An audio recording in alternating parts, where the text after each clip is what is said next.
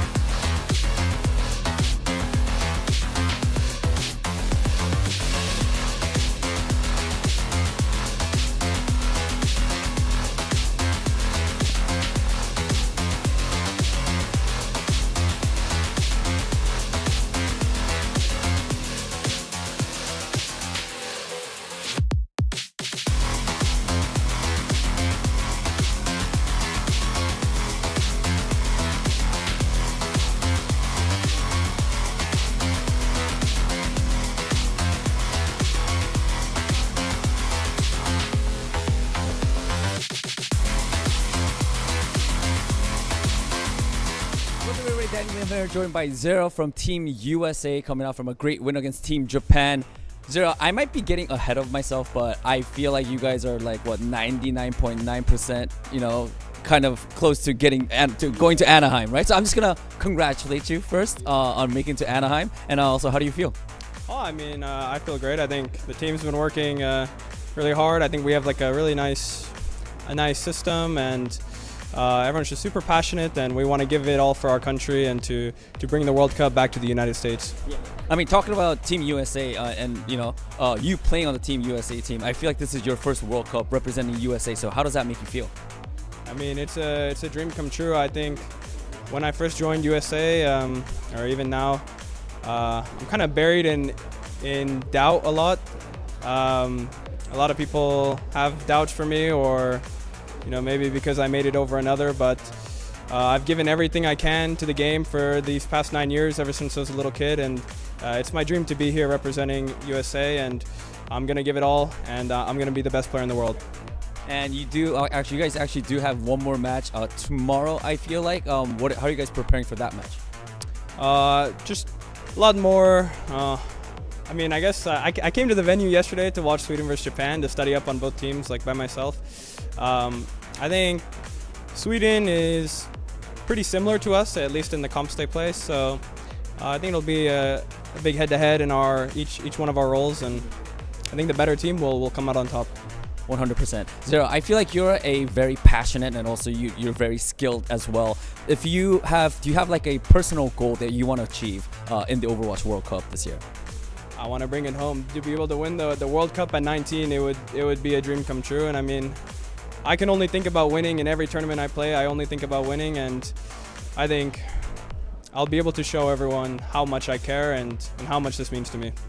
All right, that's it for the interview, Zero. Thank you so much. Best of luck moving forward. Thank you. What's up, everybody? It's interview time. Yes, and we have a special guest. We got head coach of Team Sweden, Almost Panta, joining me. Coach, how are you doing? Doing good. Straight off the win. Talking about that win, hey, big congratulations on getting the win, and congratulations on moving on to Anaheim for Overwatch World Cup, right? So a lot of things to celebrate. How are you feeling right now? Feels good. Job's not done. We need the first seed tomorrow, but I mean, we'll definitely go and eat lunch at least together before we start prepping for USA tomorrow. All right. I mean, we'll talk about USA tomorrow, but let's talk a little bit about this one. I'm gonna be honest. I thought it was gonna be a 3-0, but it was a 3-1. What went wrong for Team Sweden? Honestly, like, props to China. They done the amazing scouting, because they literally picked our worst two maps. It's like, statistically, we had by far the worst win rate on both Atlas and Pariso. So they had a good read, and then we had some smaller like comp issues, but I mean, it was a quick fix, so we solved it for later. But it's just like, they well played to China more than on us. They played well, but you guys played better and got the win, of course. I feel like I want to ask you a little bit about Team Sweden. I mean, you're the head coach. I'm pretty sure you were heavily involved in picking the players when making this team. So like, how did that go? Did you like sort of like had one key player and built a team around that, or like how did the process go? Well, I mean, we're pretty fortunate this World Cup around. We have like great talent, but no, we made sure like we had some players that we're more focused on getting for the World Cup, like Kevster, but the others we had the close tryouts, and just like it was very even actually. We have great talent in Sweden, but we chose this team to have a more like because we're not playing the brawl heavy sim play style. We're playing more to just like a lot poke heavy, and like all these players fit really well, and it's like super fun as well with Willis Hazard, because he's on the second map. He saw that Sansu picked Hazard, and he's like, oh hell yeah, I'm going mirror. He just loves that guy. So I mean, it just fits our compositions so well. So I'm just super happy with. So how's the team total, like Team Sweden's vibe currently for the World Cup? Are you guys like super close? Are you guys like, do you guys like go out and like have fun together? I mean, yeah, we're eating almost every meal together, and we're super tight knit with like discussion and stuff. But I mean, most of our players, like we're here to work, and it's like we're good friends, but we're here to work, and we have a very serious attitude towards it. And then some players are staying a little bit longer to explore Korea afterwards, but we're taking it very professionally, and like no going out late or anything. We're just like bed early, get here on time, and do work. Right. Talking about work and talking about business. I mean, yeah, you guys did qualify for Anaheim, but like, you know, there's one more match left, right? And you guys are up against Team USA. Coach, how do you feel about that one? It feels good. I mean, they're the strongest opponent in our group for sure. But I mean, they 3-1 China. China had a little bit of map edge on them too, so we'll see how that goes. We have a good read on them, so it's, you know, let's see. I mean, Admiral and Hawk are teammates, so I mean, they're probably keeping a lot of secrets to each other, but it's going to be a good game. I feel like it's going to be very exciting. All right, before I let you go, Coach, anything you want to add before you say goodbye? Just thank you to everyone watching. It's a great event, so thank you, Blizzard. Thanks to all the Swedish fans cheering on us. And yeah, let's hope we get the first seed so we can play hopefully against like an easy opponent like Canada. I like Canada. Love that answer. Thank you so much for the interview, and again, big congratulations on getting the win. Thank you so much.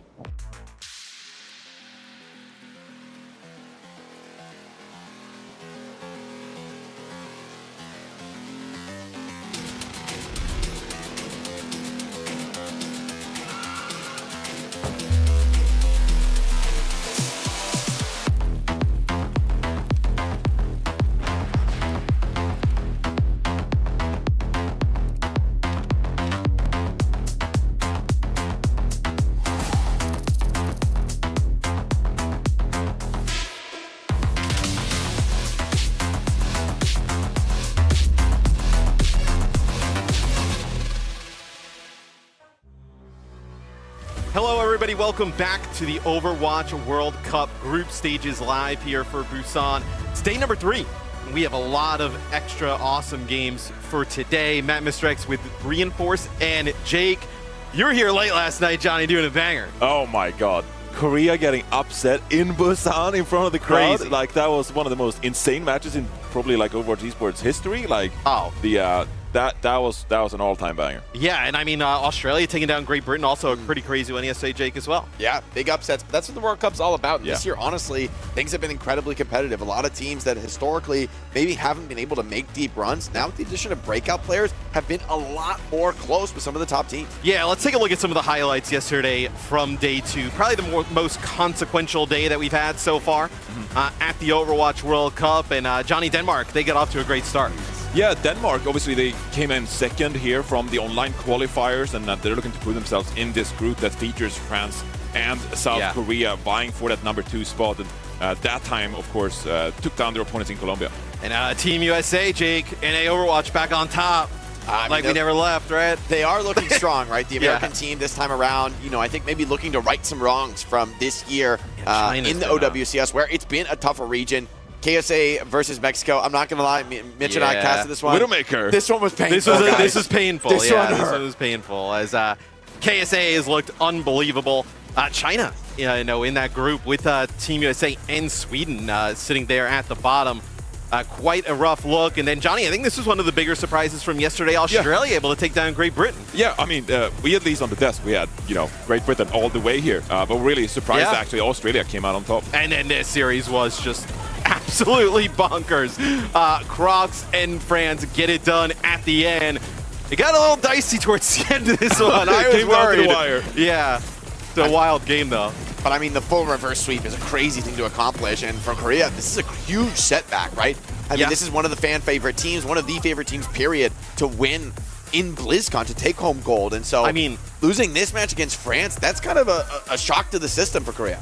We're here in Busan, and it's their first game. Everybody's so excited. They go up 2-0 and then to lose 3 straight. I mean, it was honestly like amazing doing the commentating, because then on Korea's defense, every time Korea won a team fight, the crowd progressively got louder and louder, like, please save us from this like catastrophe, this car crash is about to happen. And then obviously at the end of the day, it's all France coming out on top.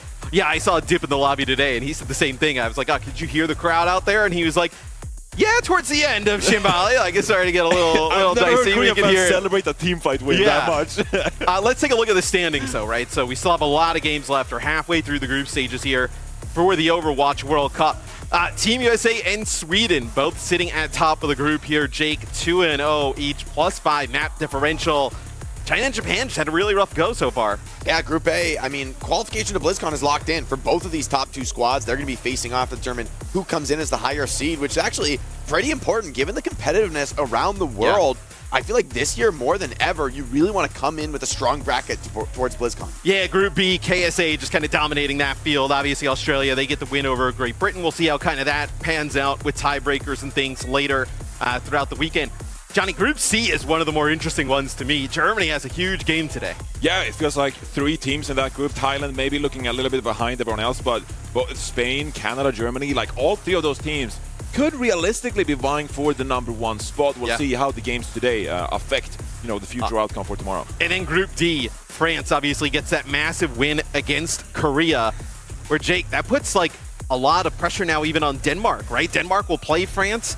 It's not like Denmark is banking on beating Korea as well. That group could get quite interesting. Yeah, that one could get like really down to the map differential. It's going to be on your performances. Even a team like Colombia could play spoiler. Just picking up some map wins against some of these other teams could end up changing their fate. So gotta watch till the very end to see how Group D pans out. I mean, you even think about like Group D, right? If Denmark is able to get over France, you think Korea wins out. We have like 3 teams at 2-1, and then France has a tiebreaker over Korea, right? Yeah. In that head-to-head, that could get real spicy. And this actually happened back when I played in the 2018 World Cup. We had like a 3-team kind of tie there. It always comes back to Johnny in the World Cup. We in Sweden, look, sorry, it's because it was a bad memory for the Danes. As a Swede, I have to bring it up. But we were actually already out as Sweden, like we couldn't qualify for BlizzCon.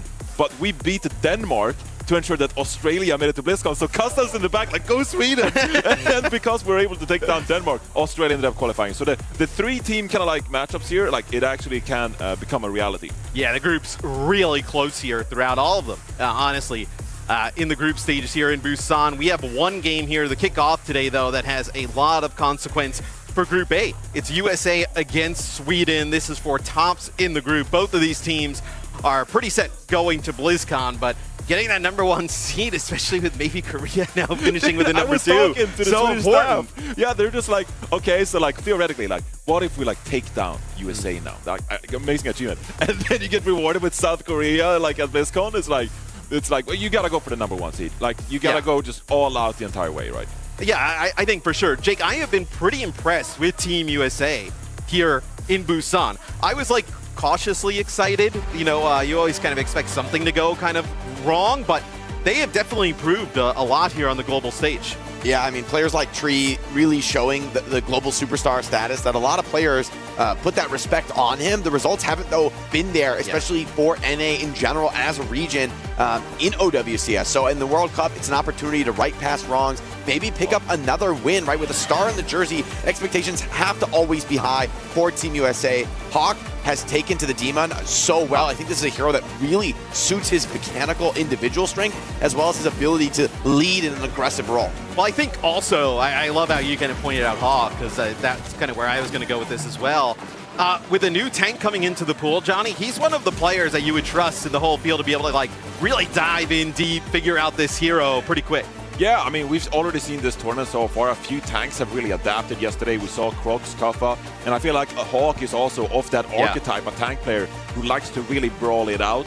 And obviously he has the potential now to really make some great stuff happen on Demon. But also, Sweden, they got a good Demon player themselves too.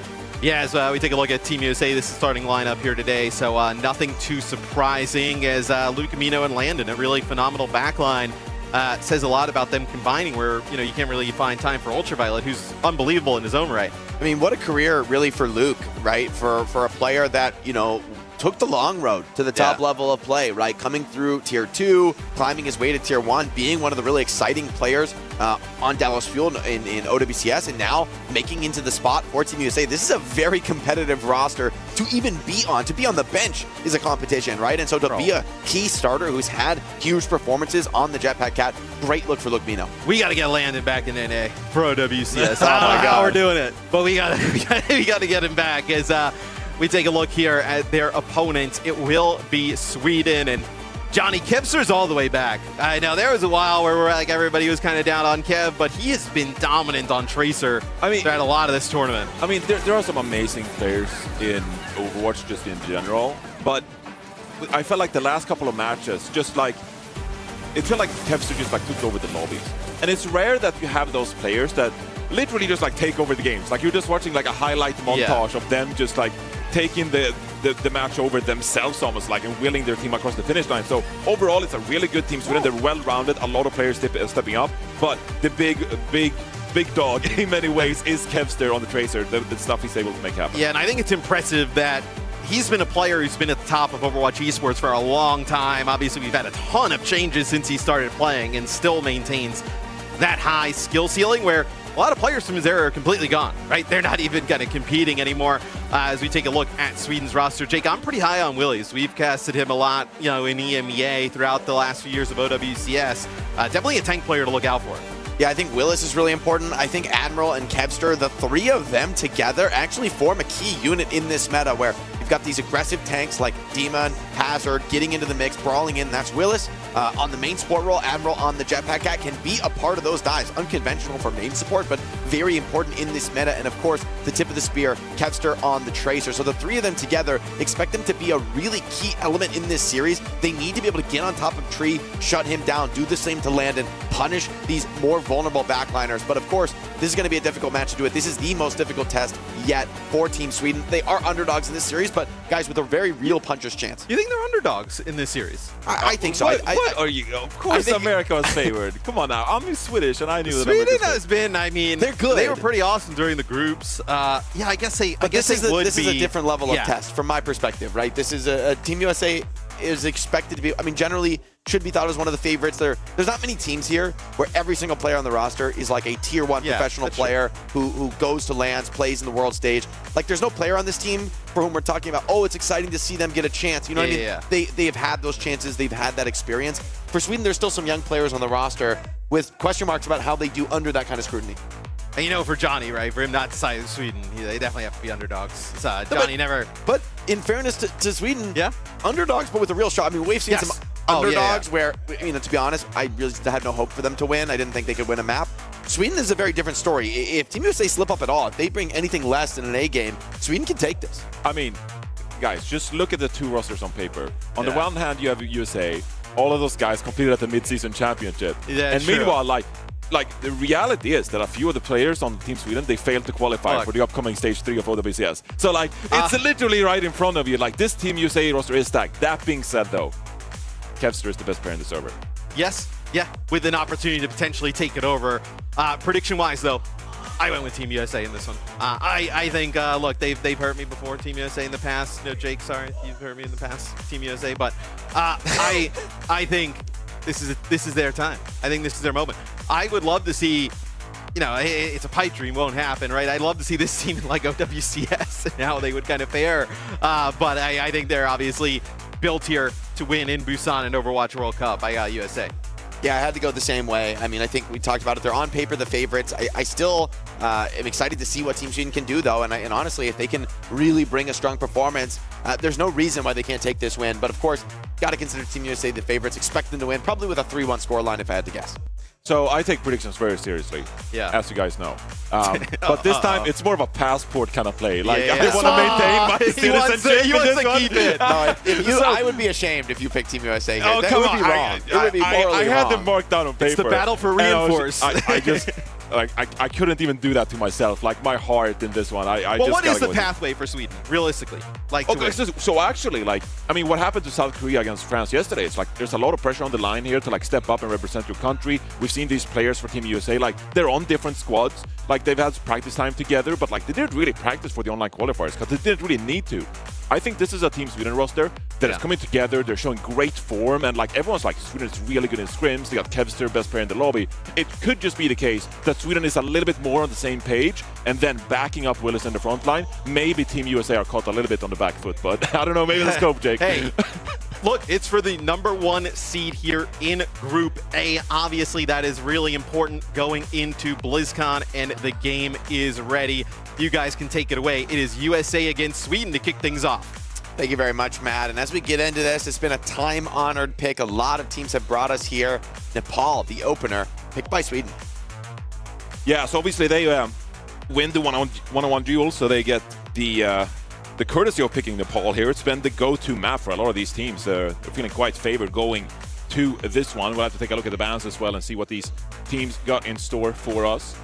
It's going to be quite similar playstyle, though. I feel like for both of these teams, I feel like the meta has kind of been defined here going into the third day of the Overwatch World Cup. The Demon is really strong, Jetpack Cat is really strong, and now it's a matter of like, can you come out on top on the individual deal? It's going to be an Ana ban for Team USA here. Yeah, it looks like that was deferred by Sweden. Sweden gonna ban out Roadhog. Okay, that's confidence. Well, to be honest, actually, I think Hog is maybe a more interesting hero than he gets credit for, given like the playtime being really low. I think there are some like cheese Hog strats like we saw from TVNT on Twisted Minds, like actually playing the Hog in some circumstances. So, you know, I don't think this is a completely crazy ban. But also, when it comes to the tank role, I think Willis is going to be comfortable on any of the top meta choices, and I don't think that they're going to feel the need to, like, as you said, stray away from the meta. I think this will be a pound-for-pound match where maybe a lot of pressure on Zera in particular. Hasn't been a great year for him as an individual player, it's fair to say. I mean, obviously bigger circumstances surrounding that.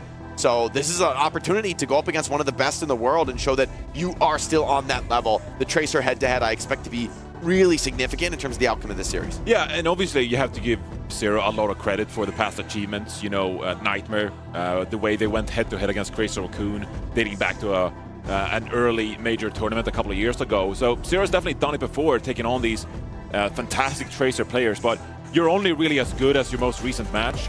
And in this case, you're going up against Kevster. It's going to be a new true test for Zero to see how he fares against Kevster. Because Kevster, he won't give Zero a moment's rest on this one.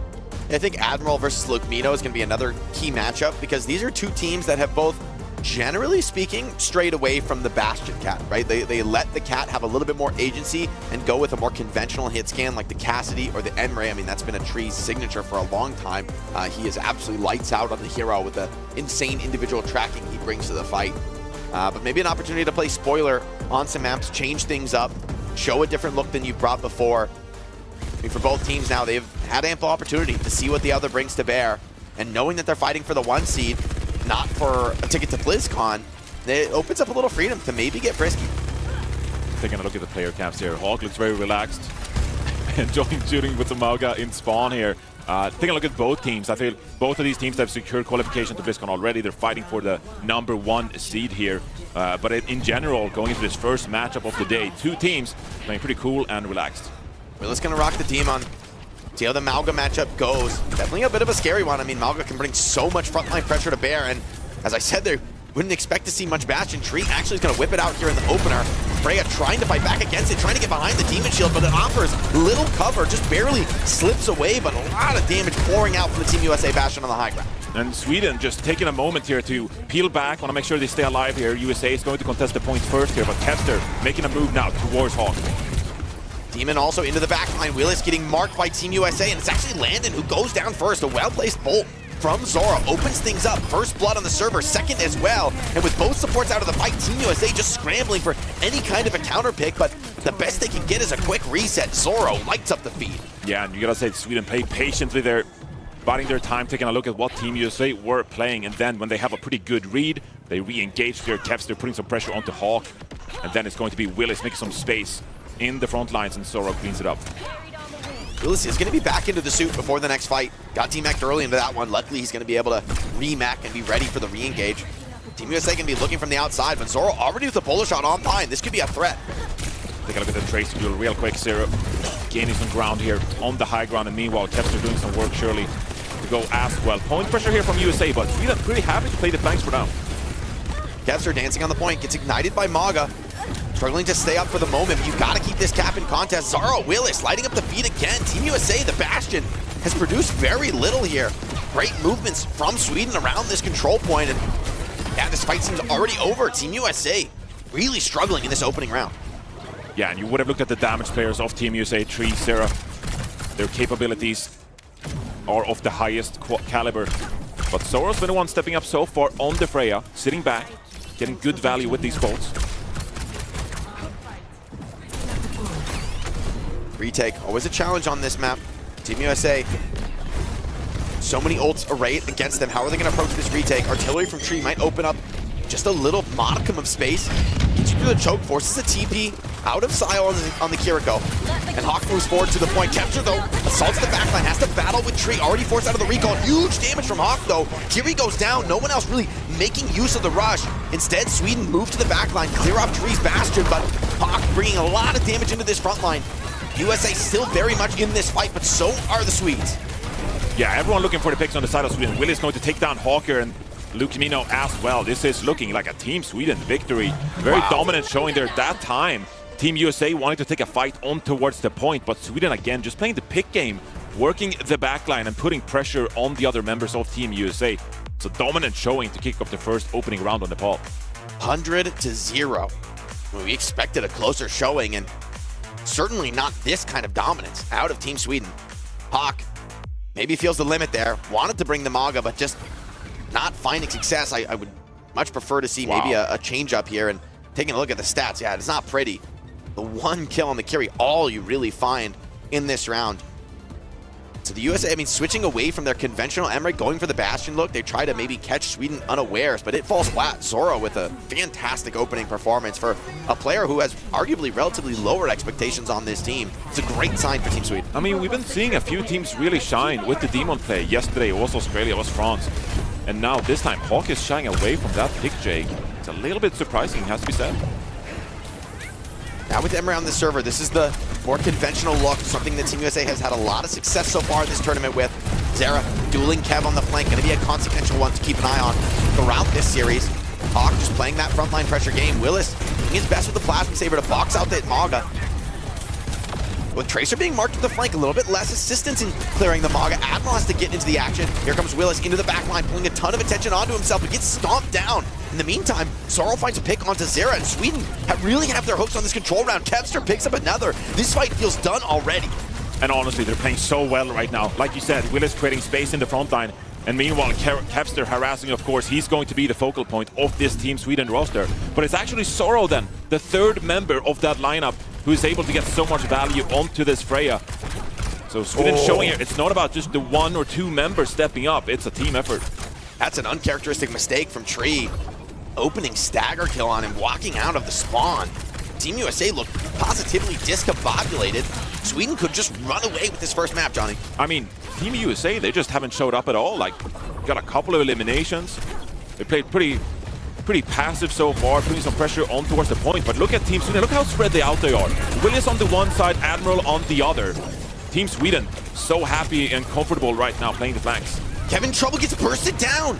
Not expecting the damage from Luke Mino's cat, dies with recall. An uncharacteristic mistake from one of the goats. The rush comes out from Sile to stabilize this position. Team USA slowing things down for now, biding their time. But as the ultimate comes to its inevitable expiration, the Americans look to press forward, try to take something back. Zoro, though, showing no fear, looking for a play of his own. Big bola into the backline. Tree caught between a rock and a hard place. Cut down by Willis. Sile finds another. And Team USA, where is this American squad? This is 70% now. It's a great team fight win for Sweden. Getting value from the limit break, the Kitsune rush. Zoro following it up as well. And now Team Sweden. It has to be said, Landon popped the Kitsune rush late into that fight as well. It's a vital tool to try and get back into the series now. Another pick. Luke Mino getting picked again. Where are they? I mean, truly, this is not the Team USA we expected to see today, but that's what the World Cup is all about. Pedigree means nothing. Play on the server means everything. Willis weathering the storm inside of this cage fight. Eventually, Hawk is going to break through. Overtime is in contest here. Living Weapon comes out here for Tree. Feels like he needs it, and I don't blame him. Team USA can't take anything for granted the way this map has gone. Team Sweden still lingering this one as Willis goes down. Team USA capping the point here now, finally getting on the board. But it's going to be an uphill battle here, as Luke Mino carries the sole ultimate now available for the Team USA squad. And Sweden, they're going to keep poking and prodding. They've been favoring this approach, not playing the objective as much, instead looking for opportunities to get on top of the Team USA members. See what they can find now. Sweden finds himself on the outside. Hawk takes initiative in his own hands here. Forces the TP out of Sile, but he stays alive through it. Flip coming in. Team Sweden playing the objective here. Luke Mino has to stomp that on the cap, but it's a risky move. Hawk now up into the front line, takes a pulse bomb to the face, but survives it well. Tree gets a pickup before he goes down. Hawk still staying alive. Support is good, but Kevster exacts the final price from Landon, and Sweden in pole position to take Nepal. It's very much looking likely now. Team USA is scrambling to get back contesting this objective, but they need to find kills, Jake. Oh, that was way too close. Sarah forced a recall, but Hawk shuts down the carry. Tree is back in the mix. Team USA still clinging on to this. With the rush on the ground here, Damon eating up all comers. The overtime starting to stick faster and faster now. Zera incredibly low. The limit break catches one, Landon cleanses it off, stays alive well, but the team, okay, the touch comes in the last moment. Zera still fighting, needs to come up huge in this team fight. The Team USA are still capturing the objective here, and they're going to find some solace in the fact they finally get a point. But there's a Team Sweden engaged once more. Tree taken off the map, but Willis out of the suit at the same time. USA coming alive at the crucial moment. It's a 4-on-4. Landon shuts down one, but with Lukemino dropping, Kevster coming alive with kills. Zera in real trouble now. Under the eyes of one of the greatest. Has to back off for now, giving the flip back towards Team Sweden. Zera may be called upon to get this recontest. Hawk also dropping low. Surely now Sweden has done enough. Kitsune rush here from Landon, but Hawk is down. USA still battling. The Kitsune rush. Tons of cooldowns available, but the damage keeps coming in. Zoro shuts down the Tracer. The touching the point now gets ever more difficult. Lukemino over the top with the catnap, pulls one away, but who's going to touch the point? USA falling around their ears. Sweden picks up map 1 in a stunning opener. Wow. We did not expect Sweden to come out looking like this against the very revered Team Sweden. Taking a look at the scoreboard, Kevster 24-2, Zoro 22-1. And this was a one-sided affair, Jake. Team USA, they got some percentage on the board that second round, but it very much felt like Sweden was pretty much in the driver's seat for the entirety of the map. I mean, a great way to start for Team Sweden, especially to have a player like Zoro come in the opening fight of the map, of the match entirely, deliver a huge feed, picks up a 4K here. I mean, that's a way to set the tone for one of the young players, right, who's coming in trying to live up to those expectations, to actually be the one setting the tone. I mean, for someone like Kevster, that takes a little weight off your shoulders. I'd give a lot of credit to Willis as well. He was cutting them to pieces on the Demon. It's fair to say that this Maga counter just did not work at all. And also, it was interesting because yesterday you said, like, we haven't seen as much Freya, but like it's a really strong hero. And it's a pretty interesting damage duo because you have Kevster, who's doing tremendous stuff in the Tracer duel, like Sarah's having a tough time hanging with Kevster naturally. But that also buys a lot of time and freedom for Zoro. You kind of sit back and just farm value with this Freya. And so this Team Sweden composition really well thought through. And I mean, the mechanical skill speaks for itself. Feels like Team USA, I will say, they did kind of come alive in the final moments of this second round, right? Like deathmatching well, maybe finally showing some of the individual prowess that we expect from this team, but it's too little too late for Nepal. Will have to be enough to change things up with the map pick coming into this series, but already Team USA are going to be on their heels. So what do you think about the fact that Hawk played Mauga for most of that map? Because I think we expected Demon to kind of settle in as the primary tank being played here, and it felt like Hawk for a lot of that time was, you know, inching forward, touching the objective, then dropping that cardiac overdrive. But the rest of Team Sweden were pretty happy playing around the Mauga, didn't necessarily take that duel. Willis was, you know, sent into the backlines of Team USA, essentially creating space for the likes of Kevster and Zoro. And so Hawk on that time on the Mauga didn't really find any value, and I'm curious to see if we're going to see a pivot in the tank.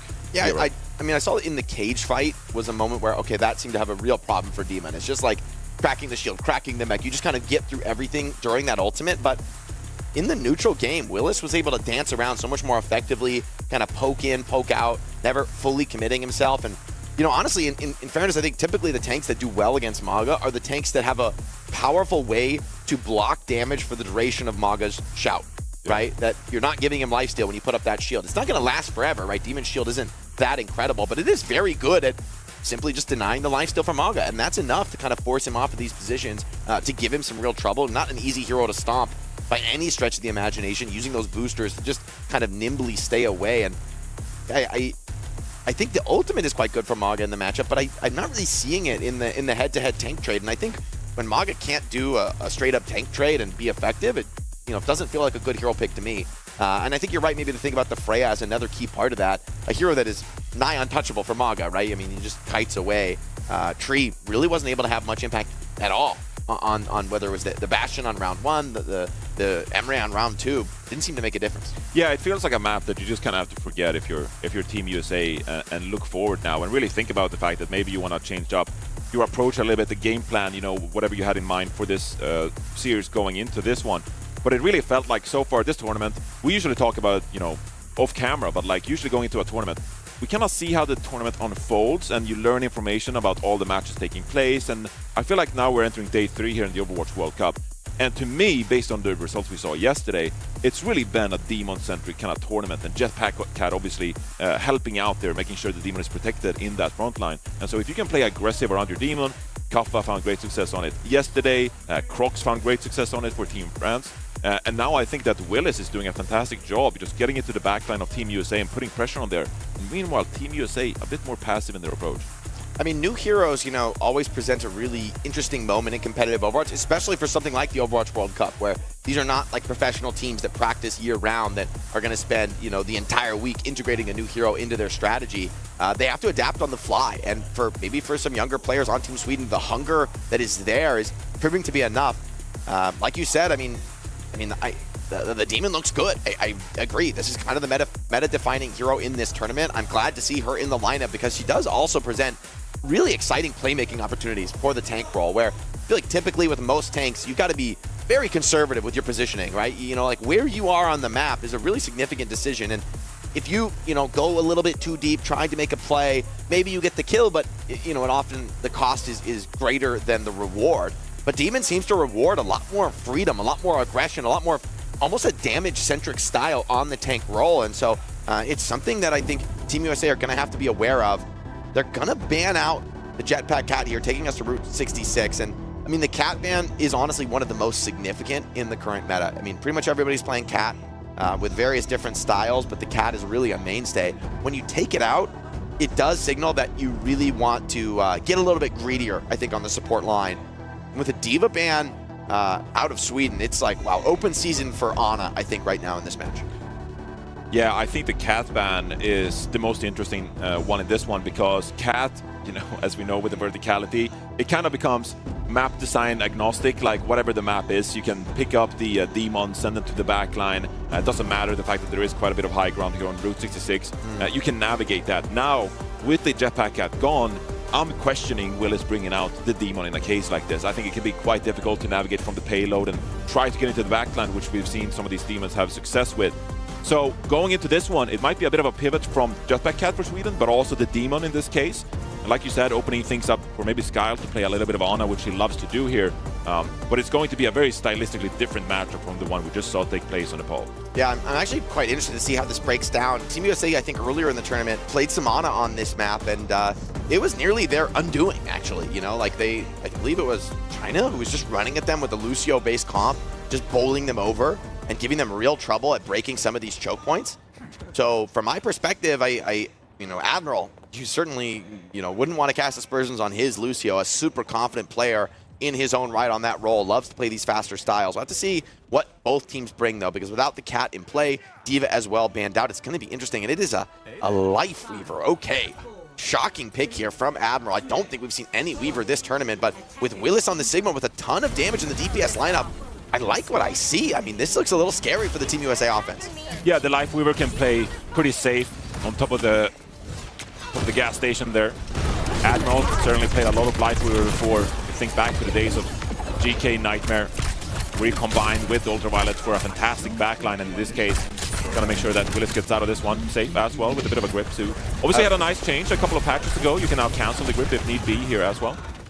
Yeah, a little more flexibility on the Light Weaver. We'll see if that ends up coming into play, but it's letting Willis be just fearless with his aggression. He is not, you would not be able to play a position like this on Sigma typically, but utilizing all that reactive mobility that Light Weaver offers lets you do a lot of damage on Willis, but the Vendetta and the Demon are boxing you out really hard on the payload. There's not really a good hero to stall the progress, from Team USA. This is a really interesting approach from Team USA, because I just talked about some of the limitations that Demon would have on a map like this, and now you're doubling down with Vendetta, a melee hero as well here. They're looking to get into the backline, but now it's Willis instead, taking down Lukemino here in the tunnels.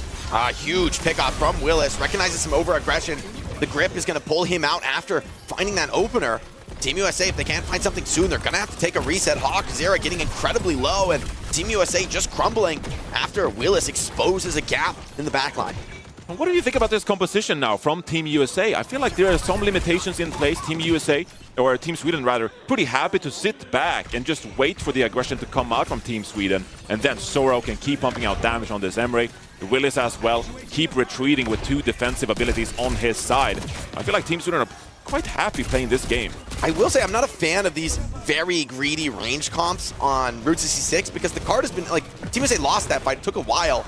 But the ultimate fight at the end of the checkpoint is going to be really hard for Sigma to weather. I mean, there is, like, with Rally, with Vendetta diving on top of you, like, when all the ultimates come together for Team USA, this is a very explosive comp to fight on a checkpoint. And that's where I think there's going to be trouble. Team Sweden, they're great in the neutral, but if Team USA can just kind of, like, weather the storm, take punches here and there, once they get, like, a rush on the cart, the damage is going to be overwhelming. Even something like the Lifeweaver tree, like, maybe that's enough to stabilize the payload, but it's a scary one.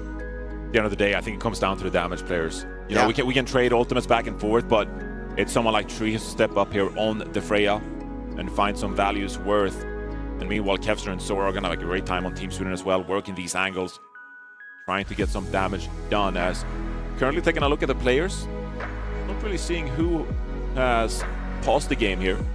Doesn't seem to be some huge experience issue right now with devices or anything like that, so taking a second to think about what's going on.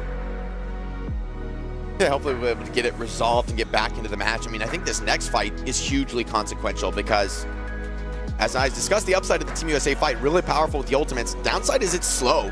You know, it's slow going to cross that distance and get to that fight as we get back in the action here on Route 66.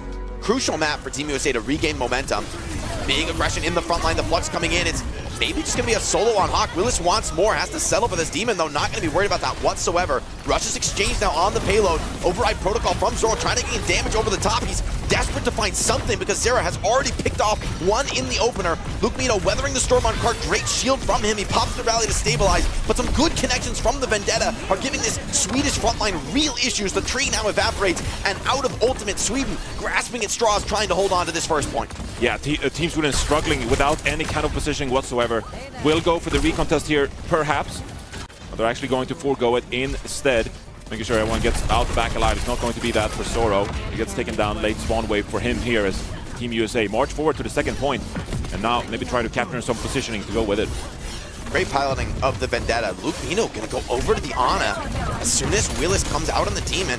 It's a greedy choice here, but the lack of flanking DPS for Sweden, I wonder if this will be an Achilles heel for them. If you get away with playing Ana in a comp like this, Nano is going to go absolutely crazy up against a Lifeweaver. Yeah, and it's going to be difficult for Team Sweden to really challenge this Ana. The line of sight should be there for Lukemino to free farm, have an opportunity to land some crucial abilities. Zera putting some pressure here onto the backline of Team Sweden. It's going to be the spree from Kevster. Huge into the backline, enough to get one, but he's shut down by Hawk, so 1-for-1 with an ultimate flown. Not a bad trade for Team USA.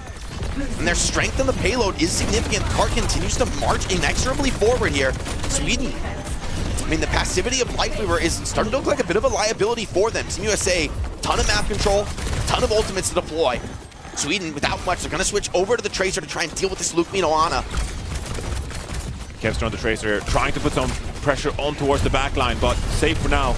Team USA look to capture this second objective. Ultimates in hand as well, coming up 1-5. They're in a great position so far. Kevster's putting a lot of attention in the backline. Willis comes in to clean up that opening damage. Trades come in thick and fast. Hawk's going to go for the limit break, but it seems like a tough fight here for the Americans. Sweden getting the better of it, and the Tracer swap from Kevster pays big dividends. It'll be a reset for the attackers.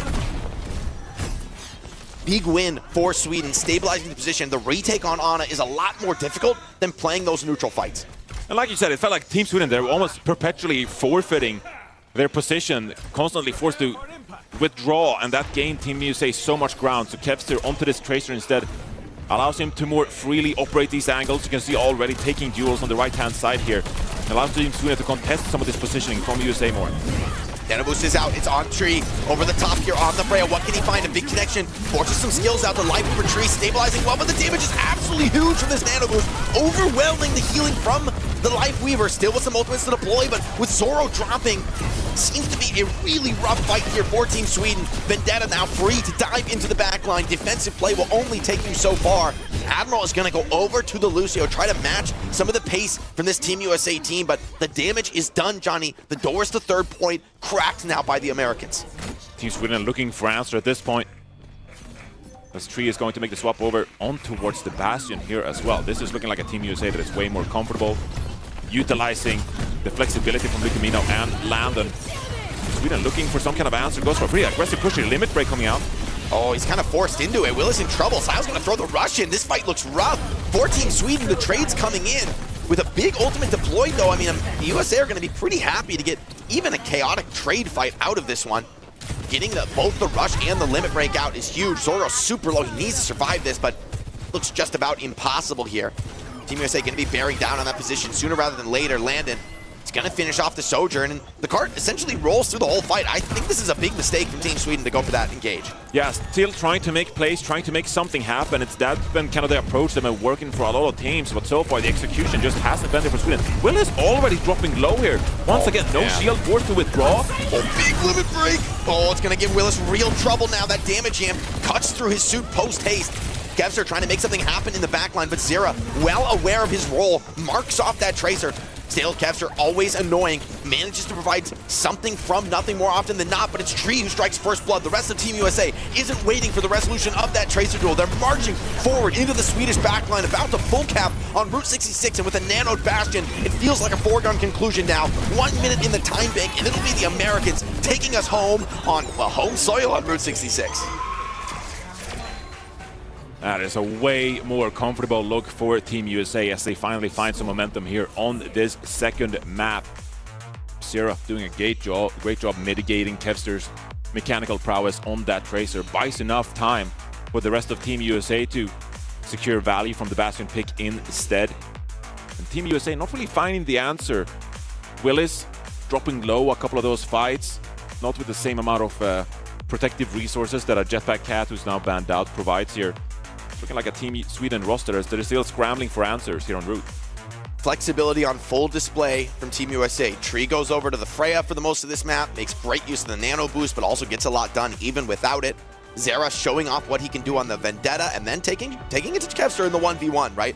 Blocking off, creating space for Luke Mino's Ana to really succeed. Hawk goes over to the Demon, and I mean, huge adaptations from Team USA. This is like a 180 from what we saw in map 1. To be honest, full capping route at all is a massive win for the attackers, and so this is a rough spot for Team Sweden. The map is kind of slipping through their fingers. They're really under pressure to deliver a really strong pace, especially through first point, and it's also a map where the full hold on first is very realistic. It's not anything taken for free here on the offense. And the backline really is the big differentiator between these two teams. I think stylistically we'd say that Admiral is a more classical main support, likes to play a lot of Lucio, obviously has spent some time on the Life Weaver. And meanwhile, Lucamino and Landon, I mean, the flexibility is just world-class when it comes to those two guys. And so you're seeing Team USA, like you said, flexing those hero pool muscles in this one, as Team Sweden taking a moment here to pick their composition. Still gonna Weaver. Okay, that's an interesting choice here for Admiral. Be evaluating the vertical mobility, some of the saves from the on. Oh, Sile hold on, picks up a big kill on Zera. Was getting a little bit too big for his bridges, saw a chance to pick off that Kiriko. Instead, he falls. This is just what Team Sweden wanted, an opening here on the first fight. Team USA aren't giving them anything further. Experience showing as they stabilize and wait for the Tracer respawn. Yeah, and it's still going to be a challenge here for Kevster to try and gain some ground. You need to get on top of Lucamino in this one, but Zera is about to stand in your way, already back here from spawn as well. Team Sweden, tough task ahead of them here, trying to round this corner. And this angle is a tough one for Zoro. Tree keeps throwing bolts back the other way. Willis is going to move through alongside Kevster, getting in towards the backline. Can they open up an opportunity? The health on this Demon is dropping fast. Kevster out of the recall now, marked off by Zera, forced out of the off angle. Team USA holding strong behind this Ana. The cart does not move an inch. Hawk digs his heels in here for the Americans.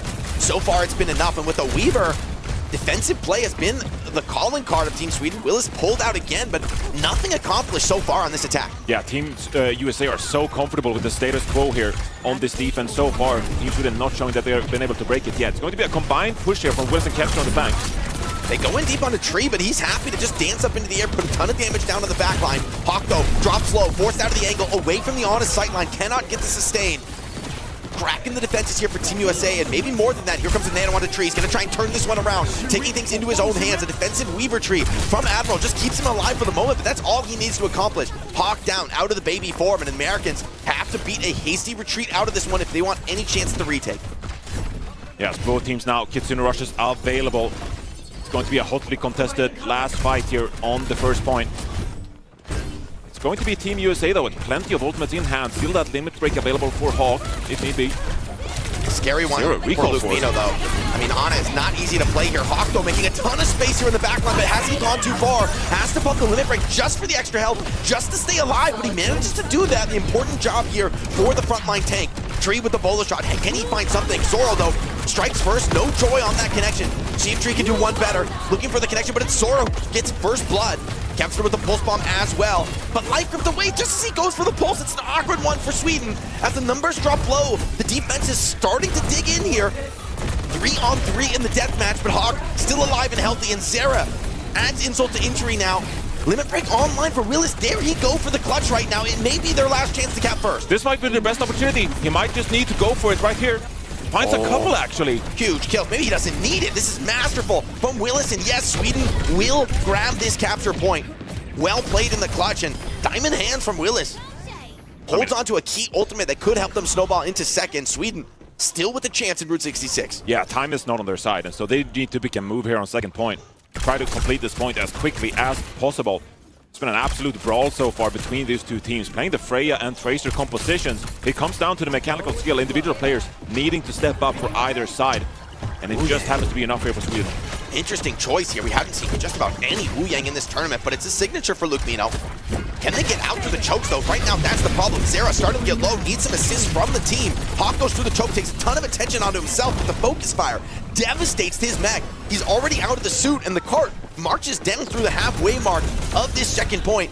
Hawk just takes an early death and a reset for the Americans, but yeah, the greed of this Wu Yang, I think, is being brutally punished. Team Sweden keeping the aggression full force on these chokes. I mean, yeah, Hawk is essentially left to his own devices as he pushes out of the choke there. Landon and Lukemino both have to play pretty cautiously, can't follow too far deep with Hawk. And this is going to be Sweden now. Opportunity with great ultimate back to cap the second point. Wu Yang comes running through. Limit break, though, seems to miss, but Sweden doing so much with the rush on the payload. Kevster finds a few, and Willis is just eating them alive in the backline. Another cap in a contested engagement. Team USA, they did so well on the offense to set such a strong time, but Sweden are matching it and maybe surpassing it, Johnny. Yeah, so a really awkward swap from Lukemino, who then thinks better of it. Back to the Ana now. Really long sightlines available for him here. Team USA, they have a Kitsune Rush in hand here. Looking to stabilize on this third point. Drain the time bank as much as possible. But this is a Team Sweden team that is now operating with momentum. Kepster working the flanks. Trying to see if he can combine with Willis here. A lot of good ults for Team USA. I like the Bastion swap. This should make the Ana a little bit more effective. Just pumping heals into the Bastion, keeping him firing is more than enough production from a support. But Kevster has worked his way up towards the backline. Maybe has a shred of a chance. Zera marked in a 2v1 here. Sile ensuring that Zoro is not in any trouble. But the front line, without support, Willis a little bit off sync there. As the flank was being marked, he goes in too deep, gets burned down by the Americans. And the defense holds for now. Despite a really solid offense up to this point, this is by far the toughest test on Route 66. Finishing the final cap, Ana and Bastion in power positions on the high ground. The beat has to be huge for Admiral to break this USA hold. Yeah, you essentially just have the one ultimate cycle here for Team Sweden.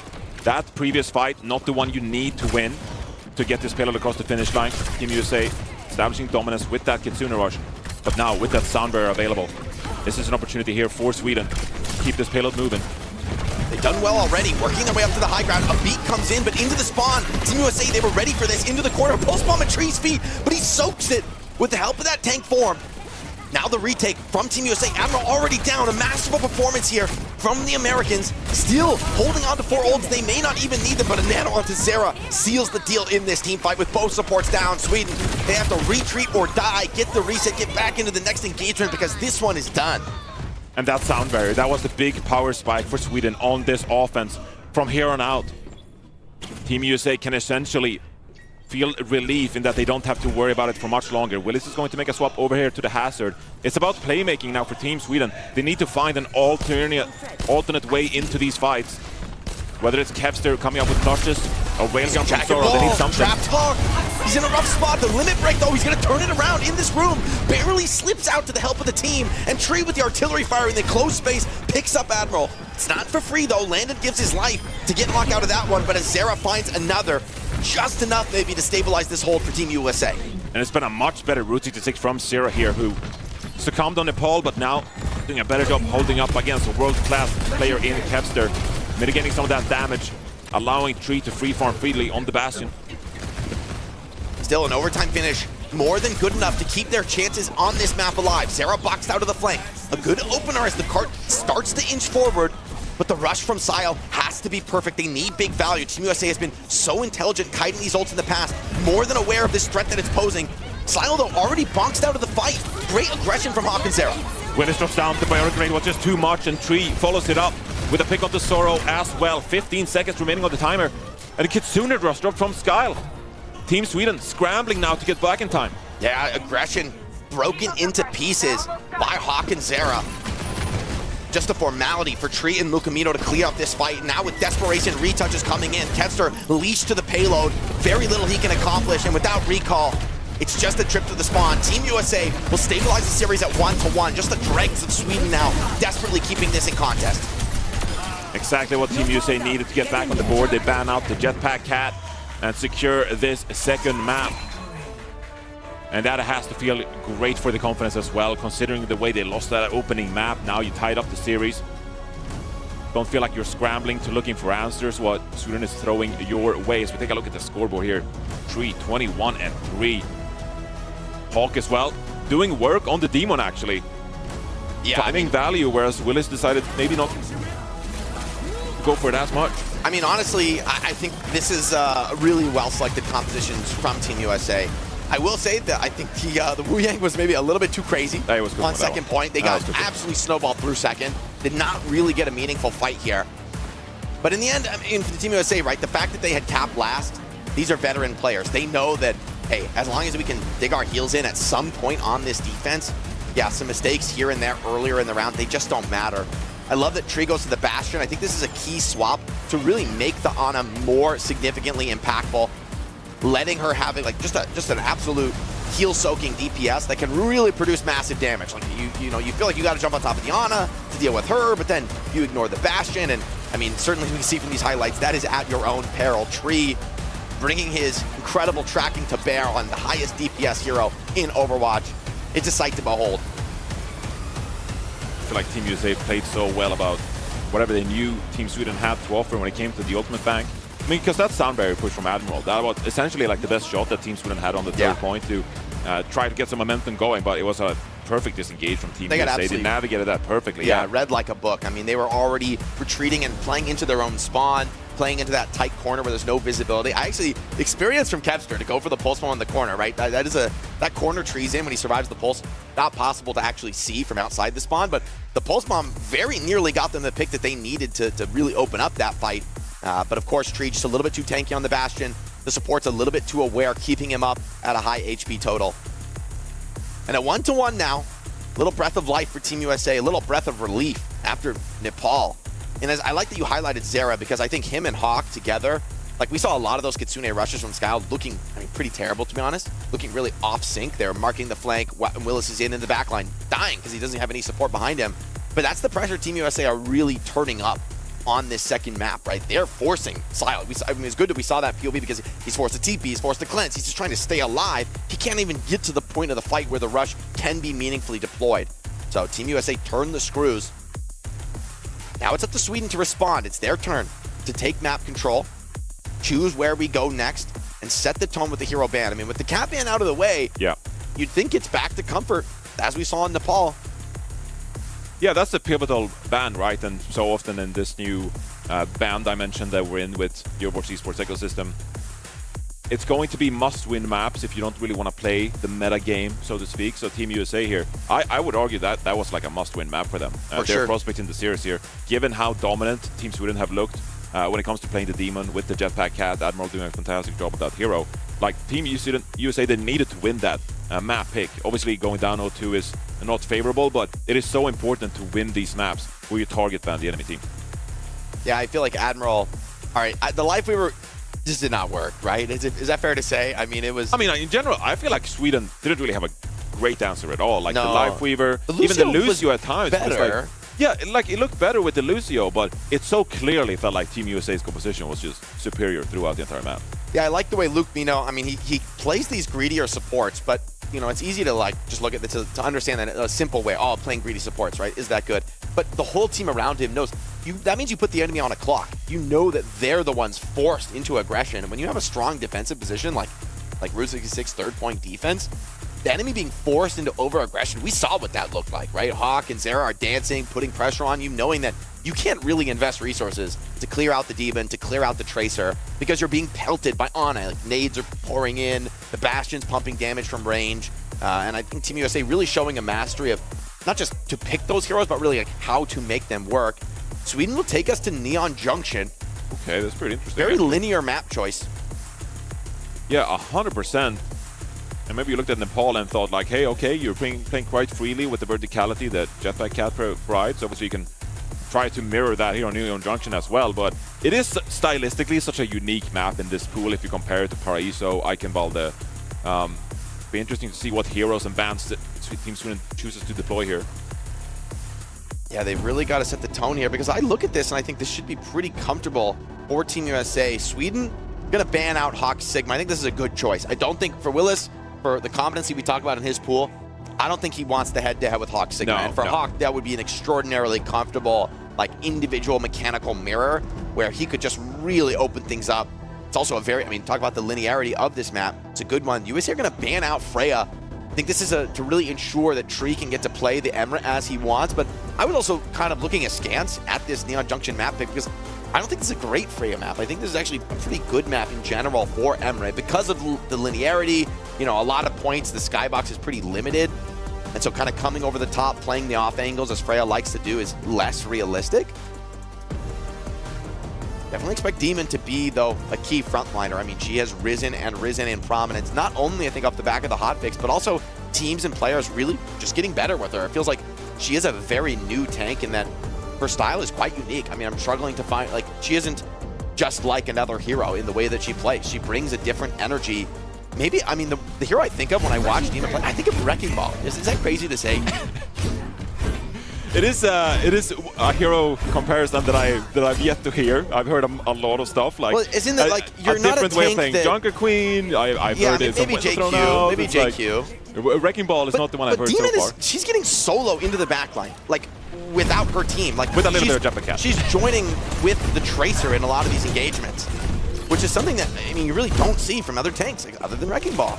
So for me, I think the comparison is apt. Have to see how this one plays out, though. With Ana on the field, it's up against a double hit scan look from Team USA, but Kevster already hunting and pecking from the flank, pulling a lot of attention to himself. That's going to create a ton of space for Zoro and Sile to pump in damage with the nade coming in. Team USA really on the back foot already. Kevster is going to have more room here playing Tracer against Cirrus, Xion. And at the same time, Tree has to be very careful on this castle because Willis could drop in at any time. Team USA, though, they're happy to bunker this one defensively. This is a point that pretty uniquely on Hybrid, you can give up a lot of map control to the attackers and still have a good chance on defense. Now Hawk senses this moment, is going to go into the backline, but with the sleep onto Zera. Sile might just open this one up. Costs his life, though. Tree picks up 2. Both supports down. Hawk barely staying alive, is popped out of the suit for now, but the damage, I believe, is done. Tree should be able to clean this one up, and with only a tick to show for it, nice little extra delay on Willis, ensuring Hawk should be back to the fight. Team USA navigated well. Only prize for Sweden is putting Kevster deep in the backline, which could be meaningful, could develop into something more into this next fight. Really felt like Tree saved Team USA there. They were bunkered in, herded in by Kevster, scary Tracer, but then finds some relief as Tree finds a couple to really open things up. But like you say, still in the backline here with Pulse Bomb available.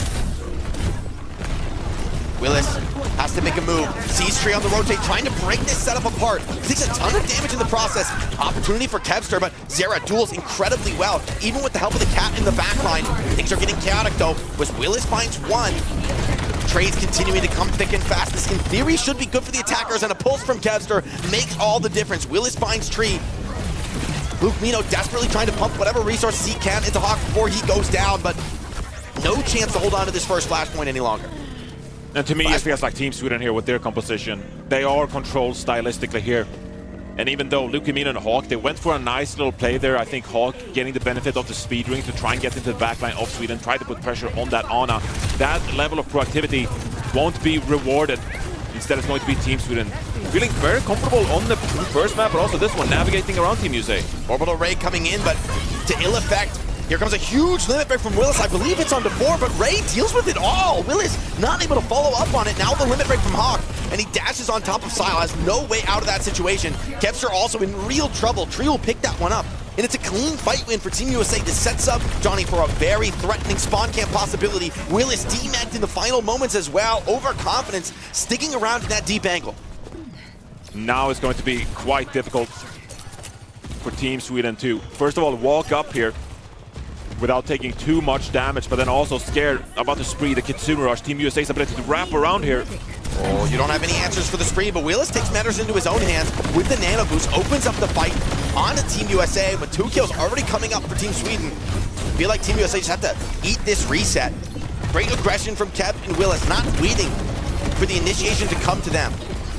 And it feels a little bit like now Team USA, they're forced to play how Sweden played on Road 66. Their hand is a little bit forced. They can't sit away, they can't sit back because of the threat of Kevster on the Tracer. Instead, Team USA, they have to be proactive, they have to wrap around, they have to put Hawk into the backline of Team Sweden. And that in many ways opened things up for Kevster. So Team USA, if they want to find some level of success on this defense, they need those proactive dives with Hawk to work out, because otherwise Team Sweden will punish them. Ana, very much a feast or famine choice.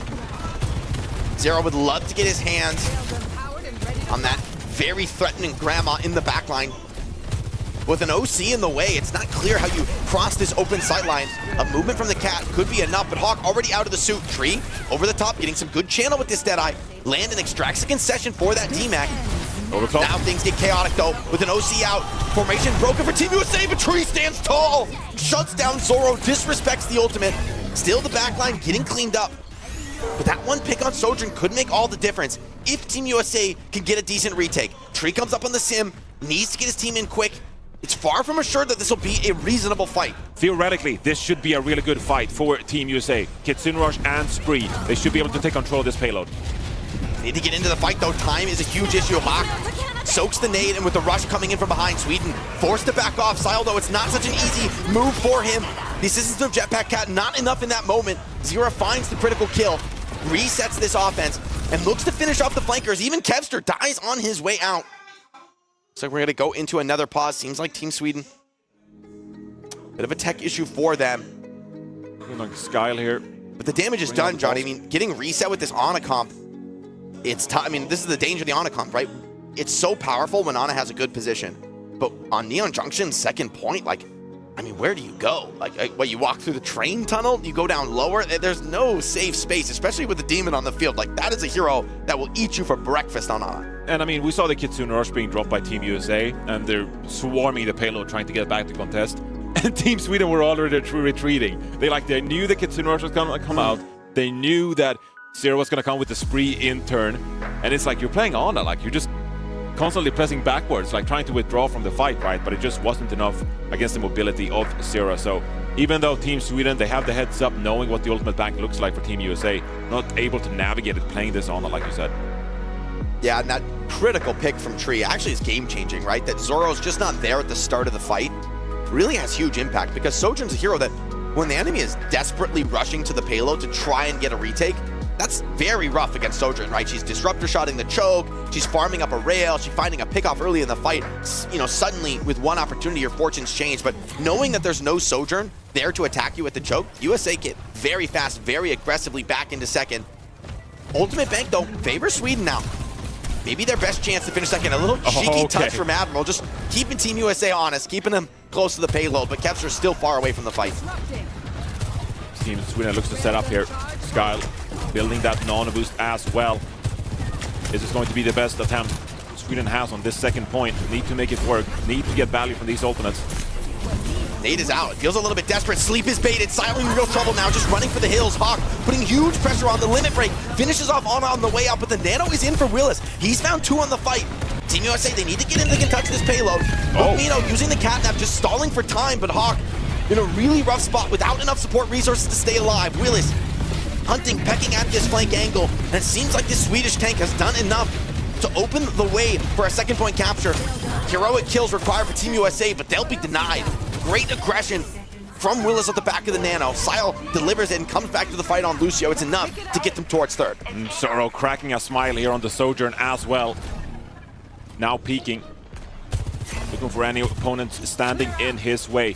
One really good overclock here from Zoro, and that could essentially benefit you. The ability to get through that narrow choke that is so devious here on this third point. Team Sweden with a good opportunity here still. Taking a look at the Team USA, the ultimate economy, it's lacking a little bit. Admiral's been one of the better cats. Got the catnap to assist this OC. For now, Team USA backs off in the angle. They're staying alive, respecting the threat from Zoro. He takes the opportunity to take a very assertive position on this high ground. He's gonna get one opportunity, but gets burned down by Tree. The silver bullet chops up Zoro. Hero for Team USA in a crucial moment. Without the Sojourn, Sweden still hunting and pecking for a ghost of a chance. They're gonna go for more than that with the catnap in. Picks up actually Luke Mino as well, but Hawk exacting a concession in that trade. And with Tree already finding 1 kill in the fight, slips back into the spawn. A masterful performance for the American Cassidy. Yeah, Team Sweden trying to make plays in a 4 versus 5 scenario, and they're finding a couple of picks, but it's not going to be enough. Facing the spawn of Team USA, and eventually USA stabilizing. Deadeye comes out from Tree as well. Will is taken down. And 40 seconds remain here as a push fails from Team Sweden. Tree on fire right now on Cassidy. Test him at your peril. Gonna take a cheeky hold on this angle early. Kevster walking into it. Oh, that is 2 goals for comfort, even for one of their OGs. And big ult snap for Team USA. Feels like they've weathered the most difficult part of this. Sile getting close to that rush of his own. It's gonna have to be huge here. Both teams with a ton of ultimate suspend, but Kevster with the pulse opens things up. Somehow into the jetpack cat. Not something we expect to see. Team USA bend but don't break here. Still, Landon holds the rush. Better to later rush here for the Americans. Luke Mino back up into the fight. Can he find something? Hawk weathering the storm. The spree comes in, but the heals aren't good enough. Limit break comes out from both tanks. Trades coming in thick and fast. Sweden getting a good piece of this. Hawk still fighting, but it's just Tree now. Standard bearer for the Americans. A few Swedish players alive. Sile, Kevster trying to push this one in. Tree needs to get some kind of big damage on it. He does get the kill! That's gonna be enough. Zera out into the spawn. Kiriko TP's through as well. And Team USA hold on in the final moments. Admiral barely gets back in time, but it's not going to be enough. How does Tree find that pick? All right, Tree is him. The Wheats tier list has been vindicated. Super S tier. That kill into Zoro with the OC on second point. Then again on third. Finally, in the critical overtime moment when really it looks dark. I mean, it's Cassidy, a 3 versus 1. Maybe. I think that the enemy baby diva or the baby demon died. But it was up to Tracer and Kiri versus a Cassidy. You do not want to be Cassidy in that spot. I mean, no heals, no sustain, no help. And he just goes shot after shot, kills the Kiriko, the crucial shot. Because then it's at that point, Zera, too much. Kevster, you're 1v1ing on a payload, but the American spawn is too close. Kiri comes out. All hope is lost from that point. Tree refuses to lose here in a critical moment. Team USA now set a win con here on Neon Junction. It's a world of difference between capping the payload here on Neon Junction and just getting the lone 2 checkpoints for Team Sweden. Not out of the woods yet, though. We've seen a lot of full holds on this map, Johnny. A lot of full holds? I mean, compared to most hybrids. It's challenging. There's been a lot of them. I feel like we usually get to the 3rd point, most of these. I think if you crack first, yes. But I think more than most hybrids, the full holding is reasonable. We don't count South Korea yesterday, by the way. We don't that doesn't count. Well, why not? You just decided that? Ryan. You decided that? I've decided that. Okay. Well, I didn't get the memo. It's my bad. We had a meeting. Sorry. Cloud's going to go for the Ana once again. Zera back to the trusty Cassidy. Becoming a real signature look for him. Could be in the dreams, the nightmares maybe for Zoro. Given some of the moments in this match. Zero with the Bastion too. An interesting approach for Team USA. A lot of frontline pressure to come in. Nade goes wide, Sleep as well. A little bit of desperation here for Sile. Gets a lot of help though. Team USA more than happy to just take some point control, put some pressure on. Kevster's here to respond to it. Mostly ignoring him, our Team USA, choosing instead to focus on the frontline pressure. Zera though, dealt with by the cat. Sile got slow, but he doesn't drop. And the Swedish hold is good, but Tree again takes out the lightning rod here for Sweden. Can the rest of the Swedish team bring the fight back? Hawk wants to take the fight to the enemy backline. Put in trouble, but the support is great from Team USA.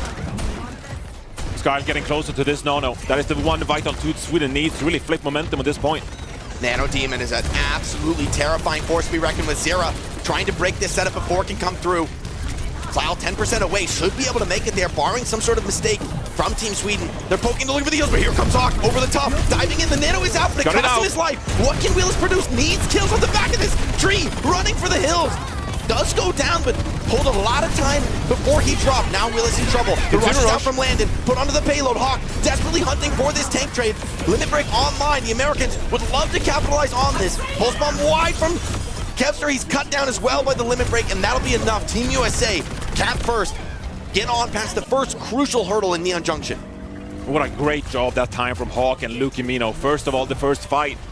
They navigate the sleep dart from Sky, recognizing the skill set available to their opposition, and then that second time as well. Knowing that Sky is approaching that Nano boost, they get on top of that Ana, try to get rid of them immediately, and then from that point on, I mean, it's Team USA, they're trading out. Willis finds the one, but in a 4 versus 4 scenario, Kitsune Rush available, deployed from Landon. You're going to favor Team USA in that one. Sky Noon combo, real threat on second point. Team Sweden. Weakness of this Ana is you're somewhat limited to her ability to heal, so they just play this corner instead of pushing up. They're gonna open up here with the override protocol. Landon is down though. Willis has produced well in the back line, but the High Noon good enough for one. Maybe more to be found. Zoro in a really rough spot, boxed in by Hawk, who picks up another. Here comes the cat now from Lukimino, hoping to turn a trickle into a flood. Hawk close behind, cuts Willis out of the suit. And this card continues to move forward. A little momentary delay on Willis' spawn gives him an off-wave spawn. More map control once again for Team USA. And that was also ultimates deployed on the side of Team Sweden. Willis utilized the limit break, down to 7% ultimate charge now. They don't really have any great tools to get back into this fight. Gonna have to deal with his Bastion floating in the sky above. Zoro called upon, I think, for a big moment here on the hit scan. Certainly some sort of heroics. Landon is low though. Kevster into the back line is a scary proposition here for the Americans. But trying to keep that pressure focused the other way. Deathmatch here, crucially important. Hawk marking the flankers, recall out of Kevster. It's gonna limit his effectiveness. Dare he go for a risky push? Americans take this oppositional high ground, moving well through the map. They're gonna start to choke out this Swedish position. For now, the fight is stable though. You need a biotic grenade here from Sky to really change things. Team Sweden scrambling, trying to find an opening. Sleep onto Hawk. Where's the follow-up? Nade is good, but here comes the cleanse. Kiri in alongside this demon. The support is massive though. Admiral keeps Sile alive. And with that catnap, may just be possible. Landon still grabs one before he goes down, but surely Willis is gonna be doing enough to hold on to this defense. Sweden passed a crucial test here, staying alive on Neon Junction. And that's a huge team fight win for Team Sweden. Really scrambling, trying to find an in, and Kevster unlocks things with a couple of frags themselves. Skyle is able to get this Nano boost available for them now, but they're facing a Team USA team with 5 ultimates coming up to them. Zero makes a swap over to the Tracer actually. Decides that we're gonna do a better job here peeling against Kevster, making sure the Swedish superstar doesn't secure as much value. Yeah, so many enclosed rooms in this second point. Kevster goes into the back line. Landon is down. Great play. Burned down by the Swedish superstar. And alongside with the Nano from Willis, this has to be a reset from Team USA. They run for the hills. Tree gets deleted. Great tracking here from the Demon. Sarah will find much the same fate. Team USA sent packing. Great aggression from Kevster. Senses weakness in the back line. It really felt like this defense from Team Sweden was falling short, but the last couple of team fights, they stepped up big time. Great playmaking there. And they're gonna try to keep this pressure on. The way they're setting up fire grenade, good Susu. Forces the cleanse out from Landon though. He's in a tough spot. The Deadeye just doesn't quite connect. The limit break is out as well. Sweden throwing caution to the wind. A huge dive into the backline. The limit break damage was enough for Willis to finish the kill, but now Hawk alone in the tank roll on the server. Zoro called upon for a big moment. Fan the hammers raining down, but the limit break stabilizes the position for Hawk. Pulse bomb is out for Kevster. Can he find something? It seems that in the chaos, Team USA are just happy to run to the payload. Skyler's in the back line. In a terrible position. Yeah, he is dead to rights here, waiting for the train. It's a terrible spawn way for Skyler because actually the payload was falling back, so Sweden would have gotten another contest, but without the Rana, this is surely just USA pushing this one in. And Team Sweden, they have to retreat towards the third point. It's going to be their last chance. Sile off the Ana now. Getting punished. Zero, interesting. Thinks about the Vendetta, still considering the swap though. But in the close quarters of third point, I can see the vision, just waits for the potential counter swap, doesn't see it come out. Willing to commit now. Rush advantage for Team USA. Admiral just being such a nuisance, so on this cat, Hawk is gonna ignore it, getting in alongside this rush, deep into the backline, pulse bomb goes wide, Lupino barely staying alive, but a huge crit on the Kevster, but the damage cannot come to finish the job. Sweden finding great aggression of their own. They don't wait for Team USA to come to them, but as I say that, hold on. The last scrappy members of Team USA claw a couple of picks back, and if Hawk can slip away from this one, the cart may end up rolling forward after all. But that was the Kitsune Rush deployed from Landon, and now, with a minute 30 remaining, Team Sweden, they can feel fairly confident on this one. Zero's gonna have a lot of damage towards Willis, but this frees up Kevster on the Tracer. Shield broken, he has to back off now. Catnap missed. Great moves from Willis. Sees that one coming. Here comes the Sky Nude. He's got a big channel. A lot of skulls on the field. Oh, he doesn't hold his nerve. The Kiri TP's out.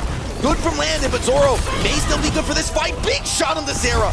That'll be enough. Limit Break is out from both tanks. Now Tree's opportunity to get in the mix has found 2 kills of his own. This one's still in the realm of contention for Team USA. Tree continues to light up the feed.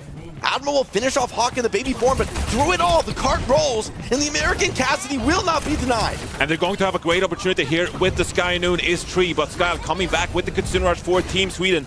Who will win out between these two epic ultimates? Tree waiting for a flank push. It doesn't come. Instead, he's going to make his own opportunities. High ground battle crucial between Zera and Kevster. Ultimate's getting big for Team Sweden, though. They're happy to run the clock down as we come to the final fight. No opportunities being given to Tree. Forced instead to play the tank pressure game. Here they go. Here comes the Sky Nude. Some big channel coming. So in a rough spot. Deleted now. The rush is still on the payload. There's an opportunity. Willis needs to produce something.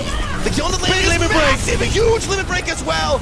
Americans dropping like flies. Team Sweden just 10 seconds on the clock. Surely they've done enough now. Tree claws 1 kill back, but it's him against the world. A big shot from Zoro will put the Cassidy on his heels. Pulse bomb goes wide, but Tree surely now just out of gas. And Team Sweden make the hold, going up 2-1 in this critical series in Busan. Woo! What a map win for Team Sweden.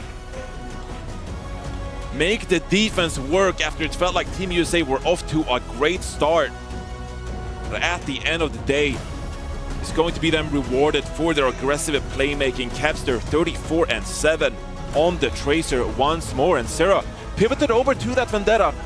Helps out the front line, aids Hawk a little bit, but it did mean that Kevster felt a little bit more comfortable in the matchup. Oh my god, so many of these fights are just coming down to the scraps. I mean, the team's so evenly matched. Key kill production from both sides. It is starting to feel like Tree and Kevster going blow for blow. I mean, this Cassidy is unreal from Tree, and the fact that a performance like this isn't enough for a map win? How does Kevster find a stick like that, by the way? I mean, it's automatic. Like the jetpack cat? Come on now. That's like sticking a recall, Tracer after recall, right? Like, that is a flashy play. And for Kevster, I mean, maybe just another day at the office. I mean, the pressure from Kevster is unbelievable. It feels like certainty. He always gets one. He always gets the one. And it boils down to like 4 versus 4, 3 versus 3. This meta is just about trading back and forth so much. Mechanical prowess of all of these players, and that time Kevster, Zoro waking up towards the final stages of that point as well, making the difference here. But it was the second point that really stood out to me, Jake, where I feel like Team Sweden, they bought a couple of team fights on that second point defense, which then allowed them a good third point here with some good resources still. Yeah, Zoro as well, kind of catching fire here in the final moments, just when the team really needed him to have a big fight. He comes up big, does enough damage to where Kevster ready to clean house. Willis as well. Really got to give him a lot of credit. He is going toe-to-toe with Hawk, one of the American greats here. Nothing given for free, though, and I got to say, Johnny, this series, it feels like it's destined to go to 5. No? Is that crazy to say? I mean, these two teams. It's feeling that way. I don't know. My faith wavered a little bit on that third point. I was like, it felt like Team USA were in control. It didn't feel like Team Sweden were the team who had momentum for most of that match. Yeah. They felt were like on they the were back foot in a big way. Yeah. But I feel like that's when Zoro had some big fights there. Like getting into the back line. The high noon, crucially, carried by the Cat, doesn't come up with a kill. He has to get it done the old-fashioned way, has to produce meaningful kills. Like, if he just goes down there easy, that could turn into a snowball that just ends the map right there and then. So for a young player like Zoro, he started this match so hot. It's crucial that he continue to have big performances, especially with veterans like Tree really starting to heat up in this match. See Jungpuck talking pretty intensely right now. Team USA, a lot of expectations on this roster, right? For Team Sweden, underdogs, but they're up 2-1 in the series right now. Maybe don't feel like rookies anymore. Yeah, how do you feel about that pressure? Obviously, you've represented Team USA as well. You know, it's a big weight to carry on your shoulders, and especially these players now going up against Team Sweden that is playing like automatic. Like Team Sweden, they're in their groove. A lot of teams have been talking about how good Team Sweden are looking like in scrims, and so you carry some like confidence going into the matchups like this. You know, we saw yesterday like South Korea, as much as we talk about mechanical ability, at some stage it comes down to like your comfortability playing on stage, your teamwork coming in from different squads, and obviously gonna give credit to France. You know, Crocs did an amazing job on Demon, but it's a different kind of circumstance to compare to your regular OWCS play. For sure. I think Admiral has acquitted himself incredibly well. I think he's a huge part of the success here for Team Sweden. We would be remiss if we didn't talk about how good his Jetpack Cap play has been.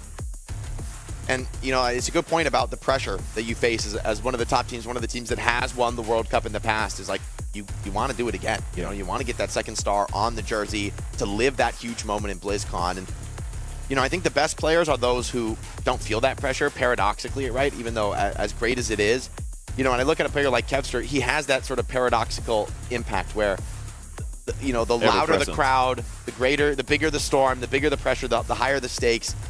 He seems to actually be calmer, more focused, more just in the moment of the task at hand, and that's the ultimate test, right, for a player, right? Is to, you know, I think there's something. It's like what is that? How does a person? Is that a skill you develop? Is that something you're born with? I don't know, honestly. I mean, Kevster feels born with it. Yeah, like if you stumble into Kevster like outside of the game, like he's just perpetually relaxed. He's like chilling. Yeah. You know, he's just turning up in the lobby, doing his thing, gets a couple of 2Ks every single fight. It's just automatic. And I feel like if you're Team USA, like you can't ignore that fact. It's like you know he's in the lobby. You know that you're gonna have to deal with Kevster. You're gonna have to like set him back as much as possible. He will just every single team fight just turn up and try to make an impact. Yeah, I mean, honestly, Zera is probably the player under the most pressure right now for Team USA because big test. That's your role match. They've been avoiding it somewhat on that last map, but I wonder if that wasn't a mistake. Like going with the Bastion strat, felt like on second point, there's just too many of those rooftops. I didn't really like the Bastion on second, trying to finish the map there. Like, yeah, you do some damage to the tank, and then people slip into the room, and like you're not able to kind of follow up those plays from Demon. I think the Tracer felt way better for Kevster and Team Sweden, and it's going to be Atlas, the pick for Team USA. Definitely expect Tracer to feature prominently here. Yeah, I'm going to talk about Tracer. Has it been banned yet? I actually think it could be a potent ban against Kevster. Not because Kevster won't also have a big performance on something else, but the Tracer has always been a completely unique hero in Overwatch history. It's a hero that you cannot run down. And the fact that you cannot run down the Tracer, if she decides she wants to run away, she gets away, as long as she has the resources. That fact creates a lot of pressure. It's like, you can't just go deal with the flanker. Like, even though Shion, yeah, she's threatening, but if you decide you want to just run at her with your whole team, you can deal with her. She runs out of cooldown, she runs out of movement. USA, though, instead banned Demon, another really powerful way to destabilize the equilibrium that we found in this series. Yeah, I definitely feel like Team USA is the team that is perfectly fine shying away from this Demon, putting Hawk on something like a Mauga. I like Diva this a lot now as well. Because for Willis, the Hazard has been like another really sick look for him, but against Mauga, it's a tough look. It's a tough look to bring. Yeah, and also it needs to be said that Team Sweden, obviously, their great form kind of hinges on the fact that Demon has been introduced now into the game as well, combining great with the Jetpack Cat. But we saw what happened on the Route 66 when you force a more conventional matchup compositionally here in Overwatch.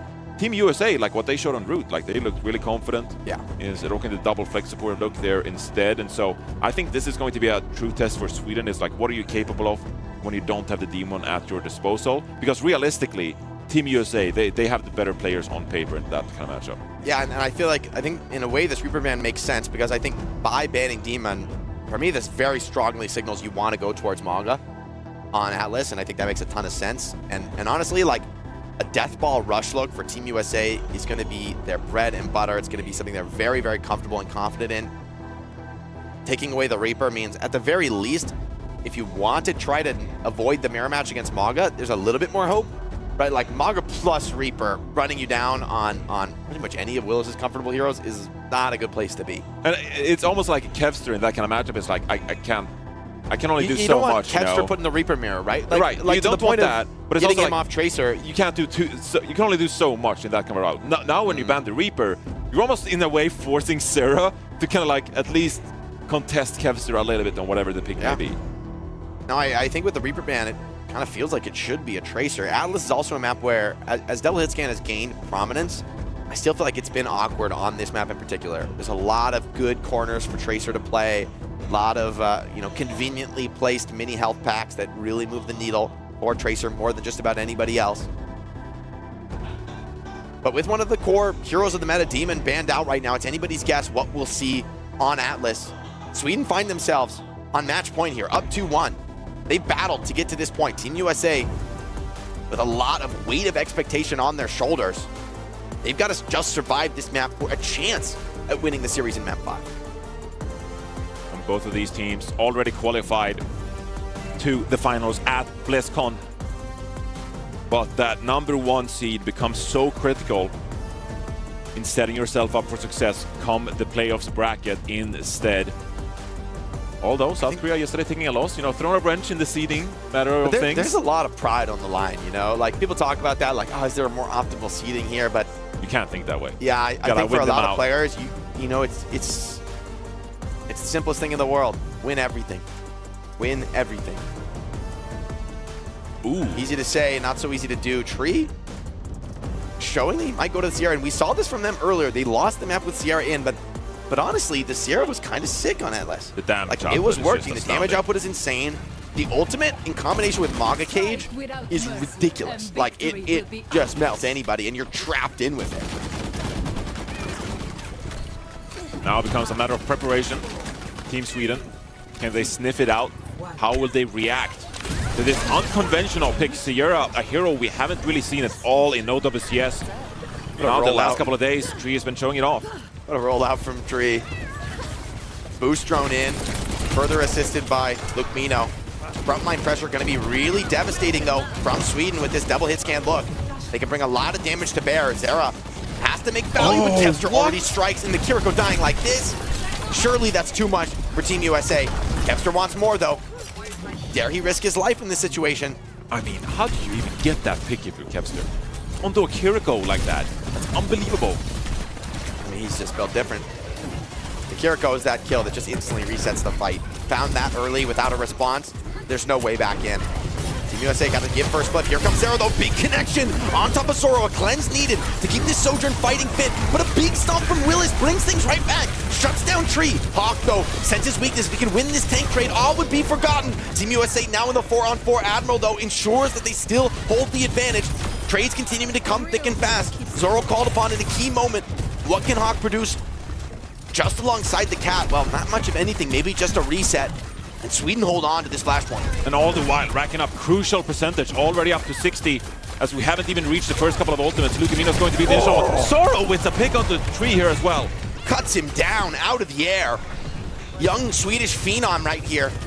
Coming up clutch here with all the pressure of the nation on him.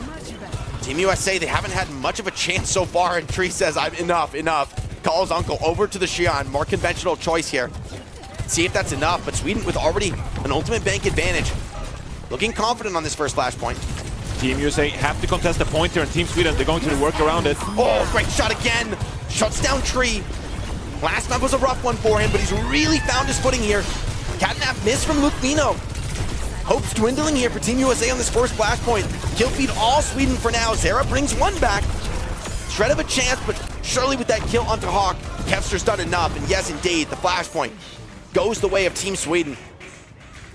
So close now to defeating Team USA in what would be a stunning upset here in Busan.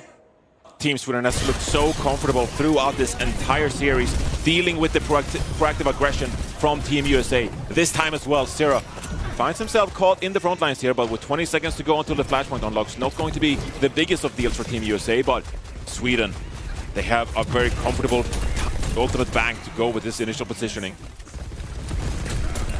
That first round was rough, though. They got manhandled by Team Sweden, and so Team Sweden finds themselves with a ton of ultimates. Vendetta has kind of yet to make her mark on this map. You can say the same for the rest of Team USA as well. Close quarters on this flashpoint, though. Maybe a little more opportunity for Zera. Rushes now, exchange onto the point. Zera, what can he find? Comes in over the top. Not the prime hero in a big trade like this, with a big hit onto Kevster, sets up for the kill, shuts down the spree, and now Team USA finally getting their footing on Atlas. Some big connections to Zera, pulls attention to himself. Hawk finishes the job onto Willis, and surely this will be first control for the Americans. Sweden is the team that blinks first in that one, with Kevster engaging with the spree, but gets punished for it by Zera. And that's going to be Team USA taking control of this second point. Now they gotta carry on this momentum. Kitsune Rush is deployed by both teams. Open the door for some of these damage players. Make a big difference going into this next one. Hawk more than happy to soak some early damage here. Build up a bit of that Kitsune Rush for Landon. Some economy game focus for Team USA, but Willis with the cage fight could be a huge problem. Now he overruns in, but takes massive damage on the way in. An awkward look, kind of a desperate cage fight here. Hawk willing to take that frontline fight with a big stun from Admiral. Sets up for a kill, bursting down some players. Willis, though, the weaker trait to start the fight. Sets up Hawk to have just a ghost of a chance. Surely, though, as Zoro and Admiral pick up kills of their own, Team Sweden battle back into this one. It's going to be Hawk, lone man standing, as Sweden takes cap control here. And this added damage from Soren the Sojourn is making a big difference here in the Mauga matchup as well. Overclock available. As now, with few ultimates in the game, you need a player like Zoro to step up here big time. USA already back here. Here comes the OC. Needs to get something. Zero over the top, already on top of Zoro. Weathers the storm for now, chooses to back off the front line. Started to crumble here for Sweden. Nothing found on this OC except death. Hawk deletes that front line and looks now for more. Team USA. A stunning retake. USA forcing a map 5 here. Critical if they can take home this flashpoint to stay alive in the series. They've done enough to even the scoreline 1-1 here on Atlas. Now just look way more comfortable playing around Hawk in a brawl duel like this.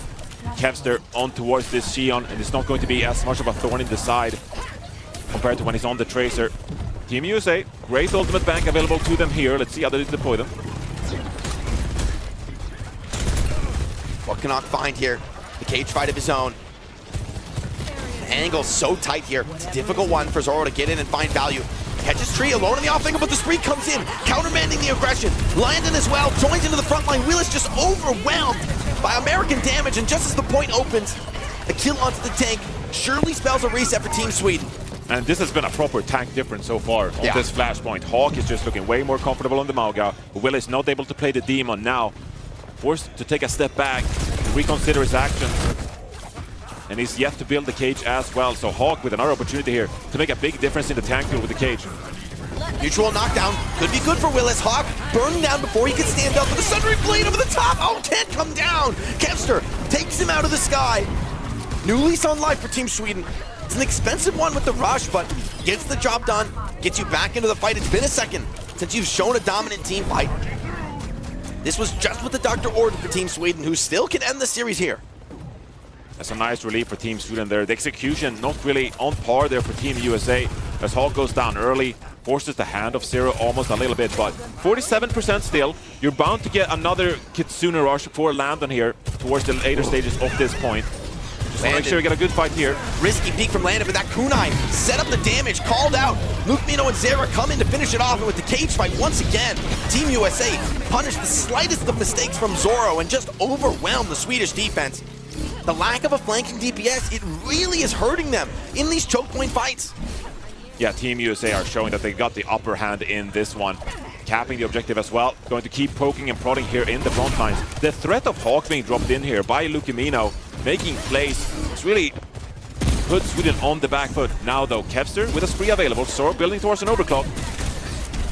Good swing from Kev here. Starts to put some pressure onto point. This is a comfortable setup for the ranged DPS of Team Sweden. Where's the response from Lukmino? He has that catnap available. Missed a few of them in this series. Will this one be good? Does catch him on the wheel as the stun comes in, but with the spree coming in to bail out this cage fight, surely Sweden will get another chance here on this flashpoint. Just Sarah and Tree now, stalling out, just dying on the payload, taking that reset on point. Sweden not out of this yet. And both teams kind of doing what they have to do here, winning the fights that they're destined to with their ultimate bank. But as mentioned previously, Landon is now going to approach this Kitsune Rush, which could be the critical tool that just overwhelms Team Sweden. Zoro looking for a play here with the overclock perhaps. They'd rather fight outside in some more open territory. 80% on that flashpoint. Not a ton of time to work with, but maybe just enough for the Americans. No meaningful shots really from this OC. And as Sweden back out from the long range, getting the rush out of Landon will have to be enough of a prize. Tree with this spree though, big spams come in! Comes in to finish the job himself. One more splash from the spree. And with 2 kills found, Sile soon to fall. Team USA will notch another flashpoint under their belt. Willis with a big stomp on Hawk, but the support is so good from Team USA. They keep their tank fighting fit. Now put themselves on map point here on Atlas. Team USA too hungry to go down in less than 5. I mean, finding that value with the spree is unbelievable from Tree because Sweden forced that Kitsune Rush early with the overclock. You're almost thinking that Sweden should have the edge, finding on the point with their own Kitsune Rush. But Tree comes in clutch there. Hazard swap. Ooh, Willis chooses comfort. I think this is a mistake though, Johnny. A little bit of open space for the DPS. This should, in theory, be a good flashpoint for the composition that Sweden has chosen, but Hazard is a rough one to battle into Maga. I mean, you just cannot take that straight up trade. You need to win this opening fight with Scal's Kitsune Rush. You need to set yourself up in the conditions for a good value for it. Big kill. Assist finishes the job here. But the trades come in. Costs the rush out of Sile. Surely it'll be enough. Catnap from Admiral takes one off the field. But honestly, if you're Team USA, I'd be pretty okay with this. I mean, you made it expensive. Both Rush and Catnap with, by the way, Admiral has made an incredibly valuable ultimate in this series. I mean, feels like he gets huge stuns just about every time he pops the ultimate. It's a big part of the success that this Team Sweden Cage Fight, showing. I don't know how the hell you're supposed to play against Cage Fight on Hazard. I mean, that was a huge team fight win for Sweden, but like you say, these next ones are going to be the more difficult task for them. Zoro would love an opening pick before the ultimates can come down. Team USA taking the space little by little. Willis boxed into a corner surrounded by American players. Tree incredibly low. Somehow survives on this Xion. But a desperate spree from Kevster is punished and cut down. Sundering Blade as well will be enough for the retake. Willis also in question. Chooses instead to die on the point, getting a little bit extra percent for Sweden. A good choice, I think, given the impossibility of this fight. But critically, Hawk holds on to the cage fight. This is the biggest threat, and you could not get it out. It's very good stall from Team Sweden, though. 82% on the board. Landon still has the Kitsune Rush in hand, and like you say, Hawk with the cage fight here. So Team USA will need to make sure that they get a couple of team fight wins on the board. Maybe for Zoro, pops the OC, but Landon perfectly positioned, slips into the corner. Big shot! But here comes the cage fight. Hawk doubles down. The rush behind him as well. Too much value from the Maga at close range. And the spree. The spree finishes the job, and they're going to get a nice, hefty delay on Willis. This could be for the game. Willis needs to die quick, needs to force some kind of response. Running away the best way to accomplish it. But that's a massive spawn delay. Team USA now with the proper possibility of getting very aggressive off the flashpoint. Kevster will be forced to touch this to keep the map rolling. But Luke Mino can redeem himself with a huge catnap here. Could force a game 5 for the Americans. He needs a great play here. He needs a fantastic play and not let Skyle get to this Kitsune Rush. Thinking about it. Calling the team in. Hoping for follow-up in this moment. A boop. Kevster forces the OT, but here comes the American aggression. Players fourth on the payload. Big connection from the catnap. Pulls Sile into a terrible position. Sarah trying desperately to stay alive. The burn is enough, but Tree grabs another. Mutual knockdowns come through. Willis still fighting. But where's the assist? There's no supports left for Team Sweden. Team USA on the cusp of forcing it, and no one can touch the Americans. Stay alive. Won the more map, Johnny. It was fated from the beginning. Was there ever any question? Maybe a little bit, honestly. Team Sweden making me sweat as a Team USA fan. I mean, we had to get the team. But come on, we had to go map 5. We had to go the map 5. The fans, everybody watching at home, everybody wanted this map 5. It's been a gigabanger so far. Phenomenal series.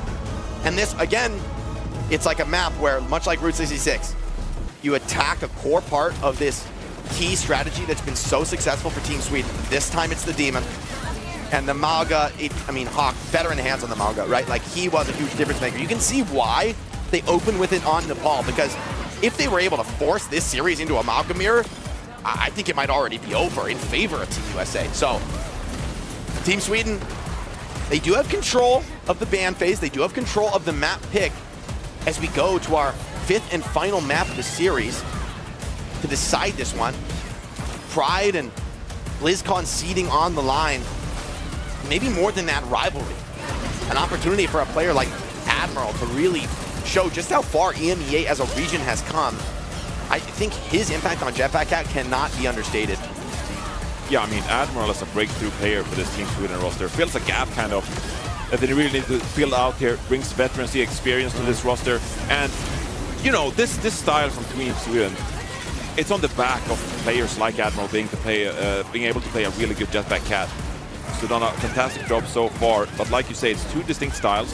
And as these bans kind of get drained throughout the series, we're now building towards a map 5 where surely both teams should feel reasonably comfortable playing to their own style. And I mean, it's going to be a push map, so most things are viable.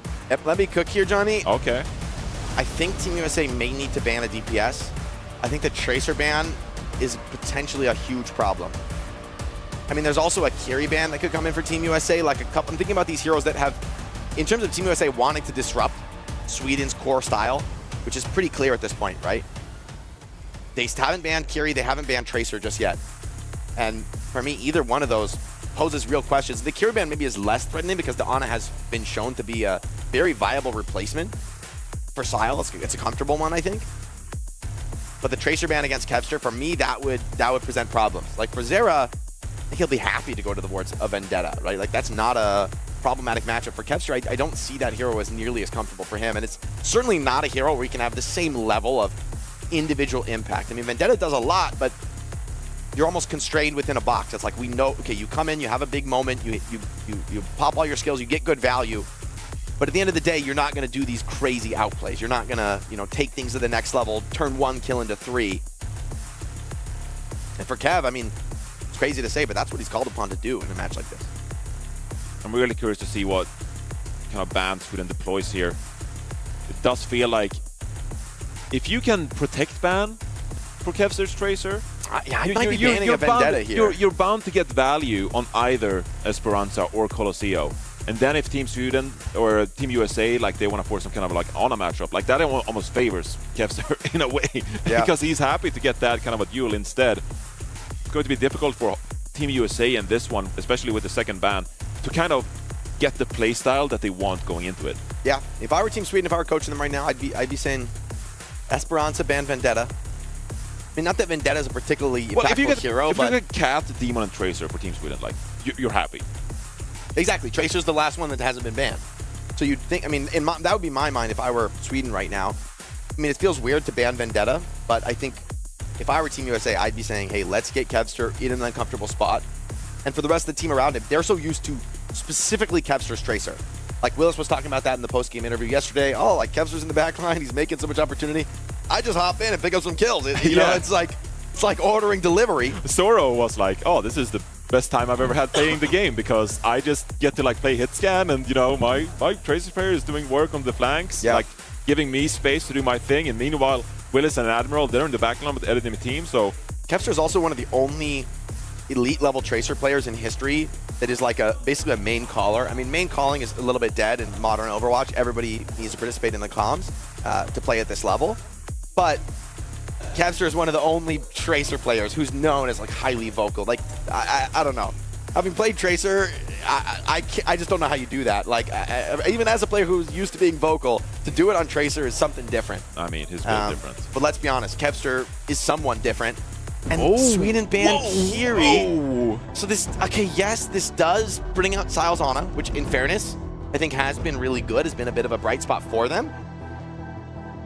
But is this But your for me, path to I would success? responsibly ban Tracer. I would instantly ban. If I were Team USA, this would be a snap ban for me. I don't know what they're gonna, if they're gonna have the same read.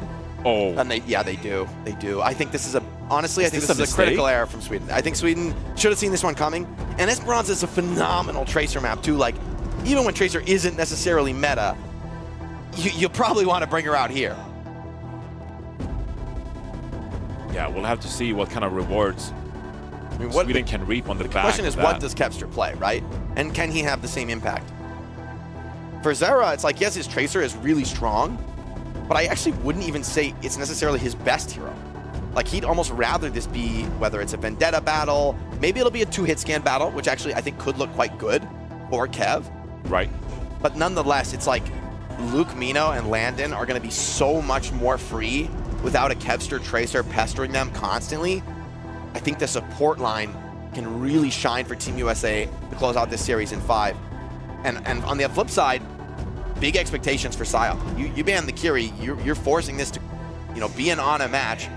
Expect it to be Landon versus Sile. Landon has not played Ana this series, unless I'm mistaken. I think it was Luke Mino actually who brought it out on Route 66. And so for Landon, another test for him. But he was telling me yesterday about he's liking Ana these days. He wants to bring it out. It feels determined that Scott is going to play the Ana now alongside Admiral's Jetpack Cat.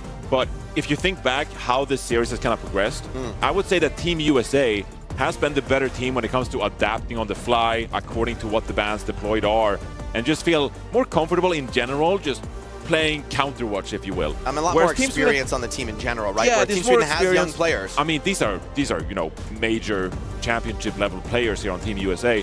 And meanwhile, Team Sweden, like, yes, they won a couple of maps, they were in control of this series, but it was on the back of the Demon, was on the back of the Tracer, and really abusing the fact that this composition has been so good for them. Now, going into this 5th map with the Tracer ban, they will be forced to adapt and play a bit of a different style to compare to what won them maps previously in the series. Gotta say, Admiral has been a beast on the Cat, though. And with Ana in play, the backline in general is gonna be a lot more vulnerable to those kind of opening kills. Cheeky deathmatch that Cat is so uniquely competent at in the support line. Haven't talked as much about the Demon, though, and Willis getting back on the signature. This map should be much more comfortable for him rather than what we saw in Atlas. But also, like, you need a little bit of follow-up here. Willis is bound to go deep into the enemy backlines here, put pressure onto the likes of Tree. But you need a bit of follow-up, and it's going to be the Xion for Kevster here. Obviously going to be very respectable still, but it is a different tempo compared to the mobility of the Tracer. Cass is an interesting choice here. The Skynoon is such a potent combo, but there's no Tracer to mark. The ranges are very long in this kind of a moment. Hit scan, though. Player matters so much more than the hero. Sile putting a lot of damage back the other way, keeping Tree honest. Yeah, you gotta be careful about this Freya now, being able to get so much value with no Tracers on the battlefield either. Kevster takes some powerful position here on the off angle. USA starting to get boxed into the corner. Willis strikes, getting carried in deep to the back line. A little bit awkward, though. Dropped off the bridge. I think would have rather gotten on top of the Ana. Sile rains down another nade. He's been fantastic on this Ana, showing why they banned the Kiri out. Believing that he can be decisive in this map 5. And Sora opens things up, finally got the space, closed the distance, shuts down the enemy Xion. Now looks for more. Team USA, they need to find a pick or retreat immediately, and they don't find any value. Gonna take a step back here as they wait for Zero to get back into this fight. Nano's being built here by either Ana, and Team Sweden has great positioning on this high ground. Another nade onto Lucamino. I mean, Sile's been reining them in. Fearless aggression from him. No thought of saving that nade for a defensive opportunity. Hawk, though, maybe finds an opportunity, punishes Kevster, but Kevster slips away. It's been a bait this whole time. Lucamino is naded this time. The Nano is out. Skynoon. Bit of an awkward one. The channel pretty strong here on Demon. Can he close the distance? He gets Lucamino instead. A worthy prize. And with a well-placed headshot, Zora opens up onto Landon, finishes the job himself. Big solo kill to close out this fight. And Team Sweden are going to take the first cap. And a huge advantage on Esperanza. And that was a couple of ultimates deployed by Team USA as well. The Nano from Landon to try and get back into that fight, but it's going to be Team Sweden edging closer towards the checkpoint here. As Zero makes a swap over All towards the Bastion. Double hit scan now for USA. Interesting choice. See if this pans out. Ana can make a lot of plays against Bastion. Sleeping him in crucial moments. It's a big target for opportunities such as that. This will really bunker up USA here. Allow Sweden to work the angles. Boosted up to the high ground. Tree. Kevster ready for this one.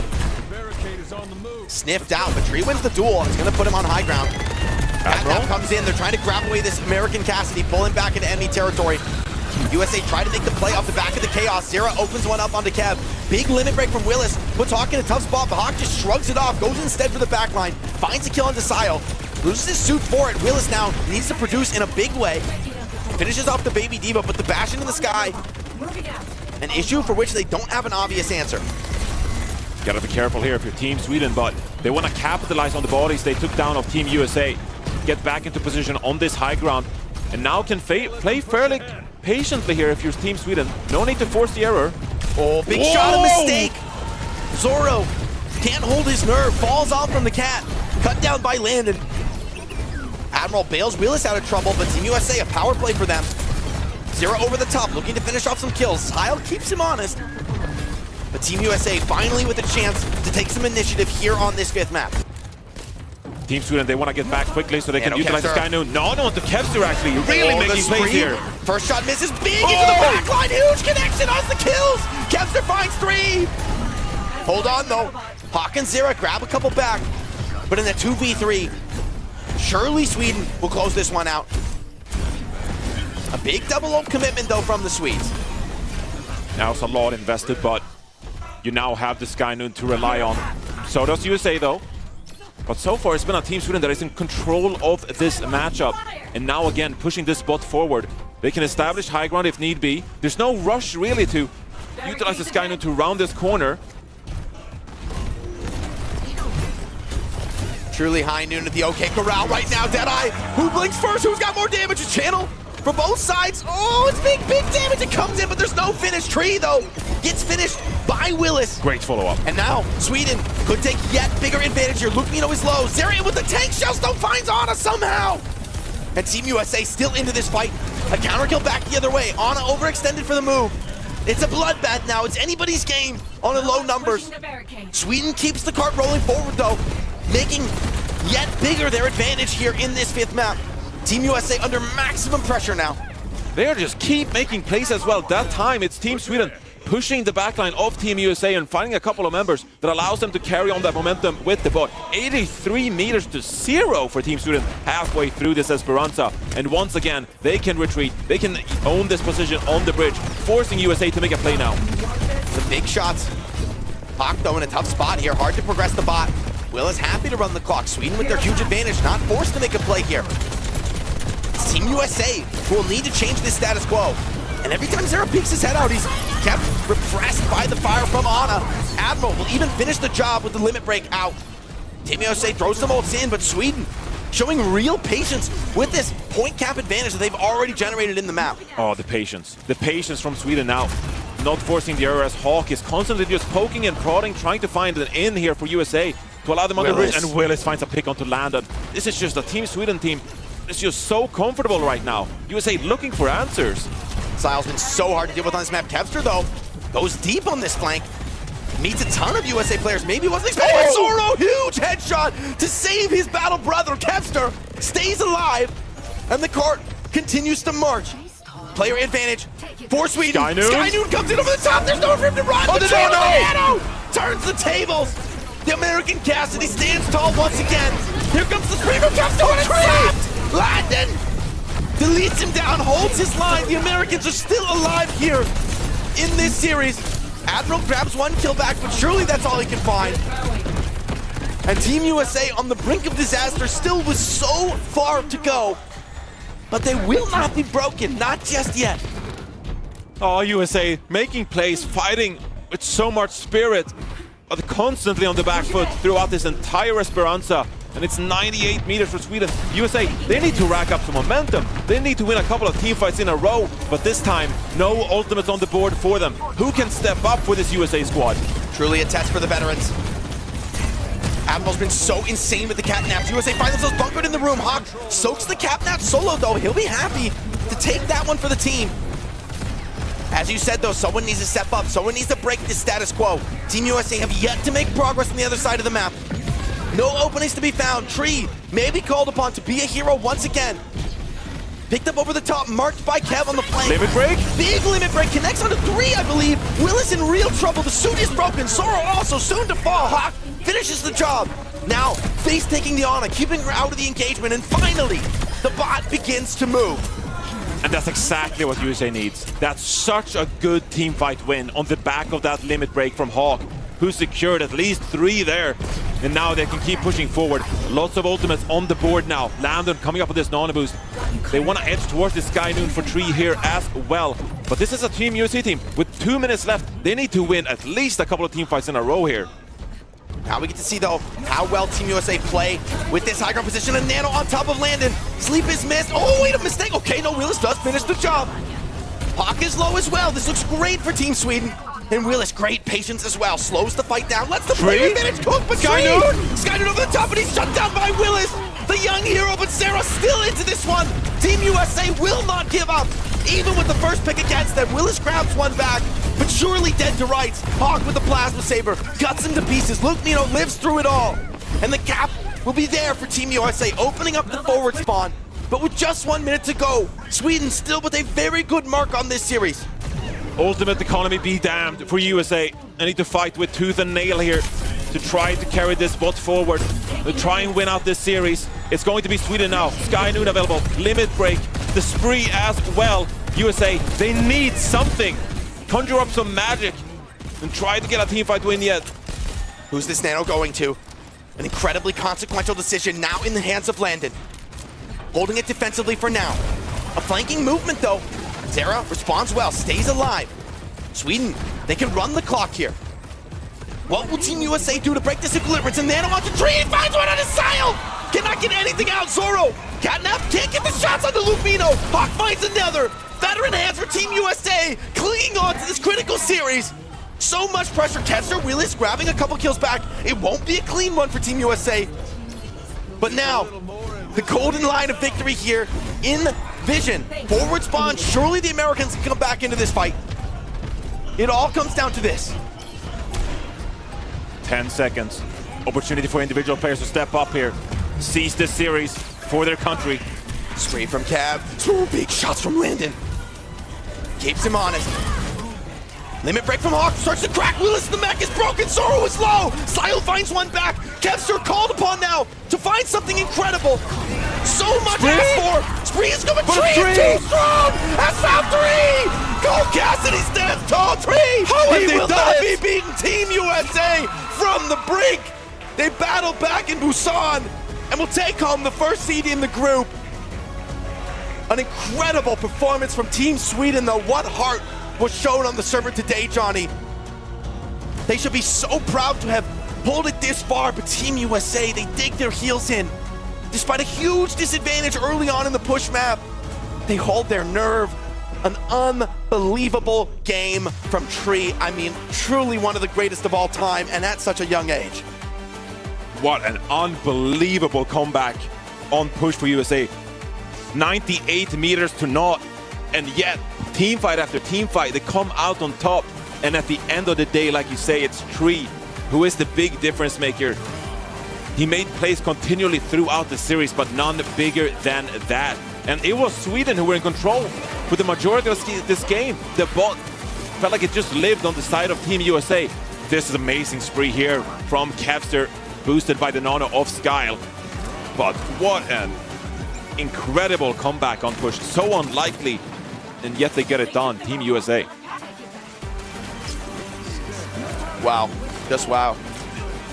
Moments like this, the nano perfect. I mean, this play. And this as well, able to do that sleep dart just when Kevster's coming in for the kill. The team deathmatching so well. Hawk finally the one to really open up this team fight, really to crack the shell of Team Sweden and show that they can be beaten in this scenario. Willis fought so well in this series. Zera as well, I think once he got onto the Xion, really was able to match Kevster. Kevster was meaningfully slowed down once the mirror came out. Wow. A beautiful That's Beautiful unreal. catch. That's unreal. But Tree to finish the job, I mean, that felt like destiny. That play from Lucamino is unbelievable on the cat there.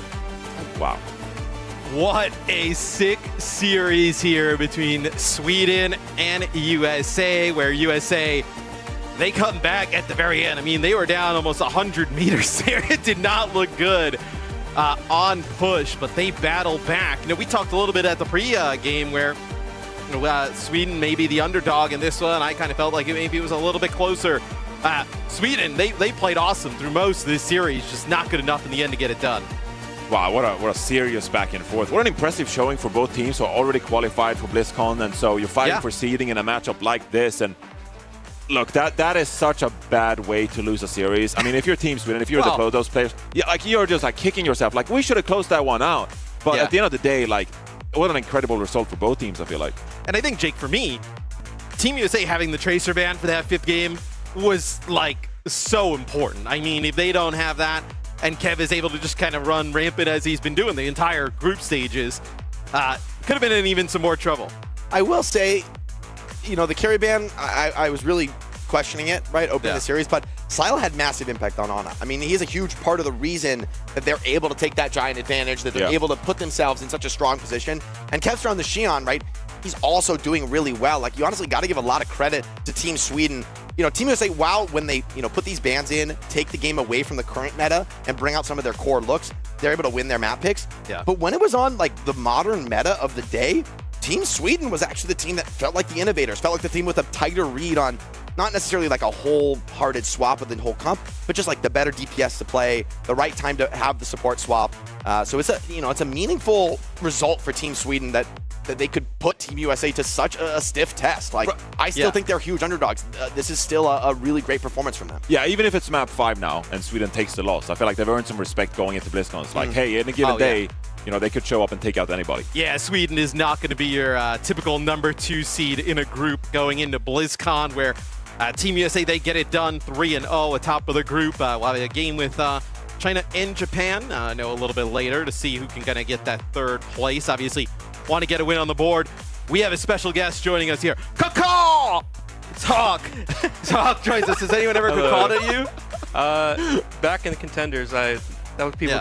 The casters used to do that all the time when I had a Diva Bomb. Just start doing that on the stage. Just start. Whenever like a Diva Bomb would come out, they used to do that. BlizzCon, we'll get the fans going. Yeah, BlizzCon. We'll get a bunch of call chants in the crowd.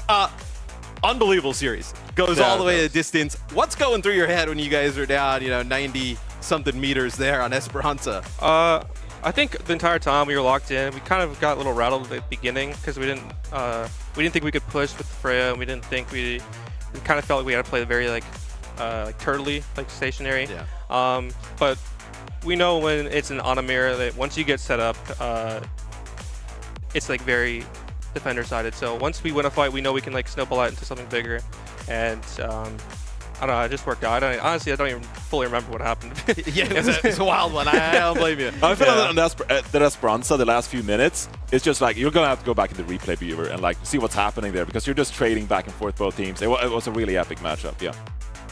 Now, I mean, obviously you guys go to BlizzCon, number 1 seed. How does that feel? Now kind of getting that. Obviously, everybody wants to make it a BlizzCon, but finishing their group undefeated and now going there as the number 1 seed has to feel pretty good. Yeah, I guess this match was a really good like stress test for our team, because Team Sweden's like very, very good. They're probably one of the better teams here. Like, I mean, in the whole entire tournament. Kevster doesn't ever go down without fighting, and the rest of our squad's really good too. But yeah, like being first is really nice in the group. I guess it'll come down to the 1v1s, who's going to get the seeding. I think that's how it's going to happen. I guess also Korea is kind of through the bracket. Through the bracket, it's going to be a little weird. Them, so the 1v1s will be a little weird, seeing who's going to have to play Korea first. And yeah, I'm excited.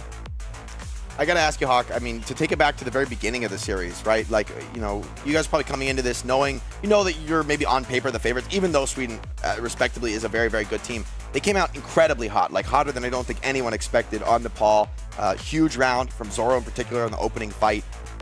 What was the feeling like after that moment for Team USA? Like, were you guys rattled at all, or is this just another day at the office for you guys, all pro players?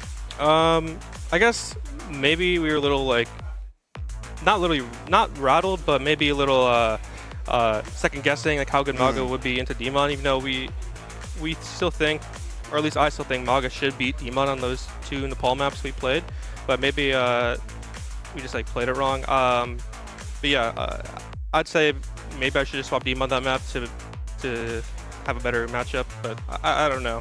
The first map was so long ago, I don't know. Hey, that series was really long. Yeah. You have to go get a nice rest after that one. Enjoy the rest of your time here in Busan. Congrats on Hawk and Team USA getting that #1 seed there in Group A. We have a lot more games to go, though. We have 5 more to finish out the day here in day number 3 from Busan. We'll have our next game right after this quick break. The 2026 Overwatch World Cup is brought to you by DHL.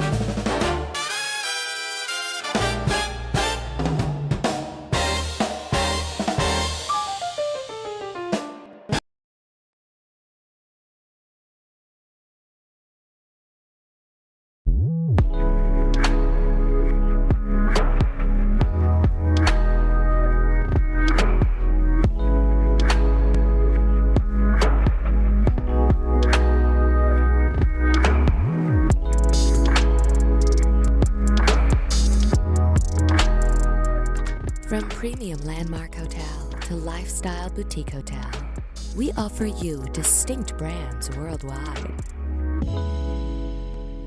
Rute Hotels and Resorts.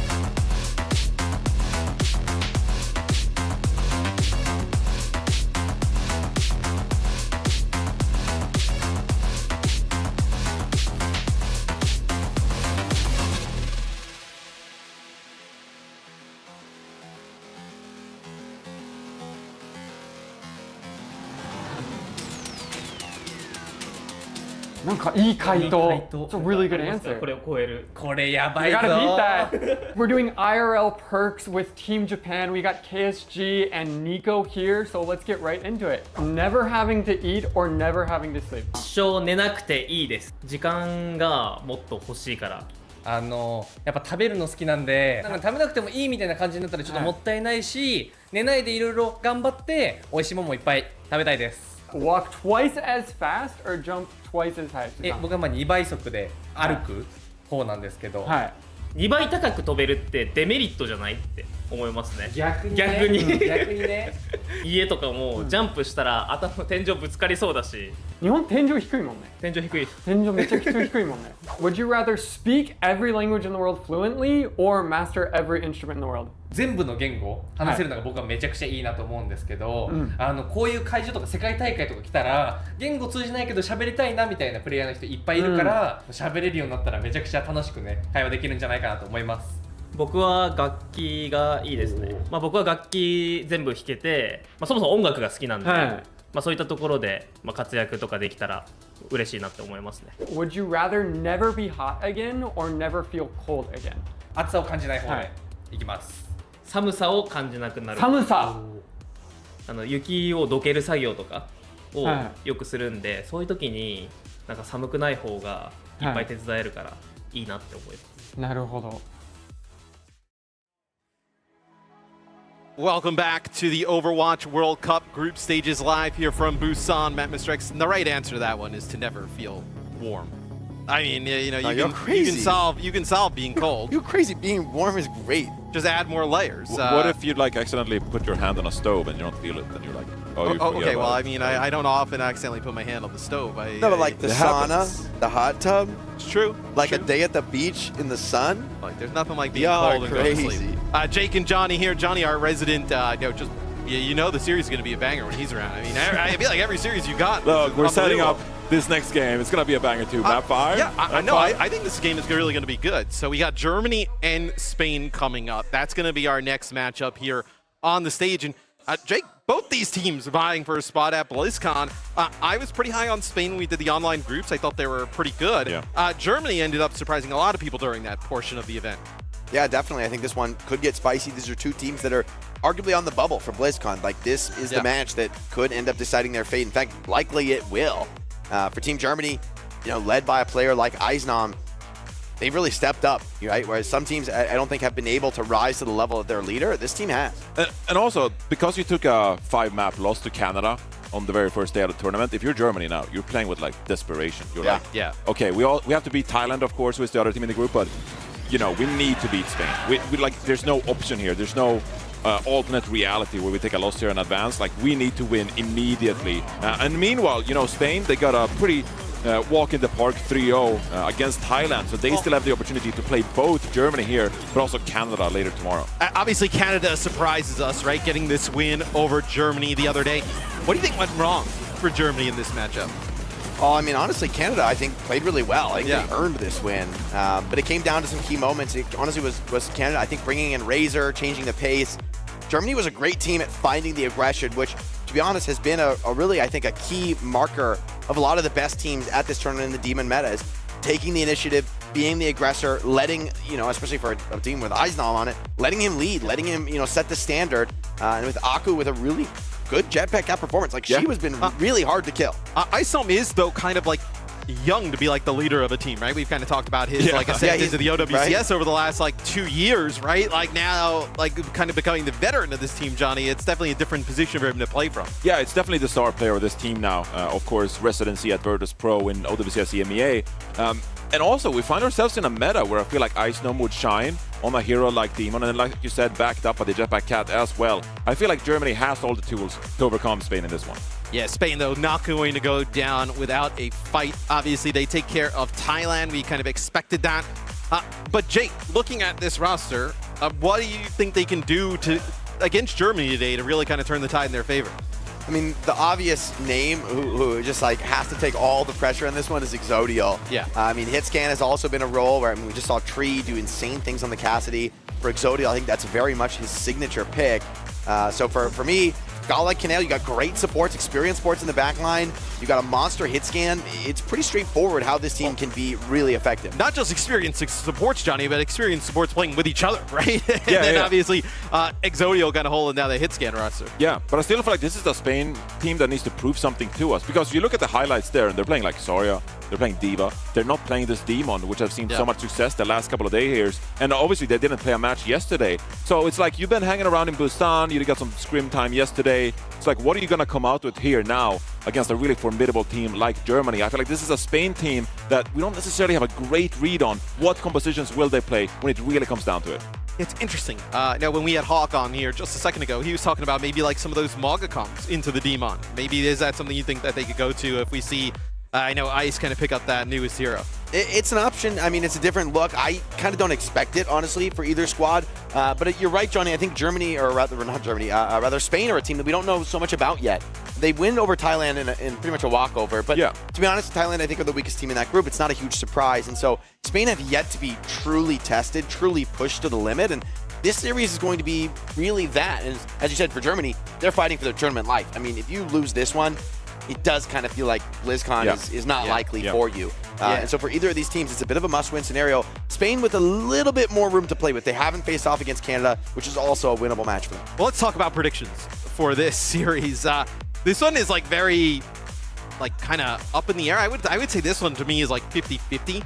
I'm trying to remember if I made this prediction before Germany lost, because I actually probably would have said Germany wins like after they ended up losing, but I think I was so high on Spain. Oh no, I actually did go to Germany. Okay, so I think Germany bouncing back after that loss from Canada, like I almost feel like if Germany beats Canada, I think this is more of a 50-50, but I think like how you're alluding to, Johnny, like with their kind of backs against the wall, you're going to see the best out of Germany today.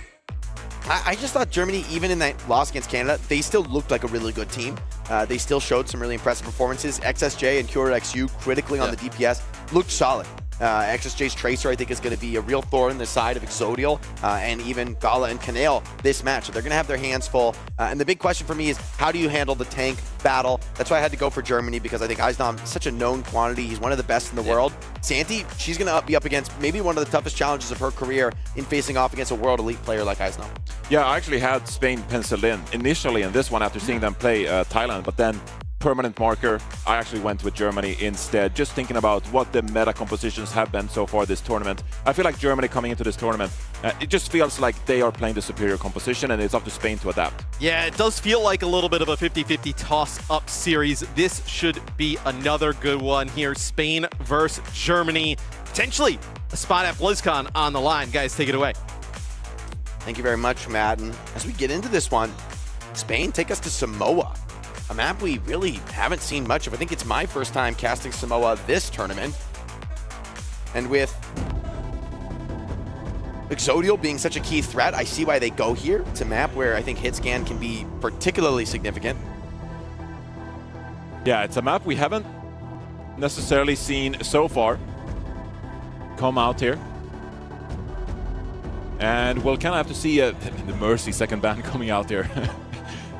I think this will be two teams that are kind of feeling out each other like the first map, see what the opponents are doing, how do we want to game plan for that at the rest of the series here. I feel like this is a backline for Spain as well that may be pretty comfortable, flexing around a little bit, showing their muscles when it comes to some of the more flex support-oriented heroes here in the game.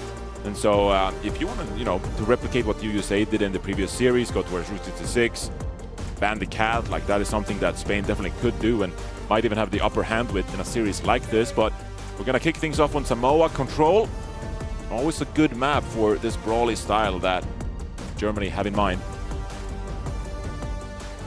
Yeah, Samoa is going to be pretty important here. But with Cat on the field, I really like what Aku has been showing in this tournament. Like, she has been really clean with the Cat, boosting Eisdom at the right moments, putting him in powerful positions, but crucially just staying alive deep into the fights. I mean, we see Cats picked off. Like, when you go for these risky moves, you try to get into the backline, make a play, you can end up being an Achilles heel for your team. Aku's evaded that just about everything so far. I mean, survived really well against Team Canada, so we'll see if she can handle the pressure. Exodial on the other side of the field is not a fun spot to be playing the Jetpack Cat. As both teams roll out here, it's going to be Demon on either side. Looking at a mirror matchup here in in this meta composition here at Overwatch World Cup Busan. Oh, and it's going to be an early pick of the SXJ by Santi. Yeah, a little extra damage there came in from somebody. Santi finishes it off. Great tracking from her on this one. And that early opening pick, so early in fact that XSJ should be able to get back to the fight, but hold on. Not if more can be added on. QRXU takes down Exodio. Gala trades Aku out. First flip looks to be going to Spain, but Germany won't give it up easily. Eisdom gonna take his chances with Dockley's healing on the Kiriko behind. Look to stabilize for now, but Aku not going to be available just yet for Germany. Eisdom taking quite a bit of damage here. Santi, shield broken, dropping low. Trouble. Gotta be careful if you're Germany here. Needs to get boosted out. QRXU, can he find more? But a couple shots go wide.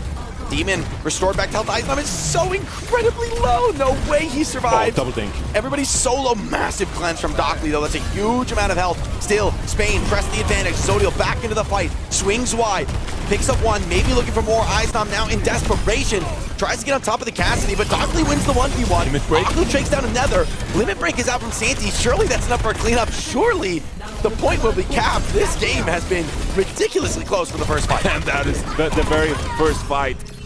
Finally concluding as Santi comes up big on the Demon here. We talked about in the pre-game, it's not a hero that Santi necessarily played against Thailand early on, but showing she's got the skills required here to deal with Germany in a very difficult tank matchup against a revered player like Eisno. Skynoon. QRXU over the top, getting a lot of big channel. Oh, those skulls are close. Oh, pulls the trigger a little early. Nice roll from Exodio to get back into cover. Now Santi under scrutiny, flanked from all sides. Aku goes down. Good tracking from Bones, throws a pulse bomb in, no joy there. XSJ returns the kill right back. And with the rushes deployed, it's anybody's fight to win. QRXU now run down. Santi again. And the team's moment of need comes up in the deathmatch, and Eisdom deploys the limit break, but cannot bring the fight win home. Gonna be staggered out by Santi, and this map is starting to look pretty scary for Team Germany. Yeah, Spain has been firmly in control so far, absorbing the actions coming out of Germany. Santi doing a good job staying alive, and now they still have this Deadeye available to them in case they want to go for some aggression of their own. Skynoon, always a big threat in this meta. That's a rough thing to be going up against. Oh, the shots are good, Aku! Been praising her survivability, but under the withering eye of Exodio has not been the case on this first round. Cassidy damage followed up by Santi. Here comes Exodio looking for more. Chasing inside of the room. The catnap is forced out. The cleanse. Exodio will claim one and a second. Point touch from XSJ is good, though. This fight has turned sloppy. Not what Spain were hoping for. Santi commits as well. And actually drops the ultimate here as well, as Germany struggled to get on the board. Finally captures the point. Spain doing a good job of stalling things out for now. Pulse bomb. This is still a Spain team that is still trying to find openings. They're still hanging about, despite the fact that Germany's got the point control for now. Germany, they need to find value with this Skynoon now. An opening perhaps, but Kinale already finding a pick. Oh, it could be huge, but he fires early. The Suzu is good. Great timing from Kinale, keeping Exodio fighting fit. Limit break is out from Eisdom. Germany don't want to give this point up so soon after they've just taken it back. Cassidy traded out for the cat. Worthwhile here for Germany. Up to QRXU now to maybe open this fight up for more. Eisdom being boxed back, but the support is very good, keeping him stable, but the bomb splashes well at his feet. Needs the rush now to keep this fight in contention for QRXU. Starts to light up the feed. Cassidy uncontested here. Pushes one back. Kinale retreats as well. Santi even being delayed off the map. And with that misbegotten dive into the spawn, Germany are right back into this match. Spain kind of threw it away. Yeah, Doki saving the day there with the Kitsune rush, but that is going to be the remainder for the round of Germany. They need to make play after play, and that has allowed Spain to get back into things with this ultimate economy. Kinale, Kitsune rush available. Exodio getting close to a Skynoon as well. Skynoon so critical right here. Neither team has found much success. They've both been so adept at responding to it. Santi takes the peak wide, but it's expensive in terms of her health bar. Now the opportunity for QRXU. This time finds a critical kill onto the Kiriko. Zodiel strikes back, but QRXU still in a powerful position, boxing this enemy team off of their Kitsune rush. Big headshot. Zodiel desperate now with the high noon, needs to find something, but playing on the low ground, relatively immobile. Puts a bit of damage out, but it's not enough. QRXU holds his nerve. Shuts down the young Phenom and Exodio and snatches this first round for Germany. Wow, what a comeback from Germany in that one. The Sky Noon early on there from QRXO, it was just too much for Spain as they couldn't really probably get set up with that Kitsune Rush. And you know, we talk a lot about Kitsune Rush being such a pivotal ultimate in Overwatch. It has been since Kiriko's release. But facing the threat of the Sky Noon, that's immediate death should you take that shot, and so Spain not able to find value there, despite the very powerful Kitsune Rush.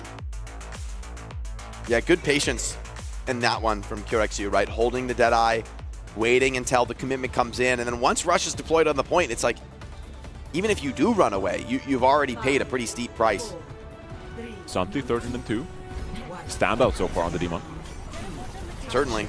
Eisdom feels like he's been a bit of a punching bag, but veteran experience keeps him alive in a lot of those contested fights. Gets the point back at a key moment. XSJ this time, Germany wants to take matters into their own hands. They're going to push Spain down to the low ground. Santi, though, Spine's weakness. QRXU was trying to get cheeky on a flank, and it's going to get run down by Demon.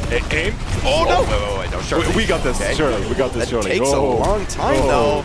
It does. Is there going to be a counter punch? Eisdom maybe forced into this, though. Spain seemed ready for it. Stake in position there from QRXU. Tried to get cheeky on the flank. Spain sniffed him out, and that'll be first cap for them. Another great fight by Spain. They're really getting active with this Demon. I like how Santi is playing so far on this hero. But it's up to the rest of the team now to start waking up as well, challenging Germany. We've been wanting to see Exodial back in the mix here in Overwatch Esports. Need to come up with some big plays now. Santi's really been the standard bearer for Spain so far in this match. I mean, if you take the names off of the server, you'd really be looking at her as setting the tone on Demon. Eisdom would love to change that narrative. But for Santi, the round win here, really necessary. Oh, this is aggressive. Which indeed pulls a lot of attention to herself and backs out from it. Survives that play really nicely. Bones will pick up the pieces. Really nice play from Santi. Big vision aggro pull that results in a dominant team fight win for Spain. Yeah, the coordination is top-notch there from Spain. Like you say, Santi going in, creating a lot of space, and Bones is on the cleanup duty here on this Tracer. So very impressive from Spain yet again here, taking an early lead on our second round on the Samoa as we get closer to these ultimates being built for either team. Here comes the Deadeye. Out from Exodial, over the top, right on top of the head of QRXU. There's nowhere left to run. Flip comes in, though, in the chaos. Hold on. With a limit break, Eisdom wants a piece of this one. Santi starting to drop low. Here comes the rush from Dockley. Despite being down one, Germany are going to go for it. Spain have yet to clean it up yet, but that's a big shot from Exodial. Catnap miss from Aku. Rolled away from by Exodial. Eisdom gets a kill on the Kiri, though. Keeps this fight just at the edge of possibility. Aku doing everything to keep Eisdom still fighting in the suit. But eventually it breaks, still at the cost of Santi's mech in return. And with XSJ and QRXU back into the mix, there's a real good argument for Germany to battle this one through. The silver bullet will tick out. And the German Cassidy stands tall. Spain, that looks like such a good start for them, but they give up the flip in the middle of the fight. And Germany sees the advantage. Shades of the last round, Johnny. Yeah, well, that's the thing, right? There's no easy fights for Germany. Even that one come out on top, but it takes forever. Finally capturing the point, of course, they at least build some percentage during it, but they need to make a big comeback here, and it needs to start with QRXO again, with another Deadeye available. That's a scary thing to be re-pushing into. You don't have any obvious way to open the fight for Team Spain. Eisdom knows the situation, knows the score, keeps the team calm, more than happy to run the clock. QRXU, now comes the Deadeye. Spain retreats inside of the room. Santi left out all on her load, so takes a big shot. Santi super low, needs to get popped out of the suit. Eisdom, great pressure, accomplishes that. This could turn into the final fight. Spain need to force this quick so they can get a reset off. Tracer in the backline though, hold on. Bones finds Doc. Exodial fights one. Canale with another. Spain lights up the feed out of nowhere. But it's all for nothing if they can't flip this point. 3 versus 2 scenario here. Eisdom and Aku alone on the point. Aku needs to do a lot. She's the one under pressure here, but she's staying alive so nicely. It takes a big kunai to the head, but Eisdom will not give up the flip. The spawners now back into the mix, and Aku critically finds Kala in the chaos. Germany on the verge of taking Busan. Limit break is out. The cleanse is forced. Canale runs for the hills. So does Exodial. Starting to get scared for Spain. They're bending, but they haven't broken just yet. Canale with the high noon cannot keep Exodial alive. And so Germany now with advantage. Players up, looking to clean up this fight. Santi close to that limit break. Will she be able to find it on time? QRXU takes down Gala. Fade. The hope starting to drift out of Team Spain now as Eisnam runs through them on top of the rush. Limit break is out from Santi. She's still fighting, but Aku keeps finding more in the feed. The cat produces yet another. And Germany somehow, some way, pick up a 2-0 on Busan. That seemed unlikely given the way these rounds started. When they got control of the point and they were fighting from a position of strength, Germany looked undeniable in that one. You can see several players coming alive. Eisnam 16-2. Looking really good on that Demon. So despite the fact that Spain were off to early leads, we saw some individual playmaking from the likes of Santi. It is going to be Germany who pretty confidently, I'd say, win those last few team fights, each in single every round. On the back of QRXO, getting decent value with Deadeye, SXJ, always on the flank, combining with Eisnam as well. So I gotta say, I was really impressed with Spain. It's really comfortable map win for Germany. It's been such a fun Overwatch World Cup to follow so far. Makes me really excited for BlizzCon because for a lot of these teams, especially these countries where they're not necessarily fielding, a full 5-man roster of professional players, right? Like some of these players are less experienced. For a lot of them, it might be their first time on LAN. And yet, from my perspective from the eye test, it's been these young players who've stepped up, the players with less experience. Aku takes a tough round one. She gets cut down out of the sky a couple times. I'm worried I might have to eat my words about her jetpack cat, but then makes some really critical saves in round 2. Keeps Eisnam into these very, very desperate fights that he's able to clutch out. Making sure that he has the resources to do so, though. So, I mean, to be honest, I come into these matches thinking, okay, maybe the pro players are going to be the key ones to watch. Will the rest of the team be able to live up to expectation? And the answer is a resounding yes. Yeah, we talked about in the pregame, the leadership from Eisnam, playing on a really good EMA team in Virtus.pro, of course, and they're probably feeling now in these fights, you're kind of guiding the team in the right direction. Having a great shot caller that can kind of set you up for success, just like these are the ultimates we're using. And then completely kind of like guide the pressure in the front line, how deep you really want to go. That sets Germany up for success in this one. And meanwhile, Spain, great individuals, Exodial, we talk so much about the backline of Gala and Kinale, just struggling to find their footing a little bit. I'm curious to see where they take us next year, because you really want to set up a player like Exodial. Provide the sightlines for your hit scan player to do some serious work. It might be a little bit more difficult when you're playing these close-range maps and a Demon could get close into the background. Santi was looking great on the Demon. I like their aggression. To be honest, though, I think in both rounds, it's Spain in control of the point, going for an aggressive move into the enemy backline, which isn't necessarily crazy, right? Like, that can be a strong move. But both times in both rounds, they end up giving up the flip. Things get into a little bit of a tricky, chaotic death match, and Germany clutch out both of those fights. I mean, to be honest, I think Spain in control of the point. When you go for that aggressive fight and there's no one ready to stall the point at the same time, that's a bit of a rookie mistake, to be honest. And from a team with a few professional veterans, that's not the kind of mistake that they can afford to make. Even some of these younger teams have brought a real fire here to Busan to compete. But it's still, I think, despite it being a 2-0, clearly this is going to be a very close, a very scrappy series with both teams really firing on all cylinders, both showing a lot of promise. Yeah, the execution left a little bit of asking there for Spain, like you say. But, when I look at the Spain roster, I feel like that aggression is kind of like their identity as well. They want to make those plays, and, flex support players can get pretty hungry sometimes, wanting to make plays happen. You got someone like Exodial as well. So, obviously, they can step up the execution and maybe reap the rewards because of that. But I don't think there's any kind of denying that you want to be a proactive team. You want, the most of the time, I feel like, maybe that's just my instinct as a player too. I like being aggressive. I like being proactive and try to go for those plays. Now, if you lose the capture point in the meantime, that's something you need to amend, when it comes in practice and stuff like that, making sure that doesn't happen. In fairness to your point, this is the first match that's really testing them. Arguably, those are I agree, they're not bad place to go for it. It's a small cleanup, it's a small tweak. Hey, when we go for this move, make sure somebody's ready for the cap contest so we don't give it up as we start to fight so well. And I agree, that's not without of range at all for Team Spain. So I won't criticize them too brutally for it.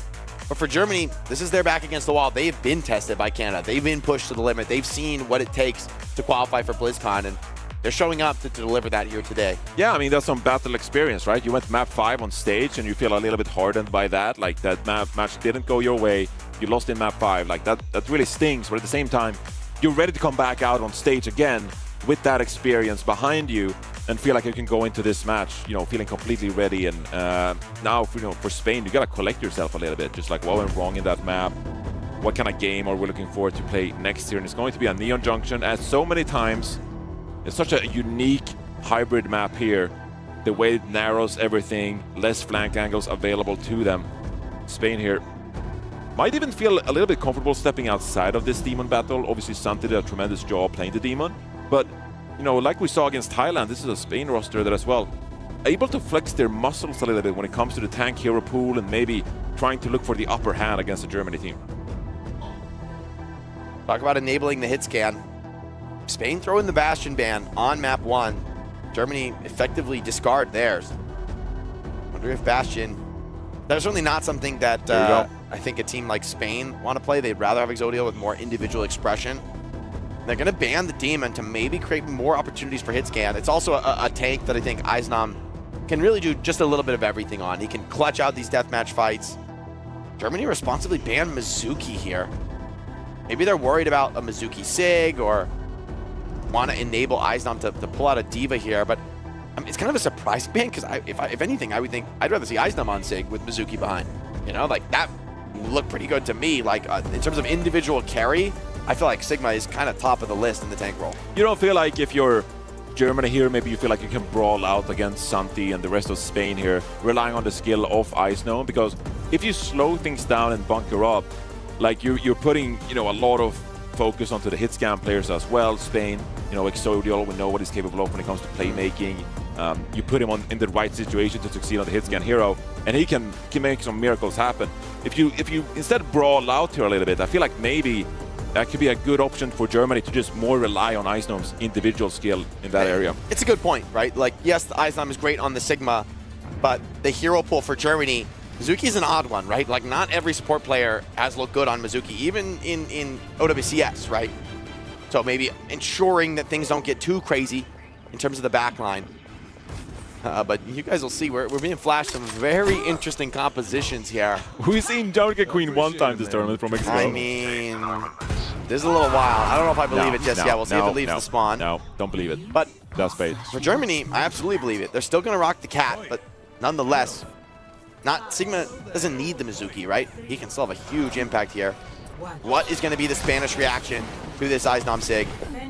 This is, they're thinking about it. That's all right. It's also like a really solid, well-rounded defense first point. Like, you don't really know what Spain is going to throw your way, and so you can play the caster here with the cat, very reliable. Sigma, pretty versatile tank as well, and you're held up pretty good on the defense here, regardless of what Spain is throwing your way. Yeah, middle-of-the-road style.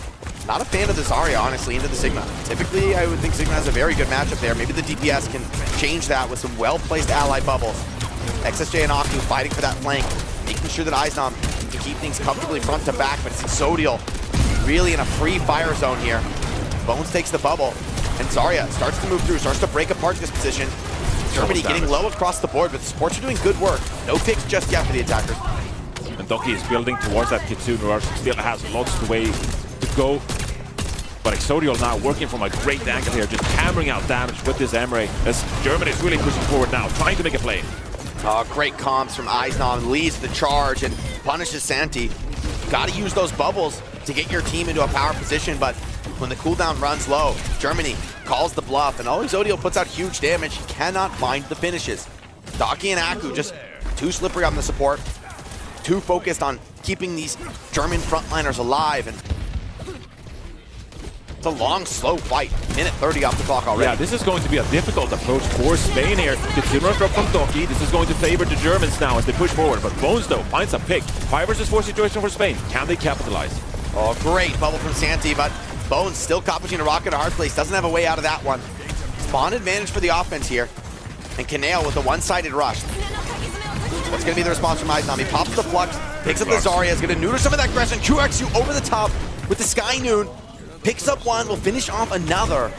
A beautiful retake from Team Germany, looking well practiced. Spain scrambling for answers now. Germany looking so good on the cat here. Aku providing lots of playmaking here on the jetpack cat. And even though speed has been such an important tool here for Lucio, it's a little bit linear now in a matchup like this. Gala with an inconsistent sound barrier though. This is the power spike that Spain really needs to work with. Spree as well.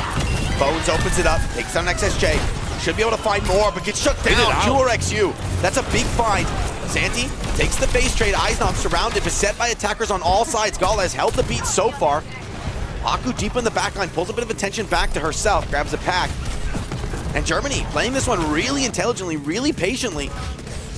Spain hold their nerve with this sound barrier, but it's gotta come out sometime. XSJ finds the kill first. Now do you commit? Do you dare? With the beat, headshot out from QRXU, that's gonna suppress the backline. Santi gets low, but on the off angle, she'll be able to reset. Building towards the Graviton surge here. Spain gathering the ultimates. But just a minute remaining here, Jake. There's no room for arrow left. Santi has to find a huge grab here. Zarya so slow to build that ultimate into the Sigma matchup. Takes a stun to the back. She's burned down before the beat can come in. No follow-up on the grab. And the German cast will hold the line. XSJ adds insult to injury. And Germany don't lose a single player. Oh, and the swaps come out now for Spain, recognizing the desperate moment at hand. 30 seconds remaining. It's going to be Exodial with this override protocol, combining it with Kaneo's Kitsune Rush to try and make something happen. But the Sky Noon from QRXO could be devastating at this point. This override protocol, but Sky Noon over the top. Exodial has to run for the hills. Potentially being overwhelmed here. Exodial on 2 HP, and QRXO connects the final crucial shot. Now Eisnom stakes his claim on this point. We could be looking at another Neon Junction full hold. QRXO playing the backline so well alongside Aku. And Spain cut to pieces, falling apart on this map. Germany stand ready to eliminate their European rival here. Going, well, setting a very strong mark on Neon Junction. They haven't won it yet, but this is brutal. It's hard to see how you hold, especially when Eisnom going to be very comfortable running back to Sigma. Wow. What a defense from Germany there. Very cool and calm, often backed off, building ultimates. Patience. Didn't rush into things. I talked about playmaking on the previous map, but that time Germany really bided their time and waited Spain out. And when it came down to it, it was a Spain roster that was looking at a Graviton Surge and a sound barrier to make things happen. But both ultimates really denied their pinnacle of value as Germany reacted well. I mean, look at that scoreboard. I mean, they got destroyed. XSJ playing the flanks, the only one to take deaths. To be honest, I think that's a terrible comp selection from Spain. Like, playing Zarya, Lucio into Sig there, it's kind of a criminal matchup. Like, Zarya cannot trade with Sigma. It's really, really difficult. You exist to bubble your DPS, but the way Germany was playing, they were bunkered in the corners, bending but not breaking, and then you could see the coordination just obviously, right? Like, they bend back, taking so much pressure, but sports do not give any kills away. And then when they surge forward, it is with a vengeance. They evict Spain off the offense. Spanish players have to really find something special to change the narrative. And Germany, with house cash to play with here, they can really be patient in terms of how they approach this one. Lots of opportunities now for a Germany team that fell against Canada in a 5th and final map on day 1 here at the Overwatch World Cup. In this pivotal match against Spain, fighting for a ticket to BlizzCon. And now 4 minutes on the timer here to secure their 2nd map win in the series. QRXU, 2 shots back to back. Could provide all the crack that Germany need to step through. Eisnom putting the pressure on the other side. Cassidy, a lot of room to work with. Where's the support? Okay, Cat's there just in time to bail out this flank. And Exodial shuts down Eisnom. Okay. Good hold from Spain so far. Germany's still gonna look for something. Would love to find a trade. Kaneo is gonna go down. Have to staunch the bleeding here, Spain. You cannot give up anything further. Bones will ensure that that's the end of the bleeding. But nonetheless, Spain under real pressure. QRXU was very close to finding a critical opening pick. Germany once again will look for openings. And they have the skill required. It's going to be Exodial with another opening pick, and this is the solace that Spain really were looking for. Needed someone to really push Germany back, and Exodial has been doing that so far. To continue to build these ultimates. A bit of a skirmish taking place in the front line here. Peeking the spawn is really risky. You blow a lot of resources to do that. Here comes the counterpunch from Germany with a resource advantage. We have ultimates though. Zodiel, Deadeye over the top, already has channel, take the 1 kill. Gotta play these fights super clean. That's a flux from Santi. Oh, that's expensive. They have to throw the flux into that. I mean, Germany, they're being battered on this offense, it's fair to say.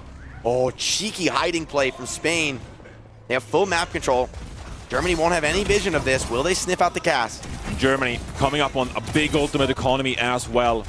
And Spain, because they utilize that flux, they're now going to fight with a little bit of desperation on this defense. They can't allow themselves to go down big at the start of these fights. So risky for Exodio. This is insane. I mean, if Kiri just reacts, here comes Catnap, comes in, grabs the player.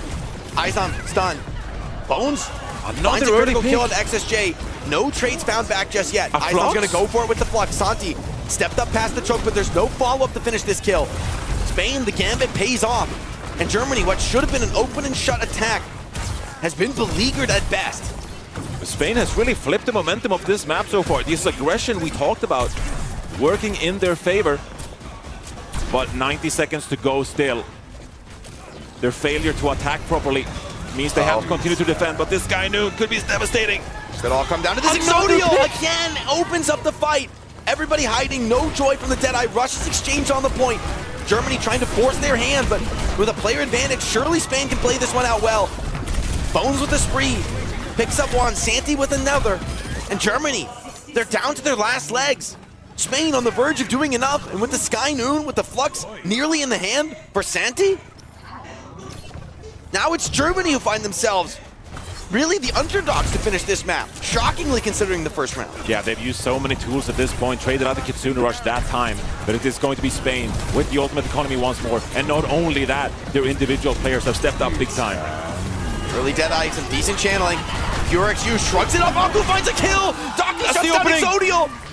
Such a hopeful start to the defense, but it all crumbles here. Can the remaining 3 Spanish players bring this one back? It seems unlikely. 1 for 1, a worthy trade given this German player advantage. Blood in the water now, Eisnam steps up, forcing the issue. Knows that a kill on this Sigma will end it here and now, and he finds the job. Aku, what an opener, somehow finding that. In Spain, despite a valiant attempt on Neon Junction, they fall in the end. Germany pick up match point, setting the score to 2-0. And that's the result of Spain failing to do something respectful on that attack. Forced to defend for 4 minutes. I mean, that's such an uphill battle. You were correct earlier in your statement. We've been seeing some more full holds here over on Neon Junction, but this first point is not easy. If you're forced to defend for 4 minutes, I mean, that's a different task. If you can full hold, that's great, but then forcing to reverse the full hold and pull it off better yourself, that's just too much to ask for. You need to do better on offense. Set yourself up for success. And to be honest, Exodio going for a hiding play was so crazy, but it ended up being exactly what they needed. They kind of cheese a free fight win in the middle of the round when you really don't expect it, right?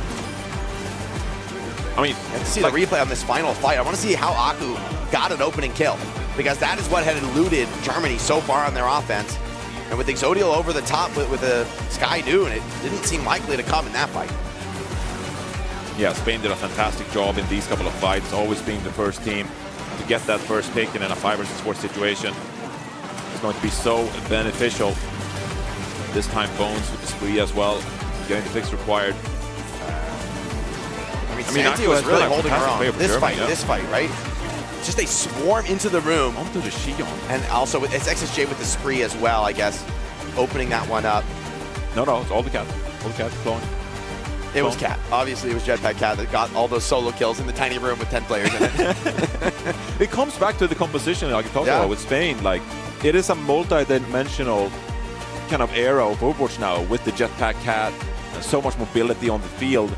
And so playing even like a Lucio Kiriko composition, it almost feels outdated a little bit. I don't completely hate Lucio Kiriko, but Zarya versus Sigma is like a known very bad matchup for Zarya. It's like maybe you get value on the DPS and maybe that can justify it, but to be up against an incredibly skilled tank player like Eisnam, Santi has acquitted herself well in this series, but to give her such a brutal head-to-head tank matchup, I think that's a big mistake in this series, right? You could see the difference. Once she went to the Sigma mirror, completely different match. completely different match, right? And it feels like, man, you played that from the beginning. I think we would have seen a different result on Neon Junction. Yeah, right? and I think stylistically as well on Spain's attack, like they were a little bit more shy to push past the gates. Like you were putting a lot of pressure onto the point. It was well contested by Ice Gnome. But then we look at the defense, and it was like Spain, you know, wrapping around, making plays, Exodio, getting first picks. You didn't really see that energy on the back of that tank matchup on their own kind of offense. And so it's about, you know, playing compositions that really enables you to play with this aggression that we even saw from Spain on the first map. And I talked about, I like the aggression coming out from Spain, but you need to set yourself up better for success than that composition we saw. Close 2 times, but neither is good enough. Yeah. Germany find themselves up 2-0 in the series. It's a long road back for Spain at this point. I mean, they really cannot afford any further mistakes, whether it's in composition or bans or map picks. It's got to be very clean, and even that, no guarantee it'll be enough, because these German players have shown they came to play. They, you know, going pound for pound, straight up in the mirror match, they can win. You feel like Spain, they've made some slip-ups that are worthy of mentioning, though. I mean, it's a rough way for a series to go, where you are having these big moments. Clearly, you can compete, and yet, you know, I would argue both of the Koth rounds, they make some big mistakes of, like, giving up flips in key moments. Like, both of us as former pro players, like, we look at the mistakes that Spain makes, and you're like, you go back into, like, the replay viewer, and you're looking back at the vote, and you're like, oh, like, why did we play this Ario? And like, you're looking at the first point, like, why did we give up the cap? And like, yeah, stuff like, could we have gone for that aggressive move? Something was like, I'm dominating with the Sigma on Samoa. Like, how are we not winning? Exactly. Like, there have been those good moments where you, like, we can see what Spain is trying to put together. But in respect to Germany, they've been stalwart, right? Like, they've been able to weather some of that aggression, and it's been the cooler heads that have prevailed so far in this series, right? It's been their calm and collected play. You got to give some credit to Eisdom in that regard. But there's nothing in this series that can ruffle him. Nothing maybe in this tournament, considering the stages he's played on, the stakes that he's used to. But for the rest of the team to be matching that level from Germany, that I did not expect, right? That others would also be able to step up and follow in those footsteps is really huge for this country that has not historically had incredible results here in the Overwatch World Cup. This could be one of their best years yet. Spain now facing a reverse sweep necessary to bring down Germany here. They're going to take us to New Junk City.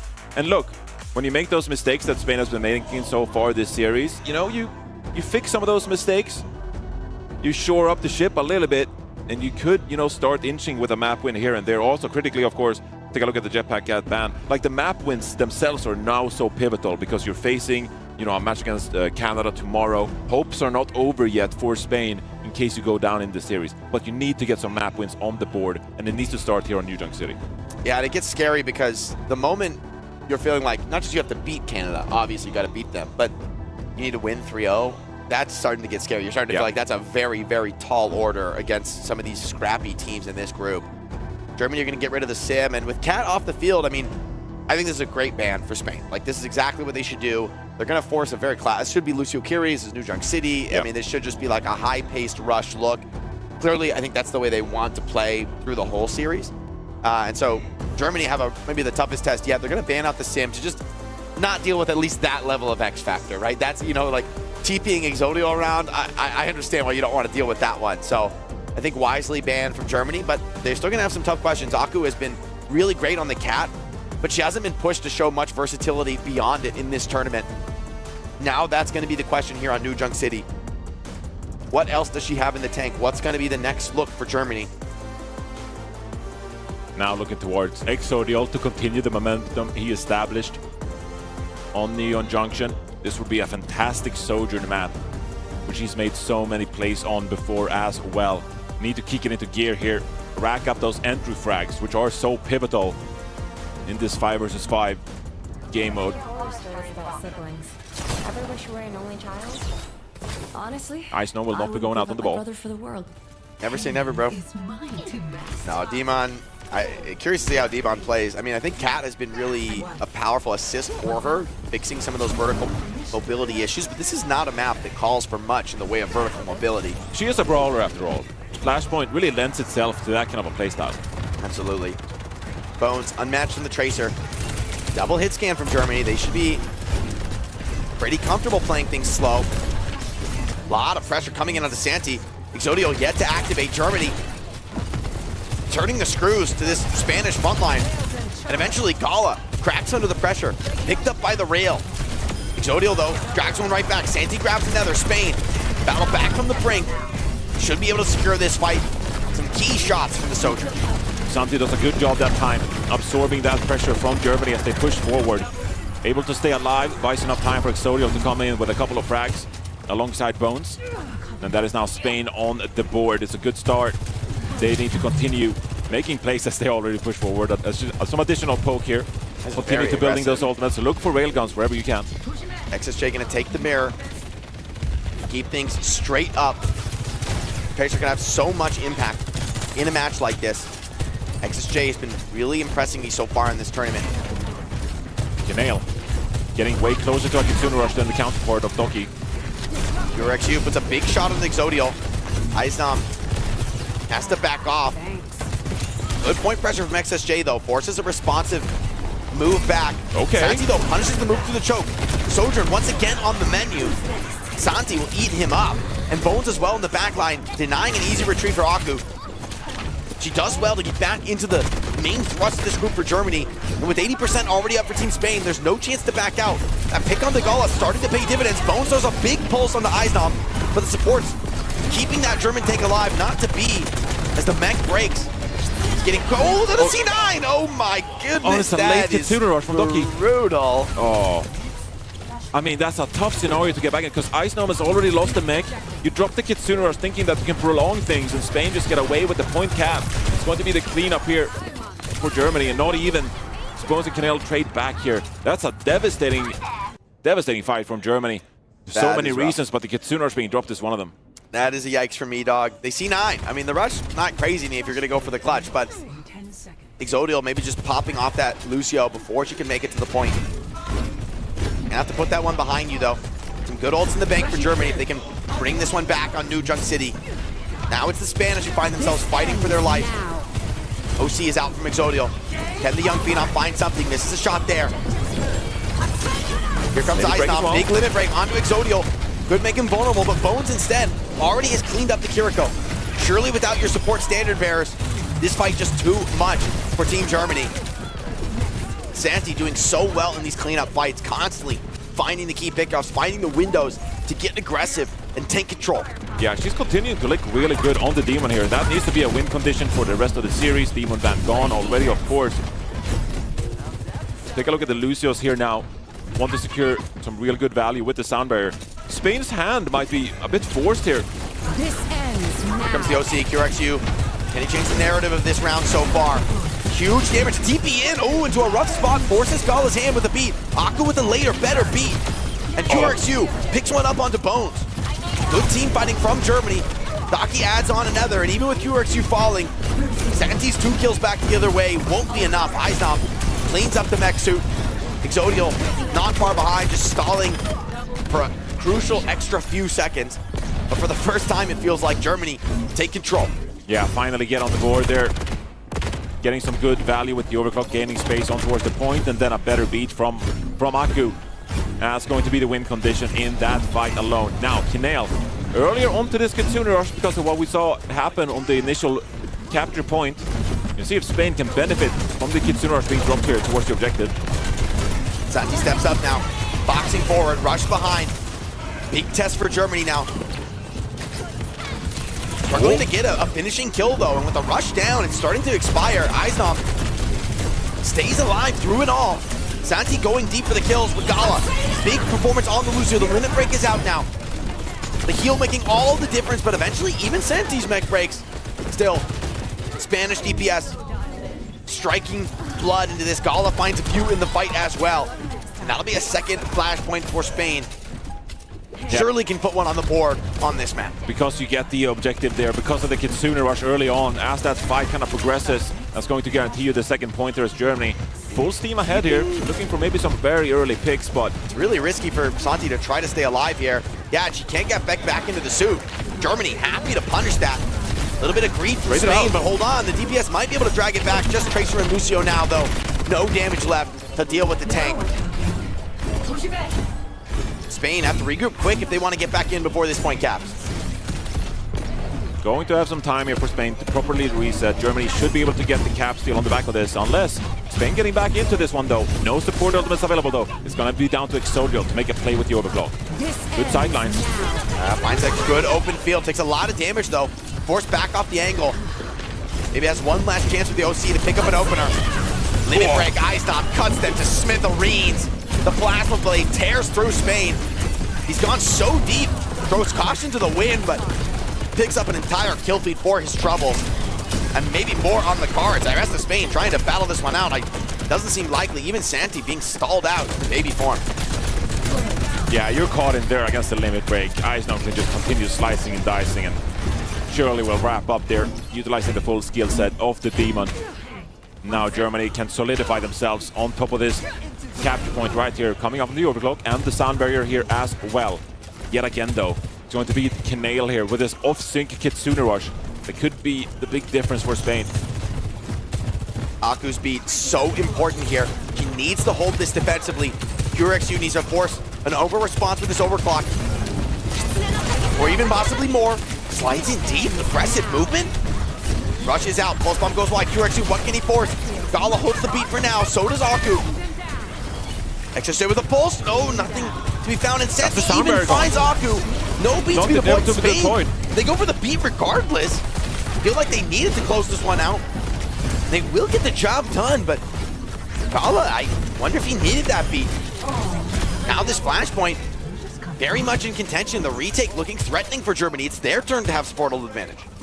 Yeah, you know the opponent has the sound barrier, so Aku dying there, you know that the opponents are not going to have the sound barrier. 5 versus 4, you're probably thinking that you can close things out, but yet, like you say, Gala drops the sound barrier. But this now allows a win condition for Germany here. Tempo sound barrier, if need be, at least secure the capture point and hopefully some frags to go with it. Entry so important. Exodio could silence it all with a well-placed rail. Santi is going to take the initiative, goes in first, the limit break, chops Aku to pieces. But hold on, Lucio's traded off the board. Still a playable fight for Germany, and they get the flip into chaos. Oh no, okay, Spain do keep the fight going, but Eisdom still has a look into this limit break.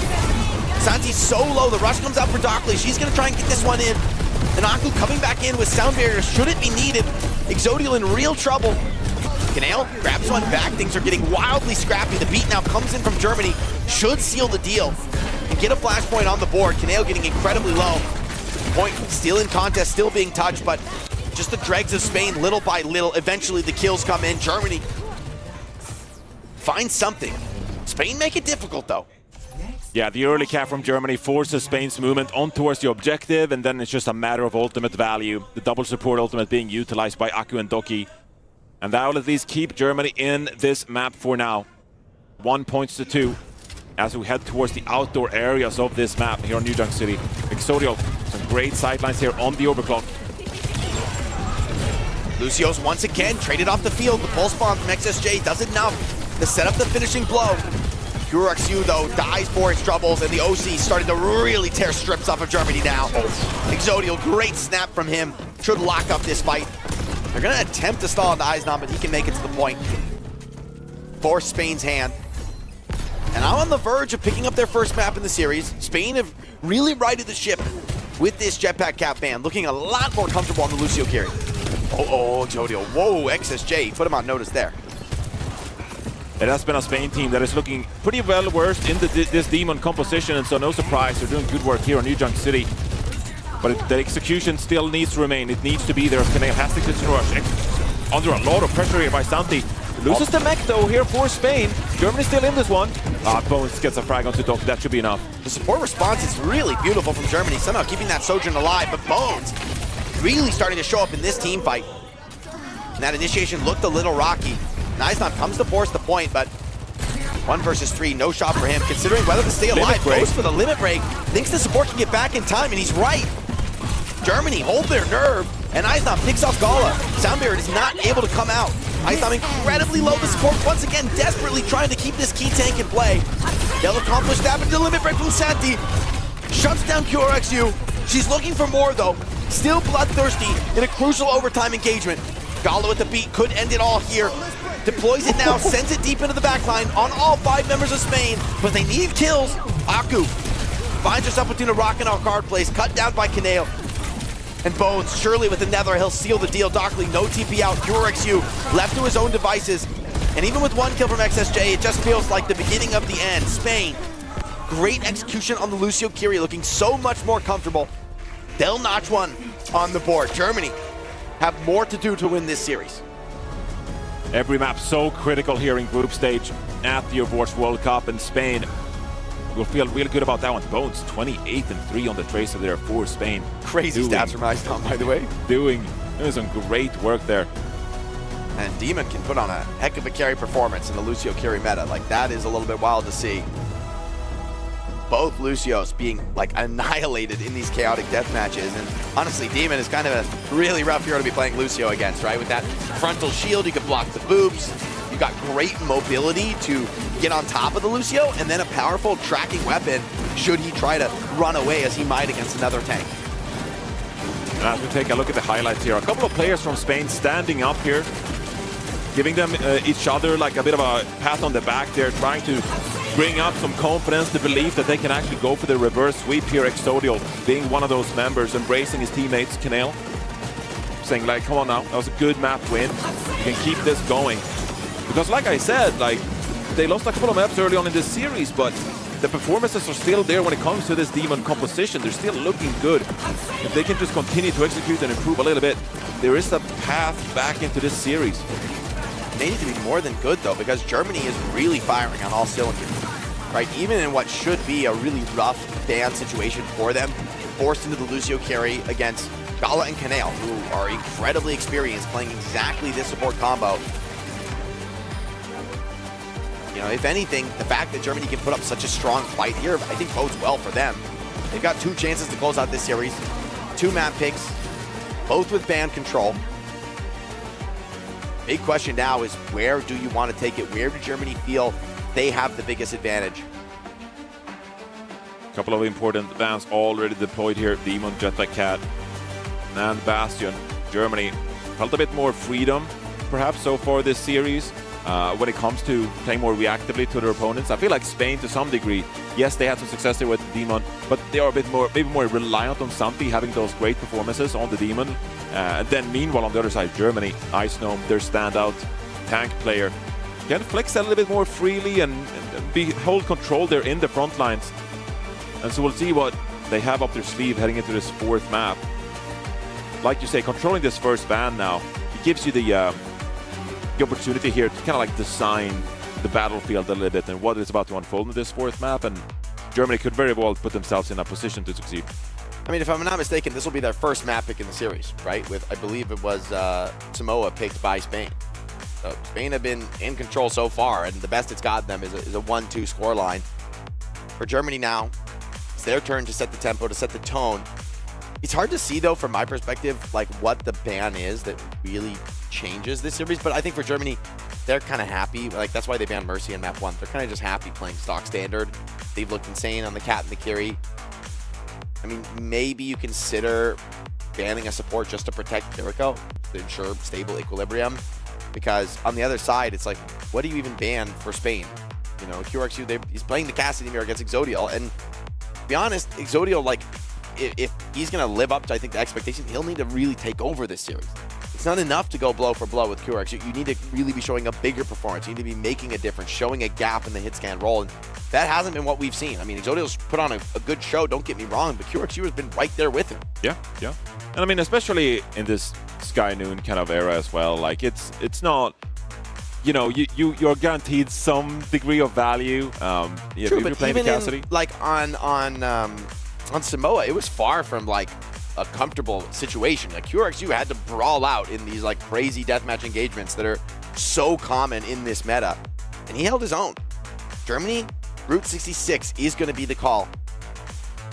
Presents some interesting questions actually for Exodial, who really loves this Cassidy, but it's a map where a lot of teams have felt that Freya is more consistent, more effective. Yeah, and I at least feel that Demon is maybe slightly less effective on Route 66 compared to what we just saw on New Junk City, so maybe that favors Germany a little bit here. I do feel like this series is a little bit ban agnostic in the sense that I think it comes down to individual execution more. Like we saw in the previous series between Sweden and Team USA, like there's a clear distinction between Team USA wanting to maybe flex away from the demon a little bit more. I mean, I think the one huge ban in this series was actually Spain banning Cat. That was the one really big ban where Aku has played nothing but Cat. Germany really like playing this current meta. They like giving those extra boosts, playing the individual style. So Germany banned the Ana, and I think this is ultimately, like I said, I mean, it's not just a protect for Kiri, but it's also somewhat of a meaningful ban. Like other teams have played Ana here. I mean, Canale, Gala, you know, it's very flexible backline for Spain. And I think Germany just put the match right back where it began, into what has been the dominant meta. Demon, Cat, Kiri. D.Va is going to be the ban from Spain, but to be honest, I don't think this means a thing. I mean, I think Demon is the better pick here 10 times out of 10. Right. Do you think Eisner would have rolled out with D.Va here? It's like, no, he would not play D.Va here. There's no. I mean, I think part of the problem for D.Va is that Demon has a very good matchup. Like, generally, the tank heroes with like a powerful melee tool have a good matchup into D.Va. She doesn't really have a way to respond to it. And Demon, I mean, pretty sick when it comes to that point-blank trade. You even have a way to disrespect the ultimate from D.Va with the frontal shield.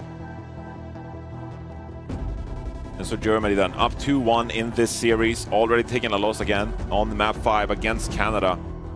This is a bit of a must-win series for them. They got Thailand waiting tomorrow, which we expect to be a win for Germany, but it comes down to getting that second place in the group, and these two teams right here, they are the ones battling for it for the time being. If you're Germany, you want to close things out here and now on Route 66. It's a good point. I mean, I think if Spain can pick up a map win here, you really do change the narrative of the series. Where the Cat comp, Germany has come up 2-0. Yes, they've been scrappy. Yes, they've been too close for comfort, especially on a Neon Junction that started so well. But in the end, as the dust settles, you won those maps. Spain have to show that they can win in this style. If they've accomplished that going into a map 5, it's a lot less clear where the edge is for Team Germany, and reverse sweep from here would be heartbreaking for Germany. I mean, they went to the absolute limit against Canada. They showed up so strong in these opening two. The cool, calm, and collected play was enough to get them over the line in those first two maps. Will it be enough on Route 66? It's not an easy task, Jake. It's no easy task. Like, you might say after watching this series so far, Germany should be the favorite to close things out here on Route 66, but with the playmaking we've seen from Spain, some of those individuals stepping up, nothing can really be predicted going into this one. So Germany here, with their backs against the wall, pivotal map for them coming up here. You need to play at your utmost capabilities, close things down on this international stage. I mean, an Ilari back here for Spain would be nasty. It's a gamble, but actually now the D.Va man makes a lot more sense. Can't change the world by following all the rules. I do kind of like it though, because it forces some reactivity out of Germany. Well, I mean, I don't know what it forces, because to be honest, we do not know how this matchup plays out. Everyone's been playing Cat. I could see this being a little scary actually, because Gala Canale, yes, you could do a lot of damage, but you could just as easily have like a Sky Noon pop you, have a demon dropped on your head from above. It is a test though for Germany, and how to navigate it. Sim as well from Bones. That's going to get weird. Yeah, this is an unorthodox composition here from Spain. Asante for the time being, playing pretty far up with the reliability of the teleporter if need be. But like, look at Germany here, the way they're forced to approach here. Taking protection, don't want to take too much poke damage, but it's an early pick up the Canale. What a shot. Just, the entire defense just breaks down on the back of that, really. Out of nowhere. I mean, I really didn't see that kill coming. QRXU makes his way into the flank, makes his presence known. Does drop down, but wait, trades should be good for Germany, but they're not cleaning this fight up just yet. Even without the Batiste, the rest of Spain fighting well. But you're in so deep in Ilari. Escape feels unlikely, but putting some pressure on Eisner, maybe you can. Aku dead? How do they get out of this one, Johnny? That looked devastating. An opener on the map wasn't enough. They just shouldn't have gone back into this one, and now Nail back from spawn as well, making this long run. And Germany continues to battle, trying to get this payload up and going. And Spain, they opt instead for the forward teleporter, trying to make play still, but SXJ is going to punish them for their aggression. Yeah, great pulse from him, getting this cart rolling forward. Gala still looking to clutch this one, hasn't dropped to the cart just yet. It's gonna drop down now. Might be able to play his way out of this one. The Babalari together, staying alive well. Captive Sun, powerful ultimate. Demon really lacks tools to mitigate that threat. You need to take a moment here, though. You need to take a moment to gather the troops. Captain Sun coming out here, but Suzu gotta be wary of. URXU hidden away, squirreled himself back into that tunnel. Great plan. Stockley also going to drop the rush now, forcing the fight onto the payload. Despite that early engage from Spain, this is going to come down to the final fight. Eisnam close to that limit break, but Santi as well. Could get the Flux online. She's really under huge pressure now from Eisnam. The limit break comes out. Can they get the kill in time? No! And with the Flux slamming Eisnam to the floor, the mech breaks. Free reign now for Exodial. Can he find more kills? Not quite just yet. Somehow Germany staunch the bleeding. Once again, the support's doing huge work to keep this fight in contest. XSJ gets one before he goes down. Eisnam back into the suit. Kinale and Gala find key kills. URXU, big shots on two! Gets the channel, goes for more. Santi, though, steal a wall in front of the Binaku. Big knockdown here, the catnap. Cuts Kinale away.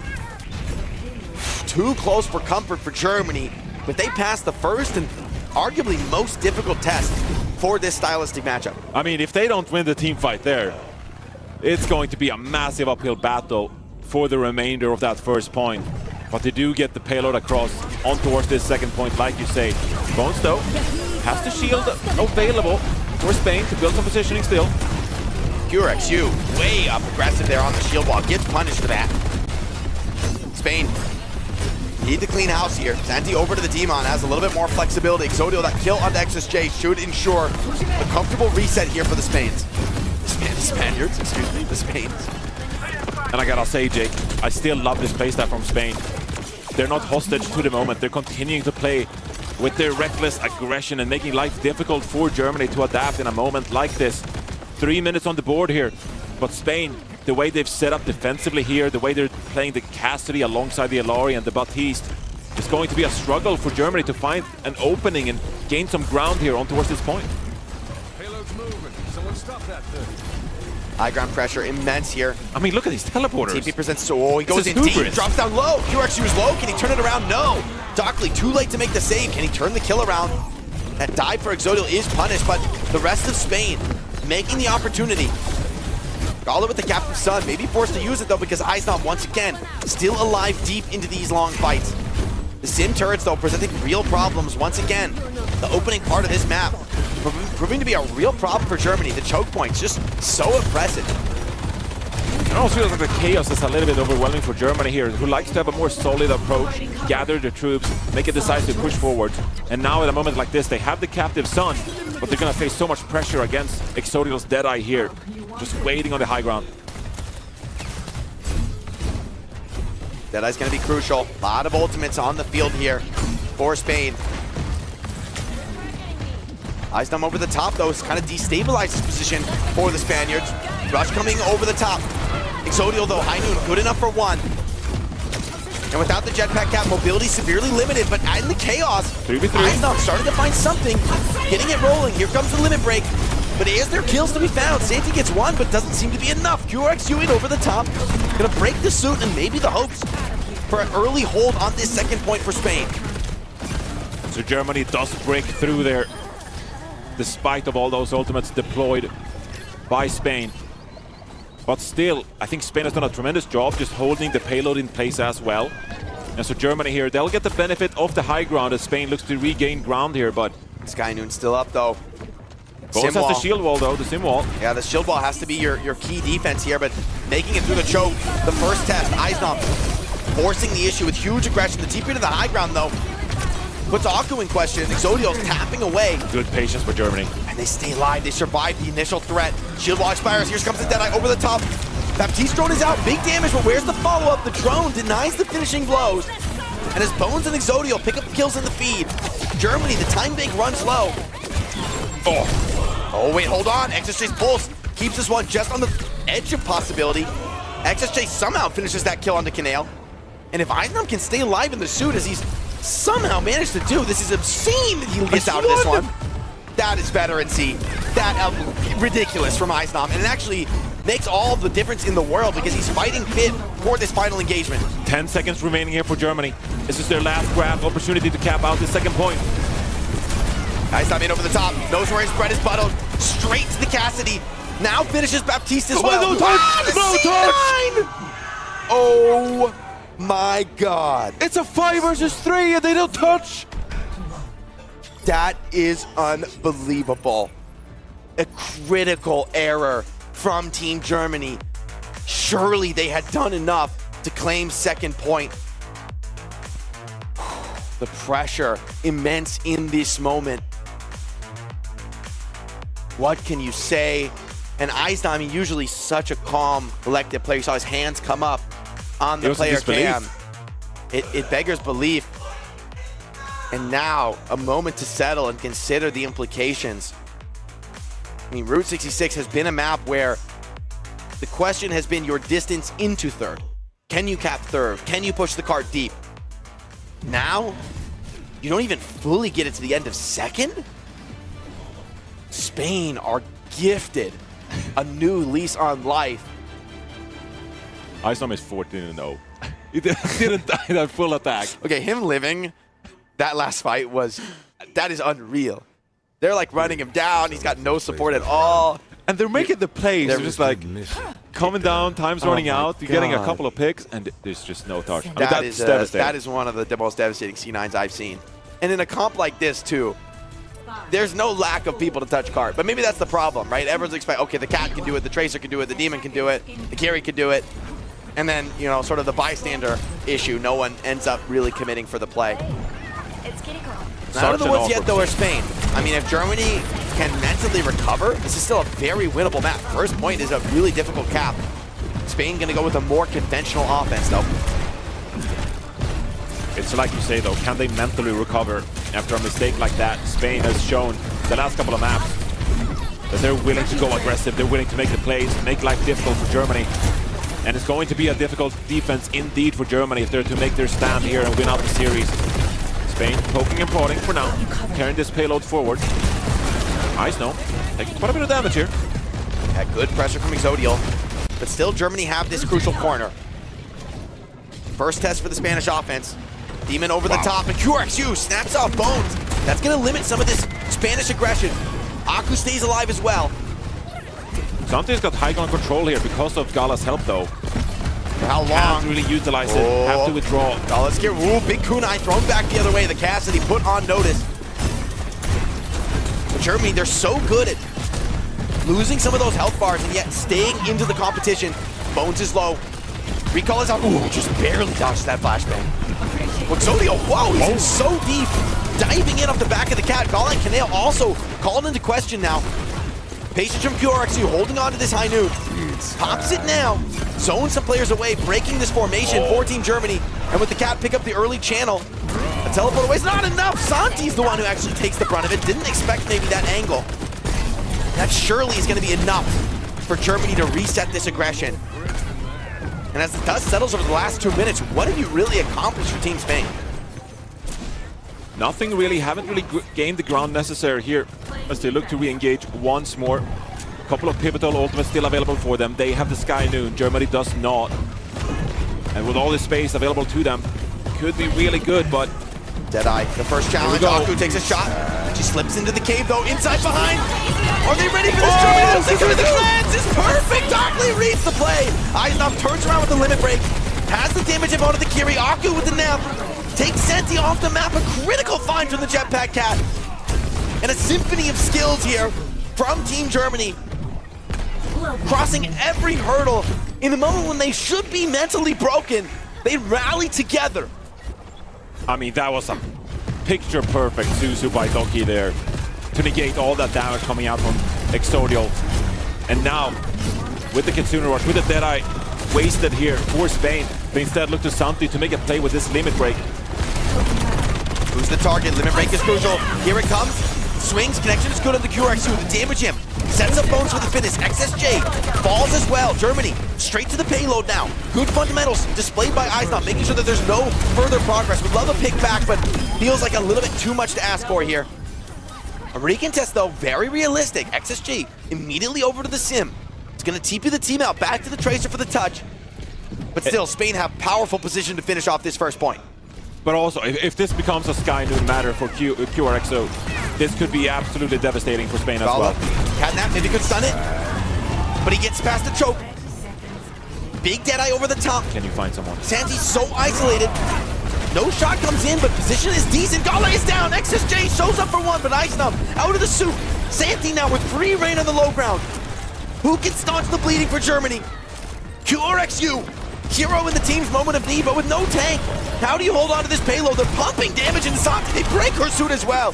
QRXU goes down, but he's done his job. Aku finishes off that baby, and a second Aku on the cat. Deadeye available for Exodia. Will he need to use it to finish this one?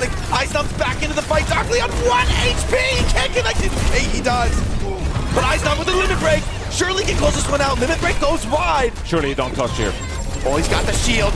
The spawners will be coming in soon. Aku's going to be back with the catnap. The experience for the German tank reigns supreme. Aku back on the cat, finds one. And Icenum's cleaning up. Surely not. Spain gifted another chance into this map, but it's all slipping away now.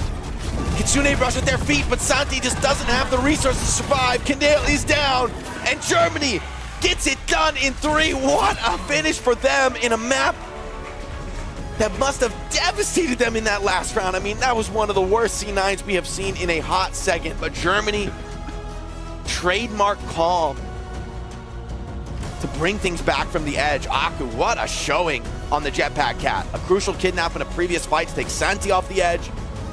Then she comes up clutch in those critical moments when a mistake is so easy to make. Icenum also, I mean, come on. Disgusting performance on the Demon. Yeah, so many members stepping up. 22 and 2. Without that Suzu as well, blocking the damage from Exodio's Deadeye, every single team fight, someone steps up for Germany. Here's a team effort as they hold on onto that first point, preventing disaster. I mean, going to map 5 would have been so worrisome. Especially, you know, maps matter so much here in the group stage, as instead Spain will look towards Canada in a matchup tomorrow for their hopes of advancing to BlizzCon. It's going to be Germany holding on to their potential ticket as well. Still have Thailand to face, of course.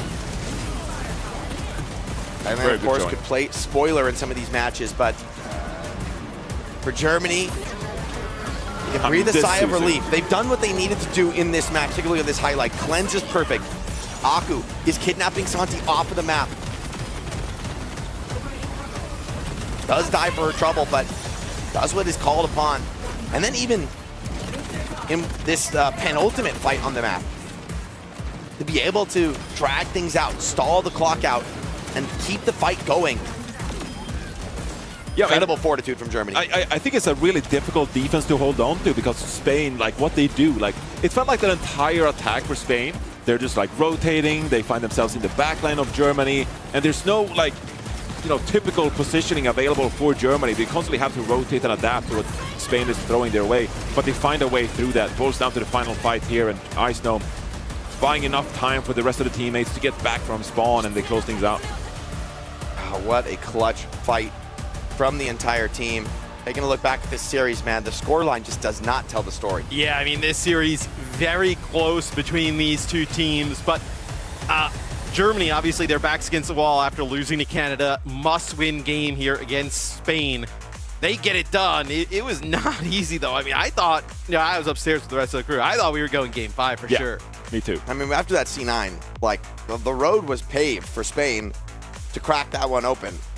And for Germany, I mean, like, honestly, just the resilience. That's what I'm most impressed with. Even in that fight where they lose Icenum on the first point defense, and it's a 4-on-4. Icenum gets a trade, but surely you'd think, right, without your phenom tank player on Demon, a key role in this meta, surely you don't clutch that one out. But QRXU comes up big, breaks Santi's suit before he goes down, provides a huge value on Cassidy, sets up the team for the clutch. As Icenum gets back to the fight, he's got advantage.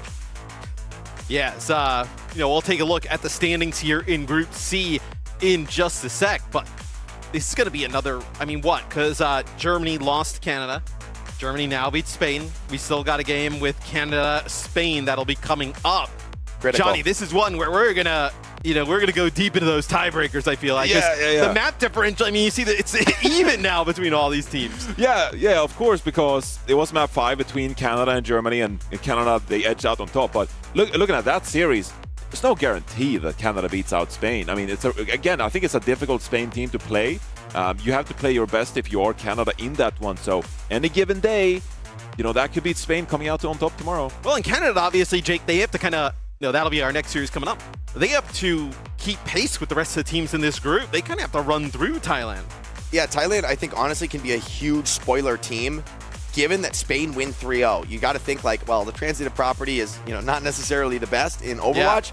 But if Spain can win 3-0, Canada, Germany, if they're all going to be vying for those top 2 slots, you really want to win that one 3-0. And that's a little bit scary in modern Overwatch, where a ban can come in, can kind of mess things up for you. That's what I love about this event too. Like, you look at the groups and you kind of think like, exactly like how things are going to kind of play out. And maybe you have like KSA in your group, right? It's like, okay, well, we know that's going to be pretty good for them to get number 1. A lot of these groups are now, obviously, like, I think it's group C and D now. The group with like France, Denmark, Korea, crazy. And then this group C. These are both wide open. Yeah. I mean, if you're Denmark, like, don't count them out.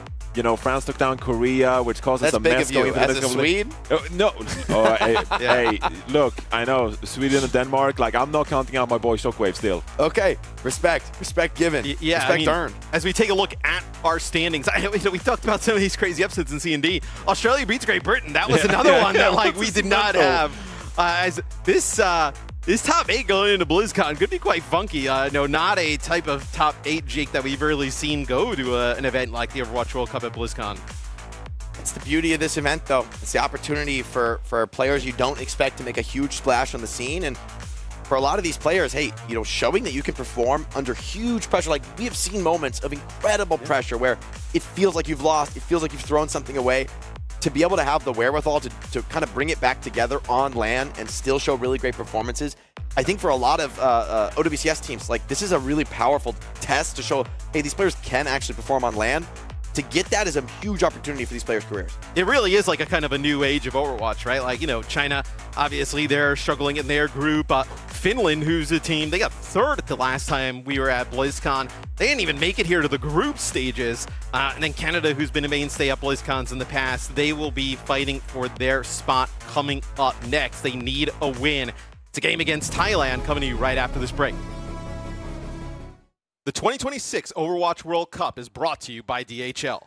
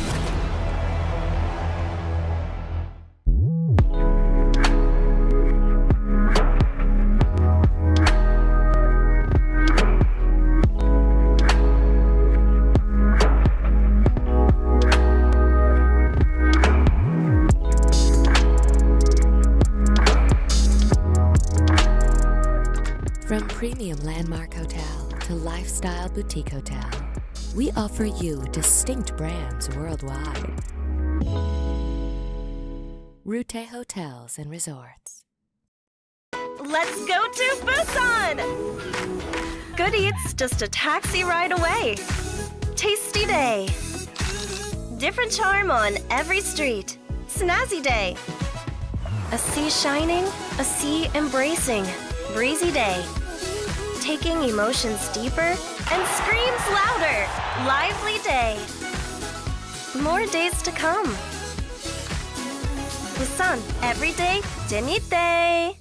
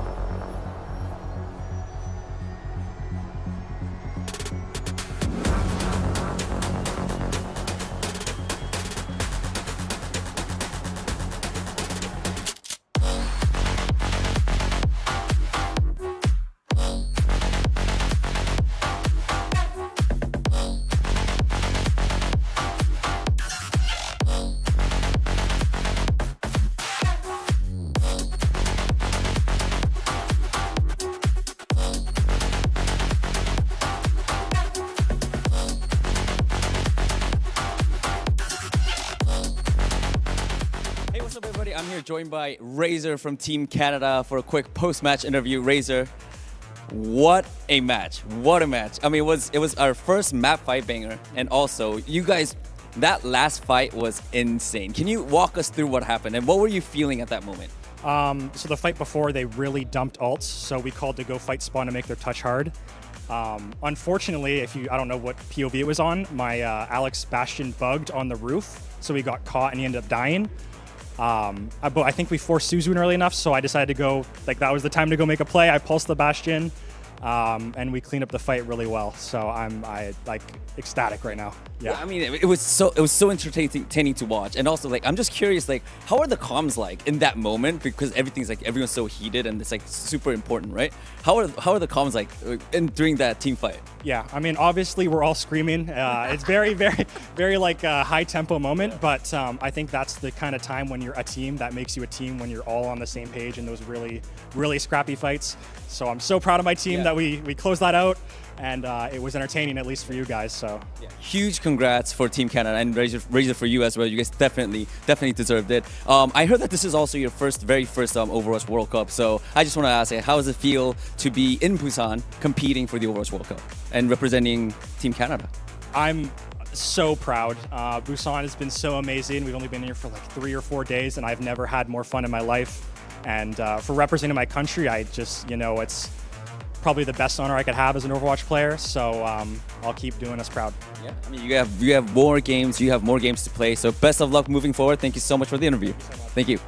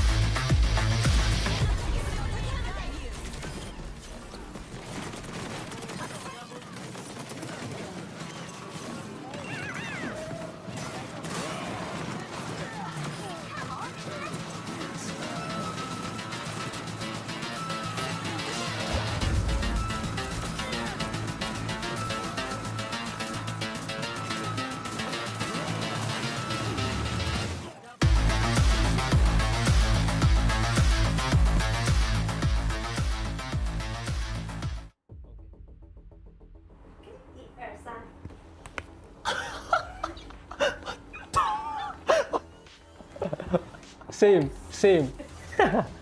He's deaf on the right side, so he have to speak louder. Count of 3, 3, 2, 1. 불러주세요. Yeah! 너무 시끄러워. 조용히 하라고. Yeah. She's always complaining when she doesn't get healed. She gets stressed very easily, honestly, and he's all the time complaining, like she said, and he's screaming a lot, moving a lot. الله ضحكني. ايوبي عشان اللايتين وقت راح يتكلم بالتيم يعني. كابتن التيم. ايه. Yeah. Obvious. I feel like if you don't say the same thing, I'll be very disappointed in you. Ready? Ready. 3. Yeah. His name's Will. Loudest guy ever. He always says, help me, and he's full HP. Stressful to play with. Yeah. We just saw Germany take the win in Group C up against Spain in that last matchup, and we have another Group C matchup underway here. It's going to be Thailand versus Canada, guys. And Thailand, this is a team where they had a tough opening match up against Spain. On that first day, it was that 3-0. They weren't able to find that success, but this is still a roster that has some really great pieces in it here. Yeah, absolutely. I mean, it doesn't get any easier for them from here on out. I think Canada obviously looking pretty strong, but this Thai team have got some experience and also gave a great account of themselves in Pacific. A number of them did. Yeah. For me, my favorite story is Lumi, the Singaporean player coming in through the breakthrough program. He actually fought against a lot of the Team Secret players in the final of OWCS Pacific, which went to 7 maps. It was Secret versus Shang-Chi. So now he's trying to help them get to Anaheim after standing in their way for a quite long series. So these guys know each other well. Yeah. A very talented group, but this is a tough group. And we've seen a lot of these players that have played for Thailand at the 2023 Overwatch World Cup. But like Mitch was talking about, it does feel like for Thailand, your path was to like maybe you can beat. You would have thought that Canada may have been the weakest team in the group, and then with how Canada played the other day against Germany, now you find yourself in like a world of trouble if you're Thailand. Who we actually had represented a few different BlizzCons, right, where they've made it all the way. And they've always had that dark horse moniker, right? And they've obviously, Mickey, their general manager, is one of the most famous players from that era of Overwatch. Obviously, Lumi will be on the bench. We did see Kyren obviously in for the most part here, but I think High Vision and Yoshinori are incredibly talented DPS players. High Vision, in my opinion, is the best hitscan player in Pacific. Yoshinori, I think the term was dazzled people with some of his Genji performances and Pacific runs in the past. So these guys have got a lot of heart here, but it's an uphill battle in this group in general now, as this might actually be the real group of death, actually. It's kind of terrifying, right? Like, looking at this Group C with how wide open it feels like contention is for those top 2 spots. Now, taking a look at Canada, you guys were just talking about how they did take that win up against Germany, that 3-2. It was such a close matchup, Matt. And Canada, they really impressed. I think a lot of those cat plays there going out as well, finding that success there for Cal. Yeah, just a different Canada team than we've seen in the past. Awesome to see Cal back. Just an unbelievable player. And to be able to just kind of step right back in, right? Taking a long break from Overwatch, jumping right back in here against some of the best teams in the world. Getting that upset early on, Ash, is great, but they can't make it like a squandered opportunity, right? They have to take care of business here. It's been a long time since we've seen Canada even make it out of groups. In 2017, they were silver medalists. 2018, bronze. And then they fell off a cliff. Other regions caught up, eclipsed them, and in like 2023, we barely saw any of them. But this is a really promising young outfit. Have already shown us some quality. I mean, Razor's been around, high-level competitive Overwatch for the longest time, and hasn't quite been able to find just that level of success. And I thought, like you mentioned, Cal has not skipped a beat. They honestly have really taken to a number of different roles here in this modern era of Overwatch, and nothing seems to faze them. They're very chill, and they're just dominating. We've had Canada teams with that have gone far, right? You think like XQC obviously in the past, Surefour, just like really top level players. Cal really kind of the next one stepping up here for Canada. Yeah, I think someone else I have my eyes on here, though, for Team Canada has got to be Astro. He's been really impressive on that Cafe roster, has been a centerpiece here for Team Canada. Yeah, and I think this is the kind of matchup where you want to exercise your dominance from that tank position, especially if we're going to see Demon still being folded into a lot of these comps. She's very oppressive, especially when the Jetpack Cat compositions can sort of circumvent her mobility problems and put her in the heart of the fight a lot of the time here. So want to see Canada adopt that pretty heavily. I want to see how Canada starts off in this series, because Thailand is not going to be fazed by Canada beating Germany the other day, right? They're going to come in and think that they probably came into this event thinking they were better than Canada. I think they probably still believe that. Canada can't squander the opportunity in front of them. They need to absolutely kind of dial in here. Can't be so happy you kind of clutched up the other day, come in here, give up. All of a sudden you give up like 2 maps, and then you find yourself on the loss to Thailand. That map against series against Germany goes for nothing. It's Overwatch World Cup. Anything can happen. Yesterday we made history with France taking that win over Korea, and expecting this matchup to be another very close one. Here we have our predictions, and guys, I don't think you're surprised that I went with Team Canada for this. I gotta rep back home. Right? That's crazy, bro. I have to. I'm pulling a Mitch, guys. Yeah, I'm siding with Canada here too. I'm pulling with Canada. I was pretty impressed with what we saw with them the other day against Germany, and I think Germany obviously just proved how good they are. Yes, I'm also going with Canada here. I think that an 0-3 is not how Thailand wanted to start their campaign here, and it was against a team that we just saw. If I want to use the transitive property here, they lost to the number 3 team in this group. So that's not a great sign. I think that it's a different day and a chance to sort of circle back around and recoup. But this Canadian team have really impressed us. Yeah. They are true dark horse potential going into Anaheim, assuming they make it, and a win here will secure it. It absolutely is a dark horse here for Team Thailand. They're looking for their first win today, and Canada want to maintain their lead. You guys, take it away. Thank you very much, Ash. Yeah, like we mentioned, this group is just really broken out far differently than we would otherwise have expected. We're on to Samoa here pretty quickly to get started, and obviously our bans were Xion banned for Thailand and Canada banned away the Mizuki. So we've seen a lot of Mizuki bans, haven't seen a ton of Mizuki play. Potentially just kind of worried about Mizuki coming into the mix as Canada will kick things off.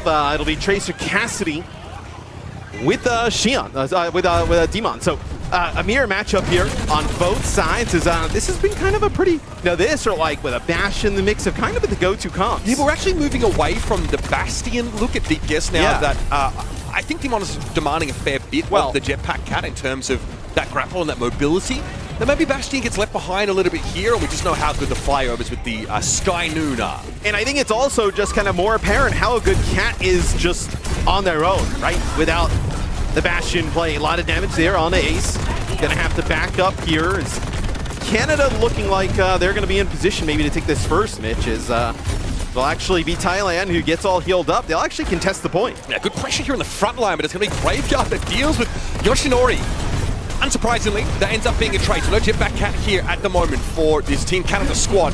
Astro trying to jockey back here as Ace wants to try and pressure. It's a war of attrition in the middle part of the map. Nobody's been able to flip yet, and quite the trade emerges. High Vision has dealt with Noxious. And this should leave Thailand now in a position to surge past. But with both backliners still in play, and Astro getting plenty of healing, Canada can still contest this. Yeah, Cal, they have to step up onto the point there with Astro, and they get taken out. It'll be a catnap there for Pale. Now it'll be Thailand getting control of the point. So kind of deep into the round, right? We had probably a minute or two of play before anyone even gets control. I do think that the teams are using, breaking up sightlines pretty diligently, that these fights can drag on a little bit in those front lines here. So pause. You are cursed. Whenever you sit down. Why me? Because I've been here for a few hours already. You get to sit down here in your seat, and we got, emergency pauses here. Looks like looks like a mouse. No, wait. Cal is indicating their keyboard, so that's where we do our investigative work. Yeah, exactly. We're going to try and use as many context clues as we can from the stage. We know it's Cal. It was not Colonel Mustard in the kitchen. No. Colonel Stick, we know that. Not Dave Bautista. What would Dave Bautista do in this situation? He'd unpause. he would just he'd figure it out. Right now, if you're just joining us, we are like instantly into this first map. Thailand has point. They're going to get about 15% here when we jump back into things. And they're set up really well. I mean, Limit Break, you're going to have a Kitsune Rush, both the damage dealer, ultimate. So Thailand's starting off pretty strong. Yeah. We're getting right back into it. So Cal, they're all good, ready to play. So really lively first engagement here with a lot of our DPS players actually seeking out their opposite number and taking fights. Ace also being enabled to play that much more aggressively up on the point. They're able to run Astro down and get them demeched. Yoshinori knows that Demon is lurking on the other side of that doorway. Ace going to try and jump in. Nice little pincer here. Pressure again on the front line. A lot of pressure here for Canada. In fact, Noxious is the one that gets run over. Then meanwhile, Astro is just beleaguered, surrounded out there, and Graveyard was not able to extract them. This is good looks here from Thailand. And they don't have to use really, just the Limit Break, right? Oh, they're going to actually, okay, we're going to get a Kitsune Rush here. From Thailand as well. That seemed like a little bit of a panic one. I mean, Cal ends up using theirs as well. Yeah, so in that sense, right, so no harm, no foul kind of situation. I think they're going to get punished for it. I think Yoshinori is aware the Graveyard is toting a catnap, so quickly dashes away. There's a bit of Sky Noon for you. Are they aware? Yes. Cassie's behind him. This is going to force Canada to fight close up and personal inside this small room. And as a result, Cal ends up falling to the pulse bomb. Ace has dealt with those, perhaps over-aggressive now. Behind this fight, there's actually been a cap at the point. There must have been Alex doubling back to secure. Astro here, though, just gets a free crack at MSCG. The answer's supposed to be here, but Noxious and Graveyard are handled. High Vision is going to be pulled out of the fray. Yeah, the point is split yet again here by Canada. They do a nice job just kind of getting those back caps, but they end up losing the fight. I mean, Astro's going to get Astro's going to get demeched here. The disengage is a little late there for Astro. It's just kind of hard to intuit the amount of damage that you're going to be taking, but that's going to slow this further here as Canada just played for some extra stall. And this is kind of what I was worried about. Thailand is not a team that is just kind of, go easy. As Canada, you get that We have never seen win. These guys back down from a challenge. No, you get that epic win against Germany, but job not finished. It'll be Deadeye here. High Vision and a lot of trouble. Oh, nice roll there. There's no way. Can only do it for so long. Yeah, impossible to break line of sight for any length of time for High Vision.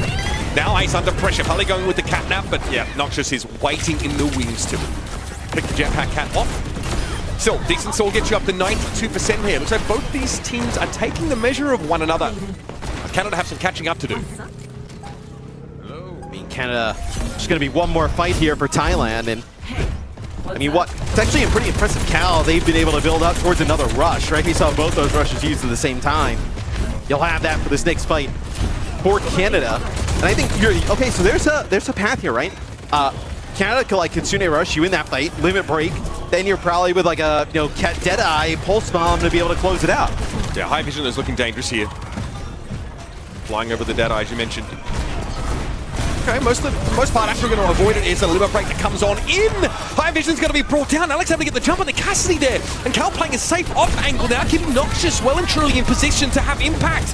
That's the Tracer now falling. Astro just circumvents Ace, goes for the backline. And that's a bit of a gut punch of a fight to lose.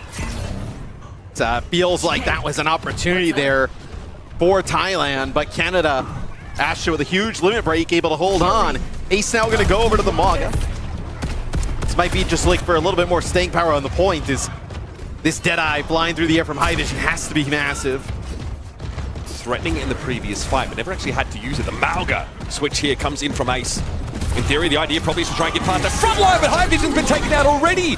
Noxious going to be pulled now out of the way. MSCG goes for a very early Susan and has to switch step away to avoid getting taken down. Cardiac Overdrive is in play, and all of Thailand are trying to stick together. But that's exactly what Astro wants. Runs them down in the middle of the pagoda. And that's going to be Canada coming back from 30% to take the round. You never get a use of your Deadeye there for High Vision, like how strong it is to get the cat through the air with that Cassidy, and you never get a use of it. I mean, that is brutal there for Thailand. They got off to such a great start. And honestly, Mitch, it doesn't even feel like Canada played great there in that first round. It feels like Thailand just kind of like let them in. Do you think you open yourself up a little bit with the Cat Cassidy composition? You are opting into a bit more of a like number of different skirmishes across the map at times. See, the stats kind of tell much of the story here. MSCG getting punished in towards that back line. I think they were forced out of position by that threat of Noxious's Deadeye. Yeah. Having Suzu'd themselves right, trying to avoid getting picked up there, and that did spread Thailand a little too thinly. Back to business though. Once more, it's going to be Ace moving over towards the Demon. See Astro just kind of like waiting when they decide to go. The Hinder comes in from High Vision, but the health bar from Astro just a little bit healthier than Ace. You also see the damage that Astro did early on. Almost double the ult charge here. These fights have just been lasting for a very long time. Nice shot there by Noxious, going to get away from the Tracer. Yoshinori just trying to pester him from behind, but Canada, just kind of by sheer will, Mitch, and like overall, just their HP just way stronger. High Vision going to be able to back them out. High Vision takes a new perk that actually gives you a move speed boost after the dodge roll. This is kind of nice for a Cassidy to have. But not a heal like he used to, so. Good looks here from Noxious, though. Cleaned up the fight really well. In the neutral, in fairness, it did look like Canada were more confident. It was Ace that had to blink first in that first engagement anyway. And Yoshinori just hunting down Cal. They finally get Cal, but pretty Yoshinori, ballsy. yeah. I mean, now going to be super far behind, right? So maybe a little bit of a pincer opportunity, but Cal going to get back in the fight rather quickly here. Noxious opting for the double grenade perk just to make him easy to connect. And look at this. I mean, you already have the limit break. Honestly, not a great opportunity to let that one go, though. And Astro, yeah, is actually taking damage from off that shield. Again, can't do too much to mitigate the other Demon's damage and allowed Ace to get a few too many slashes there. It's an easy pickup, but Canada have a healthy buffer already. 43 and counting. Yeah, and you're going to have, you're getting close to both support ults here for Canada. And maybe if you're going to have Astro take some damage, you're able to farm out that Kitsune rush, you have the ability to kind of get Noxious flying through the sky. They've definitely executed that with Graveyard and Noxious much better than we've seen on the side of Thailand thus far. Yeah. Ace trying to take an early fight, get some early damage here on Astro, diving on in the Deadeye here could be a problem! Oh, High Vision flattened by the catnap, an easy target for Noxious, but the stick is good for Yoshinori. Even things up a tad, but with MSG and Pale out of the fight, it is quickly over. I mean, just like that, Canada able to get back in the mix. We were talking about how Noxious has gotten really good value out of those Deadeyes and just the Cassie in general. Oh, Yoshinori that is nice. gets hunted there. Again, there's by always the cat. The cat is always there with the Tracer, right? So trying to, like, if you opt into that 1v1 against the Tracer, it's never a gentleman's duel anymore. Some of these cats are scarier than some of the Tracers we get out there. Dude, perk into the slash, with Yeah. the tick damage. Cassidy has tick damage. Both of those as well put a lot of healing Maga pressure swap on. here for Thailand. Quite interesting is, we had Hawk a little bit earlier on the show. He's talking about maybe the Maga pretty strong into the Demon. Deadeye for high vision, but just doesn't have a sideline. Kitsune Rush comes down from Cal. That little window where Cal has the ultimate a little bit earlier than MSCG turns into a tank elimination and denies MSCG the opportunity to reciprocate with his Kiri ult. It's Astro just pushing on forward. Now, I think there is some credence to that, like the Maga can be pretty strong into the Demon, but with Demon fighting inside of the Kitsune Rush, nothing you can really do there. Recall used by Yoshinori already, Mitch, so the Tracer Thailand in some trouble. Can't exactly get onto the point to contest. Now they get a few players on. They're grouped, they got the rush. Astro doubling back here, trying to look for the Tracer maybe. High vision falls to Noxious. That's an important duel to win out, but again, the cat is always there. It's never just a one-on-one anymore. Flattened, dominated, couldn't get the health back. That is huge for Canada. Astro here goes aggressive, knows that Ace needs to be brought to bed now. Yeah, cleanses off the damage air from the limit break. But look at this map control now for Canada. They haven't tried to flip it yet though, so Ace gets the chance to stall out, but I think Pale might not have enough healing to keep the Malga in the fight, and Cal is able to drag Ace down. Now it's about trying to do some damage. Pale trying to double back and get that health pack over towards the coast, and a good roll back there from Noxious. High vision's picked off again off spawn. Astro is such a problem for the rest of Thailand trying to get out, and that'll be the map, folks. Slow start for Canada, but a dominant finish. I was like, man, they cannot lose the Maga in that situation, right? I think you only had the cat, though, for heals. So you also had Cal alive there for Canada, able to provide so much healing over to Astro. And dude, High Vision does so much damage. Yeah, actually, that's kind of crazy. Out damages Noxious. It just felt like Noxious was way more impactful, though, right? Throughout the entire round. I also think it could have a bit to do with the cat involvement. Look at Graveyard's damage compared to Pele's. He's able to get in there and settle some of those one-on-ones. In general, I think Malga is very difficult here because you're very committed, especially if you use a shoulder charge. So like understanding how much damage you can afford to take and how deep is too deep, right, was an issue for Ace, even playing the Demon on downtown, right? So a couple situations there where it's just a little bit hard to play your ins and outs effectively. Especially given the Demon has some lateral mobility, but still sometimes you can commit when you sort of go forward with the charge. You can kind of find yourself in a compromising spot. I'd say anyone who's sort of played Brig and been punished for like bashing forward probably like knows that feeling well. I mean, you were talking about, I think it was High Vision taking the perk where like the speed boost after the roll. Yeah, it's interesting. I mean, it's like a double flash though is like so. I mean, it's so good with so much pressure from the cat and the Tracer. Yeah, I think making sure you can more easily hit the cat in the air as well, because obviously there's like a radius around the flashbang like that affects you. Like getting like a hindrance if a cat gets a little bit too close, having that extra threat is pretty potent. I mean, that's just a small thing, but interesting to see that new Cassidy perk being used. That was the Shion and Mizuki ban map though here for Canada, but overall, yeah, pound for pound, this Canadian team really got it together.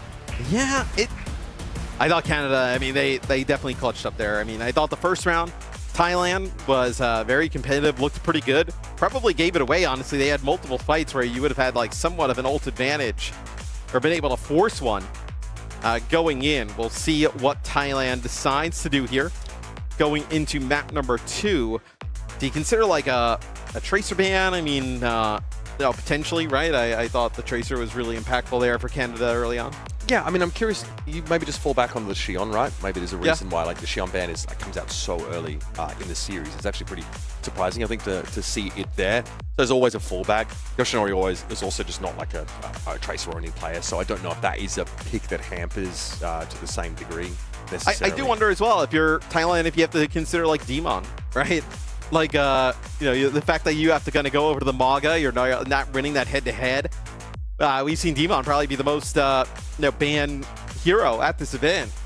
I also think maybe a lot one you have to go to. Tank players here in Busan have had to rush to adopt the Demon as quickly as possible. There are a lot of people that, maybe not pro players, but a lot of people that maybe wrote off Demon pretty heavily early on just because of the, like there were bugs that had to be fixed, frankly. But now, like the quality of life increases as well on like her gun, The way her charge works, recovery time, honestly, is really important. It makes her feel a lot less clunky, more dynamic. It looks like people have rushed to pick her up and go, hey, like, she's actually a terrorist. But I do think, I want to see just how much players lean towards a Demon on maps if Jetpack Cat gets banned. Right, because it's very powerful where the Cat can drop the Demon in, and Demon has full shield, all abilities, full fuel, right? And then your backline is just, I mean, poor, like, you know, when we had Landon on, we were talking, it's like you're just dead. Yeah. I mean, it's the same thing that made the Cat and Tracer combinations at the Mid-Season Championship look very powerful, right?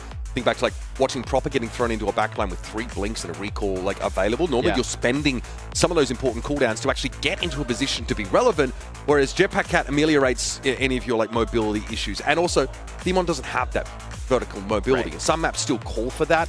Some maps where like we'd see Diva or Hazard maybe a little bit more, you can still get away with playing the Demon because of the Cat. That does mean though, like less Bastion maybe can, you know, in those comps. It just feels like people have gone at like Xi'an Cassidy a lot. We've seen a decent amount of Vendetta here as well. It'll be Neon Junction, the map selection here for Thailand. This map has quickly become a fan favorite. Yeah. Now out of the pool. It's quickly getting that King's Row status. You know, as like a go-to. It's got a King's Row vibe to it. This map pool, though, I would suggest has some very polarizing experiences. Even with Eigenwalder and Paraiso like having significant changes that make it less challenging as an attacker to get good positions to fight on even footing. Neon Junction, I think, to many feels like it's like something fundamentally where you've always got game as the attacker. You know, I think teams are always like Eigenball like has so many points on defense where you can get like sick holds. I think the new Paraiso will be a map that we see a lot of teams go to. As I think they've definitely like worked out the kinks with that map, and I think we've seen Sweden play it and Kevster just dominate on it. Demon is the ban here for Thailand. I was alluding to this a little bit earlier. This makes a lot of sense. They didn't really seem that comfortable on it early on. Yeah, I don't think they looked like they wanted to really take that mirror here. And the Lucio ban comes in here for the second map. So this functionally doesn't change too much. We might see very similar comps as we had on Samoa, where we have Kiri Cat. But now without the Demon here, the Cat maybe has a little bit of a different job description. Well, yeah, I mean, it does also, like, if Canada was worried about them playing like a Maga comp with like Lucio in the mix, right, to like get some extra speed, that's off the table. Maga can be... Maga's just good with everybody. Yeah. It feels like Maga can be an answer to anything, can be played with just about any type of shell. Feels like a tank that really, I think Maga and Ramatra, since they come in, have just dominated the tank role. Maga, the Sigma we've seen kind of like rise up and like comps that are like Sigma Mizuki. But speaking of which, I think I was seeing Ace hovering the Sigma here coming into the game, so should give you an idea of where we're trying to go. Might be like a Weibo Gaming-esque take on the map here with Demon out of the picture. Because we've seen like when Demon isn't banned, like they're playing it everywhere on this map. Yeah. Also, look like Kakiri being hovered, but obviously Mizuki is not banned right now as well, so you can sort of lean into that like hyper poke style with the Sigma.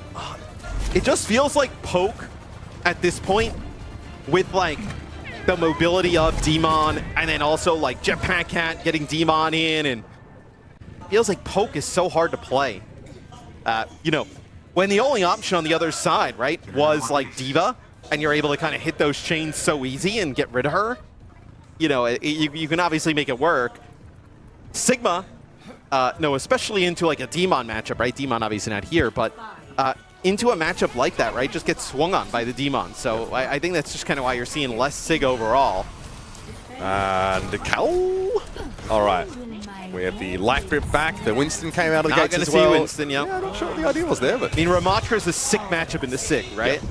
Yeah, genuinely. Obviously, like Accretion will knock you down. It's a bit annoying, but you literally just pick yourself back up and keep walking at the guy. Like, it doesn't waylay you for very long. This also demands, I think, that the Sigma take the perk that reduces his Accretion cooldown based on Hypersphere connections, just to try and slow the progress here. But this is a bit annoying.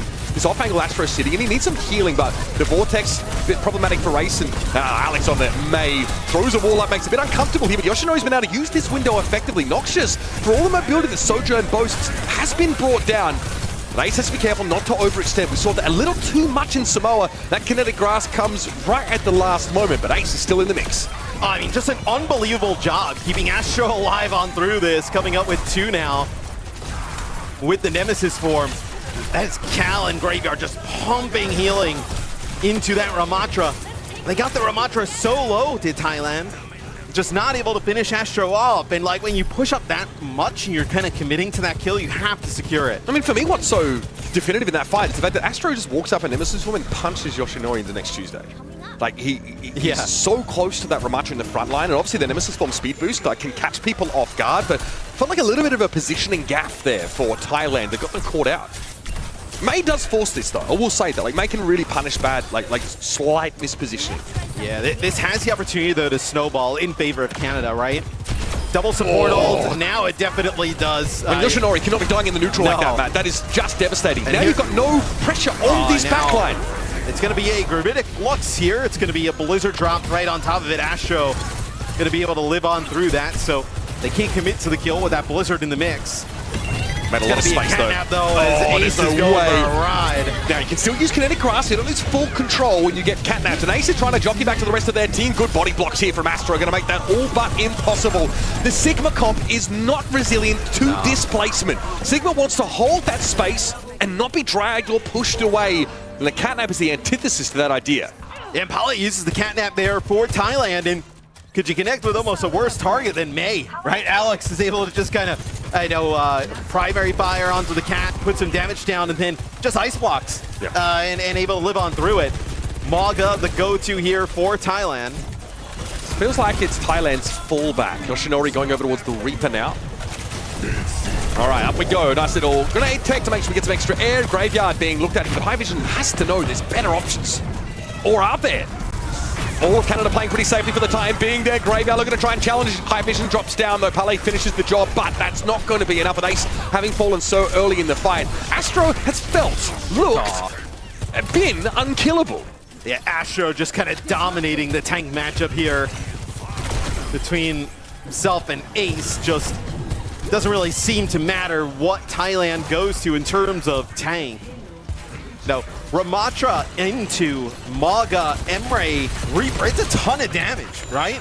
I also think you have to give a lot of props to Graveyard and Cal being able to kind of keep the Ramatra up through all of this frontline pressure. And I want to see how, I think the May wall helps. It actually gives you that screening for a moment, like, to break line of sight to heal up here.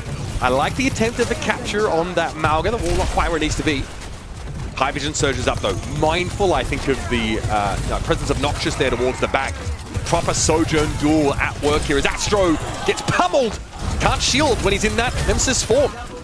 Now they absolutely needed to get something going their way to Thailand as High Vision rounds the corner, finally deals with Noxious as the swap over to the Sojourn here for High Vision is, all right, we're going to get an Orisa. Okay.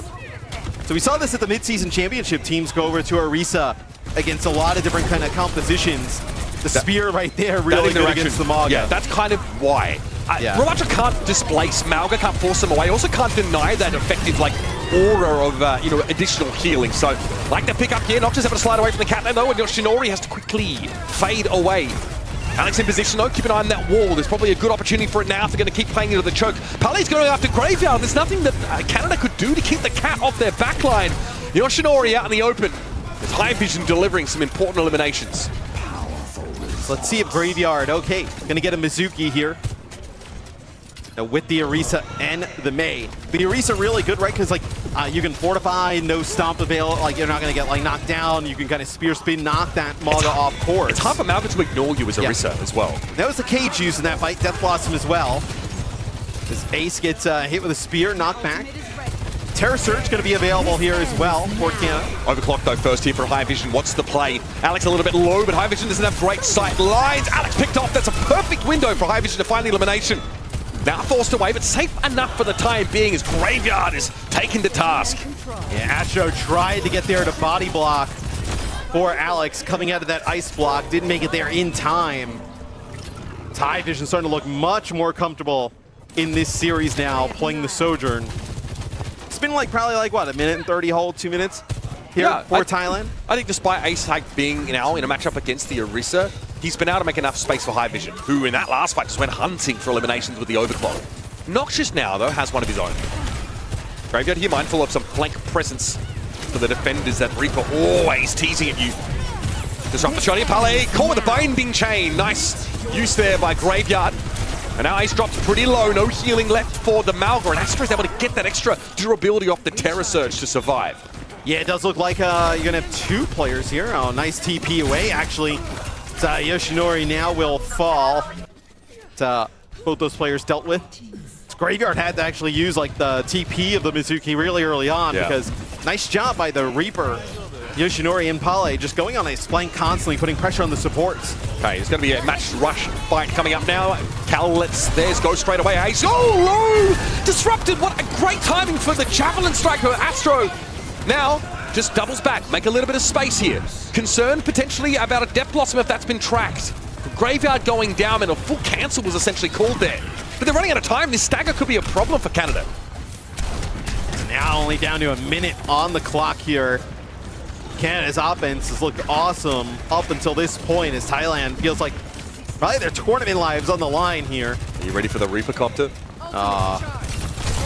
Yoshinori looking for a way on in. Oh, great spot there. Noxious to split for the rest of the team. Kekai Sanctuary thrown down by Graveyard, but Ace has fallen. I think trading a Sojourn for the enemy frontliner might just be worth it, and Yoshinori knows he needs to make the play here. Great stun, though, that's a problem. Terror Surge, you can't really fight into that. MSCG picked off as Graveyard goes absolutely haywire. And that Death Blossom looks awful in that situation. I mean, Graveyard goes insane there. They commit so much. Like, they commit the Malga, the Reaper, everybody to go after the Sojourn, and they just like, they almost lit up a back cap at that moment, and then Graveyard with a nice Sanctuary, and then finds 3 in that final fight. The Orisa, the Reaper, all really healthy there with the Mizuki. Although it's a pretty good defense there from Thailand towards the end, still time in the bank for Canada. Again, High Vision just vomiting damage. 19 and 5 is a pretty respectable line. Astro was making sure he was getting those favorable matchups. Now, Ace eventually was, sitting on that Malga after starting on Sigma. Astro got to play Ramatra, switch into Orisa. Yeah. Cause problems for that Malga post-switch. The May here, sneakily, is pretty damn good. So you could play the Sig here against the Orisa, though, right? If you wanted to, like, it's going to be Orisa here on defense. It's still difficult. Generally, the accretion is so telegraphed that Orisa shrugs it off 9 times out of 10. Well, so Orisa, like, if you can cycle the cooldowns, like, you can become, like, almost unkillable, it feels like, right? So the idea is to, like, try and put enough pressure, maybe with, like, a Freya with a Sig, like, poke to get, like, a Fortify out, force the Orisa back, and then you can start to use some of your, really impactful abilities, like an accretion to take advantage of the Orisa. Obviously, it's pretty challenging for someone like Alex to interact here with the Freya. That's how he started. This is a little risky. Yeah, you don't get healing with a grapple straight out of the gates. Went a little bit further out of the spawn than I would have liked. It's okay. Nothing ventured, nothing gained, they say. Astro got hit with an accretion by the looks of things. We're on a Yoshinori vision. So here comes Ace. Pretty far forward battle line drawn here. The rest of this Thai composition are going to filter in behind him. High Vision's going to be outranged pretty, egregiously by Noxious. This is good though, right? You get Fortify out of the Orisa, you back her off the point, and look at this. You just move up and take that space. Yeah. That's exactly the type of thing you would have wanted to happen. Beautifully done. I think getting the Sojourn or just, constricting the Sojourn's options at the start of that fight is big. Supports your life. Cal also fights 2. High Vision jockeying back here. That poke damage here can't really be fixed. And the Bionic Grenadier for Cal was looking for something over Ace's shoulder. I cannot have a chance here to reset. Noxious is back. Yeah, Cal on the Ana. Making sure they keep the Orisa standing as Astro goes deep into the back line. This Sig is in a lot of trouble. Split between most of Team Canada. Yeah, not what you want to beat, but it's still a pretty strong, Thai position. They've got this side left room here. MSCG's got to be careful. Yeah, that's a pretty early swift step away, and High Vision just couldn't get the healing that they needed. That disrupt the shot in those close quarters is a problem. But so are the Hellfire shotguns, as Cal has just discovered. Yep, the bio grenade. There's a buy enough time here. Nice shot there from Yoshinori. The right click coming through, taking out Noxious. Is Astro still alive? Yeah. Does have Terror Surge, contested here by Alex. The Tracer being a nuisance. Ace got kidnapped there and picked the nano off. use here. All right, Astro into the fight now. It's really about trying to buy some time, create that space. Terror Surge as well. Astro is going to be very hard to kill. Quick roll away there for High Vision. MSTG goes pretty low. Astro, though, doesn't have any healing. And the shots are true from the Thai team. Graveyard trying to break that line of sight, but eventually the point will be conceded. Graveyard tries to get on there, get a touch. Nice job by Alex, keeping it going there on the Tracer, and then Astro getting the benefits of the Nano.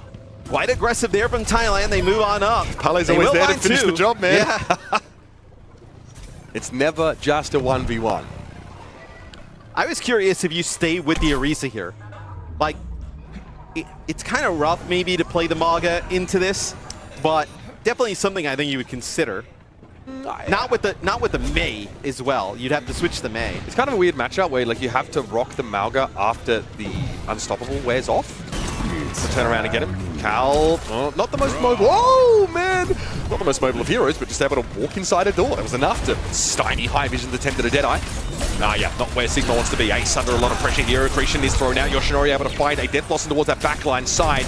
Alex jockeys back around the corner and surprise, Pikachu faces. The Reaper is there the whole time. Wall thrown up. Thailand continuing to march on.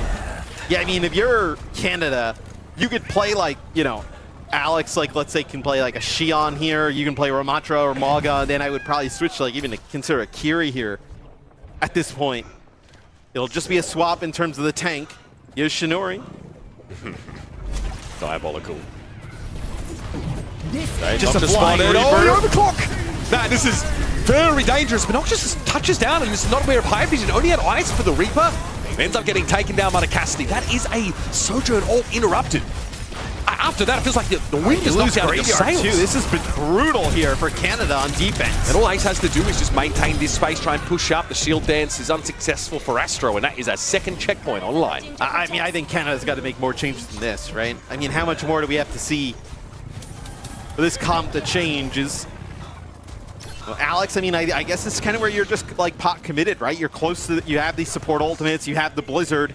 You're not going to swap off of those heroes, even though might be what's needed. But High Vision somehow keeps finding these nice angles to get drops on Noxus. Yoshinori constantly finds these picks on the Reaper. Look how split this Thai team are. It's really hard, I think, to like Nano Ramatra here stabilize in this game.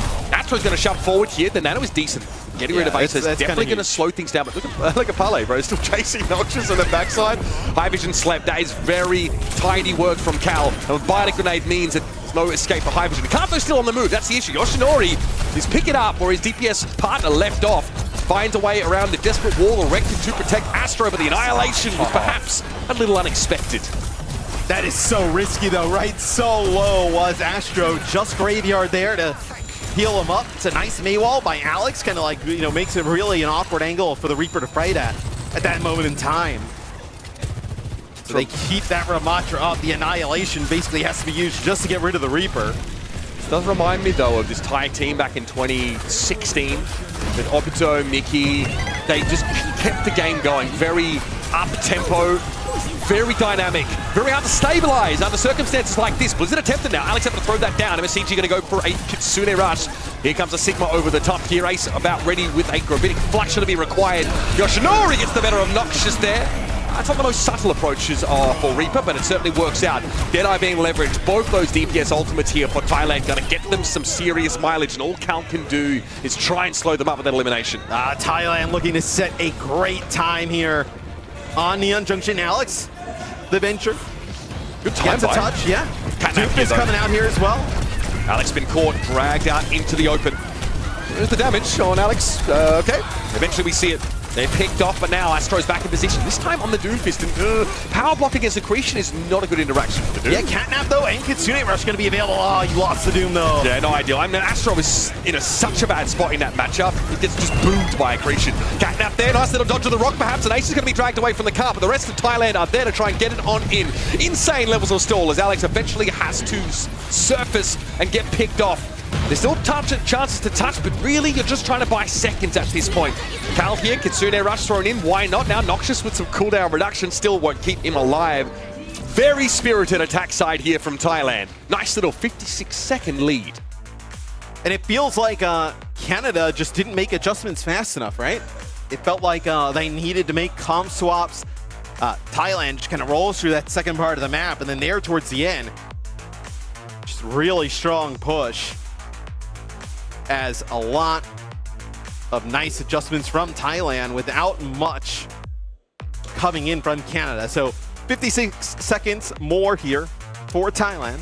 I mean, you say that, but we did see Astro try and shuffle a couple of different tank picks. I'm not going to count the Doomfist there towards the I end think of they the just round, needed more swaps around it though, right? High Vision is crazy. This guy is actually kind of farming. 42 and 10. Now we are going to extra innings, so it's been like a full length match so far. Yeah, but once High Vision went over the damage. Sojourn, and as I say that, on defense going to play Emre. Once on the Sojourn, was really farming. Yeah, just just having really consistently high output. Now Noxious did flash the Freya earlier on here, but no, it looks like it might be a Jetpack Cat Bastion default now coming out from our Canadian side. Well, as we go into OT, obviously you have the full, ability to pick perks. The Bastion obviously pretty strong. It'll be the artillery shells here. Yeah. From Alex. That means Alex is not expecting there to be a Bastion on the defense side, which is reasonable. Off to work. High Vision just showing off, playing all the hit skin. That'll get a Freya look. Again, just trying to ignore the Sigma as much as possible. Make sure that the bowler shot is not eaten up by any grasps. Ace getting clapped in the front line. Here comes the damage. These mortar shells are ringing out, and Ace has to give up a lot of ground. High Vision, though, does see the Bastion. Gets that explosive bolt stuck in there. Count very low. The Ace able to run them down. Yoshinori has fallen, though. Graveyard keeps Alex alive and keeps the momentum here going for Canada. Yeah, Yoshinori have to use all the movement cooldowns to get back in the fight rather quickly. Gonna actually decide, you know what? Not worth coming back on the Reaper. Gonna go over to Tracer here. Some nice shots yet again by High Vision there on a cow. Almost takes out the Kiri. That's giving me Exodial vibes. First time I saw him on this pick. Really nice, consistent connections here. Got to respect Bastion, and all of the Tracers come to call. High Vision's got nowhere to go. This is dangerous. Suzu's going to be thrown down. Kinetic Grasp also going to try and buy a little bit of space, but time ran out. And there was no touch. Yeah. Things you hate to see. They touched so much they went past it. Yeah. And that was definitely a little unfortunate. That was an anticlimactic way to end the round. Yep. Sometimes as a player, like your heart sinks when you realize the game is slowed down. Yeah. And you realize you failed to attend to the objective. No ticks there, which is the problem. So this really sets up a clear win condition for Thailand. Or, conversely, we might be headed towards our first draw. I think we've seen any of those this week. And you are the pause king, the draw master. All right, let's see what these perk takes are, if anything stands out to us. If you're Yoshinori, I mean, you definitely play the Reaper here, right? Yep. I'm curious. Okay, so they're going to play Sigmazuki on defense with a Mei. So I think this is like, if you're going to play, the Mei, I think this is definitely a better comp to run it with. It's relatively safe. I think, like, I'm wondering where the Binding Chain's going to find value. It might dissuade Pale from going too aggressive, right? Trying to, like, go after Noxious. I think Noxious is the easy target here. But you do need to tease out some of those movement cooldowns. Graveyard himself as well, obviously, does have like that brief sort of TP dash, but outside of it, Mizuki's not known for being flush with mobility options. Yoshinori always looking for a bit of action. Ceremonial Widow shot. So probably Tracer Reaper here. Let's see, it'll be Reaper. Yep. The ball has to be dealt with here for High Vision. Ace not punished for being on the opposite side of it. Very safe setup. Look at how Canada are positioned. Very spread. Trying to make sure no one sneaks into those side rooms. Pale is very deep. They're deep in enemy territory. So I talked about the Binding Chain. That might be Graveyard looking for the Jetpack Cat there. Astro's picked off on the front line. That is big. Thailand are coming to collect, but Noxious takes a very aggressive position to wrap around. Ace, that was going to be hard to shift. Well, actually, you just shoot him in the head. Apparently, that's enough. Yoshinori touch here. Yeah, almost a tick there, but Yoshinori realizes there's no real staying power, and Pale, or MSCG rather, is going to join him. That is a nice wall. Quick ice block. Not the fight you want to take as Mei. No, but you've got help here. You see Noxious stepping up, and Yoshinori is forced to step back, but not a pick that Canada were looking for. 55 seconds, Matt. Yeah. We are in draw territory here. Is Astro going to get bullied back up on the high ground? Nice connection yet again. Oh, Pale there to finish off Noxious, but you lose the Reaper. Yeah, where's the punish on this Jetpack Cat? Pale's getting away with absolute murder. Yoshinori down, Alex goes for that elimination, but now High Vision's trying to Blizzard get is set going to be up. massive here. I mean, they're not really ready for this Freya, but High Vision doesn't have the sightlines quite yet. The Blizzard could be huge. Binding Chain caught out. Ace Pale again going in for the kill, but Alex is ready. Swats the Feline Menace away, and now it's last chance saloon for Thailand to get a win on this map. And it'll be Yoshinori going over to the Vendetta. You're going to be able to play close here at the choke. You could like wall off Blizzard, go for one target. See how Canada decides to play this. Astro wants to play forward. Can't blame the guy. The Vendetta might change his mind a little bit though. Gravitic Flux not too far away, and that Blizzard still is an issue. Binding Chain on the Vendetta could be massive. Graveyard has a big job in this fight, but he gets caught in the Blizzard. Suzu comes almost too late, but just in time. Kenkai Sanctuary comes down, and Nox is going to get caught up on the bowler. It's Cal getting picked off. Graveyard also falling. Thailand finally find the answer. Rushing through over onto the point with Alex finally succumbing. That will be enough to secure them a map win. Almost draw territory. But Thailand look vastly improved over their first foray this week. Yeah, what a massive clutch there from Thailand. The Blizzard comes down. It actually almost gets ace, but it's a nice Suzu that comes in. They're able to keep that Sigma alive. And then just the shots from High Vision all game long. 18k damage there. Pele has 43 eliminations. I mean... so stupid. Oh man. Doing a fantastic. If you see the jetpack hat and you squint, you can almost see Tracer flying through the sky. I mean, and like, we were watching. We were on POV with Noxious for a lot of this map. And there's a reason why the Sojourn has the highest amount of deaths on the Canadian side. Yeah, you're diving them, right? They are the focus. We talked about them being the priority target, but to think that Noxious would get exploited to such a degree over the course of this very long map was pretty astonishing. And now you're, as you move forward, thinking about, right, like what, Germany 3-0'd Thailand? Yep. So even though now Canada, right, they go the distance with Germany, now you drop a map here. They just want to win.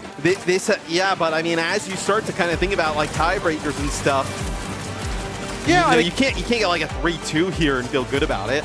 No, I mean, sure. I mean, yeah, if you're concerned about seeding, yeah. Getting the win, obviously going up 2-0 in a group, obviously is of paramount importance first and foremost here. That basically means you're going to Anaheim, right? But that seeding matters. Yeah. And I think here though, like if Thailand do manage to, if they don't win the series but put up a great fight, then we have to take opponent strength of schedule into account. Yes. We have to like break a tie in the rest of this group if Thailand go on to win a series later on. I'm pretty convinced though that these guys can hang. This group now has become extremely hard to call. Yeah, and that Bola shot there towards the end actually puts down some pretty sick damage. I think it gets one, I think it gets Noxious, and then also does some damage onto Alex, and they're able to use the Gravitic Flux after, and that's it. High Vision ends that round, and they're not playing the same role, right? But he ends the game with like an extra 30% on top of, no, an extra 50% of Noxious damage on top. Like a huge outperformance in that role. And I like the switch over towards the Freya here. You just sort of take your time and you slowly put that heal pressure down. When it's a Cat Kiri comp, can't always fix the chunk damage, the burst damage instances that come in. Stretch those healing resources to their limits. So Coach Danny, obviously your Team Liquid fame, will need to rack his almonds together and come up with the best map. That is the Demon ban for Thailand, which obviously has been pretty strong for Canada. Yeah. So Canada not going to be forced onto things like Sigma, Orisa, Ramatra. You'll be able to play that demon now. Like, even if you get rid of Cat, I still think they'll play it. Yeah, I think if we look outside of like a Demon Mirror scenario, it feels like Thailand have had pretty good answers in terms of their tank picks, especially when Astro has been trying to counter-pick a tank and set up like favorable matchups. It feels like he kind of ran out of ideas towards the end of Canada's defense side, right? Amalgar, he was like, oh, am I supposed to be playing the Orisa here? Like, how do I answer this? I think, like, obviously, the Jetpack Cat play from Thailand's been great. Pele is a singular individual on that particular hero, but also like the windows to punish Jetpack Cat are not as wide as people think. Like, you're playing Mizuki, you're Binding Chain, you got sometimes you're on Cassidy, you've got the grenade. Still, sometimes it can be quite challenging to actually stop that. With Pele and Yoshinori getting into the backline though constantly, I mean, they're like, it's like having an extra DPS out there.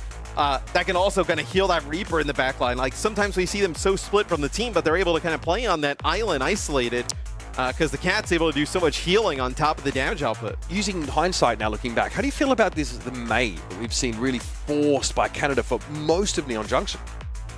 I don't love it. Yeah. Obviously, in hindsight, right? You know, with Reaper having so much damage and, you know, obviously being a nuisance in the backline, you're also trying to play like Mizuki into it too, right? So like you're ditching your own cat. You don't have as much offensive firepower. Oh. I didn't love it. Shambali. That is that's a spicy pick. We've already, I mean, this was the site of the great upset yesterday between France and Team South Korea. But it feels like you have to ban a support. It feels like Cat here in combination with Demon is almost essential if that's what you want to play.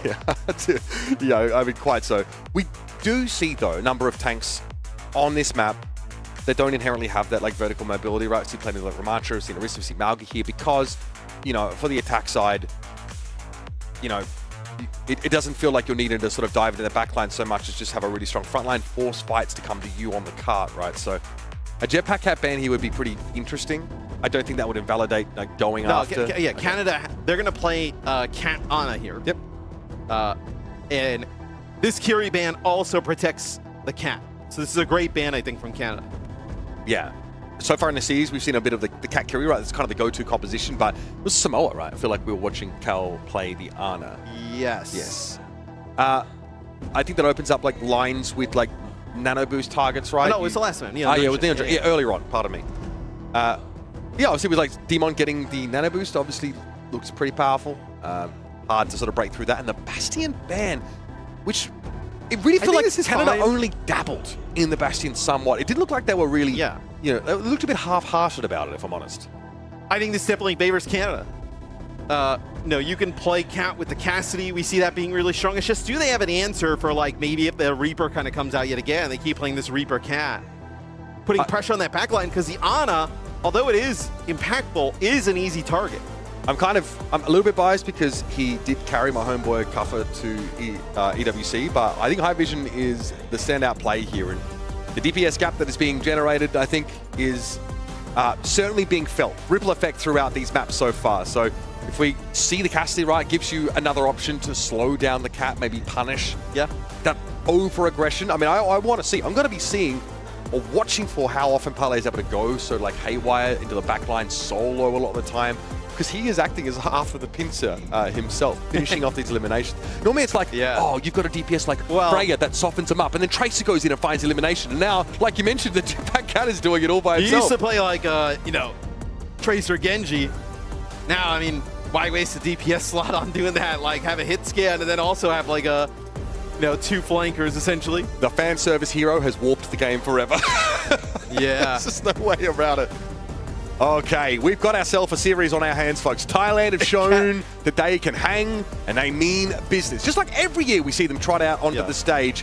Canada, shell-shocked after a very long Neon Junction, need to collect themselves and get ready for a... Jetpack Cat would still be strong even if they couldn't carry other heroes. I would say they would still be like super good. And even though that mobility's been toned down a bit, the self-heal penalty's been increased, right? Like, you know, it's clear that like the dev direction is to try and make it a little more reliant on playing with the team, a little less self-sufficient. But no, I want Scott. I want you to pull that lever even harder. No self-heal. Forget about it. You know what? No jetpack. Just the Cat. That would be interesting. Okay, off we go. Noxus starts on the Hanzo here just for a bit of early recon. And so it will be Demon into Sigma. So how does Ace navigate a matchup now, which I think tank players, Matt, are still trying to evaluate in these early days of her dominance? Oh, and this is like, you know, Graveyard going to drop the Tracer behind enemy lines. Then you're going to be able to also kind of get that Demon up to the high ground. Yoshinori on the Tracer has to do a nice job putting pressure on Inoptious. They can do that and give High Vision some space. High Vision has been winning this hit scan battle. So, like, you have to decide what paradigm you obey here. Are you trying to take the fight to the high ground and into the Sigma, or drag them down, force them to fight you on the card? Astra was very deep here. With Alex having gone down, that is your finisher no longer available to you. Oh, High Vision just kind of, you know, after map number 1, even in map number 1, the stats were pretty good. Really getting the better of the hit scan battle. He's cracked. Yeah, they're going to have to do something about High Vision on the other side, because we Noxus playing the Cassidy here as well. Like so many of these like players out of Southeast Asia, so Soggy just like dominate for Team Australia, right? Winning us the Overwatch Ashes. High Vision looks fantastic. Pele also a standout. Can't wait to hear your we when we talk about Australia later. I come from that country. I'm allowed to do that. I have nothing to do with their win, but the team. Yeah, okay, bro. Look at every American fan in the World Cup that we just saw. All of a sudden became a soccer expert. Please. Oh wow, you were saying in the back that they were dedicating the win to you. They would never. They would never, bro. Let's dedicate that to Hunter, I think. High Vision, though, got to be brought down as we jabber. There's a fight ahead of the cart here, but looks like Thailand again weathering the storm really effectively. Yeah, I mean, Astro gets staggered out here as well, so 2 fights in a row. That you're able to win here if you're Thailand on defense. The SIG here has definitely looked pretty good. Also with a Juno now, right? Like with obviously the Kiri ban, they don't want to play something like an Ana, an easy target for the Demon. They're going to play the Juno. Can kite away a little bit easier. I think trying to play into the orbital ray is tricky as well. Well, SIG with orbital ray, right? It's like, Mog is obviously probably the strongest with it, but... Like, what is your answer supposed to be to this from High Vision? Graveyard slips away, but only just. He's being hunted. High Vision is going to have to stow the Peacekeeper for the time being. Alex is trying to get his attention, drag him out of position.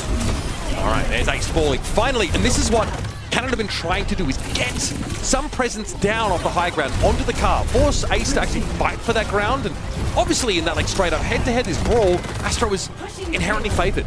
Yeah, there's no damage mitigation, right? Astro is able to just kind of swing on the Sigma. The Sigma can't do much of anything. They can grass. You can also shield off the accretion, right? Which really easily. That shield up time is like very fast. But only a minute here.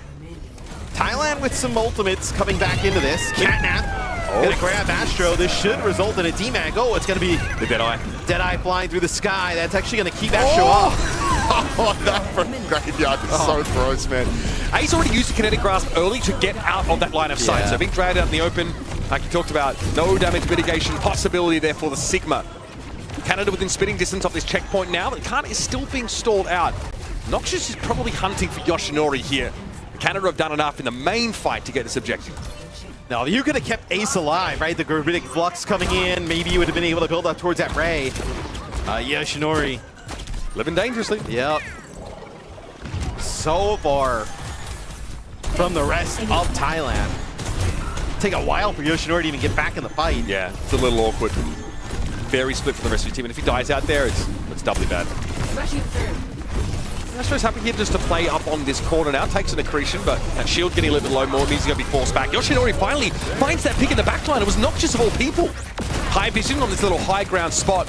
It's about the best time to adopt it. And there's a nice little flashbang there with the perk, making sure there's connection.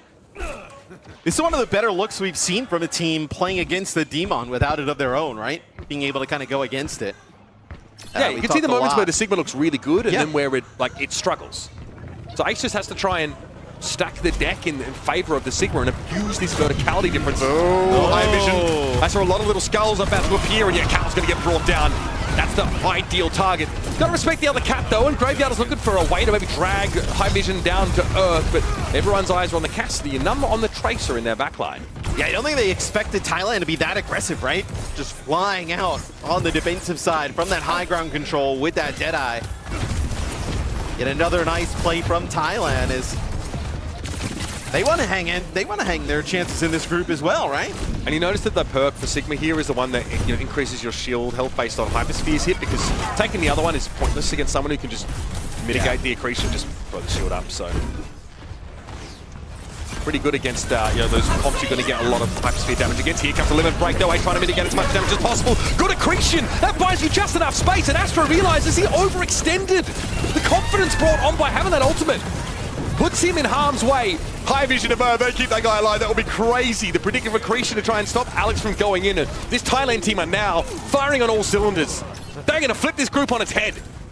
They definitely have the opportunity to. Orbital Ray there used to keep Ace alive. The limit break connects with like 2 players at that moment. Now you have an opportunity, right? Knockdown plus the Gravitic Flux could be enough to stop Canada's push. There. I mean, what? You're going to use... Is this like a nano with the Deadeye flying through the sky? Is that the play here? No, never mind. Oh, man. Pele caught out, trying to make the play. Caught by the flashbang, and that's the danger, trying to go after the Cassidy. Still limit. CG finds 2. One off the Pulsar torpedoes. Astro's looking for a fight, but it's not going to get one here. Not one that favors them anyway. Graveyard dips in over the top, but now he's looking pretty awkward out here. 10 seconds left with high vision, finding a nice right click on Graveyard. Alex has to try and even up the ledger. This is getting now scrappy. Alex with a recall. Yoshinori has that available. And it's happy just to jockey back. Give this some grab because there's time for Thailand to regroup and fight. Yeah, Yoshinori's just got to be patient here. Gonna get Pulse Bomb. You're gonna have that Deadeye flying in as well. Noxious gonna have his Deadeye up in the sky. Graveyard trying to get him around the corner. That's going to be all the boosts used there. Vision just get dropped. Cal mindful that they are on an angle, but they can't give up that space on the platform. They get picked off the artery. This is too much of a vulnerability, too much of a liability here for Canada. And Thailand are taking every advantage they can. Astro is cooked here. This is done. No more progress for Canada as Thailand work this Sigma comp like a charm. It's High Vision just dominating that hit scan battle. Comes around the corner, hits a flash. And then it's like the Deadeye from Noxious to try and like maybe like channel just a little bit. To make that Cassidy just scared, but High Vision just dominating. Don't even have to get that second checkpoint to be able to win here, so. It was a really nice flash though from Noxious on the Pale, right? Like when he was trying to bring him over the side. That's the question I asked. How much can you punish this guy for playing this hyper-aggressive kind of way? Don't forget that, like, when you're grappled, you still have control. Yes. So, he needs to check himself there. Overall, though, the Sigma comp looked like it was able to handle itself quite well. Felt like Astro was not really getting those close and personal encounters with Ace nearly as often as they would like. I mean, dude, 7k damage versus 3,300 in terms of the hit scan. I mean, he has more damage than both enemy DPS put together. You got to close that gap. I'm fanboying. I mean, because it's also, it would be one thing if it was just High Vision kind of going crazy, but Yoshinori's played quite well as here too. Yeah, it looks fantastic, especially if High Vision is garnering so much attention. Yoshinori's been able to get in virtually uncontested and cause a whole world worth of problems. Start with the Hanzo Widow. So if there's anything to be found here off the Sonic. No, Canada playing ultra safe as they do know their buffer, their margin of error is awfully slim. They have spent Kiriban for this map, for this purpose, to try and get them this Ana window. And Thailand have looked comfortable enough just moving MSCG over to Juno. And I think also, like, Thailand has to feel pretty comfortable now even playing against Demon, right? Like, they've been showing the Sigma look's been able to work. Nice accretion there. Good Bionate for Noxious, but will that be enough to keep alive? Ace pretty deep there, and even the Cat's not going to be able to save you. Obviously, I think the main interaction we're looking at here is the fact that you can saw the cart from that window, right? Astro is able to play out over the edge, which means that Ace has to look elsewhere. Just try and go past, find the backline that will be a little bit exposed if Astro is stalling the car from that spot. Pale will fall here as well, so be a first fight win there. For Canada, they'll control this high ground yet again. It's like, if they can get some of the cooldowns of the Sig, right, and then like kind of get the Sig into harm's way with Astro. If they're reliant on what? Pale to get in there and kind of help that Sig, not gonna work out. Look at that, I mean, just drop in Ace right to his death. Ace got absolutely booked. Easy enough pick up there for Astro. And again, I think this is tricky for the Sig comp because the defenders can kind of choose when and where they drop down and start this fight. When Sigma was defending, we knew that he didn't ever want to drop down. Yeah, but Astro wants to fall. He wants to play compact on that car. Graveyard v Pale, top 10 anime battles. Okay, big opening. Diana has felt like, again, a little bit of liability at times. Now Graveyard's going to have to focus so much on support, not going to be playing as an offensive cat. Game getting away from Ace there a little bit as a full disengage ensues from Canada. Correct response to losing their Ana with that nano. That would obviously empower Astro to do heinous things in the front line. Sort of earlier build up of the catnap for Graveyard. See if that ends up being relevant. With dragging the Sigma out of the way, could be good. I mentioned good dodge. Noxious calls that pretty early. Yeah, look at the dive in though. Astro's going through it. They've used that nano for Noxious here instead. And honestly, spending 2 ultimates for that seems okay. I mean, I guess you use the nano and the Deadeye kind of getting over the top. You save limit break, but I think importantly you save catnap. It's going to be a weird fight with the interactions, obviously, with both teams having those jetpack ultimates available. Like, Astro uses the limit break here. You have that orbital ray in response, right?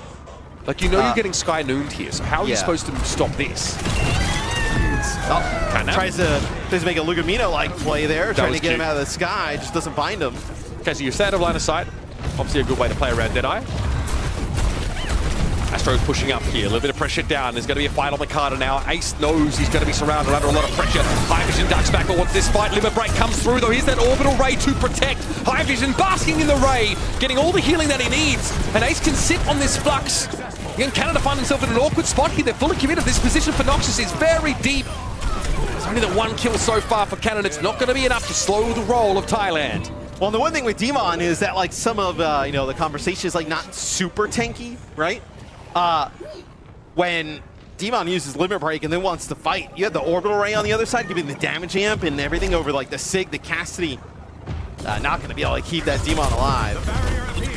Easy to overlook sometimes how important that damage amp is, but it puts you on even footing against the limit break.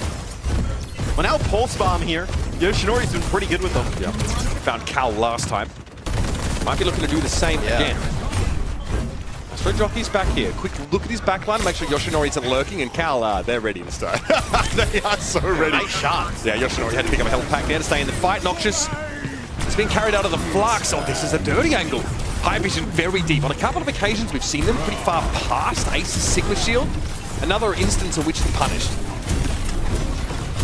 And this is where the Sig just gets beat up. The pilot gets found there. You're going to lose Ace here as well. This might be where it's hard, like, for the Sig, because, like, you have to, like, push up and take that space, right? You can't kind of dictate the field of play with the Demon in this situation. Right now, you have the ability to nano the Demon, swing it on the Sig. I mean, this approach is pretty awkward. Catnap back up for Graveyard. Built that very quickly. I mean, you need a Pulse Bomb kill here on a Cal. Maybe on a Noxious, something here. Sky Noon is also fine, but I think it's easy to break that line of sight here. We'll see if that ends up being true. Noxious has to find anything. There's no way, bro. Oh! In the nick of time, High Vision. No joy. Now can play from that upper window, though. We'll see if that position is going to be enough. There's a limit break brewing here for Astro. They're going to be forced back by the Sigma. That perk is very important to try and have success in any kind of brawl matchup. And High Vision falls to the pulse. High Vision with the Pulse Bomb. Yeah, no cast here at all for Thailand. Now that clock starting to get a little bit lean for them. That's a second kill for Alex. Both DPS players picked off by the Tracer. Coming alive at a very crucial moment. And now Astro gets free damage. And I don't think you're going to have anybody here make it out. Juno not going to be able to escape that. Yeah, that is brutal. Reaper now will be the call here. Jeez, this is deep. Yeah, this is very deep. But you have the Catnap, right? Noxious going to get close to another Deadeye. Both of these teams have leveled up a lot over this last map or so. Noxious going to get carried back to the high ground. Astro now can reposition. Ace spotted on the low ground, and we know the Palet's lurking up topside. You see him there on the wireframe. Flux here for Noxious. Might have to nano the Cassidy here. No, Cal used it earlier. No dice. MSCG going to get taken down, and when High Vision fell, the Gravitic Flux is not enough to disrupt. And Thailand losing 2 players. They've got to call it here. They've got to back up. Yoshino is committed. They're going to go for it. Cal might be an option. Sleep? Nope, not needed. Byronade was enough to handle the Reaper guy. I mean, a huge hold here. Doesn't look like anybody will be able to get a touch. It's Canada on defense, Mitch. They clutch up. That is a huge win for them. And you talked about at the start of this map, you said the Demon ban's off the table now. How does this game look when Alex, or rather, when Astro isn't forced to try and make these tank swaps to get a comfortable matchup? That's what it looks like when he can. Yeah, I mean, it also helps that, like, Noxious really brings it back in the second half. We were just kind of like laughing about the damage in terms of the hit scan. Yep. Noxious closes that gap with High Vision. And then it's a completely different ball game from there, right? Every team would look good if your hit scan is, doubling up the other DPSs. It's like, you're not playing at that high a level. Can you win? High Vision had a great first half. Not as much in the second as Canada looking to close it out. Yeah, look, and I think if you want to boil this game down to some big differences, like playing the Sigma on the attack side against this Demon is excuse the pun, it's an uphill battle, bro. The amount of times that like Canada kind of at their leisure can choose when to brawl, drop down on the cart. You've got the nano as well. It's providing Cal stays alive, which looked, challenging, in that first half, right? Given how effective Yoshinori was at like pressuring the Ana down. But providing like you get like easy nanos on towards Astro, they can fight. Noxious also gets to, have that natural defender's high ground here. I think that's pretty important. It feels like Canada can derive a lot of advantage there from just having the more confident Demon player. Well, I mean, honestly, after early on, we haven't really seen Ace even want to play the Demon, right? No. Not like the more confident Demon player, just the player that wants to play Demon. And I wonder if like Sig is like, if you'd see better results playing Maga than trying to play like, we saw it in map number 1, but only sparingly. And Shambhala, you kind of want to play Sig, right? That's why you're playing there, but I wonder if you'd see better results playing a Maga. Like, for instance here, going like a New Junk City and playing like a Maga Rush, right? Maybe getting rid of the cat, even though that you've been playing pretty well with it. I mean, you're just not doing that without Kiri. You're just not playing that guy. Yeah, that's true. I think that's like, I think the Kiri ban really limited the tank options for you. Yeah, it does. You don't have Suzu, so what, you're going to play Malga into Bionade? Yeah, nah, you can't. Yeah. It's a good point. Really punishing. And obviously just being able to have those, accelerated cooldowns within that Kitsune Rush is just huge. But that is like looking forward ahead of the series, especially now as Thailand are on damage control, that's an option. I've got high hopes here for this series. Both these two teams have been leveling one another up as this series has advanced. Yeah. Do we get Kiri Malga here? Is that an option for Ace to pick up and a map that maybe is not going to be nearly as friendly to Sigma? Because that's the Escort map sort of out of the pool now. You don't have Hybrid. That's also gone. What are we going? Flashpoint? Push? Yeah, and is Canada ban Malga? I don't think so. So like that would be something that you'd have to consider. Are you going to ban? Is Thailand going to try and like protect the Malga there, right? Like you wouldn't pick Flashpoint and then try and play Sig into Demon, No. right? I mean, no. We've seen. You did the launch investigation of that one. Yeah, I'd have ESIC on the blower after that one. Not gonna lie. Again though, much better looks here from Team Thailand. Even though we have a map dropped here. There's concerns though about just how the tank matchup's going to look. Canada kind of have their pick of the litter, but if you go back to Neon Junction, where Demon was not available, it looked like a very different story. It is interesting that our first trip out to Korea in quite some time, the gameplay is being basically decided by Demon, our newest hero in the game, and obviously one of the Hells from South Korea. But well, she's very potent. She's right. This is the right time to be picking her up. Players were loud. No, had some bugs, maybe a little underpowered. Turn the knob a little bit, and here we go. But it was nothing. Like, I could be wrong, but like when I looked at the patch notes, I was like, this all seems pretty straightforward stuff. We're not seeing any massive tweaking of numbers. It was more like how abilities worked as opposed to like how much damage they did. And then I think it was hard to like envision like, oh, what's a good matchup for Demon, right? But then with Cat, every matchup is now a good matchup, right?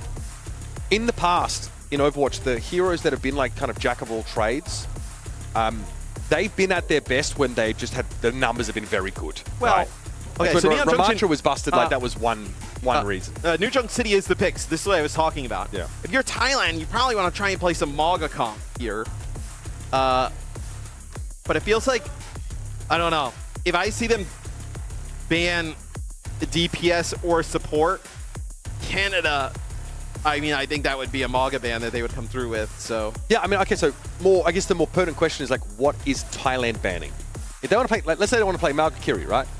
You can't ban a Kiri. Dude, if Canada banned Malga, that is... Thailand could ban Orisa here. Yeah. Protects the Maga, gets Orisa off the table. Yeah. They do have the first ban. Orisa ban is kind of wild, right? I mean, Ramacha. Okay. Similar vein of thinking here. You protect the Malga crucially, and you also maybe just do away with the hero that you don't want to see. I think Annihilation can just be a little bit snowbally sometimes playing too. Like Ramacha's getting too much value. Being able to shut that down is big. And you also do say to your opponent, like, you have to play Orisa into my Malga or mirror me. What does it get rid of here for Canada?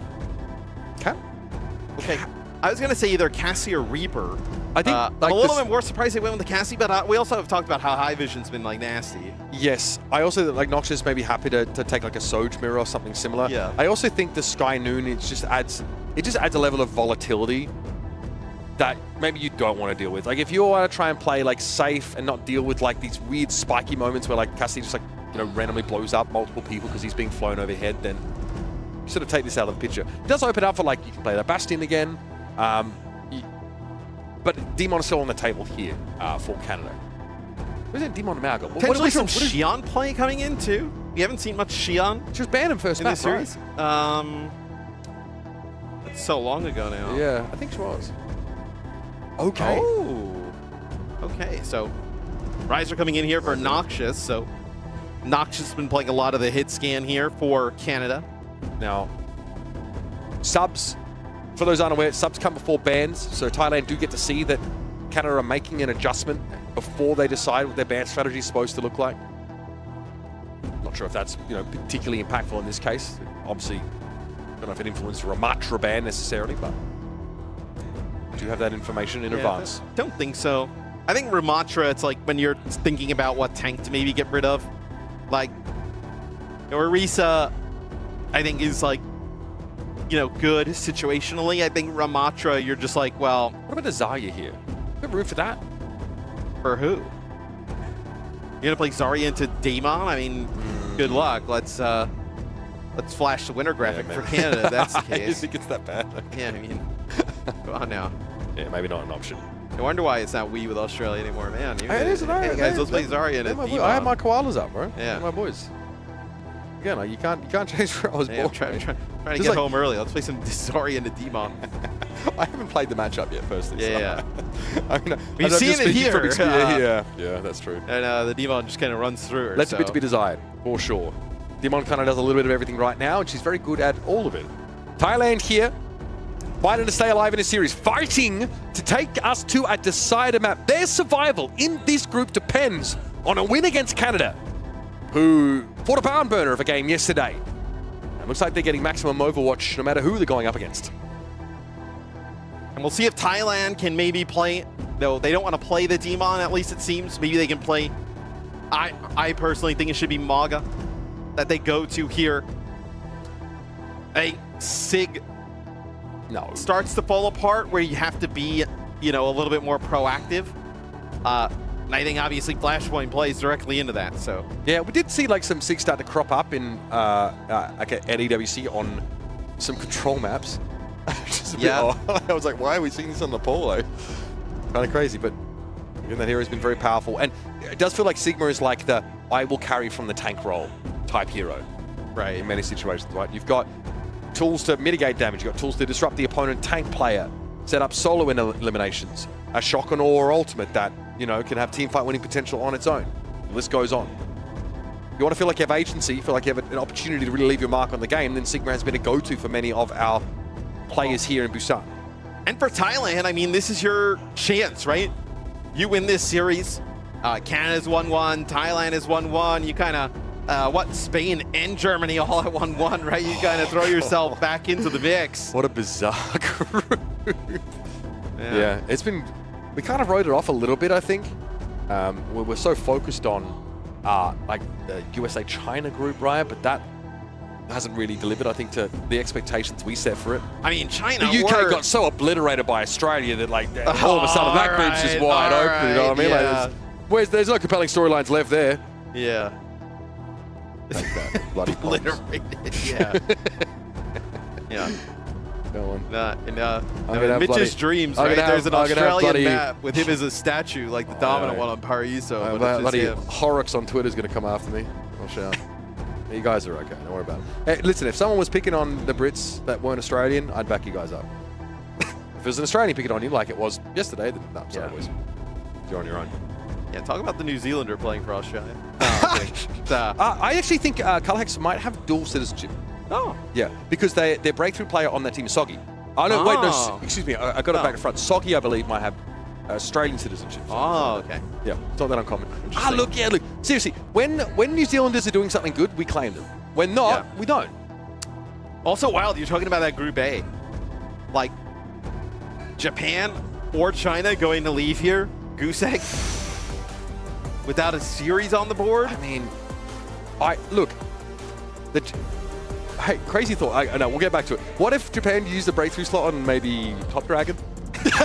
You know what I mean? Just a thought. Let's jump into the game here, folks. Thailand fighting for their life in this series. They've taken us to New Junk City, where they will make their claim for the Ramatra ban for a 5th and final map in the series. Oh, we saw him last night. Club Dragon. Welcome back from dinner. He's here. We think most likely this is for them to play Samaga. Or, I mean, Ace taking the Demon battle would be a little surprising, being that like they haven't really wanted to take this really much at all the last few maps. Right, I don't think we're... Obviously still an option, right? I don't think like we're out of line saying we felt like Astro was pretty clearly favored in that head-to-head. Like, going back to Samoa, Samoa like just kind of bullied out. This is so base, bro. Oh, I was going to say, Queen would have been great. Little Mexico shout-out. Oh, I am so here for this. Try and find something in the brawl that's really strong now. Remember, you can't really mitigate the carnage damage as Demon, right? You are getting hit with that axe swing. Queen Kiri Mizuki. Oh, yes. Okay.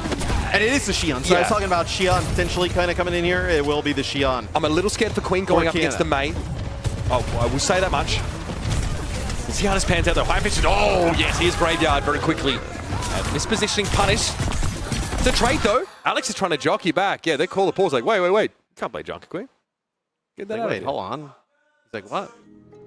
It looks like Razor, who did just get subbed in, so trying to make sure they're acclimated in their setup and make sure everything is hunky-dory. Razor pointing at the screen like what is this? What? I'm not supposed to die. What is this? Queen in my game. Yeah.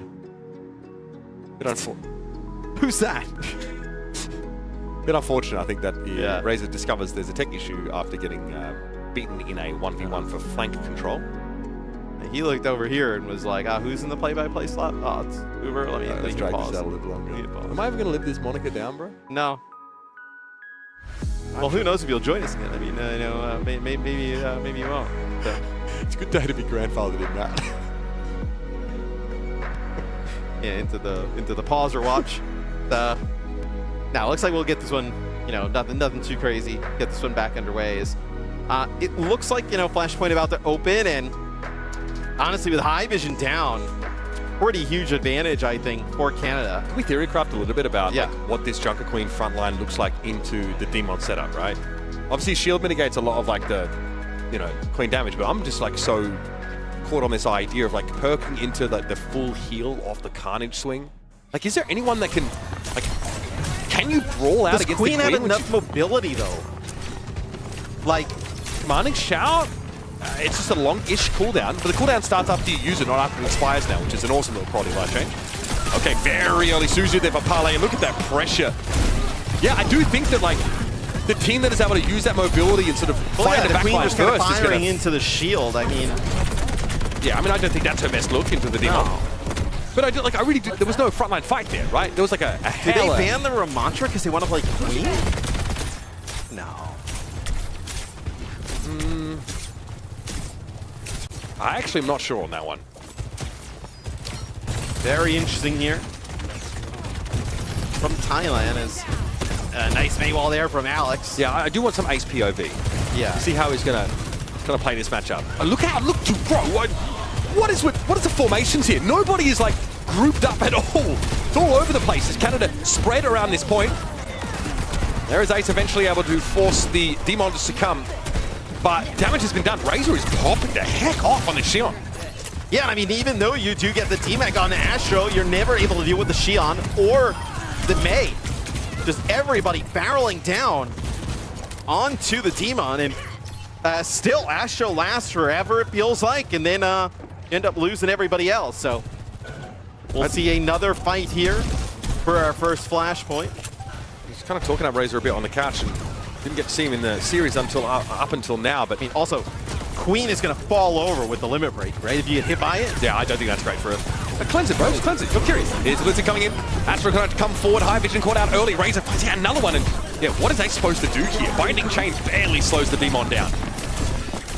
Yeah, this is going to be Canada taking our first Flashpoint here. An evil the grin Demon, from Astro. I mean, yeah, it's been they've had no answer for it, really. in some of these matchups. Obviously on Shambali, able to use the SIG and just kind of create distance. Yoshinori always flanking, bro. This is a must-win fight here for Thailand. Yeah, Razor and everything to work with. This fight's been brewing for much of the map. Yoshinori won that first encounter. Since then, hasn't been able to do much for Thailand. Graveyard up to forcing quick step away. Carnage, this is what I was kind of thinking would be good for Ace, and Cal gets brought down. Astro's still very healthy here, but that is dirty. High Vision just pounds Razor. Dropping down to that low ground. Ace trying to disrupt here with the knife, but you've done enough here. Mostly High Vision just doing High Vision things has gotten Thailand into a favorable position. And this will give them control of the point first. Going up with your Rampage here. So also Pale with Sanctuary. So although the Sanctuary doesn't really... It doesn't do anything. When you have the Spree on the other side, you just kind of dive right into it. Yeah, it's not... It doesn't match up well against that at all. I wonder if there's like a law reason for it. You did get the rush out from Cal, though. Yeah. Ace obviously takes the perk here that gives all your cooldowns back after Rampage. It's obviously arguably the far better one. The Queen can go pretty nuts here. Forced back early though. Ace takes a fair bit of damage to the neutral. Pale, at what point is he going to think about this Kekai Sanctuary? Right about now, apparently. Chain on to Astro to stop any follow-up, but there it is. The spree into the Sanctuary. Pretty damn good. Pale eventually falls. Here comes the Rampage. Ace going to try and salvage the fight on their own. Astro is anti-healed and bleeding out. Good Carnage connection as well. The Razor's able to get some distance away from Ace. He simply doesn't bother trying to chase them down though, as Thailand still have point control. Yeah, just not enough healing there for Astro. Astro and Graveyard hit by the Rampage. Uh-oh. Razor in a lot of trouble. Not going to be able to make it out. This is going to be Thailand tying it up, Mitch, I think at one apiece. Yeah. Look, I think they do snowball of High Vision having an excellent first fight with that overclock. But the Rampage from Ace comes out when they're actually in a losing position in that fight. They're able to turn it into a dub. Ace and Astro trading blows here, but Astro needs a bit of backup. Maybe some poke damage on the Junker Queen to soften her Canada. Cal here a little bit low. Yoshinori doesn't want to double down on the Kiri. Sure, we go looking for them now, right? Cal off towards the side. Keeping Razor in the fight. Alex is very deep here trying to play amongst his Blizzard as MSCG has been picked off. This isn't ideal here for Thailand at all. Many of the big ultimates coming out in that previous fight. And now Razor looking for a way back on in. Pale, no escape, finding Chain, won't give him the room either. Somehow Canada, I mean, they lose Razor, Astro dangerously low. Alex able to use the Blizzard, get on, get a touch. Get everybody back all fully healed. Because I am kind of worried now, right?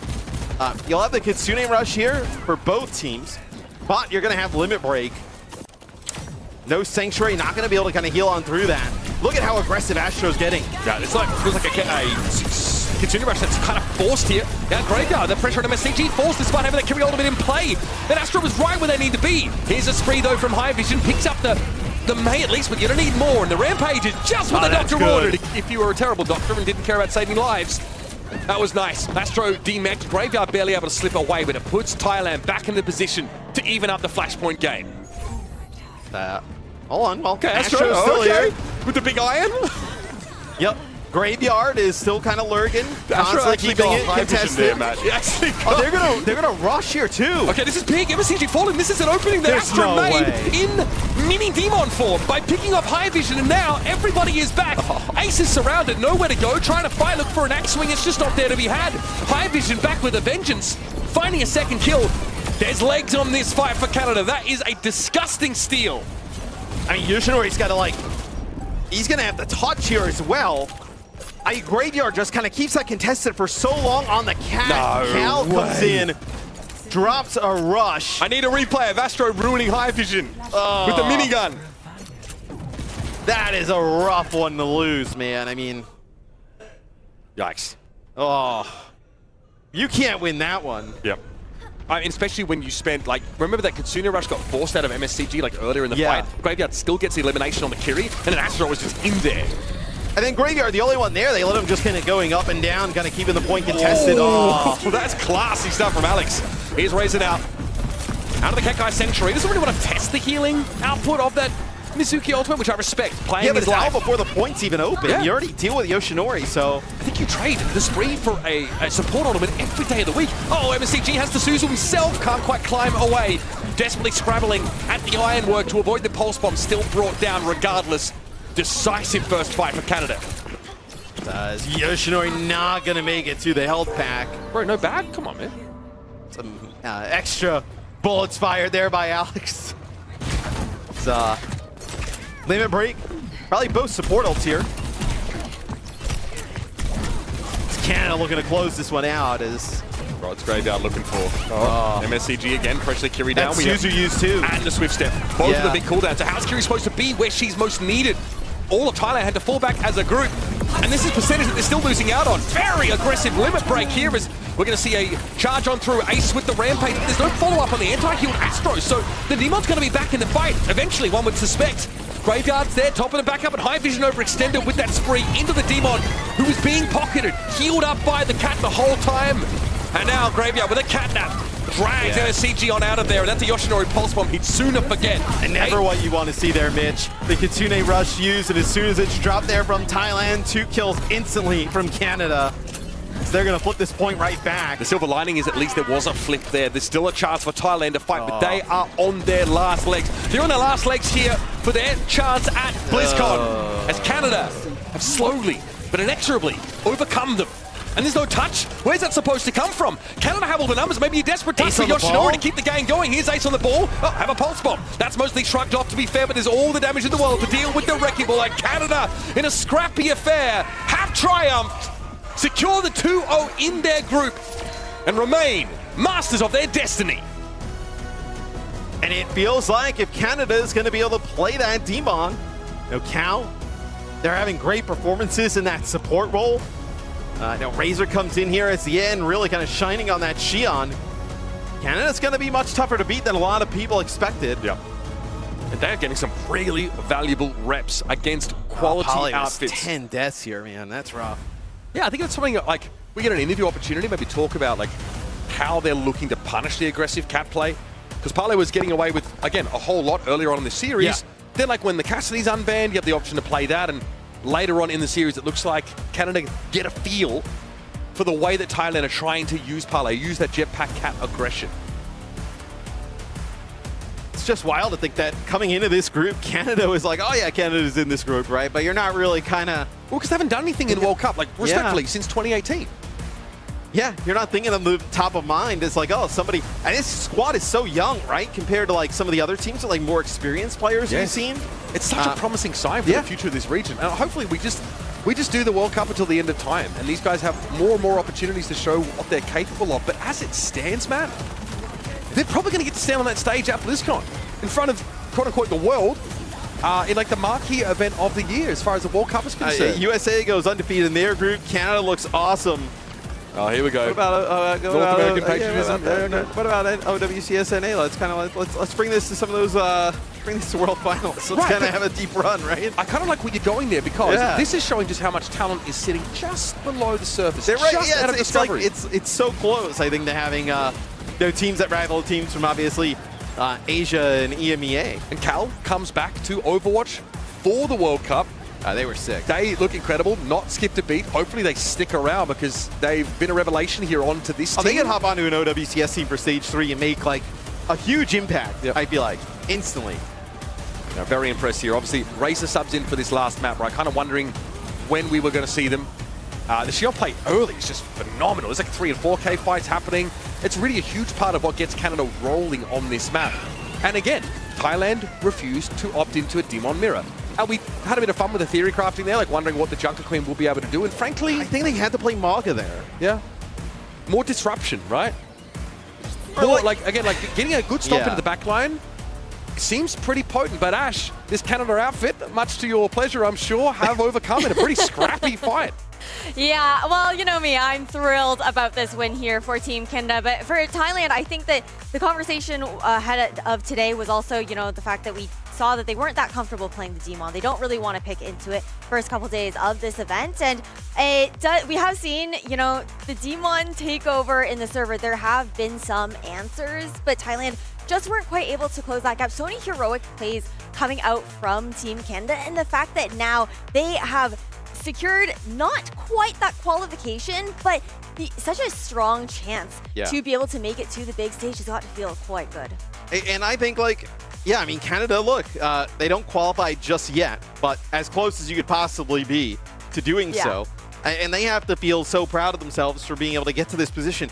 This series also, Thailand, I think, could have gotten it to a 5th map. Like, I think if you play like, look, if you're going to go new junk and you get rid of the Ram, I would have rather have seen them go down playing like Reaper, Xion, Maga, and just kind of like, just trying to bully. It's a big part of what gave them that success on Neon Junction, but that was a map in which the Demon was bad, right? So in a world where like she's available, maybe like the Maga just doesn't cut the mustard there either. We don't really know. There's like really veteran coaching on this Canadian outfit. Danny's been around the traps for quite some time, so I imagine that he's already made that sort of value judgment and said, hey, let's just keep forcing this Demon. Let's make it hard for Thailand. If they don't want to mirror us, then we'll just win the game. Yeah. Yeah, I mean, they just kind of, once they use that ban on it, and then it comes right back into the game. Shambali, it's a little easier because like the map, like geography of it, like you can just play further back with the SIG, constantly poke. Like, there's just no other map in the pool like that. And then especially when you're going to Flashpoint, you know you're getting into a brawl. Yeah, it is honestly insane. I feel like it was tough for Thailand. They had ideas of how they wanted to maneuver that pick ban, but just not really being able to find the openings that they were necessarily looking for.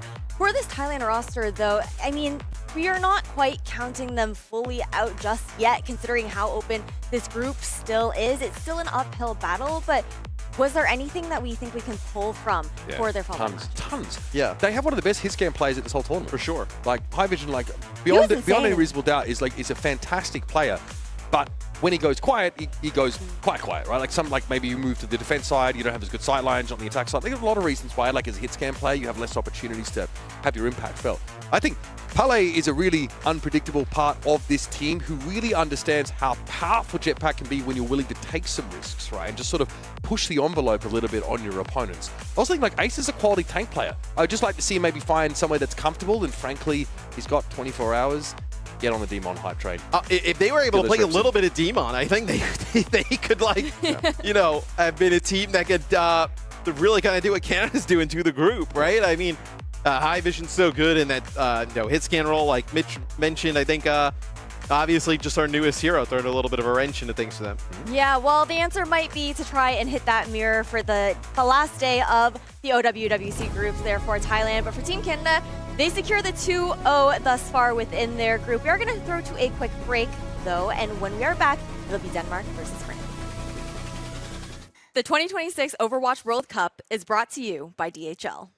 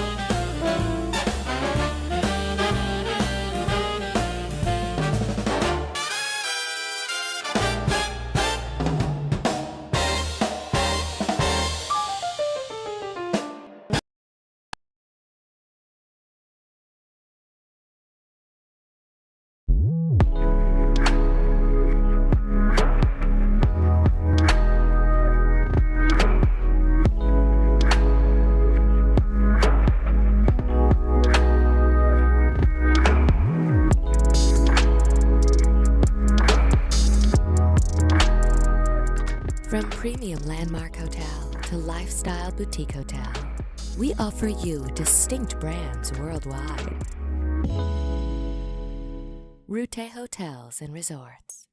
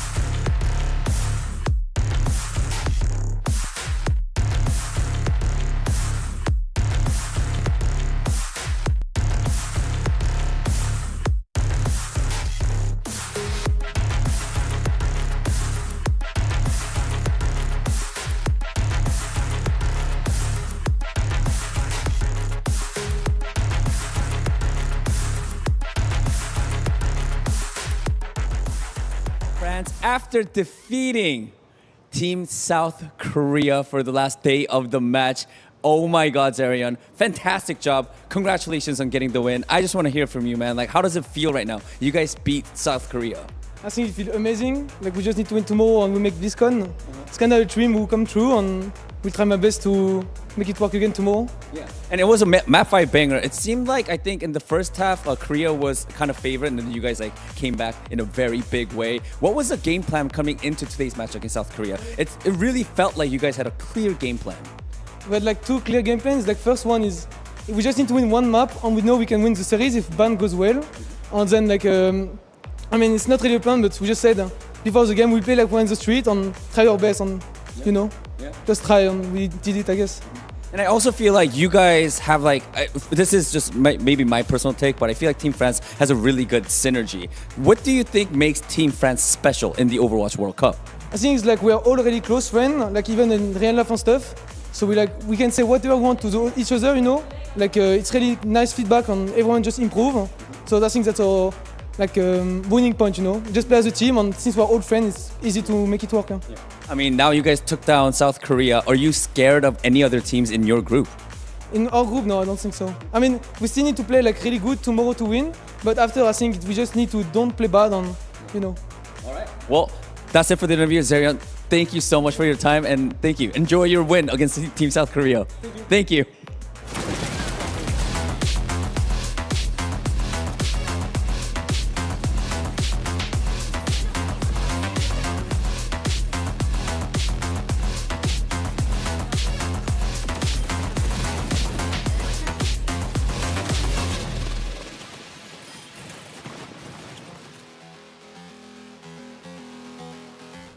Oh, okay. I swear, I wouldn't have got that. I wouldn't have got that. Oh my gosh. oh my gosh. I don't know. I'm actually lost for OWWC. Open Oval Office. You got me stumped now. I'd say maybe it's overall online. Out of office? I just graduated my master's degree, so maybe I know a bit. Out of office. I'm out of office right now. Outdoor office. Orange. I'm lost. I'm forfeiting the OWWC. I'm not making it in the corporate world. It's over. Corporate time advancement. I don't know. CTA. Call to action. Capture. No wait. Isn't that call to action? Capture time. I don't know what it is. Attack maybe. Coffee television. Like aroma. Call to action. All right. Yesterday, Team France made history, beating South Korea in a reverse sweep 3-2. Today, they have another team ahead of them in this group stage, so looking to block their way on their journey to BlizzCon. And it's going to be Denmark. Guys, Crocs had some fighting words in that interview. This was supposed to be the game that decides the second team getting out of this group. All of a sudden, it could decide our top seed, with South Korea not even in that discussion, which is bonkers. Yeah, French, the team from France caught the South Korean team out of office for the last 3 minutes yesterday. I was like, we gotta get Crocs on the desk. We were so as soon excited. as it ended. I was like, it just the. And Skytor caught a stray towards the end of it. He was just kind of going off. He's firing shots at everybody. I saw him today in the lobby. He was like, "Yeah, me and Skytor, we're cool." But Dip, it seems like they're not really kind of. Obviously, they're excited after beating Korea, but they're focused on getting _1 out of this group. I think after a pretty embarrassing 0-3 group stage exit in 2023, France want to very quickly put them back in the conversation. Before that, they would like a top 4 team. Top 4 maybe losing in quarterfinals, but like a top 8 competitor, right? 2023 represented a big fall off for this squad, but now they've announced themselves in the loudest way possible once again. You know, when you think about like, you know, some of the countries that have had, you know, standout players, like French Overwatch historically has been like right up there with some of the best, you know, countries in the world. It's just like, you know, we haven't seen it in a bit, but I feel like this is the next generation of players coming from France and obviously putting together some great games. not only has the fan base been insane, but I think we've seen so much passion out of these French players looking to grow and improve so much in the scene, making their stamp yesterday. If we're not going to have Chinese fans at BlizzCon, I want the French fans there. I'll take one of them. I mean, maybe not even second best, but you gave me this the team, choice. I would have rather had the French fans in France, but I mean, that was sure. Why not? You'd rather be in. Yeah, you're a bit of you love your Europe there. Maybe we'll get back there for another World Cup in the future. But remember, this team is a number of the Team Pep's members. One of their teammates is on the other side of this stage. Rav, of course, of Team Denmark, who spent all summer helping that Pep's team get back into OWCS. They had a legendary 15-0, 45-0 run, and many of those players, of course, are here. I think Golden State Warriors, a face and mask. That's just diabolical. Look, Zerion, I think, is a fantastic flex support player. One of the standout carries early on in her reign of terror, right? This team, I think, are really well-rounded, and Crocs is kind of the truth, as it turns out. His D1 play yesterday was astonishing. And I want this team to make it to BlizzCon so bad. I mean, when we were in Paris for the MSC, there were so many Peps chants, and they weren't even there. I mean, just such a strong fan base. You know, Pepe, the French broadcast, always an awesome time to be around them. So I'm hoping they can get through to BlizzCon. Yeah, I would definitely love to see it, especially the energy that they're showing on stage. But this is a Denmark that is looking to make that qualification. They missed out on the 2023 event of OWWC, not being able to qualify out of that EMEA conference. And we already heard, you know, Crocs excited to have this head-to-head up against SkyTour. And it's been interesting to see because Crocs it feels like Demon was made for him, right? Yeah. How are you feeling about the head-to-head with SkyTour's kind of play style? I think SkyTour is someone who also wants to be on a playmaking tank. They were someone who was still forcing Winston last year in OWCS, right before the fall-off. So I think it's honestly for any of those tank players who'd love to try and make the play for the team, it's going to be a fantastic look. These guys, first of all, very handsome, but this squad obviously very experienced at the top level in OWCS. The Shockwave just comes out of the woodwork again to play and dominate, and he's looking excellent. For me, I think it's fun to, fall in love with Crocs versus SkyTour. I think the Damage Dealers is going to be a really fun matchup head-to-head. I think this series is fully dependent on the supports. Jonovich and Yoam and then Zerion and FD God are kind of similar where they both support lines are playing hyper aggressive. You're trying to call them inters, I know you are. They are so aggressive. And I mean, whoever gets the better today, I think out of that matchup is going to walk away the victor. Yeah, I'm super interested how our DPS lines actually end up interacting. Does Shockwave still have it at that level? Because he will have to have it at that level today if he's going to, to find success here. And Rav also understands how that Peps core operates. I wonder if that gives Denmark a little bit of an info edge here. Yeah, I would love to see, how that looks to play into this coming matchup. The little insider secrets there coming in from Rav, the familiarity. And it's also always fun seeing these players play up against each other on the stage there as well because there's so much camaraderie.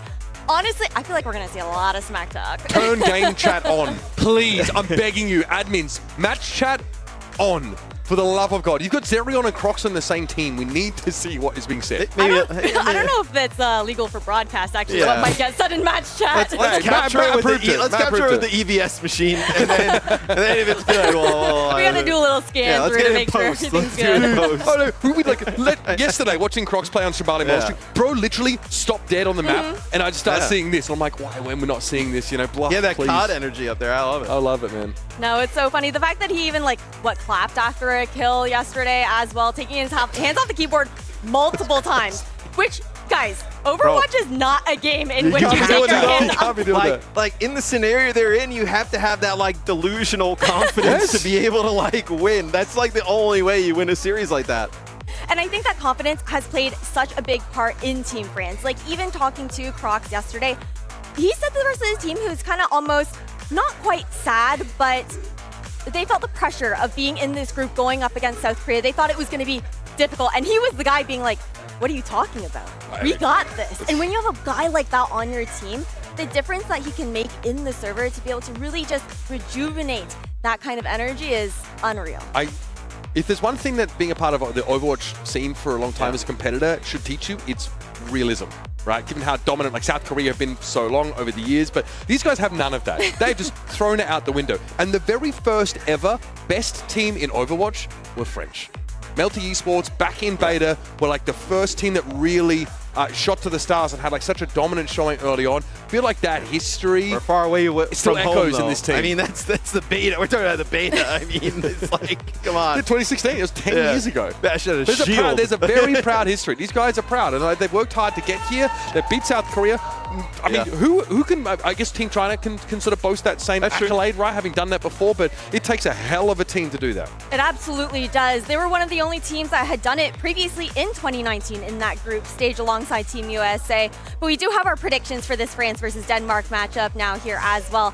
Guys, I had to go with the Crocs aura on this one. I think that's totally understandable. With the fact that Demon has thrown such a wrench into the meta for a lot of these teams, he looks like the best Demon in the world right now. Yeah, I mean, I would agree. I think Crocs looks unbelievable in that role. I went with France as well, and I kind of felt bad when I made the prediction because I really like Denmark. Me too. I mean, they're handsome, but they're not going to win this game. I have France winning this one as well. We're setting ourselves up to come back here Yeah. with a Denmark win, and we're just going to be like, man. Again, like this was supposed to be like the decider of who sneaks out of this group in second place. So if Denmark can put a strong showing on here, I've got questions about how this group looks entirely. Like South Korea might not be going to BlizzCon at that rate. This is going to be a huge litmus test here for Team Denmark. For France, they are riding a high after yesterday's win. Let's see if they can take that to an O, or if Denmark will be able to clap back. Mission successful, Matt. I've made a Melty Esports reference in the current year in an Overwatch broadcast. My work here is done. France are going to be choosing to go with Samoa first up. And again, it is Dip, Keo, Crocs, Zerion, FD God up against Shockwave, Rav, Skytor, Yoham, and Jonovic. We got the Lucio ban here for France. It's like protecting Cat, protecting Kiri as well, and Bastion ban. Okay. No surprise here. So already our ban strategy pretty much centers around that particular Cat Bastion combination. It's been a while since FD God has been a Lucio one-trick, showing us a hell of a lot, and also being an early adopter, I think, of the Jetpack Cat paradigm. You just sub that Bastion out, though, for Cassidy, and you're kind of right back in the mix. So we'll see the TPs here from both these players. Then most likely we're just going to get Tracer head-to-head as Crocs and Skytor, two friends, going at it here on the Demon.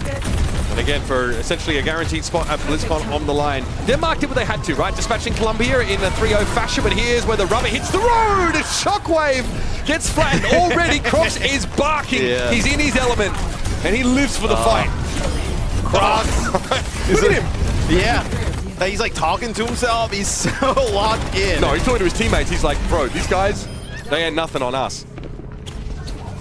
I think it's also like, you have a player with that mentality, just kind of like what it can do for the rest of the team, right? That confidence is contagious. Dude, I would want to, if I was competing at this, I would want a straight up psychopath on my team. Yeah. Like, I want that energy, because at some point, it rubs off on you. At some point, you start to believe.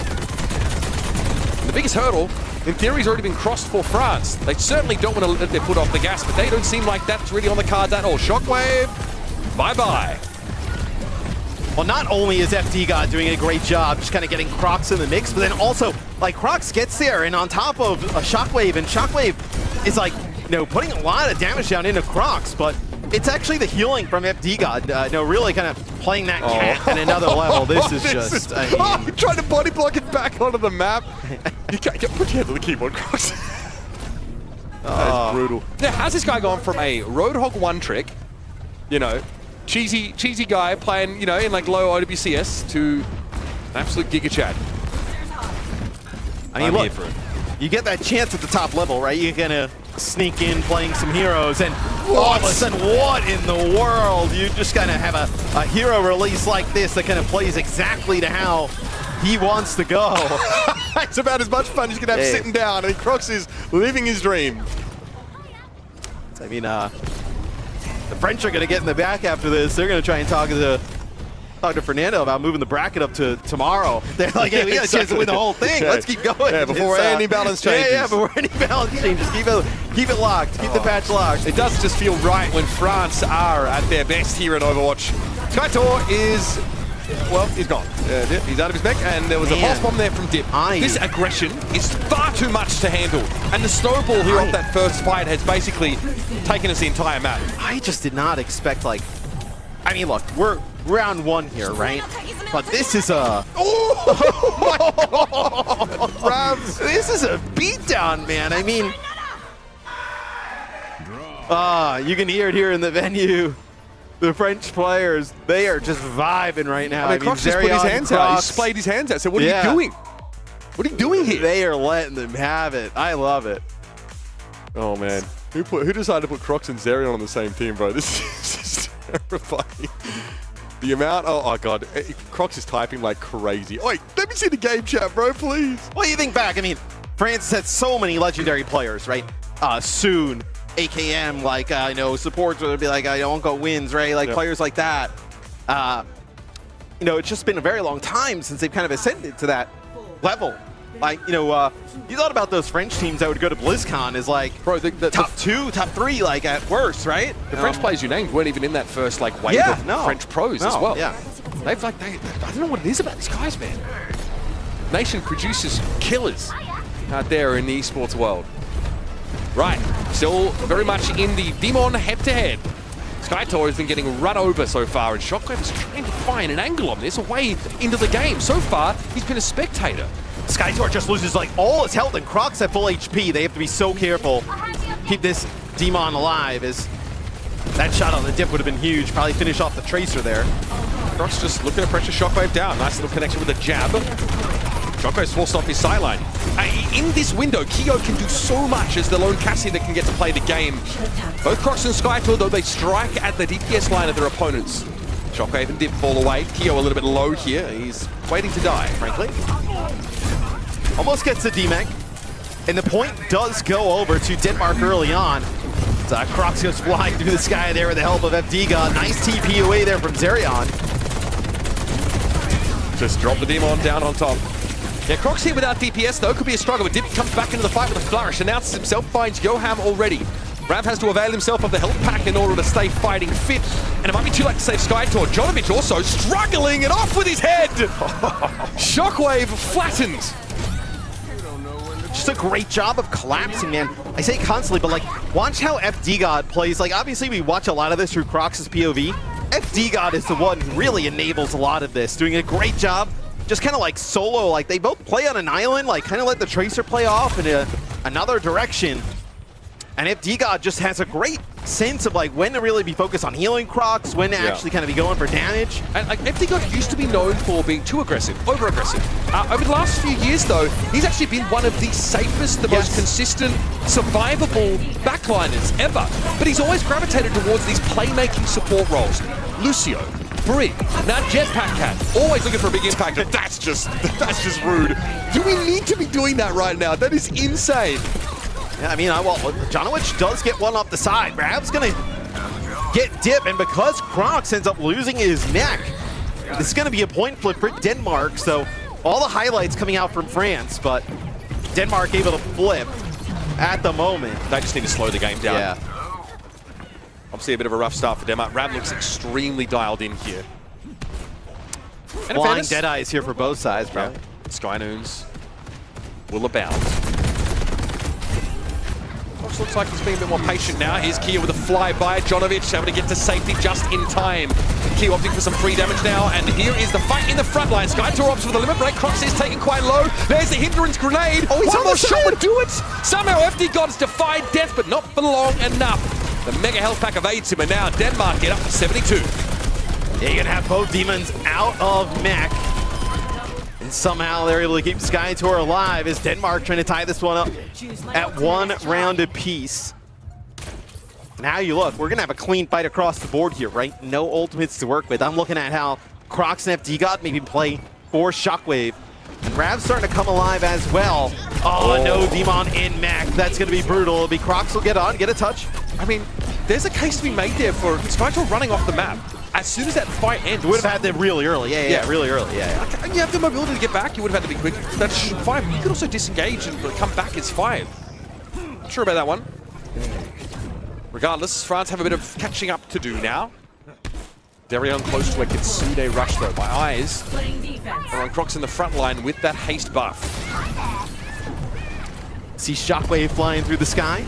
Gonna be able to kind of communicate that to Kyo, right? Get Kyo out of the way. Don't want your hit scan to get collapsed upon, and Shockwave dangerously low, gonna land right on top of the Mega. But he gets dropped down, so he's no longer being ferried through by the cat. Yeah.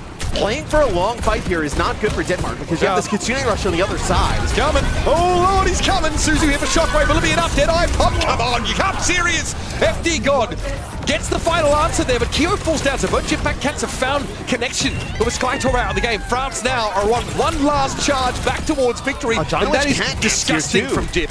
He just pulse bombed the Mega Health Pack to force his opponent away. Gross.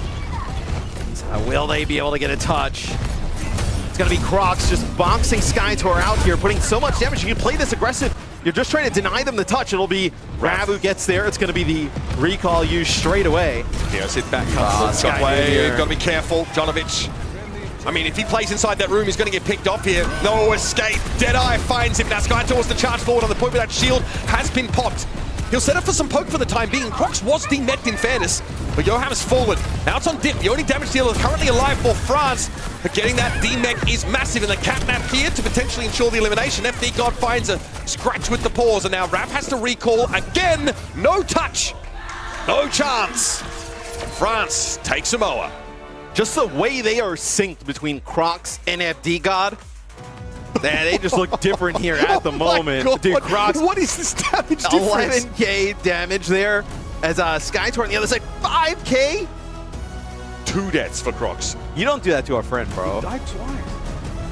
You say you guys are friends, bro. You don't do that to a friend. I mean, you don't double up damage like that. You're trying to win the video game, bro. I'm sorry, but our friendship's out the window. You're trying to get to BlizzCon, bro? That looks like me against you in the tank roll.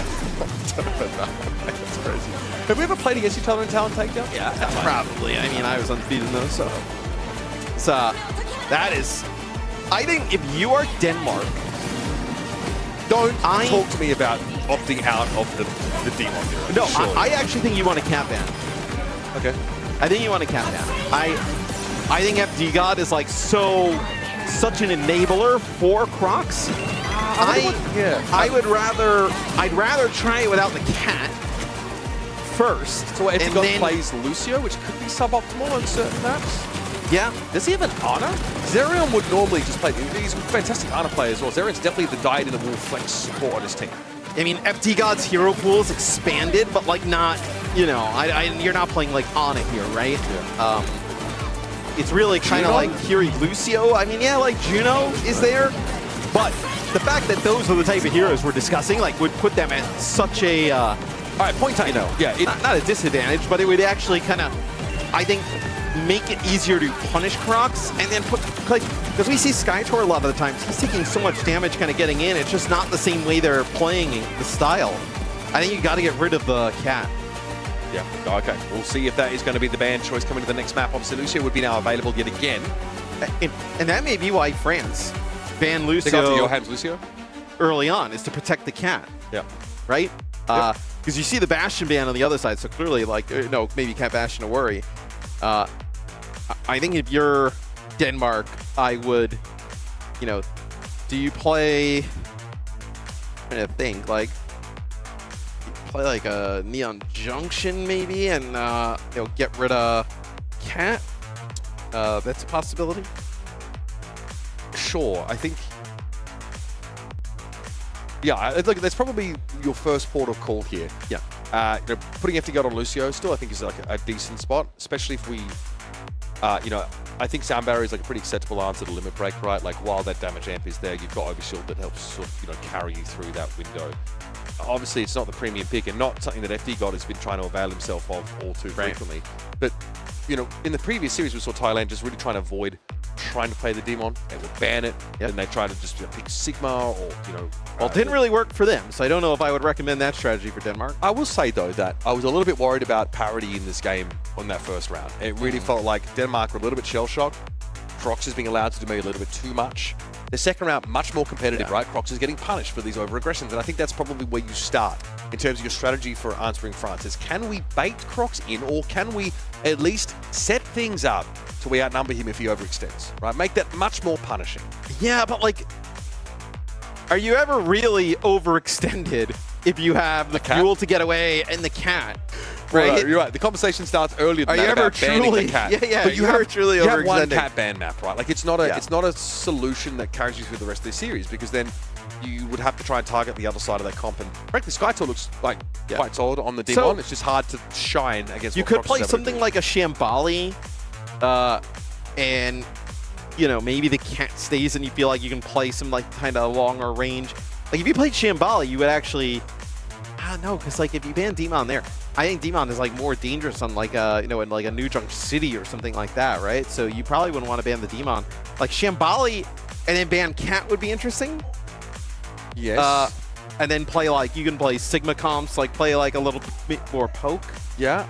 The thing about Shambali is that I still think if you're attacking on that map, the Lucio might be enough to give you the mobility that you need. Choice is going to be Eichenwald for Denmark. Interesting. Okay. I mean, what's the ban here? Is it Cat? I'm curious because I also like the problem is that Denmark's first outing against Colombia was not that telling in terms of right. They like you know, didn't learn a lot. Yeah, so like I don't really know if they like, you know, if they would feel comfortable opting out of the cat matchup. They feel like that should be their bread and butter going forward. If they have a similar take on the game to France right now, their comfort picks are similar, then I'm worried. Right. Like, you want to try and find a point of difference. So you need to attack this like Demon cat comp on a couple of different axes, because like we talked about, you only have that one opportunity to ban the cat out. After that, you've got to figure it out. They defer. So they defer the ban over to France. France probably thinks they're actually going to target the Demon here, so they get rid of Diva. I'm curious if Denmark goes with a cat. Interesting. I get surprised that France are more invested in protecting the Demon than the cat coming to this map. You could make another support ban, right? Mercy. Whatever. Yeah, I mean, you could play Lucio here, right? It'll be Sim. Interesting. We have not seen much Sim play at all, I feel like. Well, in fairness, we've not seen much Eichenwald play. That's true. And that might be something that just has emerged, obviously, through scrims. It does work. But Cat Bastion's pretty good here. I mean, you allow Demon into the mix. Yeah, I mean, frankly, I think what has gotten France here is not interrupted whatsoever.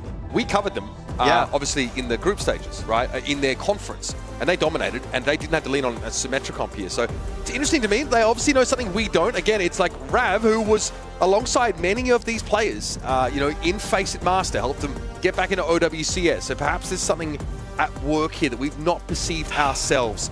Off to Eichenwald, folks. Denmark with a bounce back, I think, you know, in that second half of Samoa, but not enough to be convincing. Not enough to make us feel like they can dominate in the Demon Cat mirror. Yeah, I'd be slightly disappointed if this is just Denmark opting into like Cat, Bastion, Demon, you know, Cassidy. I think they kind of need to. You want to see them like try what we saw, something different. Yeah, at least like off of what we saw in map number 1. I'd like to see them, you know, change the game up a little bit. It feels like that is so comfortable for France at the moment. At least right now, you know, what I would, I guess, consider the nightmare is that we're just going to keep running it back, right? So we may never know what the Diva was for here, but one thing's for sure, the Demon was protected and the Jetpack Cat was not targeted. So, identical comps to the previous map. It's going to be France starting out on defense now. And remember, attackers have more than Tracer going to get airdrop behind. Okay. Rav can take up in the hunting watch here. He's going to find that none of France are really set up there. They're playing further forward. And Crocs is looking for every opportunity to bully SkyTour in this series so far. Shield is completely gone, so low. Good damage from Shockwave, though, to force Crocs back. Sometimes it just feels like Crocs has like more HP than SkyTour. Like obviously they have the same HP, it just feels like it at times. Okay, grapple away for Crocs. He's looking to try and help out in the backline. Bro, he's everywhere right now. Shockwave loses out. Dip finds that pick. Jonowich is barely alive, and Crocs knows to chase the cap down. Damn, that is a nasty 1-2 punch. I think it's just like, honestly, it's like what I talked about in the pregame for this map. Like, I think FD God is just really kind of showing another level to his cat. And his combination with Crocs, this is really good here for France. Rav. Trying to force that recall out. Now, we've seen Dip take on 100 gorillas, so I think he can handle Rav. Dip's probably happy he doesn't have to do that anymore. What a team. This is... Go on, finish the sentence. I mean, he's just playing so aggressive. Like, there is no fear. is SkyTour at 13%? I know, yeah, I just saw that. We didn't get a chance to see if he actually got demeched and went back and swapped, right? It would have reset, but... Yeah, that's possible. Crocs at 79%. All right, ducks in a row now for Denmark, apparently, as they're ready to go. It requires Rav, though, to get into their backline. Here's Shockwave, Deadeye in the making, in the works. Pressure the cat down, there is good purchase off the flashbang. Darian dodges away, and there it is. Nice pulse from Dip. Evens up the ledger for a time, but Keo lost. France definitely falling behind somewhat. Dip finally chased down by Rav, who's just had a furrowed brow ever since this series has started. Ultra concentrated. Able to knock Crocs out of the back. Yeah, I mean, that is heroics there from Raz. Nice pulse bomb that connects on to Crocs, even though he has the limit break. Oh, hold on, hey. We're gonna get Keo over the high ground, Hey, not a bad start. What a flashbang, that was actually deadly. Rav, fortunately able just to strafe away from it, and here comes SkyTour to the rescue. Seeing Demon run. No! No way, FD God! They're gonna clutch this. That is such a big pickup. Crocs is back on the Doomfist. You think he's trolling, but Brew plays everything. That is Yoam using the Kitsune Rush here. He's just throwing it away. Crocs does go down eventually. Dip's still alive though. Jonovic gonna cap the point on his own as a jetpack. Oh, what am I watching? What is this game? Behave yourselves! Oh, that Kitsune Rush. That one sent me there for a sec. They're still able to kind of get on through it. Jonovic just kind of solo cat taking the point there. Brew's getting carved up. Oh, here we go, flying through the sky. So we get a trade. I mean, this Cat Cassidy has been massive for Denmark. Who did Jonovic just grab? Doesn't look like he finished anybody with the catnap, but... I think he might have gone after Crocs, but Crocs was already in the process of being demeched as possible. So in that window, like FD God as well on the previous map, was not able to grab SkyTour. Okay, it's all about Shockwave as far as I'm concerned. Rav's found some really great picks, don't get me wrong, but Shockwave with the flyover, going after FD God, it's been very important. I like this attempt here from Denmark, though, to get high ground control, right? Cannot allow just a 6 setup here at the top of the castle. Zerion. That's basically a solo kill. FD God gets credit, but it was all about the Kiri there. Beautiful. What? Both supports. Yeah, both backliners down. Looks like Crocs went over the edge onto the jump pad. Yekio is in trouble. Can't quite escape as Zerion eventually falls. Both supports just die to the damage off the limit break. What is this game? This one is like involved in a TDM, feels like. Yeah. So for France, you still have this Kitsune Rush, right? You know, great opportunity to kind of like get up to the top of the castle door, drop it out, you know, get everybody with full effect. Rav in a great spot for a pulse bomb here, but thinks better of it with Kitsune Rush in play. Discretion, the better part of valor for the Danes. Okay, I like the speculative flashbang towards the backline. SkyTour is demech though. It feels like that's an ill omen. Or a sick Reaper for Denmark. It's so important for France though, right? That now they can kind of get back to high ground control. Trying to stagger out Yohim there a little bit, but worried obviously, kill potential of the Kiri, so. Now, dear France, let's try and stabilize, right? High ground control here. If they try and pile in and brawl you, obviously limit break can be devastating. Sky Noon though available, right? Yeah. Not a lot of cover, especially if you try and play like payload here too. It'd force them back down into the castle if that's where Denmark are coming from. Gotta watch out for back caps here as well. Jonovic. Goodbye. Okay, well, we're not playing the game today. Fighter off the edge. This fight is over, functionally. It's like, guys, I drew out Deadeye. Stop. Yoham has a Kitsune Rush back. That was easy to force out of him last time. You have Jonovic here.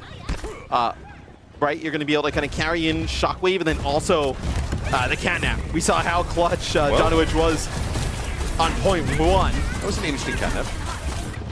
Yeah, doesn't mind anything. Oh, that's dangerous. Oh, no so way. Low. That's frustrating for Shockwave. Feels like a golden opportunity. Here's the back cap in progress though. SkyTour is going to be staggered out even further. Does Jonovic get one there? I don't think so. No.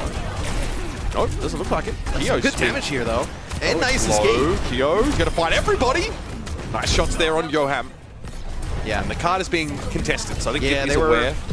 They're hoping Rav can actually kind of like move the payload a little bit further, draw players back. But look at that.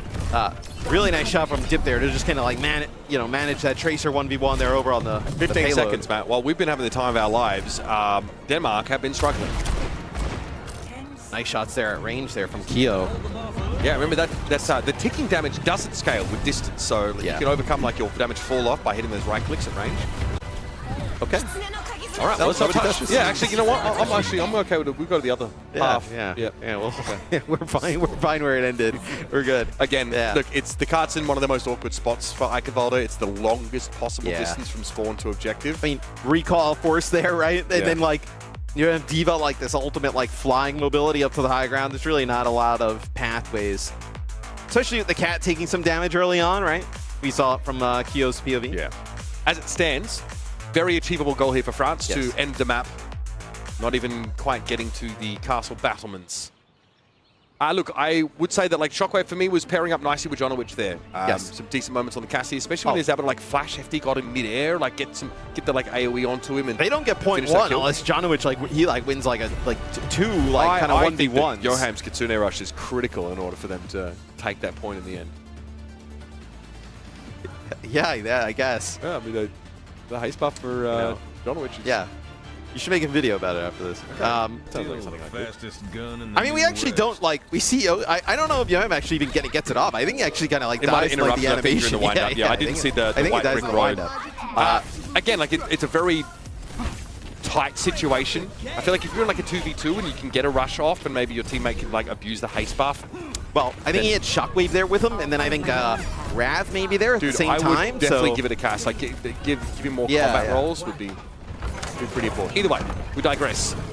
One checkpoint rather, 115 meters. But we talk about how, in the setup with Ash, about how aggressive both these support lines are, right? Like, you kind of have plays like that happen, but then also you get the positive of Skytor almost getting body blocked here. He's taking too much damage for this. He's too far forward. Crocs able to get up behind him now, but look at the heal pressure. No one else on this Danish team is going to get healed. That's why Jonowitch is like one constantly. Too much heal pressure. That's how you punish poor positioning. Keo here, okay, being pressured down by Rav and does hit the grenade, so at least ensures a trade. Okay. I love to get like a, like how much time has he actually had his hands on the keyboard versus just like up in the air. He's here for a good time. I respect it. 5 minutes 40 on the clock. An immense amount of time. Obviously, early attempts here for taking that sort of battlement control. What are we doing, Crocs? What are we doing, buddy? We are up on that high ground behind him. Oh, Shockwave. No. Going up to the Cassidy. There's a lot to do here. Crocs is definitely surrounded by a lot of foes. And Dip ended up falling to the Cassidy. Still, there's this is so odd, though. They've like swapped sides of the map with the door not open yet. Zeron could Swift Step away, though. I think Skytor just got baited into trying to find a Kiri with Swift Step available. Completely out of position. That was not where Skytor needed to be in the end. Yeah, no. Really unfortunate exchange. France looks so dialed in on this comp, though.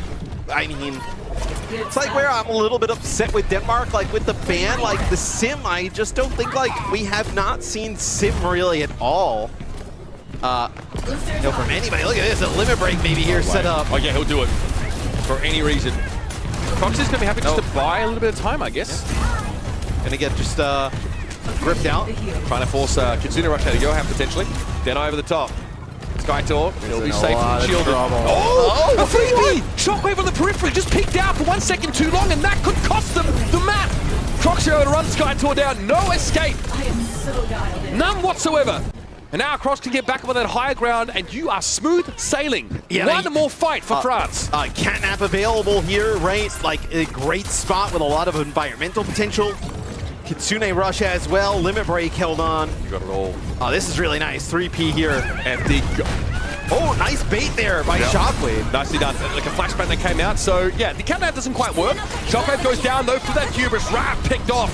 Crocs now is going to return to the fight after getting himself a mega health pack, but he doesn't even need to be there. With the Kitsune Rush now doing a lot of heavy lifting. Keo's able to basically make it impossible for Skytor to get any leverage here. Nicely done by Jonowitch to abscond with the Demon, but you need so much more than that here. But Denmark pulling up short decidedly here in our second map. Yeah, I mean, I was convinced coming into this series this would be a very long one. I really like this Denmark team and what they did in the groups and how good Shockwave has looked. But obviously the game has changed. Yeah, you're just getting so much value. I mean, almost 12,000 damage here from Crocs in this game. Leads the lobby by a wide margin, right? Nobody in the vicinity. It's a walking total. Yeah. He's done it again. again, like you've got to give accolades to the backline here, who are dialed into play just the way Crocs needs them to. Xerion here, like with a really solid output, solid damage as well as far as Kiri's concerned. One thing to also note is like FDGod on the Cat has about like, what is that? Like almost like 2,000 more healing as well than Jonowich on the other side. Jonowich beating FDGod in terms of the damage output, but the Cat healing able to just kind of funnel into Crocs as he's like so deep in these engagements is so important. FD got able to be whatever kind of Crocs and co need in moments like that. Yeah. Some really good punishes though, again, because Demon has some degree of like commitment in terms of using your mobility, you need to be sparing about how you use it. When you go in, your team needs to be, it's the same, I guess in some sense it's like a Reinhardt charge, right? Like your team has to be ready for it. This was a disgusting dive back deep. The Deadeye. There's a Deadeye there from Keo. Yeah. That look, he's really just looking down at Skytor being flown over the map, but Shockwave just peeks out a little bit and ends up getting taken down. From that point onwards, the House of Cards comes tumbling down for Denmark. Denmark, obviously, backs against the wall here would be so impressive from France. To beat South Korea, obviously in a reverse sweep, but then to come in and like potentially 3-0 Denmark. Yeah. I mean, that is making a statement in terms of obviously them making it to BlizzCon and being a team that's going to be feared going into that event. If you're Denmark, we got to see a Cat or a Demon ban, right? It's time. I mean, we just, you know, I sort of said earlier I didn't think it was a long-term solution to try and play the game without, you know, Demon, but we just need to ban that here. And then Crocs needs to just play Roadhog to. Hey, I tweeted at Peps last night. I was like, if I don't see Crocs on Roadhog tomorrow, I'm going to be disappointed. Okay. They liked it, so that means obviously that is a full-on commitment for them to do Fefe's it. made the call. Yeah. It's a funny little interaction. That's on who they're on stage the phone with now. Yeah. We missed. Crocs is desperately trying to get anybody on Denmark's attention. He's like waving. He's putting up hand signs. He's buying smoke signals over there. Finally, Jonowich like peers around the corner of his monitor, and all he can manage is you're so a annoying, ruthless bro. smile. As you're like, yeah, okay, bro, you got me. Crocs, like, please give me some engagement, guys. I mean, look, obviously, a lot of this is skill, but a lot of it's mental as well, right? Yeah. And like, if you can just like throw your opponent off a little bit, just annoy them, tilt them about a little bit. Crocs has the perfect amount of delusion. Yeah. I mean, no, seriously. I mean, so when I was a coach, like we had Clayster, obviously like a really legendary player, and like same type of like, you know, you'd be losing a series and you would never know because like it's just like so much confidence, like. And that's like how you get wins, right? Like getting a reverse sweep against like South Korea yesterday, right? Like you have to have players who just like, who cares? We lose the first two. Like you need someone who can get you started, right? And get the vibes back up. When you've got a team like people that are kind of quiet and maybe the ultra realist, like, oh, let's just like do our best, guys. Let's try and like, you know, you want someone who's like, but no, it becomes we're infectious. gonna beat Like, these guys. no, we've been kind of like looking out at the stage, like we can see it here from like where we're casting from, and like, Crocs obviously kind of like doing his thing, but like. Xerion's like laughing, FDGod as well. Like it's kind of like, you know, it feels like at least from afar, it's like brightening the kind of vibe of the team, and you know those guys playing a lot looser, you know, a lot freer as well, making their games even better. Yeah, and again, the way our format is, like there's time here for France. They win this game, right? BlizzCon virtually guaranteed. Then they can start to think about, you know, like, okay, what was the next step? Like, you win here, like, where's the game going meta-wise? You're still going to be, like, abusing Demon. We've got a new Jump City, which seems like... Yeah, this feels like a map, though, that, like, you can ban Demon and maybe you're not as worried with the Cat, right? Yeah, potentially. And then you're thinking about, like, okay, like, if we can take that one... Okay, they banned the Cat. Get it out. Okay. But does this preclude you from playing... look, okay, you have a couple of flashpoints here that, like, are pretty annoying in terms of the verticality, but there are also some flashpoints where Jetpack Catch is not that good. Like it's, you know, you're a little hemmed in sometimes. Like, you know, Vents, for example, maybe like not the safest one to play. Marga. Okay. France are almost intuiting, which that Denmark are trying to opt out of a Demon mirror.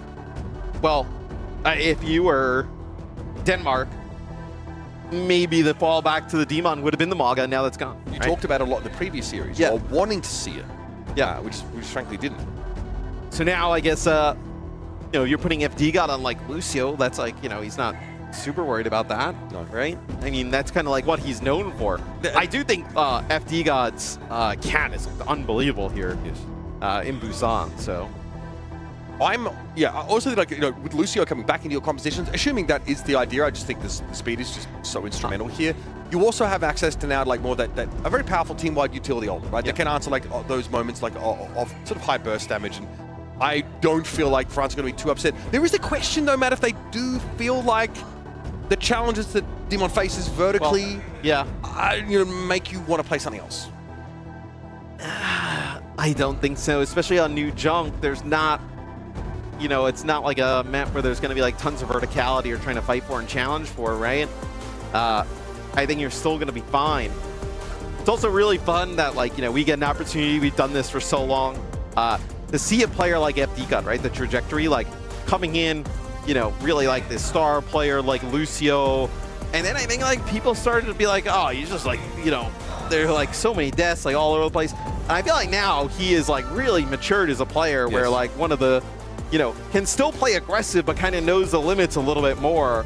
Maybe feels like he doesn't need to make those hero plays. Akinbot is such a great example of this, where he turns into a heal bot because he knows that Crocs is just going to be running it down. Yeah, that's true. And that's why Crocs is able to have double the damage of Skytor with half the deaths. Yeah. It's now or never here for Denmark. They want to insert themselves back into the conversation in terms of this group. It's not all lost for them, because a loss here would then necessitate them following the footsteps of France and taking South Korea to task. And if I know South Korea, if I know those players and that Coach Moon, they will never let lightning strike twice. Let's see what Denmark has here. Okay, the Vendetta could be a good pick, right? Vendetta can obviously, do a ton of damage. It's a good matchup into Demon, no? Yeah. I mean, if that's even possible right now. Maybe less bad. And Shockwave gonna play the Soj here, so Jimmy Lucio, bit of a throwback to this. Look at Skytor already has no armor. I mean, he might be dead here. Okay, now I'm gonna give him a bit of ground. Crocs is deep. It's very, very deep. Just grab. Grab just happens to be there. Catches the wrong side of the blade, and that was a complete ace. Just a dominant 5-4-0 fight. You're able to just kind of, pay attention in a lot of these fights when they kick off. Vendetta, bro. We are done. Yeah, when they kick off, Skytor, it feels like, no armor before the fight even kicks off. And then you also see the amount of just chaos that Crocs ensues in the other team. Already at 70% all, one fight. Shockwave here has to trend back a little bit now. Jonowicz picked off early and Johan so low. Crocs is just killing you all! Do something about this man! Somebody stop him! With no Demon ban, it's kind of a bit silly with how this has gone. This season's so good as I feel for Skytor. It staggers out there. Let's get the speed. But even Rav is forced to dash away every blink. Rav had recall force, so had to actually just kind of get all the way into spawn. Crocs has a limit break. He's in your house at 3 a.m. Where is he? He's playing like he's invincible. Is he playing Tracer?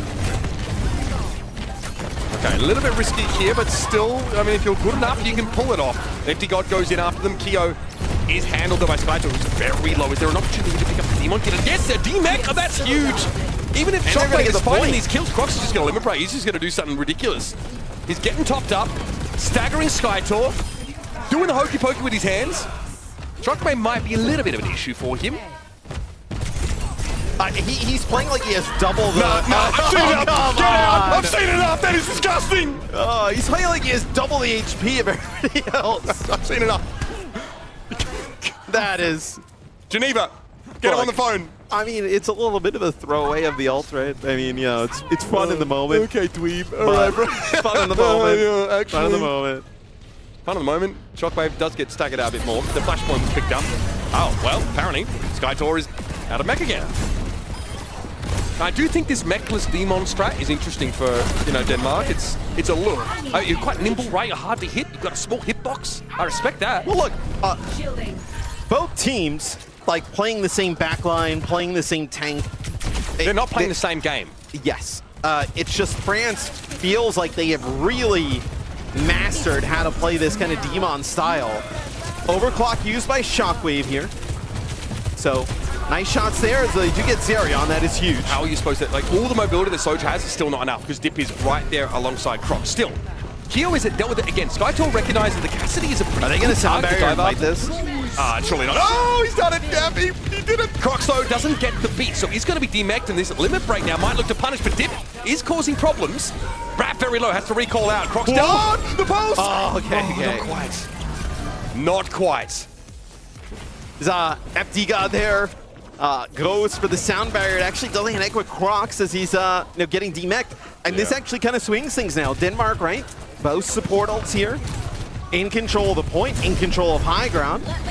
How do they keep Skytor and Mech while also trying to play an aggressive brand of Overwatch themselves? I think that's the... and we're doing so without ultimates in the long term as well. It's honestly quite the compelling question. Oh, Crocs is back, and he's hitting Skytor, he's ripping, he's tearing. He's going after his opponent. Skytor falls back, shield low, Crocs slow, doesn't care. Getting pocketed, and Skytor is ejected once more. It is Crocs' world, you're just living in it. Well, the Deadeye, they use that speed boost moving on up. It kind of forces the supports up to the high ground, and nobody is able to keep Skytor healed up. And everybody on France knows that. They just kind of like barrel down on top of the tank of Denmark.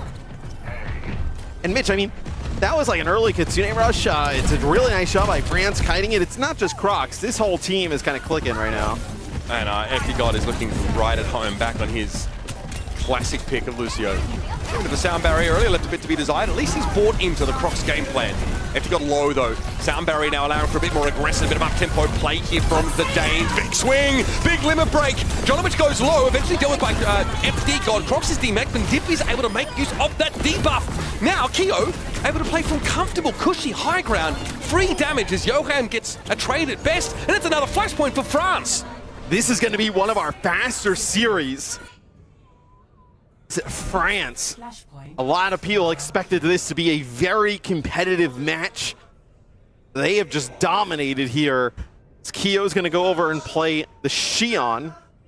So going to kind of, ditch the hit scan altogether, play a little bit more of an aggressive style of play. It will be Denmark getting to this flashpoint first. Yeah. Crocs does get a mech back. Yeah, so it's a remech in that window. Didn't get priority for this next point. Shockwave's gonna have to slip away. Skytor just, I mean, he's in a different bloody postcode. He can't do a damn thing to help Shockwave.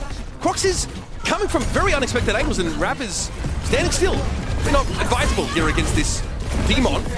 And there's the D-suit. Zerion is picked off though. Rap does find his, but still a decisive fight win for France. Well, like the Sojourn slide, right?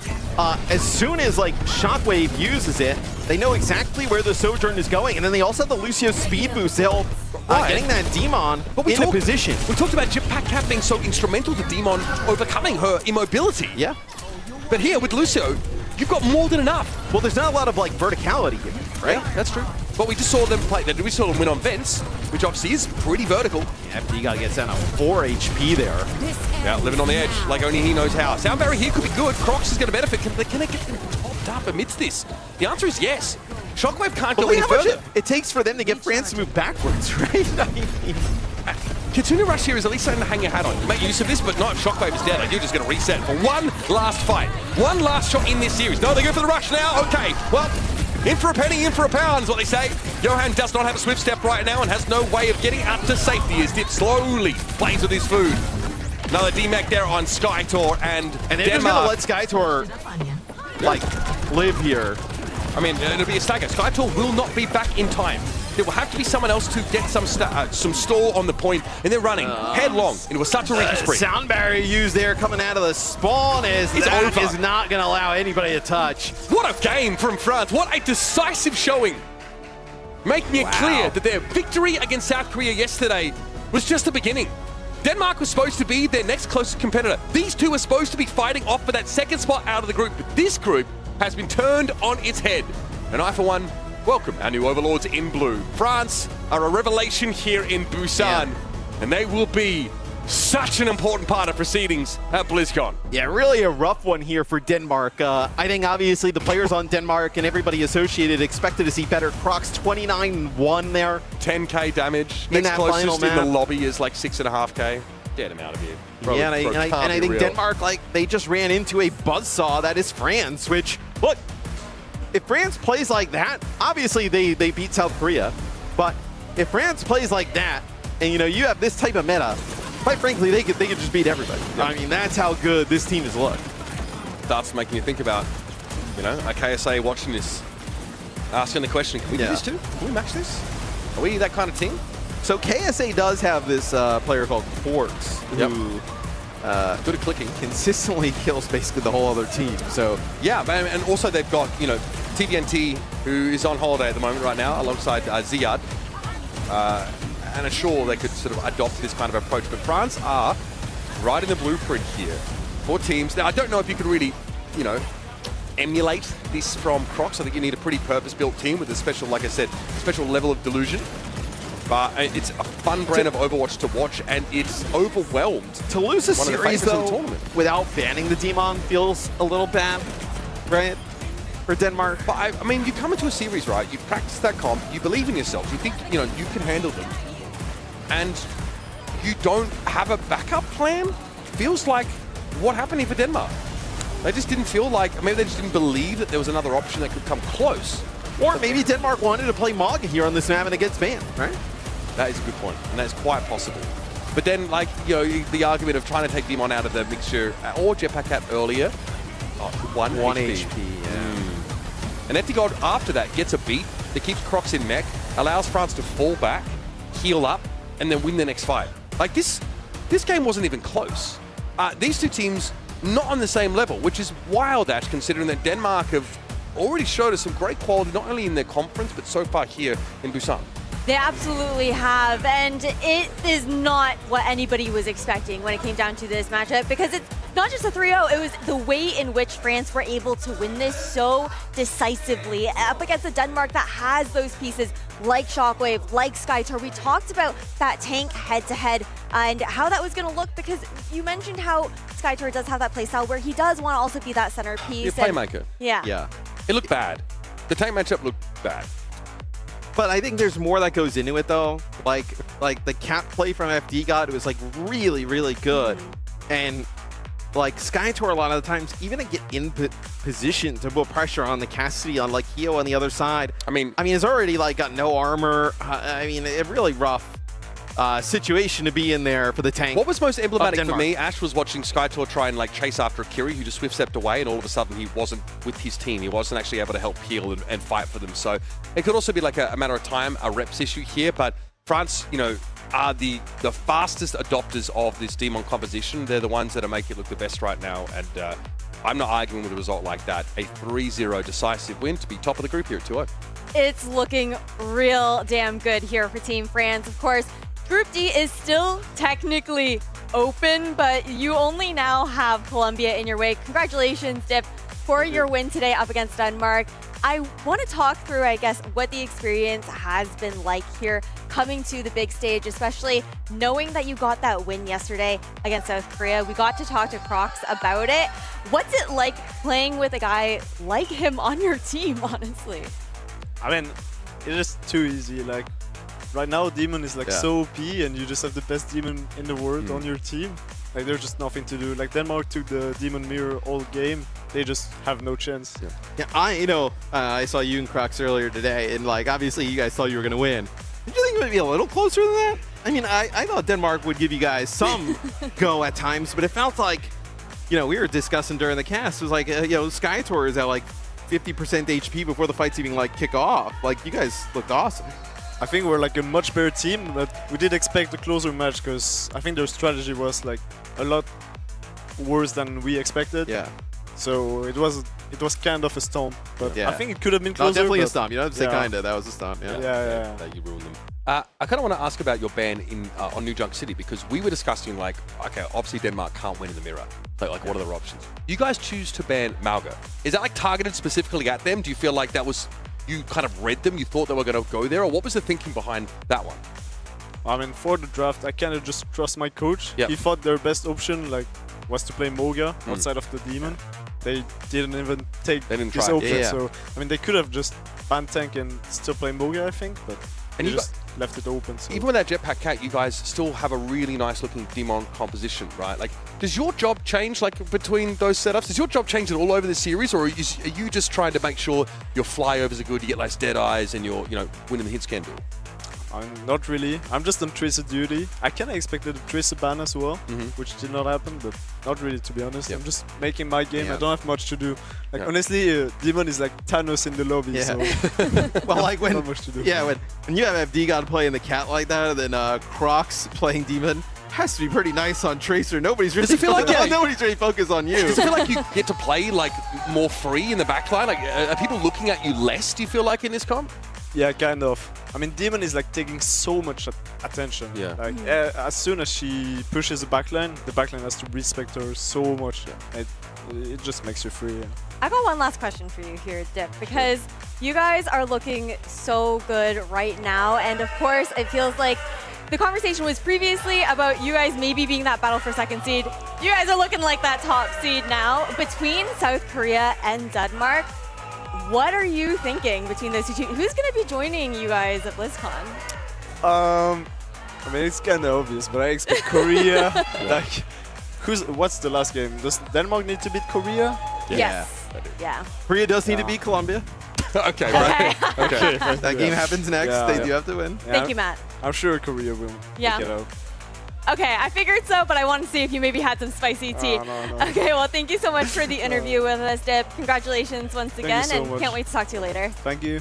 Bye. It's such a pleasure to be able to chat with Dip, guys. But we are going to throw to a quick break before we get into our next matchup. So it is going to be Korea versus Colombia coming up next.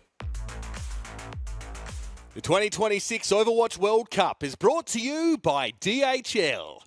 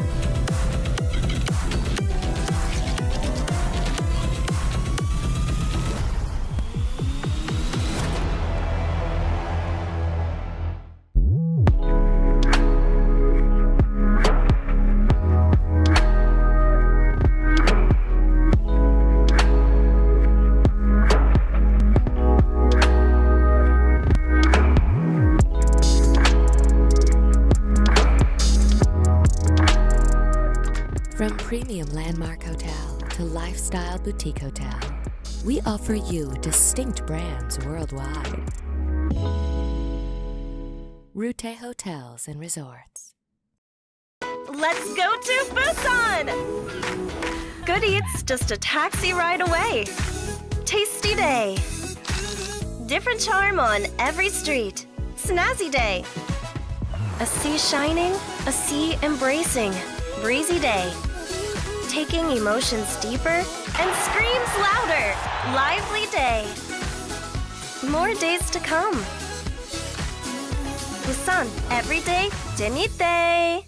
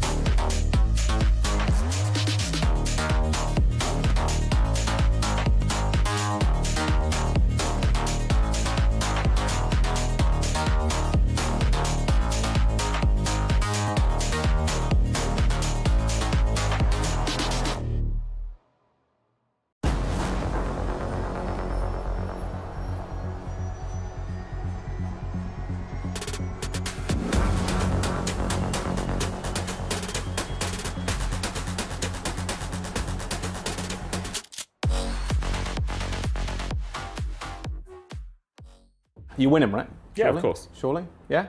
Hopefully. Hopefully. Bro. What are you? Why is it confident? Just the hopefully? Come on, man. What a good day, yeah. Yeah. I have 4 little questions for you. Obviously, perks and Overwatch, you know them. Back to their front. Come on. But IRL perks. If you never had to sleep ever again, or never had to eat ever again, Never sleep. Never sleep. Never yeah, sleep. for sure. That's got to be It seems better. like the obvious one. Yeah, I love eating. I love eating too much. yeah, okay, yeah. I mean, you get an extra 12 hours in a day if you don't have You're sleeping for 12 hours? I mean, maybe tonight. Yeah, Not at this yeah. boot camp you haven't. Walk twice as fast or jump twice as high. Walk twice as fast. Yeah, That these is are good. easy. Really? Walk twice as fast. Not jump? Actually, jump twice as high. Go play professional basketball. Yeah. Life's good. You'd be dunking easy. Play every instrument or speak every language. Play every instrument. Speak every language. Okay, why? I want to speak to people. It's just so much easier. I can barely speak English at this point. So. Never feel cold or never feel hot. Oh, I never feel hot. Yeah, I knew it That was instantly. easy. It's so easy. I actually like the cold. I like winter. Hey, there you go. That's what I'm I'm saying. by Everybody beach, needs that. so- Oh, you're chilling then, yeah. Welcome back to the Overwatch World Cup group stage here in Busan. We've got another Group D matchup incoming hot for you guys. It's Colombia versus South Korea. And guys, I've got Jaws and Moxie on the desk with me. Well, I mean couch, I guess. A very tiny we got a desk, tiny if you desk. will. But guys, when it comes down to this matchup, David and Goliath, that is for sure. Colombia, though, the first time ever they did qualify to the Overwatch World Cup in 2023. And back then, now they're in familiar territory because they were up against South Korea in that group stage as well. Korea, We're calling back. realistically, like it's like a throwback, guys. I can't wait to play you guys again. It's still Korea. Although it's funny because the way you're teeing this up, like kind of an underdog, like, and I'm like, we were thinking the same thing about France yesterday. So maybe Colombia surprises us here. Potentially. I mean, both of these teams in a very similar situation, it feels like, in terms of not conforming to the current meta. Like, Korea is one of the only teams, instead of potentially China, that we're still seeing trying to run things like the Sigma and that Mizuki. Colombia, they just don't touch the Jetpack Cat, they don't like to use the Demon. So there's a potential that both of these teams are going to be really happy with each other's bans, like taking the Cat off of control, for sure. And then the Demon a little bit later on too, I'm sure. Yeah, I think it's kind of wild we saw the Moira coming out that game, guys. I wasn't expecting it. If Simple can play it, anybody can play it. But it has definitely been fun to watch this team, Colombia. This is a squad where I feel like the Colombian fans always rise up to support this team. And we have returning faces within Super Gomez, as well as Mixby, who is a substitute. And I feel like this player of Super Gomez, that's kind of who we have our eyes on for Team Colombia, to be that rock here for this squad with the experience that he has. And I know that we've seen Lich as well has been a decent DPS there in the server too. Yeah, I like Lich and Temp. They've been ranked players for a whole long time at this point in the North American ladder. Been peeking their heads in a little bit here and there, and I'm hoping that they get their chance at least on the international stage to prove how good they are. I think if you look at this team, you're like, okay, Lich and Temp, they are the players I think that are going to step up to the next level coming over the next couple of years. Yeah, they had some good fights, right? Colombia on New Junk City looked really, really strong for the opening fight versus Denmark, and it was only afterwards that failure to be able to adapt to the range poke from Shockwave afterwards, which really haunted them for the remainder of that map. So maybe now we'll get to see like that same Mauga Slam composition. Yeah, and now talking about Korea, who were felled by France yesterday in a massive upset. This is a core team of Crazy Raccoons, and you also have Sanjin and Simple into the mix here as well, and it was honestly a devastating loss here on home ground. What are we doing out here, man? What are we doing? Reverse swept. I think that was, and I don't think you can really argue, that might have been the most craziest upset of all time in Overwatch World Cup It's history. historical. Historical, for sure. Getting reverse swept by France like this team is Crazy Raccoon almost, but I'd say in some cases almost upgraded. I think Simple is an absolute nutcase. Him and Chorong looked really clean on the first couple of maps. The rest of the maps, nowhere to be found almost. I think this is such a strange time for Korea, this Korea team to be in, because they might not make BlizzCon for the first time ever, which is ridiculous. Yeah, especially because we've gone from basically saying, well, everyone else fighting within Group D, they're all fighting for second seed, right? We all sort of took it for just expected. Okay, yeah, Korea for sure will be making it to BlizzCon. For sure they'll be first seed. Clueless, Likely for sure, they'll be the grand finals team. And now we're sitting here having to say, well, what if they don't make it, right? Because what we saw yesterday, it wasn't just about the backline, it was also about the fact that that tank line looked fallible, right? They looked really fallible. They had Jumping coming in to play the substitution onto like the Demon to try and match Crocs. Night and day though, Crocs was looking so much better on that hero.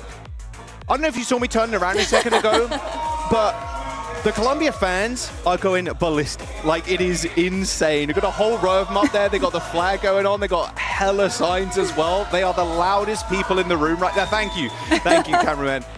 I mean, passion. The pride goes hard. And the pride, yeah, goes crazy. And the Korean fans yesterday, extremely quiet. I mean, it was ridiculous how silent the arena was. It was astonishing. Yeah, we need to see the fans rally behind Korea today, because to be in this situation where they did lose yesterday, you want to see them amping them up. You guys can hear the crowd in the back, and it is just getting started. It is just insane, I think, the mental boom that we witnessed in yesterday's reverse sweep, but that's also now terrifying for Team Colombia, right? Because you're going to be facing up against a South Korean roster that is angry. Oh yeah, they likely came out of that match because like they were one map away from being able to take that victory and then got reverse swept, which is probably the worst fashion to have to lose a match series, because you're just thinking, well, we just need one more map to close out, If we win, if we lose the next one, we get to pick where we go next. We get priority on ban draft, so it's okay to give one up, but then the second one afterwards, okay, right? Suddenly that's like, hold on, wait. And then you go to that last one and you're thinking, oh no. And your coach, like your staff behind you, they will not be happy. It's very likely that South Korea after that match, they got grabbed off of the desk, hoisted into the broadcast staff room and basically said, okay, sit down, we're going to look at what we did wrong and this is how we can fix things for the next time we play, which is today. And as we get into our predictions, guys, I think the clear statement that we have to make about the South Korean roster today is how much of a decisive match they want this to be up against Colombia. I had to go, of course, with South Korea. It's expected in this a huge overdog in this head-to-head. It just feels, it would still feel pretty bad to vote against them. I vote for Korea too. I don't think, I mean, again, surely, I don't think Korea are going to go down here. There's still a chance for them to make it, although very difficult.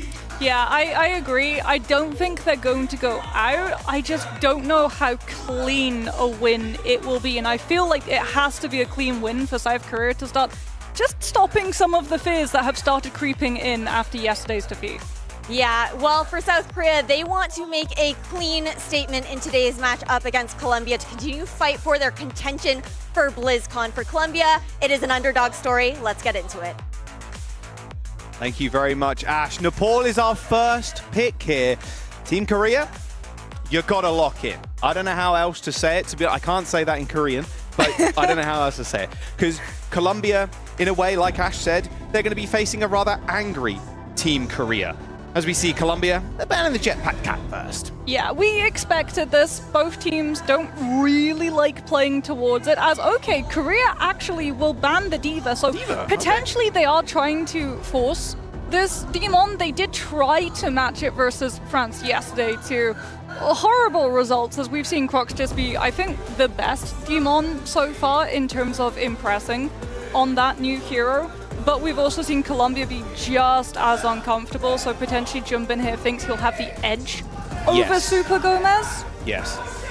And also, I mean, Max is in the roster too. I mean, yes, we saw that yesterday, to be fair though, Moxie. Max being subbed in and out. And yeah, for Zarya and for Sigma. But it didn't really feel like it mattered. No. They tried, instead of playing the Demon versus France first, they tried to counter it with that Zarya.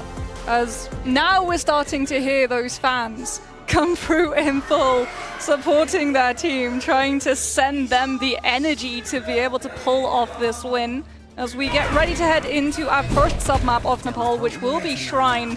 Yet again, as we've said, Demon, one of the strongest heroes breaking out here at the scene in Busan, but both of these teams almost allergic it feels to playing her. Which I'm pretty surprised at, to be honest, especially coming out of Team Korea. Very shocked to see either not Max nor Jumbin really like push the limit and kind of test the boundary of how far they can push the hero, because you're expecting even Crazy Raccoon, like these two tank players have every single hero on lock. Why not Demon? Potentially the hotfix caught them unawares. Oh, Stalker lines up for a good kill on Super Gomez to start off with.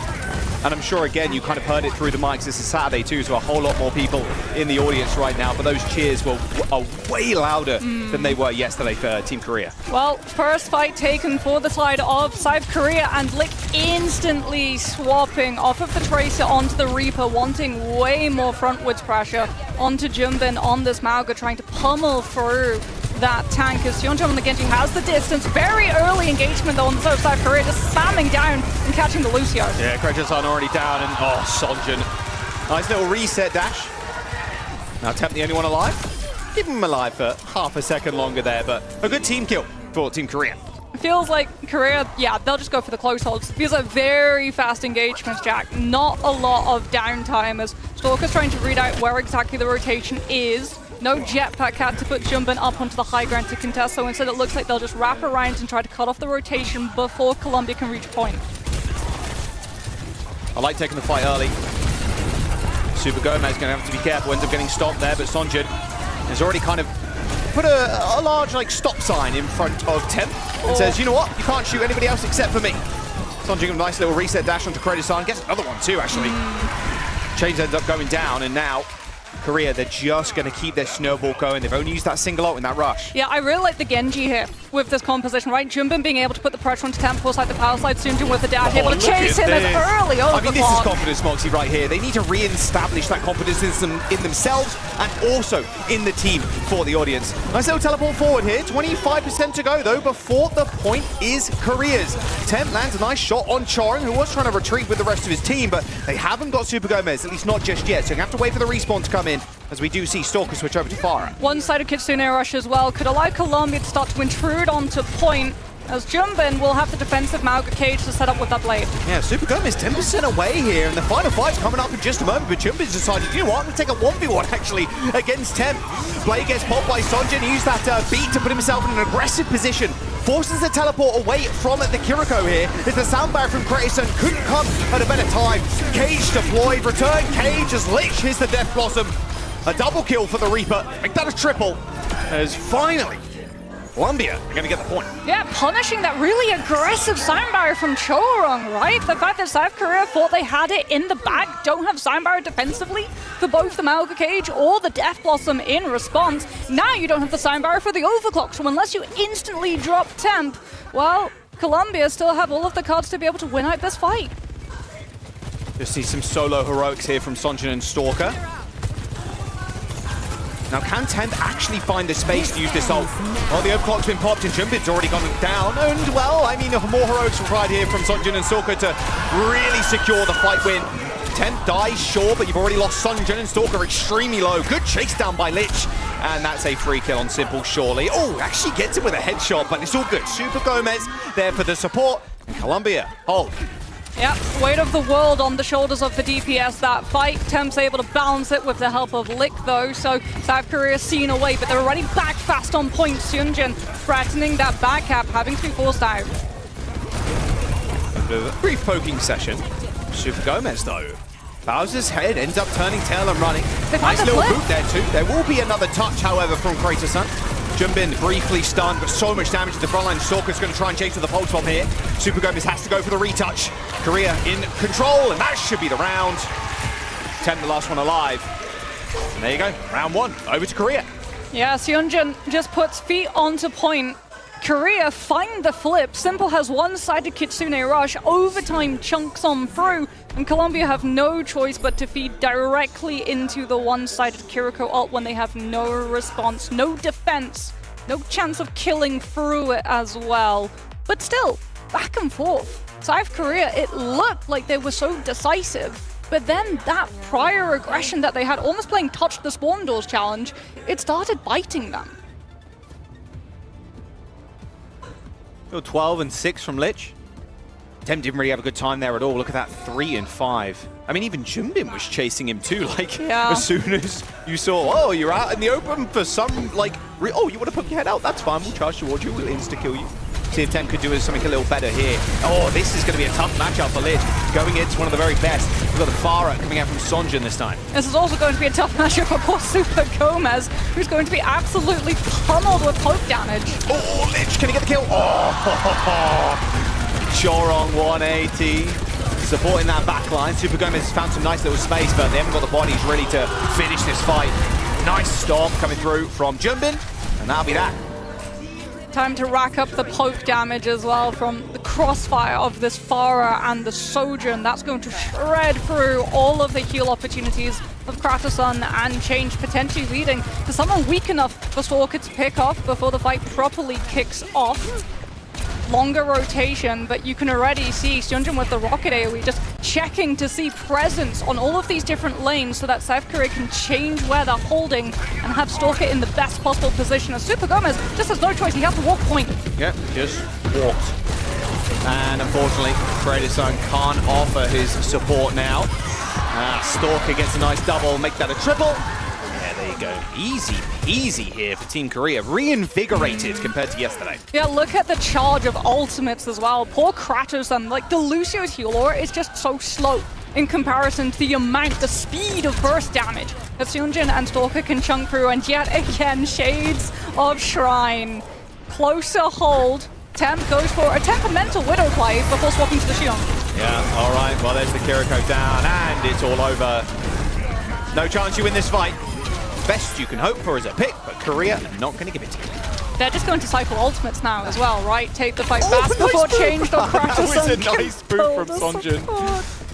Oh, you have to feel like the ultimate economy is just going to warrant one free fight win here. Lick with the Sim teleport, but it's Stalker who finds the head. Barrage in the gauge. Super Gomez just turned away, averted his own eyes to his own demise. Yep, Korea just play it out. Playing the tempo game. And now you have two ultimates just hostage for Colombia on their just respawn chip before Kratosun has the Sign Barrier to send the team aggressively forward. Oh, look at this! Straight over the top, there's the cage. Kratosun already down. Did the cage even get anybody? I don't matter, no problem. Moxie, this one's done. Zoning ult, Jack. That was a entirely zoning ultimate. As, yeah, South Korea, it seems, back on form. Not quite playing the new updated Demon meta, but when your opponent won't play the Demon too, it does not matter. That is their weakness, apparently. The Demon. Or maybe it's just Crocs is their weakness. Maybe it's just Crocs. All right. Map number 1 done. A clean 2-0, I'd say, there for Korea. Feeling a little bit more confident in themselves. Taking the day, taking the evening, night, just to kind of sit, reflect, and get themselves back in the game. Because BlizzCon, although it's not out of the woods just yet, the chances, though, for Korea after losing that game versus France are getting slimmer. I feel like there was a lot of pressure on South Korea to start this match very dominantly, and that's exactly what they did, right? They could have played it slightly slower if they wanted to, but they had to make a statement, and the statement was indeed made. Also takes away the style that Colombia's looked the best on when we've seen them so far this past week, being able to find engagement opportunities with the Mauga Slam, feeding up into things like the Reaper follow-through, the Xion, the Vendetta, all of it entirely prevented as so much poke, so much pressure from Jumbin, forcing out those power slides early, allowing everyone just to stay on top of the Sojourn's position so you don't have to worry about trading down. This is what I want to see more from Korea, honestly. Just, look, flexing your guns a little bit, flexing the muscles. If we feel like we're that much better than you, yeah, let's play the spawn door. Let's play this super aggressive, like, style. Yeah. Get Jumbin to, yeah. Like, less macro, and literally just win your solo fights. Exactly. And I think Korea, they have the skill to do that. We'll see where we want to go for Colombia. Still got another match tomorrow. So, again, they're also not out of the woods. They're 2 games, or the majority of their games, sorry, in the last couple of days. So let's see how they fare. But for the time being, Team Moon taking off the headset, ready to lock in and make sure the team is prepped and ready to go. Colombia obviously hoping they can have their chance at a big like showing on a BlizzCon stage. It's going to be tough. The group was hard, for sure, as that's to be said. Definitely weren't the favorites coming into the group, but we've shown things can change a little bit, at least in this one. Expect the unexpected. Take nothing for granted, it seems, in the year of 2026 Overwatch Esports. Something I am concerned about for the side of Team Colombia, though, that was the jetpack cap ban, right? You only get to use that once. Yes. And now they don't really like playing the jetpack compositions themselves, but that also means that things like the Mauga with the jetpack cap will be available for Korea to just allow Jumbin to be as aggressive, but actually be more on target now with his dashes. You don't have to burn that initial shift to hop over the rooftop. You will instead have a support to be able to set you up there instead. So maybe we see a ban towards the Mauga just to be able to try and take that off the table, but then that takes away Colombia's main strategy themselves because they've been playing the Mauga engagement. We'll see. We'll see if they can force them on a Demon fight. Hey, that's where they got felled yesterday. We'll have to wait and see where Colombia want to take us for map number 2. I mean, it's funny, Ash was kind of saying, like, look, they've played before in World Cups previous. It's always been Korea that has gone all the way. They've gone the full distance almost in every single World Cup, right? There's 3 stars on their jersey for a reason. But, you know, times change. People level up, regions level up as well, and I think the French have definitely shown that in this group. Korea in 2023, again, everybody's expecting them to do very well, and Saudi Arabia kind of came out of nowhere and upset a lot of people and ended up taking the trophy. So, I mean, Colombia, there's a chance for them too. Of course, going down in that kind of fashion does feel kind of brutal, but you've got a couple of maps you can choose for next. Of course, Korea, that was their map choice on Nepal, and Colombia, well, okay, we're going for more brawl playstyle. This was, as we said, the strongest they looked versus Denmark with that Mauga engagement composition where they could just play very, very up close with the Xion and that Reaper. I would expect then Mauga to be kept in play.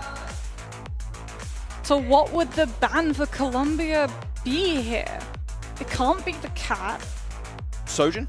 Sojourn, yeah, potentially take out the Sojourn. That was one of the issues that Shockwave posed, and it was an issue when they played versus it on Nepal, having to deal with the overclocks and also having to worry about just the snipe potential of losing someone when you do play that Mauga. But no, they'll take out the Kiriko, so potentially we see more Moira again, because that was what they did last time. Banned out the Kiriko, went for the Moira and the Lucio. Now that is a comp. Let's get it. I mean, hey, Korea can do the same thing. They got simple. Guy plays everything. He can play the Moira. Chong plays the Lucio, no issue. Korea, Xion. Yeah. Taking out one of the main DPS structures that Colombia like to play with this composition also means that the Sojourn remains in play. So we'll have to see if Colombia learned their lesson from that defeat at the hands of Denmark on this map. They were able to win a few points of Flashpoint with the composition at first. It's just a reluctance to swap. They got into that sort of sunk cost fallacy where both of their DPS had ultimates, and they felt like they would still be able to use them, but then they died walking to point before they could use any ult, and so got stuck sticking with the hero for way too long, and just had to go all the way with them. All right, let's load on in. New Junk City. I think with Jumbin kind of sticking in, and same with the DPS line, of course, for Korea. I think realistically here, you're not really ever going to trade anybody out. I think with how strong Korea is, I don't think there's going to be... I think trading Max in and out, sure, again, more kind of play time on this stage like this, but I think they would be more than happy just to keep Junbin in for the rest of the series. Well, realistically, Max would play what? The Sigma or the Zarya? And Zarya would be instantly popped by the Mauga. So Jumpin having more flexibility, being able to play things like both the Orisa, the Malcolm match, and also if he does feel the need, he can go on to that Demon. As we'll have a look and see, there's the Moira that we expected, but at the moment, Simple's not actually matching. It seems like we're going to have a Mizuki Baptiste. So a whole lot of damage on the side of Team Korea's backline, and also some very good CC, with Chorong being able to match up to things like the Reaper Teleport with that chain. It's a snail's pace of a comp, really, isn't it, with Team Korea. You're not moving anywhere too quickly, apart from Sonjin, of course. But on the other side of things, Super Gomez and the rest of the gang need to be quick. Well, speaking of which, Crazy dead, so that Lucio speed boost, unfortunately, non-existent anymore. Jumpin's in the backline, by the way. He's just kind of shooting everybody in the back of the head. Super Gomez, eyes kind of averted, was looking at that top rope, looking up at that high ground, seeing if he can kind of pick people off and aid in a kill that Lich was trying to garner. But it is Team Korea. They're going to win the first fight. Keep chasing down Tem, who's on the wrong side of the map right now, but should be fine. He's a Tracer. Yeah, Battle Cattle fully employed on the side of Jumbin. I have my Fortify, I have my Javelin Spin. Let's just full send W as Super Gomez swaps off of the Mauga now onto the Demon. Potentially trying to force out that match from Jumbin, wanting to be able to punish the lack of mobility on the backline. It's going to feel kind of crazy for Tem there. We see a quick D-Mech. It's a lot of, I would say, valuable practice against a team this good too. And Super Gomez getting the Met back, but quickly de-suited again. I mean, realistically here, you can stall to the end of this point. It almost feels like Korea actually let him get the mech back, 100%. right? So they could extend that stagger, because now what they've done is they've chained him so that he can't get back to his team on the Demon form. And he's denied the remake, which now puts us at last fight territory, and Colombia don't have a tank to do it. Oh, Jumbin. Oh, almost hit the spear. Well, Tem does end up going down, so that will be the point. Yeah, Lich knows that there's no chance. This one nice take. Is done, and Korea have 5 ultimates now to be able to just brute force the next one. It was so one-sided as well, the tank being taken out of one of the support so quickly. No coalescence, no sound barrier to try to flush out some of the ultimates from Korea first, then kite them out. Yeah, seeing a cool, crisp 5 ults. Nice little Terror Surge to start things off though. There goes Kratos' son. Lich shut down, tried to make a big play, but Sonjin was right behind him. Yeah, went for the Death Blossom on that backline. He gets Chorong at least before Sanctuary can absorb the ultimate, but Seonjin still takes the Reaper down, and South Korea still take the point, making it now really easy for them to be able to match up to things like that Coalescence. Super Gomez will go for the Zarya to at least have bubbles to help out the engagement opportunities for this Reaper or the Tracer, but he should just be popped instantly by the amount of poke.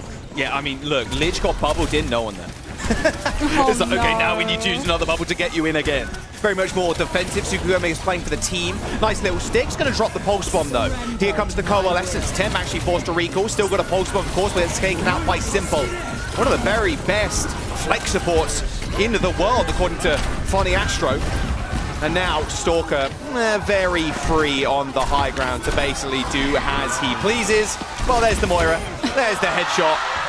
And yeah, the crowd still fully behind Korea, as we do see it being last fight now on this point. An awkward situation now. Tem's going to have to touch. I mean, Deadeye as well that you're walking directly into with an untouchable Cassidy. Kratos will have the sound barrier if Colombia want to try to engage aggressively, but there's the High Noon to zone them out. Well, they're going to try. There's the B. Doesn't end up hitting the Moira, sadly. But yeah, straight in front of the window. And Kratos is going to go down to the low ground. And unfortunately, Stalker gave him a one-way ticket back to spawn. And that'll be the point. Stalker hitting the shots, and Team South Korea fully investing their trust into him. The fact that Chorong earlier in those fights actually gave up his life to give the Sanctuary to the Cassidy, so Stalker without ultimates can just shred down the entirety of Colombia, as Temp now will go for something that can try to match up to this poke. The Emre also having a little bit more self-sustain to keep the support's attention, keeping up Super Gomez, because this poor Zarya has been on the board. No grab! Oh, an ambitious post on from Sunjin. Chorong goes down. 4v5, actually. Here we go. Lich is going to try and find an off-hanger. Kratos going to push the rest of the team forward, but they need another one for this one to really feel successful here. They are, again, just going to try and push in, but Kratos kind of overextended. Lich, though, manages to come up with the second kill that's required. Jumbin hits the ult, and dodging out slightly there. Kratos ends up going down. Lich with a Death Blossom makes this one a very scrappy fight, leaving Super Gomez an opportunity to cap. Can he, though? He'll be able to cap, but can he hold it? No, he has to bubble himself out and run for the hills as Jumbin and Chorong rejoin the fight, and South Korea are able to find the flip back. Super Gomez will have the Graviton. Chorong does not have the Sanctuary to be able to defend Versa, though. Oh, what a grab from downtown, too. We got to escape, but unfortunately, Temp on the high ground just lobbing nades. Oh, but Stalker.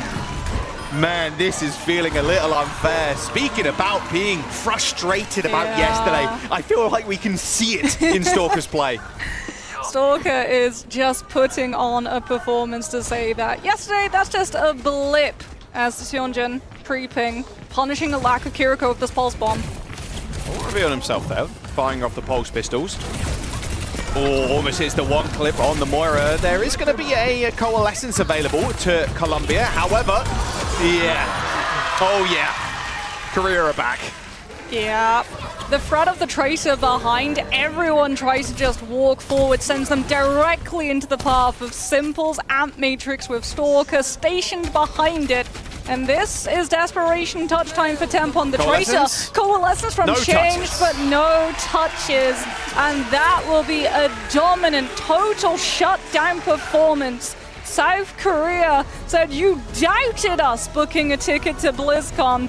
We'll show you exactly what we can do. I saw that. Did you see that? There was a smile, a small one, on Chorong's face. It was brief, but it was there. It existed. It can exist, but it will only truly break out once you're away from the PTSD of the reverse sweep potential. When they get the 3-0, that's when they're allowed to celebrate. You got the one-sided smile, he can have the two-sided smile, the toothy grin after they get the win. I mean, yeah, like you mentioned, Moxie, they haven't booked their ticket to BlizzCon just yet. There is another game, of course, in this group that needs to finish in order to really cement who is first and second. France, with the amazing upset against Korea yesterday, going down in the history books, has really put a kind of a dent in their plans. And look, yeah, you can play your hearts out today, but sometimes as well, the cards don't really line up for you. It doesn't fall into your lap. Sometimes it's about other teams and how well they do, because the map score as well might end up coming into play for Korea as we go into the next day. Now, Colombia, looking a little rough out there. It has to be said, but there is chance, you know? Couple nice plays, nice little grab here. Pity Stalker just ends up 3-tapping people, but... Yeah, sometimes it does not matter like what the state of your ultimate economy is. Sometimes you can just 2-tap people with the casting, and especially when you're camping the position of a health pack and you have that combat roll for the reload, you'll just be able to keep the damage rolling on through. As I think South Korea, they basically just said, okay, well, maybe we don't know what the current meta has developed into, but we don't have to play the current meta if we can literally just outclass you with our pure skill. All right, coaches getting a little time with the teams. And getting their bans as well. Colombia picking the map. Oh, can I see what map it is? Wait a second. Zoom in. Zoom, enhance. Zoom in on changed. You can't see, but our version of zoom and enhance is Jack slowly leaning forward. Let me get real close to TV real quick. Hang on. Just make sure that you They don't haven't pull out changed the it. They've not headset changed it in the lobby. They've not changed it in the lobby. No, wait, I can cheat. Is this the new game? We have like one tiny pixel and a splodge of color, and we have to try to guess the map. which map That's it a is? really good... Wait a second. You're cooking with that. That's a good segment, actually, to run on the desk at some point. Either in Overwatch World Cup, maybe at BlizzCon or OWCS. How many scrims have you sat in on to be able to identify the splodge of the map? Screenshot of map that you get before It'll be like you a dull. load in? It'll be like a dull where it's like kind of blurred. The map is kind of blurred, and then you have it to. gets frequently unblurred, yeah, exactly. and you get less and less points Gradually the longer the information that they give you. Hey. Someone write this down. I heard the producer say noted, so hopefully we'll get that as a game at some point, either World Cup or OWCS. I did actually cheat. There's a monitor back there with the lobby screen. So, I'm so disappointed in you. I didn't get it right. I thought they didn't change the map. Do I have to just do this the whole time so that you can't? I thought they didn't change the map initially, but it's the same kind of lighting as New Junk City. There you go, that's your clue. The map that is the same kind of lighting, sort of. And now I'm thinking about it, it actually really doesn't. It's just in the splash screen. I would assume that would be Junkertown with the amount of like orange. That would make and sense. beige. Yeah, that would make sense. It's not. Are There's you orange colorblind, perhaps? That would make this harder for me to try. No, to I'm not judge. colorblind. I struggle to see out of my left eye, always have, but not colorblind. Yeah. Can I read stuff from here? I can read this screen, kind of. Wait. Down here. How many? Oh, okay. Don't do that to me. It is going to be Shambali Monastery. See, there's a little bit of orange in there. What are you talking about? There's a little bit of that similar? Moxie, look at the lights. Orange. New Junk City.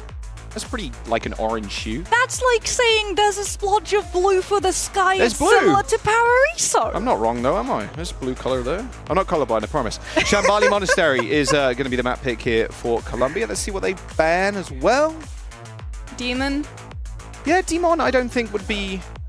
I think Wouldn't be too bad especially for like Demon would be good because you've already burned the jetpack cat ban. I think if you still had the cat ban available, using it here would be good because then you sort of take away a level to Demon's frustration to play into for your backline, right? The fact that the lack of verticality gets totally overcome by the cat just airlifting in, and every interview that we do with support players, we ask them, how is it playing versus the Demon? They say, it's so frustrating, there's nothing I can do. If the Demon has a jetpack cat, I'm forced to burn all of my cooldowns and I'm still dead. So with the cat still fully in play for both the Bastion and the Cassidy, I think taking out the Demon would be the wisest. Limoness coming in for Super Gomez as we head into potentially the final map for this series. Korea have looked just, as kind of expected, extremely dominant. So maybe a little bit of secret sauce here. Cue me out. If you're subbing in a tank player that we have not got to see, potentially you had that tank player the whole time just in back rooms learning Demon. Because you have the hours spare. You absolutely could have just said, hey, okay, this hero is actually way more strong than we expected. Let's just have our substitute put the hours in, grind rank ladder, and learn Demon, because you have to be good at the hero, right? It's not just a case of understanding the tempo and the positioning. It's also about all of the unique animation cancels that you can do and the combos as, okay, Colombia banning out one of the forms of poke, the Pharah, Don't hate has it. been removed. Don't hate it, honestly. I think Pharah is decent on this map. Although you can still put Jetpack Cat, which kind of renders Pharah a little more useless.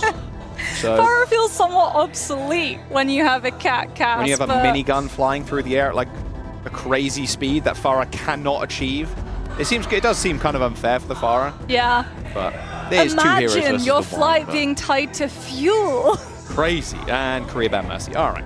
Well, that was a moon special. That's a the bit more of a obsolete. joke ban. Yeah, that's exactly. the obsolete ban. That's second ban too, so you're not doing it to even save the support role. Yeah. If we really are going to go extra maps, then we have not burned a ban. Yes. Is what that one is. I think that's South Korea wisely making sure to safeguard much more impactful bans when, if they do lose one of these next maps, and they'll have the priority of that ban draft.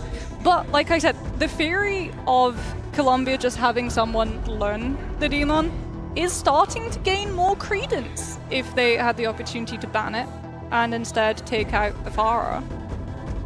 As Korea, they have liked playing the Pharah from time to time on maps like Shambali Monastery. We also got to see a little of it earlier on Control. It's very problematic for tanks from afar. Both Stalker and Sonjin collapse can on. play it Yes, too. both Stalker and Sonjin have been able to play the Pharah so that it frees up the other hero that the other player can lock. A lot of flexibility on Korea's DPS line to make sure that they have as much ability as possible to play things like the Tracer, the Pharah, sometimes the Symmetra from Heesang as well, the Xion, the Reaper, the Emre, the Sojourn. Just getting 2 players set up for Colombia. Of course, we did have a couple of substitutions. We're seeing Kratos step away, Mixfeet in, and then also we already spoke about the tank, Super Gomez, taking a step back. Now, I like the idea also, just again, kind of a fresh look on the game, fresh mind coming in, especially if you now need to reverse sweep. So I don't ever hate subbing people in when there's a reverse sweep potential. This is also realistically Colombia's last chance, right? They've already lost 1 match. You need to win this. You have to win this one to have a chance of making BlizzCon, and the scoreline has to be the best possible it can be, so it has to be clean. Throwing a curveball out here, like you, I don't hate it. If you lose the map, you go home anyway, so you might as well try something new, something which could catch South Korea by surprise, that they have not planned for, that they don't have a strategy to directly counter, which means that we have to see the speed of adaptation, right, from South Korea within the lobby. And I think that's something that Colombia could actually start to take advantage of, because if you look at the first 2 maps so far of this match, it's not like Korea have been doing anything that's genius level, that's innovated how to play these different compositions. It's stuff that's old. It's basically just like, okay, this is the hero, this is how you play the standard hero. Nothing truly complex. It's not been macro difference making. So Colombia could be able to catch Korea out here. Just seeing the last couple of players just filter into the lobby now. Luminesh just joining for Colombia. Mixfeet should be coming in as well. I'm actually peeping at the screen currently. Yeah, he's just sorting out a few bits and pieces. But yeah, we'll get into the next map in just a moment. Chambali Monastery. Don't forget too, there's another game after this. Is Japan versus China. It's going to be a heater. Yeah, both of those teams. Glory. Honor and glory, like the Rhine cinematic, though probably not going to Eichenwald, as both of those teams also currently winless and also, sadly, already eliminated from the competition. Which is insane to say. China not making a BlizzCon Playoffs World Cup after they came so close to lifting the trophy all the way back within 2023. Yeah, really kind of saddening, I think, for the whole of the Chinese fan base, not seeing a very historic team that's done decently well over the years. It's sad to see. What a crazy BlizzCon it would be as well if Korea didn't make it.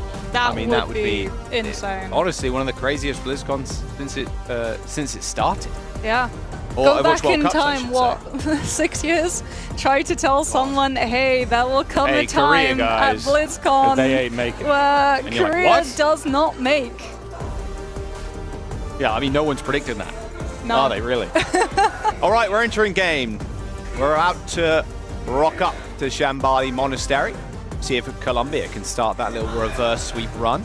Although Korea not making any changes to their core 5 as we head into this one. Curie Cat available for backline to play. Colombia burned that Kiriko ban on New Junk City. The Cat was banned on Control, so South Korea, they absolutely can go for the support line that feels like it's become such default off of the strength that Cat has lent. It felt like we're just seeing this hero continue to evolve, that there's so many different layers, a wedding cake almost. We find a new level almost every week, every new hero drop. We go, oh wait, Cat can do this for this hero as well now. She's so valuable.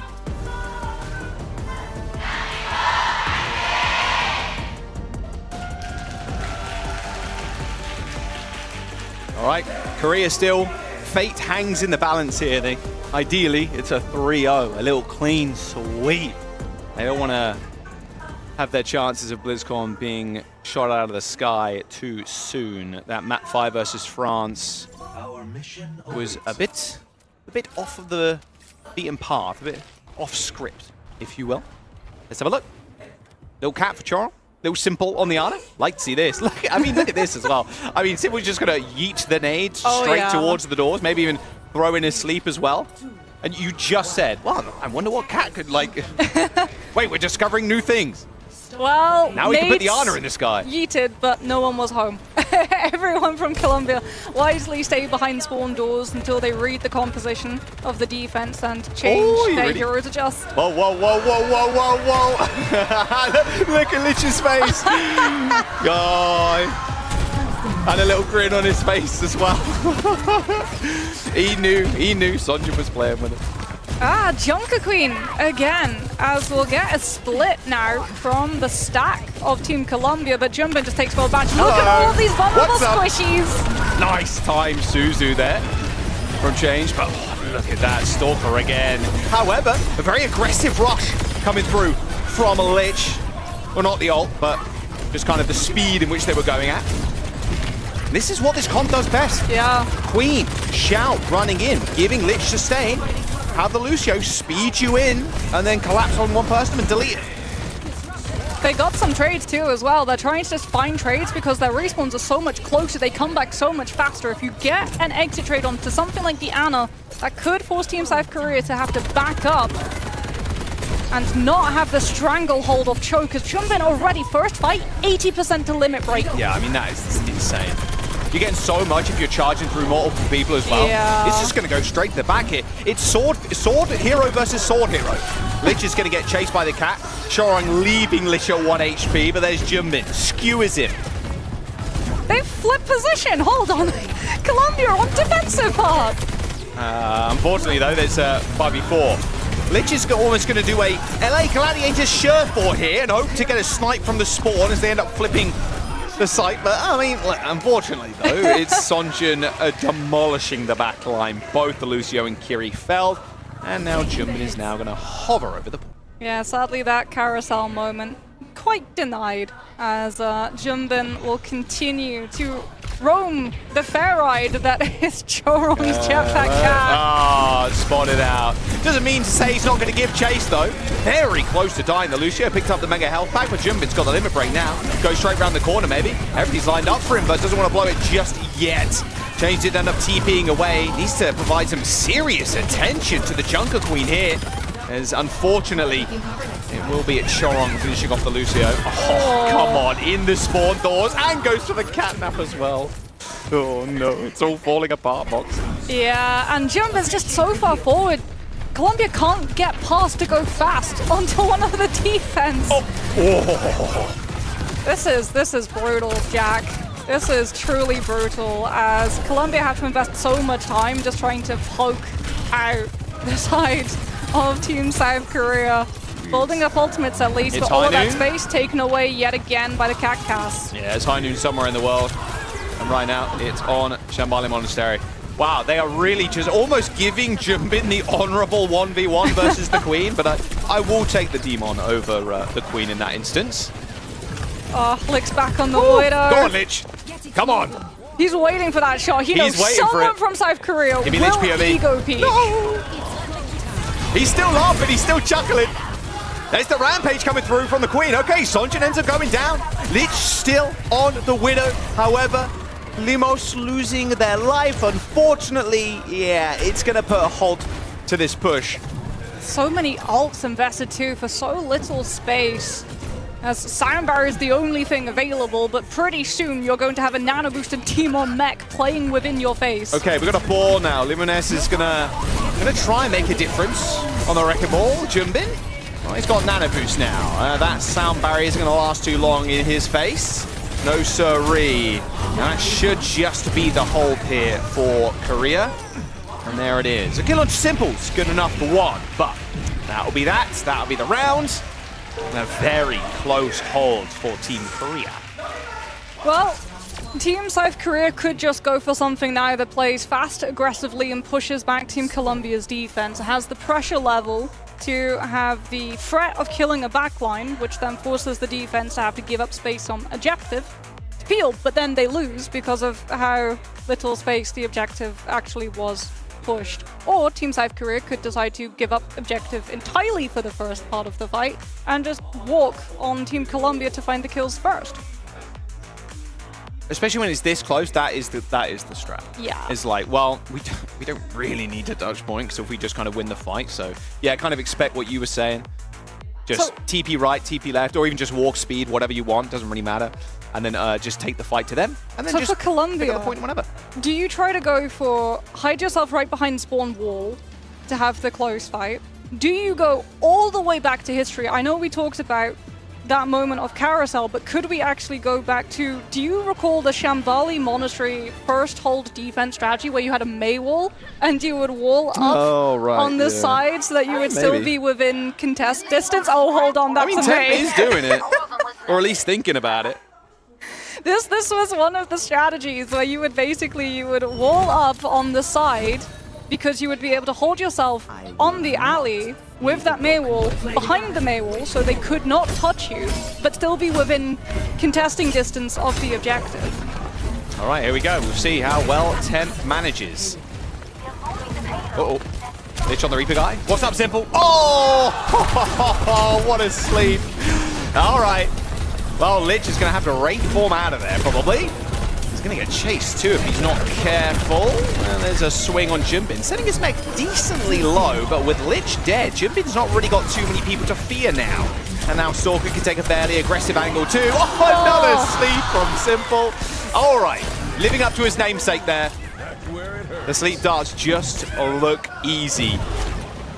No chance. Land another one. Go on. Oh no, Lich.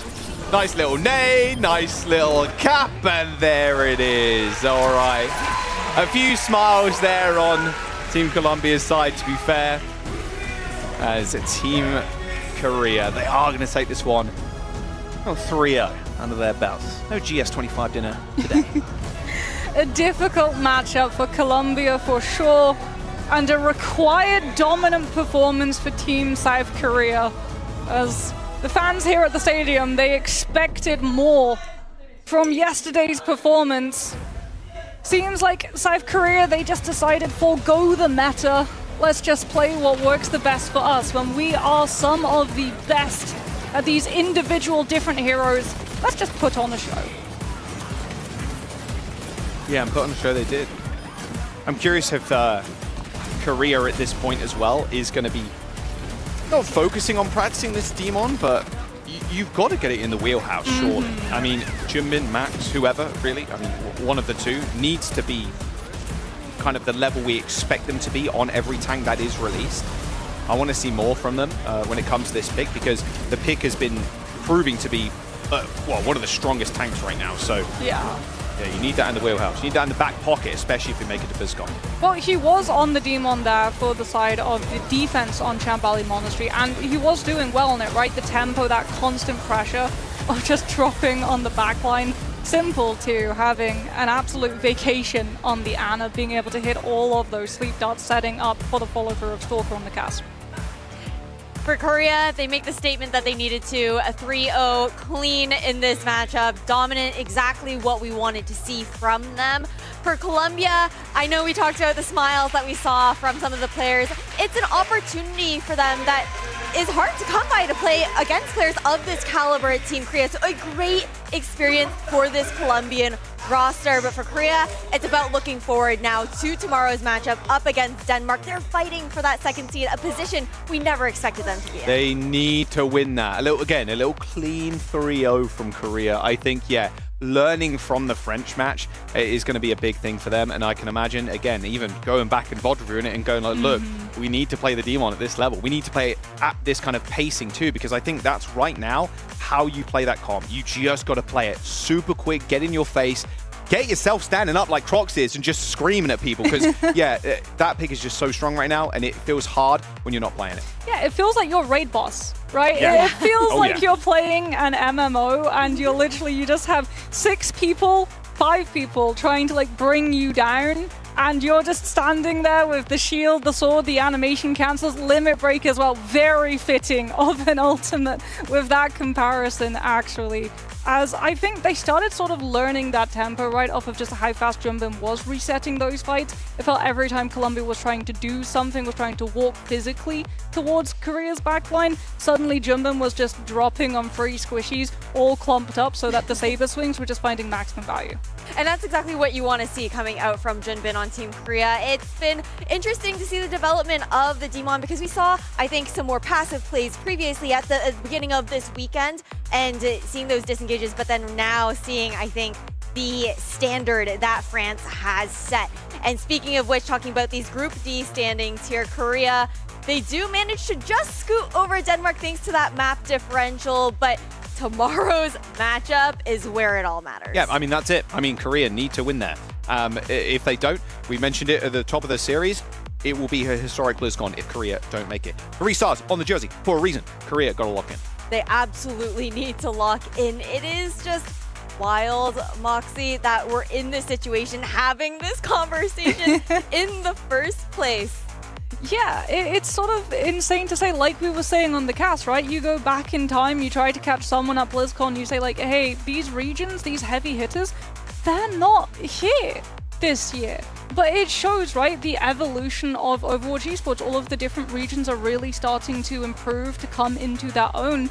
And these metas, they benefit EU, okay? We have to say it. Think about how aggressive, how fast tempo, all of the metas that have allowed EMEA teams to be so strong. Like, go back, look at old school London Spitfire with the Rhine Sim strategy. Sure. It's very similar to the tempo that you play the Demon with the Jetpack Cat, and it caught a lot of teams out. Atlanta Reign, there was Overwatch League matches where they were the favorites to win, and suddenly all of the Overwatch League teams people expected to see score high, they were being dropped by the go fast, kill everything strat. And that's what's been so fun about this group stage so far. The fact that we have Demon coming into the fray, shaking things up within this Jetpack Cat meta that we've seen develop over the last couple of months. But we do still have one more matchup underway for you guys here for this third day of OWWC. Don't go anywhere.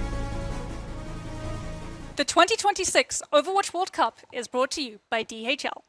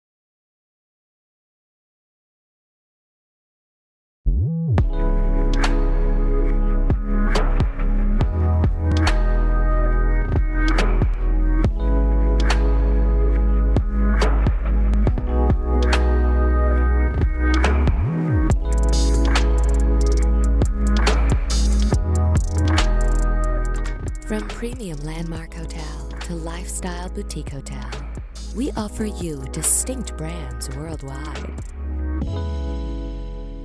Route Hotels and Resorts.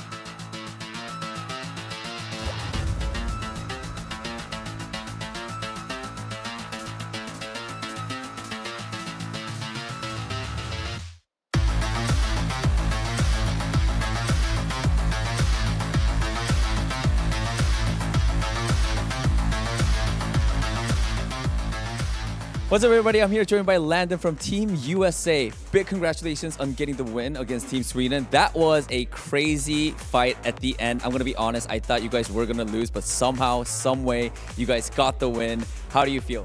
I mean, I feel amazing. You know, my Ana is very much a work in progress. So winning a map on Kirika and winning a map on Ana feels a little bit different to me. And then especially winning a map 5 on a character like that I'm not super confident in, feels amazing. Yeah. I mean, and also you guys are pretty much done with the groups. You guys ended first, with getting 3 wins. What would you say your experience was in Korea, in Busan for the group stages? I mean, I had a lot of fun. I've maybe been to Korea like 20 times, and I've been to the same city 20 times. So this is my first time being outside of Seoul, getting to see a different part of Korea. I'm having a blast. I think my whole team is having a ton of fun. I mean, talking about Korea and with your group stages being done, I think you guys have a couple days of free time. What are your plans? What are you guys going to do? Are you guys going to do something fun? So we have a new obsession in Korea. I don't know if you're aware of Baskin-Robbins 27 cubes. It's become a bit Repeat that one. Baskin-Robbins what? They have an ice cream cake that my team has become obsessed with. It's just 27 different ice cream cubes stacked into a little Rubik's Cube.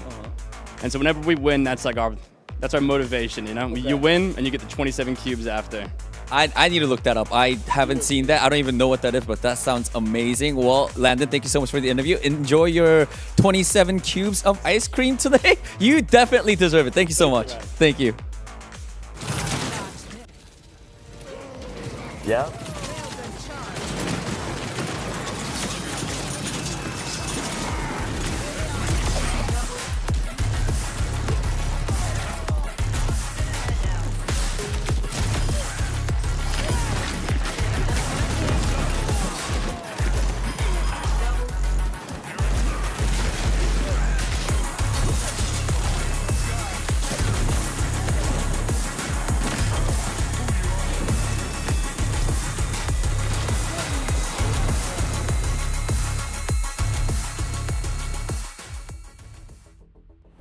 Yeah. Yeah, I knew it, bro. It's the obvious answer. Yeah. Usually, I don't even know any other Swedish foods, aside from surströmming, bro. Yeah. You put your bowl in, I put In-N-Out. In-N-Out is hella good. Okay, no, the fries could be better, but the burgers, no, S tier, S+. 자, 소고기 미역국 뼈찜?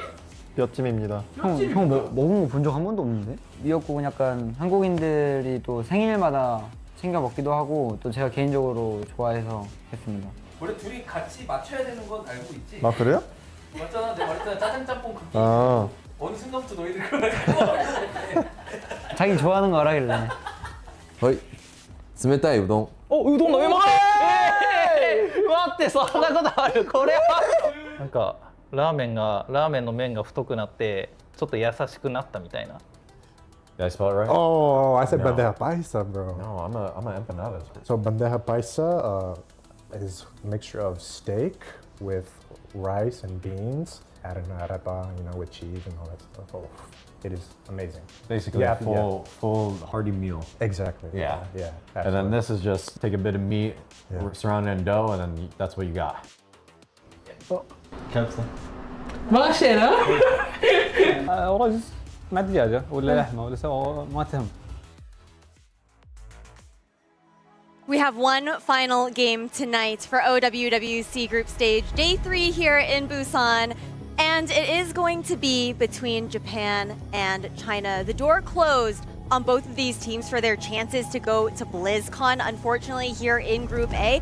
And it's quite heartbreaking for these two teams. I think talking a little bit more about Team Japan first. Again, Moxie, this is a roster that has that virile core that stepped into this, who have been here before, representing Japan, and unfortunately they weren't quite able to find purchase. Yeah, it feels very sad for Japan because I feel like if we'd been playing a meta that was a month ago, they could have done really, really well, right? But now that we've moved into a much faster tempo of meta, Finn trying to just hard force this Ana, it's not really working out for the team, and then they also have to burn a lot of bans to be able to set up the tank on the Diva. So likely we'll be seeing things like the Demon being banned out, the Kiriko as well, to let Finn have that space. But something has to change for Japan to find value with the Ana, right? Because those nano boosts, no value. The fact that the Ana's dying always first every fight, not pulling the proper players away from the main fight that happens afterwards because Finn keeps dying to the cat.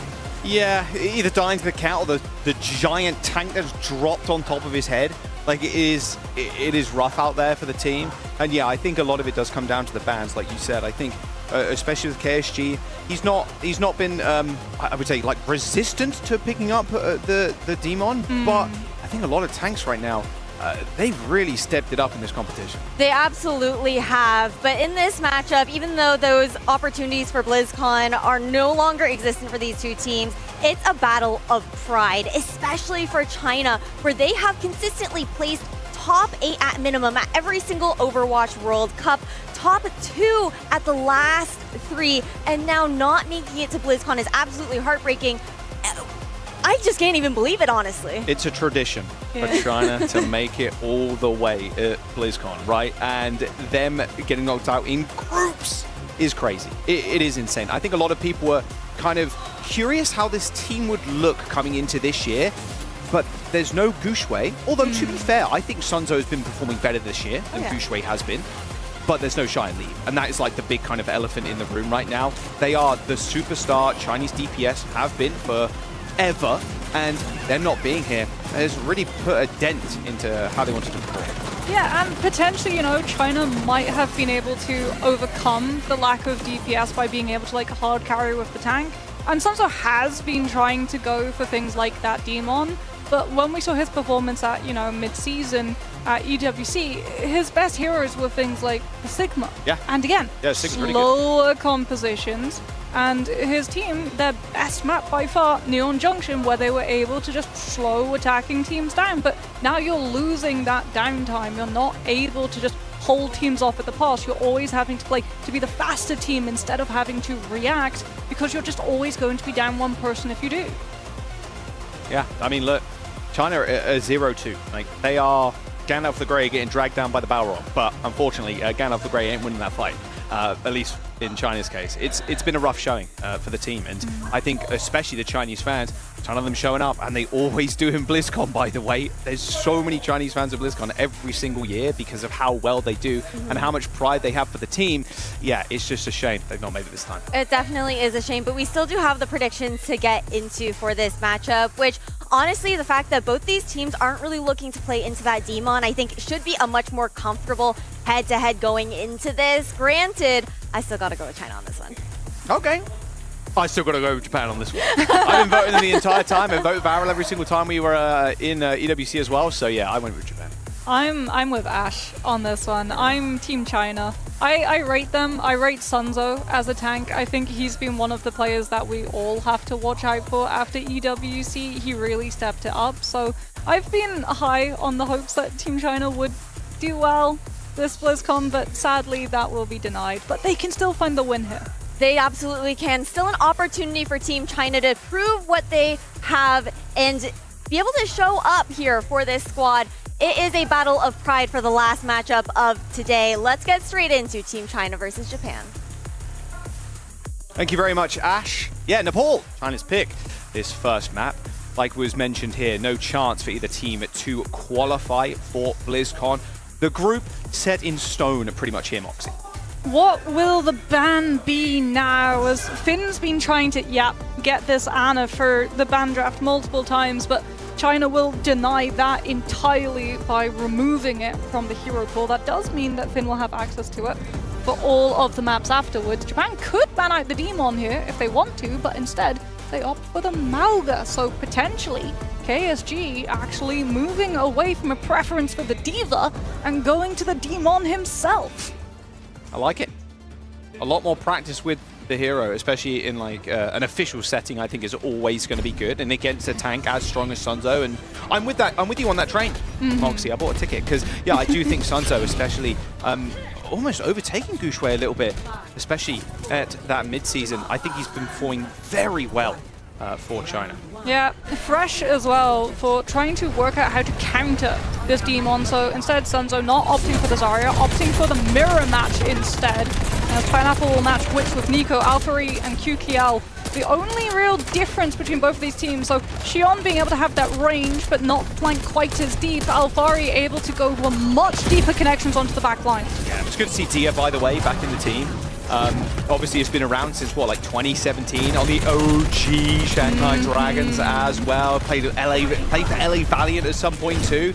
I mean, again, another kind of big legend in the Chinese scene. QQL trying to find this opportunity to flank fast, but he's being seen off by the Tracer and the Cat on the other side.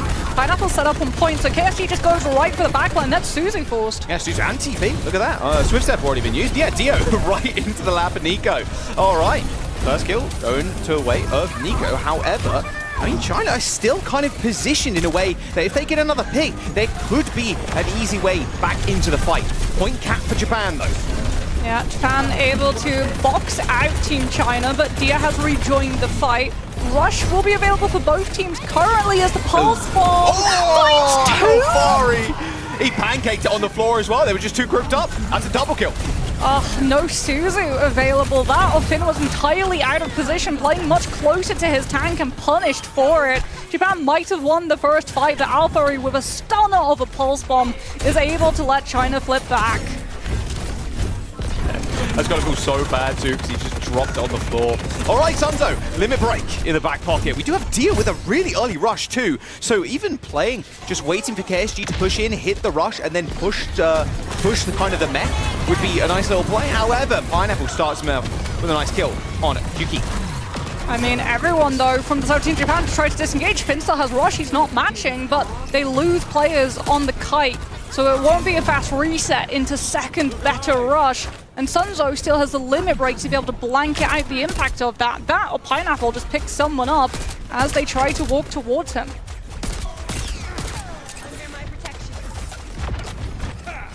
Throwaway nade there for Pineapple. Yeah, they can't have Dia's rush now to play with. It's up to Japan now to claim space right in this very section here, then rush up onto the high ground or even around the side. Looks like Kyuki sending a bike straight towards Sunzo. He's trying to lock both sides down at the same time here. Now, limit break. Oh, it's a big one too. Dashes straight through Kyuki. Instantly picking up the kill on the Shield. Pineapple kind of locking down things from the other side as well. Team Japan currently completely split. KSG fighting for his life on the point all alone while he hopes, prays, begs that the rest of his team can join him in any meaningful way. Limit break dodged as well as Pineapple just jumps over it. Siphon Blaster mobility. Nico now looking to open up the fight for Japan with the override protocol, but everyone from China just kites out the M-Ray ult, and now it's done. They still have control of the point, by the way. Jack, no flip just yet. Bro, it feels like Sunzo's basically doing everything himself. He looks like Crocs out there. Doing everything himself. All right, QQ. Oh, not quite. Cat mobility a little bit too strong there. They flip back. We're about to hit OT. Japan don't have ult. That's round. Surely. I mean, QQ's dead, Finn gone. Wido is going to struggle to even get to the point. He gets one touch initially there, but KSG sent in again. He's going to be able to hide under the point here as Wido is going to try and join him, but KSG desperately needs heals. Here we go. Can he actually get the mag back up to full HP? Not quite. And there it is. Team China going to claim the first point. It feels like Japan were fighting so split. Even though they're not playing the Ana composition, it's still the same issue, right? They're not coordinated. When we see things like the Kitsune Rush, where's KSG? He's on the point. He's not there to be able to create space for the rest of his team, to play off of the rush, the impact, and how strong the Demon mech can be. You literally turn into a beast when you have access to just swinging your saber, charging through everyone like you're just going 10-pin bowling. And he's being totally cleared out of even finding the flip by being chased down by Alphari on the Tracer. Who left? The Team China. Here we go. Cat, Bash, and TP. Oh, I feel concerned, Jack. KSG's back on the D.Va. This has not worked out in the past. Demon mech melts through it. Oh, Pineapple's already found Y-Dot. Finn also low too. Japan are really going to have to retake control of this airspace. Nico's found a good timing though with the turret form. It's going to get dropped off by Y-Dot near the point to join KSG. Sunzo though, he's just going to try to bully past KSG. Look how quickly that mech goes to half. I'm going to be honest, I feel like he doesn't care. He's just running in. He's just creating so much space for himself, and it's working out for him. Kind of not caring, just disrespecting the backline of Japan.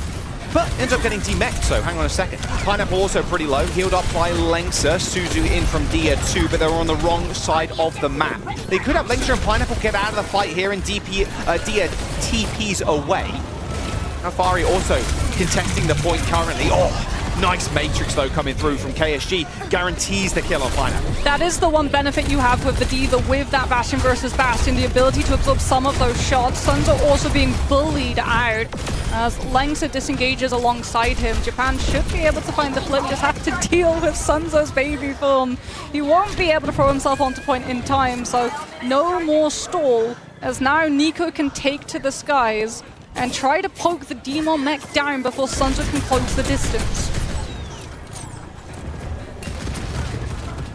Right, let's see if KSG can again kind of help Nico secure that kill, because with the Cat Bastion, it's like, okay, once we kill the Cat or the Bastion, your Cat Bastion is just so free. And also, the D.Va is very much there to only enable that, not fight in the front line. And also not being able to enable the Demon, right? Because if the Cat's playing with a Bastion, Sunzo has no mobility, but Pineapple is able to find Nico, which is starting to go awry for Team Japan. Oh, they're going to try and catnap Sunzo. Oh, turns. Nice little 180 there to block. However, doesn't matter. Still gets dragged off the edge of the map. So they do end up losing their tank. Looks like Japan are going to come out on top. Yeah, this should be maybe taking Dia down, but no, the Kiriko dodges away thanks to Lengsa's mobility, and Japan will be able to surpass 50%. Finn also has one-sided rush. Sunzo with the limit break, but it's QKI that we're looking at right now. Who can he hit the pulse bomb onto? With the help of KSG, it looks like it's going to be Dia. Suzu, okay, now waiting for DB and an easy kill maybe. Astronaut even thrown in by Nico, and here comes the rush. They're on the wrong side here. Now they're looking straight towards Sunzo. They end up getting the D-suit as well. Now this Bastion quite vulnerable on the floor. Pineapple sent to half HP, and Nico just clips him in the back of the head. All right, Team Japan, they're up to 80% now. A desperate rush from Dia to try and turn the tide to this fight, but completely thwarted. Oh, so many people already dead on the side of Team China when the rush comes out. Now you don't have it for the regroup fight to desperately force your way onto overtime. So Team Japan don't have to respect anything that China can do to get past them to get onto point. They can just play so aggressively forward with the Tracer and the D.Va mech. OT triggered, Sunzo's got limit break, but it's not an instant team fight win, especially against this Bastion, this Cat Bastion. So tough to try and find a couple of targets to get. Looks like he's just going to settle for KSG, but KSG says, nope, absolutely not. Dips out, I'm not going to get blown up. Here comes the Catnap from Lengsa, has got one, Nico dangled off, and yeah, an instant kill on the Bastion. Team Japan, though, still with 99%, so they can afford to lose this fight. Not like they're going to give it up without a fight, though. Sunzo D-Mex, but it's all good. China, they do have the point control now. What's so strange as well is that no one from Team Japan's able to find a kill onto the backline players of Team China. Dia especially, right? Sunzo's entire position is baited to have to remain on that point, anchor for overtime, which should mean that he's not there to peel his other players, but no good kill comes through from Japan to be able to seal out the fight. So even though they're at 99%, they're still not out of danger, as Sunzo's able to find the remake and drop down. Yeah, there he goes. Nico on a decent angle here on the sidelines. Now Dia force a TP. She's going to call that one out, but Nico's already dead. A catnap on to Sunzo. Not quite. He tried. I saw the vision there, Sunzo, but unfortunately the terrain not in his favor that time around. KSG picks off Pineapple, and now Japan in a winning spot. Alfari and Lengsa, last two Team China players remaining on the point. The Cat's declawed, and that's the cap for Team Japan. Alfari's close enough, though, to go for the blink to keep OT play. They're going to try, but yeah, Alfari shut down. Fusion Blasters doing enough damage for KSG. They both trade their traces, however, but KSG now trying to stop Pineapple from getting to the point. Sunzo incredibly low. KSG's mech ends up getting deleted as China have found a miracle way back into this fight. The Bastion artillery strike ends up hitting Sunzo, but he quickly dips around the corner, not surviving. And well, now the rush for Dia. The pressure being mounted here by China. Although they are low, it's so easy for Dia to heal everybody back up. Limit break doesn't connect with too much, but the bullets from Alfari are That's a double kill onto the backline as Team China have bought themselves a 9th life. Finn matched the rush as well. Team Japan without the Kiriko ultimate to secure themselves one-sided control of this objective. This is last fight territory, and they have to walk directly in when they don't have the time to clear out Alpha with the pulse bomb behind them. They're going to have to ignore him. They're going to have to run to the point. Nico pretty low. Oh, Pineapple, good Suzu timing. Both supports now trapped though, however, so KSG completely alone. Luckily, self-destruct on the point, but the baby Diva ends up going down. Alfari clips him in the back of the head, and China have found a ridiculous comeback in that last fight. My word, a 2-0 on control to start the series. Alpha, the Tracer blinking to keep OT in play. Insane. Japan, they'll be kicking themselves for not denying that touch, for not being able to take that hero out. Because China, they're just so close to those really impactful ultimates, and then the misplay of matching the rush, of trying to win the fight despite the fact that you still have the time to regroup and take one more. So you can't just go, okay, we have one-sided rush. They can't stand up to that, or they have to burn ult like artillery strike from the Bastion trying to disrupt it. Everyone has to stack. No one can stay behind. If you split, they're fodder for that Tracer from behind. But that means that you're walking onto a point that has so many different angles, and you just have to accept you can't clear them. You don't have the time.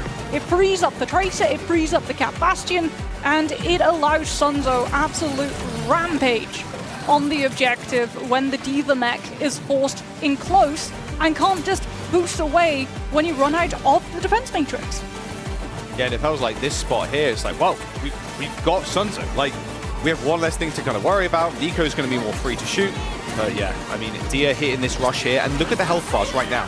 Sunzo, incredibly low. Dia, the same. They're just huddling in this corner, trying to stay alive. And it was what, 27, 29% or something to Team China? 99 for Japan?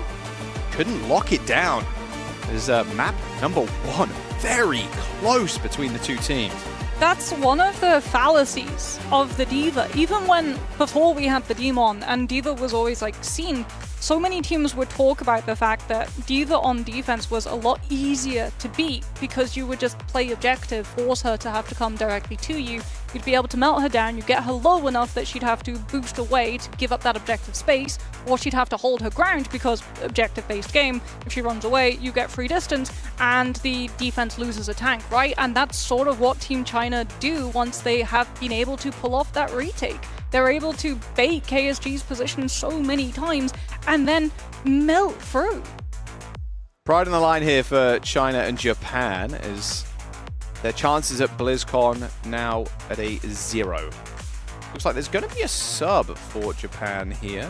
No subs for China, of course. I want to see how well they kind of bounce back into this, because Japan right now, they've not actually taken a single map, sadly. Yeah, and also that's a gut punch, right? Coming so close to taking Shrine, one fight, and it just slipped through your hands, and you know, like, that's not on China being able to make an outplay, that's on you making a misplay. Trying to use Kitsune Rush, Limit Break was in effect. Sunzo just stands there on point, swipes out the Saber. No one on the side of Japan can play within the rush on point because they're all hit by the amp. It's kind of funny. Kind of look at the heroes that have been released after Kiriko. It's like, okay, she's got this rush. Kiriko's still pretty broken, I'm going to be honest. Like, she's still one of the best supports and will continue to be unless she gets a crazy rework or something and Suzu gets changed. But I mean, it's funny looking at the rush itself. Is like, obviously, big open stretch of road that you play on and you do a lot of damage. And you can just run people over. But it's like Hazard, and now with Limit Break, it's like Maywall as well. Sure, Maywall, yeah, you can just deny so much of that space. And I think, yeah, it's funny that Sunzo can just go, okay, sounds good, I'm going to quickly shield, and then boom, hit the Limit Break, and good luck. You can't fight me. I'm going to chase after you instead, and just boop, punches forward, and you can almost one-shot somebody straight after that Limit Break connects with a squishy. Yeah, I'm telling you right now, one of the first skins that Demon will get for like summer games, baseball. Oh, a baseball skin. Just hit the home run for the Limit Break. And he hits an absolute home run right out of the park, right out of Nepal, as Team China will be able Wait, to that would turn. be a good skin. Yeah, see? Hang on a second. I might be spitting with that. Epic will come in for Y dot. Now, before this means that Japan plays the Mizuki, is when usually they would bring Epic in. I don't know how I feel about the Mizuki at the moment. He does a lot of damage. Sanctuary's still a very good ult to be able to play defensively and absorb a lot of outward pressure. But what it's not great for is denying Demon, because shield and the propulsors to Yeah, keep the up chain with is the like- shift, and what will chain hit? It's the same problem as a Rhine. You're always hitting the shield. Yeah, and even if you're not, it's like, okay, I get chain, I hit my shield, and then absorb some of the damage, and then Yeah. I'm still fairly close to you. You have to end up kind of TPing away. Japan are going to take us to Suravaso as their flashpoint. Oh, right. Feels like another kind of rare pick. It's a lot of New Junk City, it's not a lot of Atlas, so it's nice to see Suravaso getting picked up here too. What will the ban be as well? Because usually we go, like you said, New Junk City, I think and you it's ban just Demon, I'm gonna it's be just honest. Brawl. But yeah, I think you just get that out of the way right now. I think you ban Demon.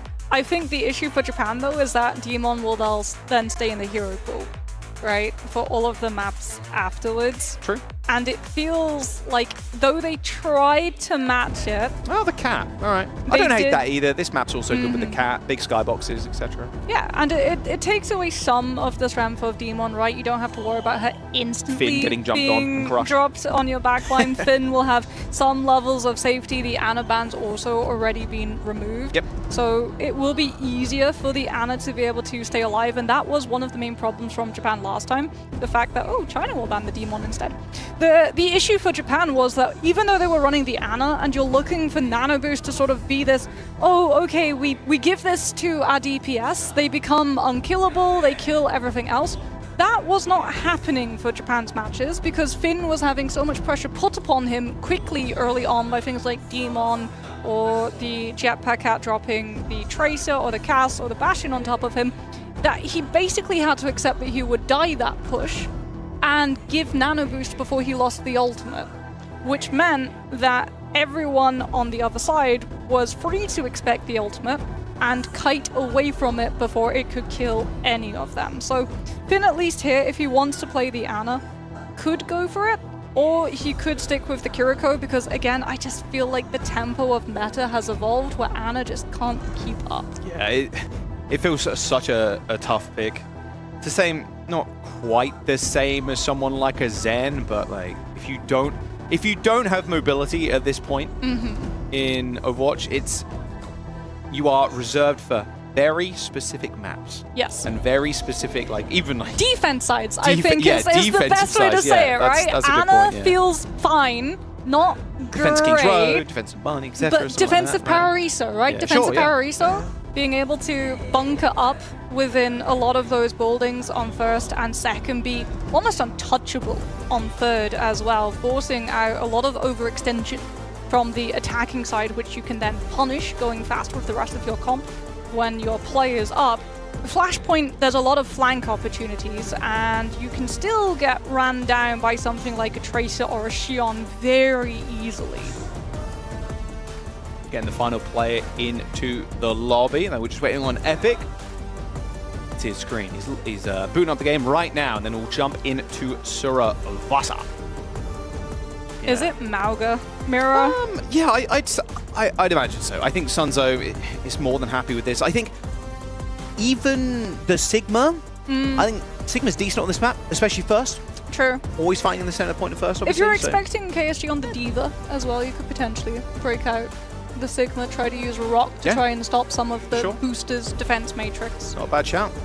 The like of that, but again, slow moving, can be out-tempoed, not the best into having to deal, especially because, as we said, if Epic's coming out, it's likely going to be the Mizuki.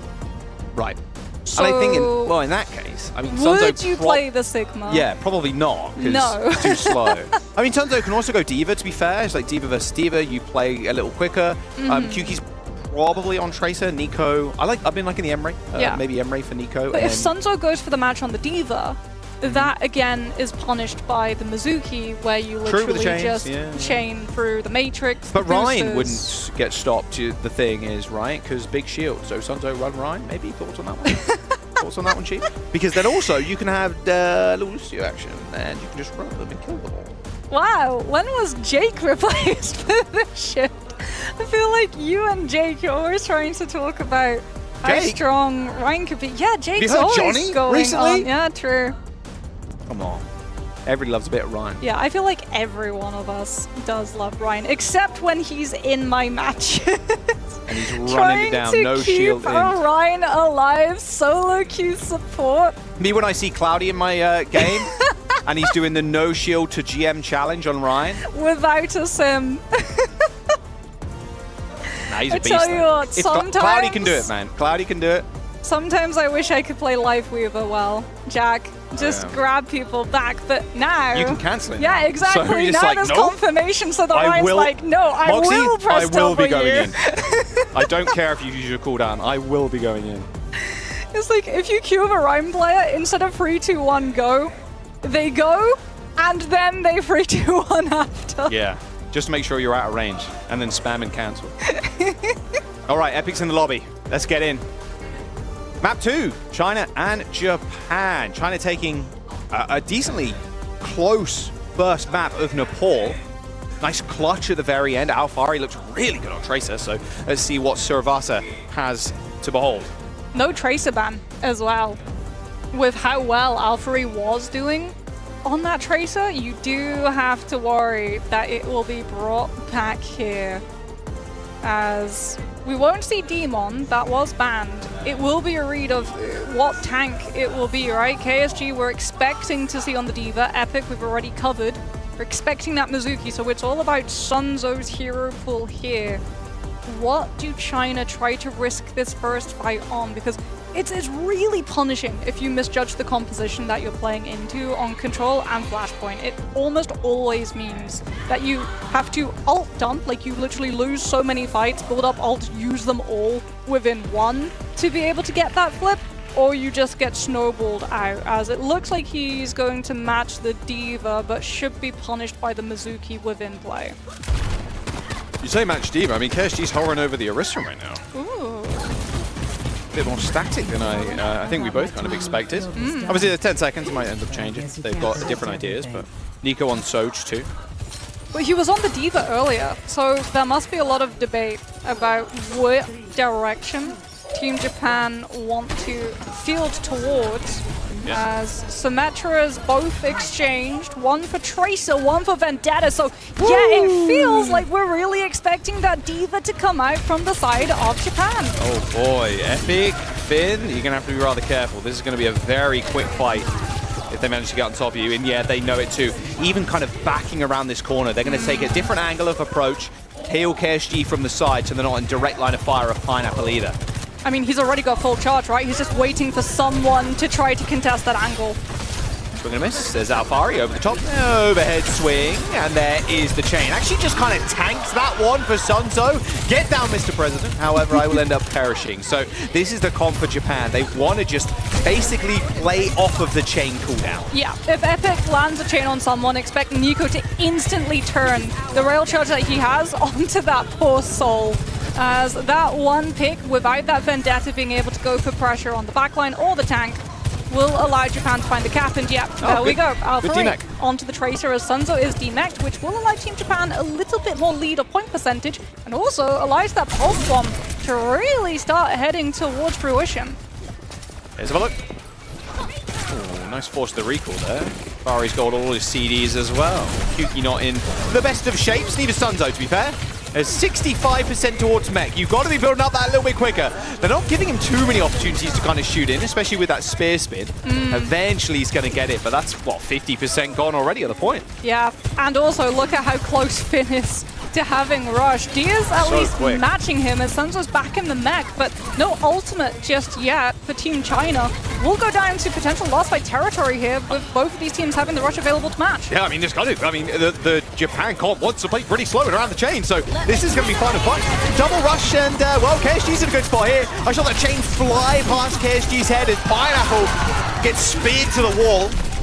And KSG has already removed one major problem from China's comp.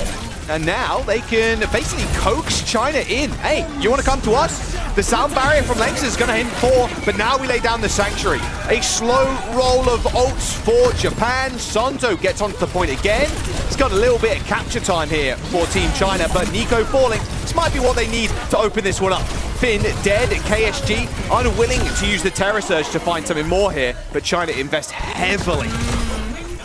Pineapple with the overclock, utilizing it once Epic's Sanctuary is seen out, but like you said, heavy investment. The bank almost broken, especially with Nico creeping up to this overclock without a sound barrier to stop it. So really for Team China, they have to find fights here in mid before Japan can walk to that point. If they can pick off the support, delay the fight, allow Dia to be closer to that rush, they could be able to stall out Japan's approach.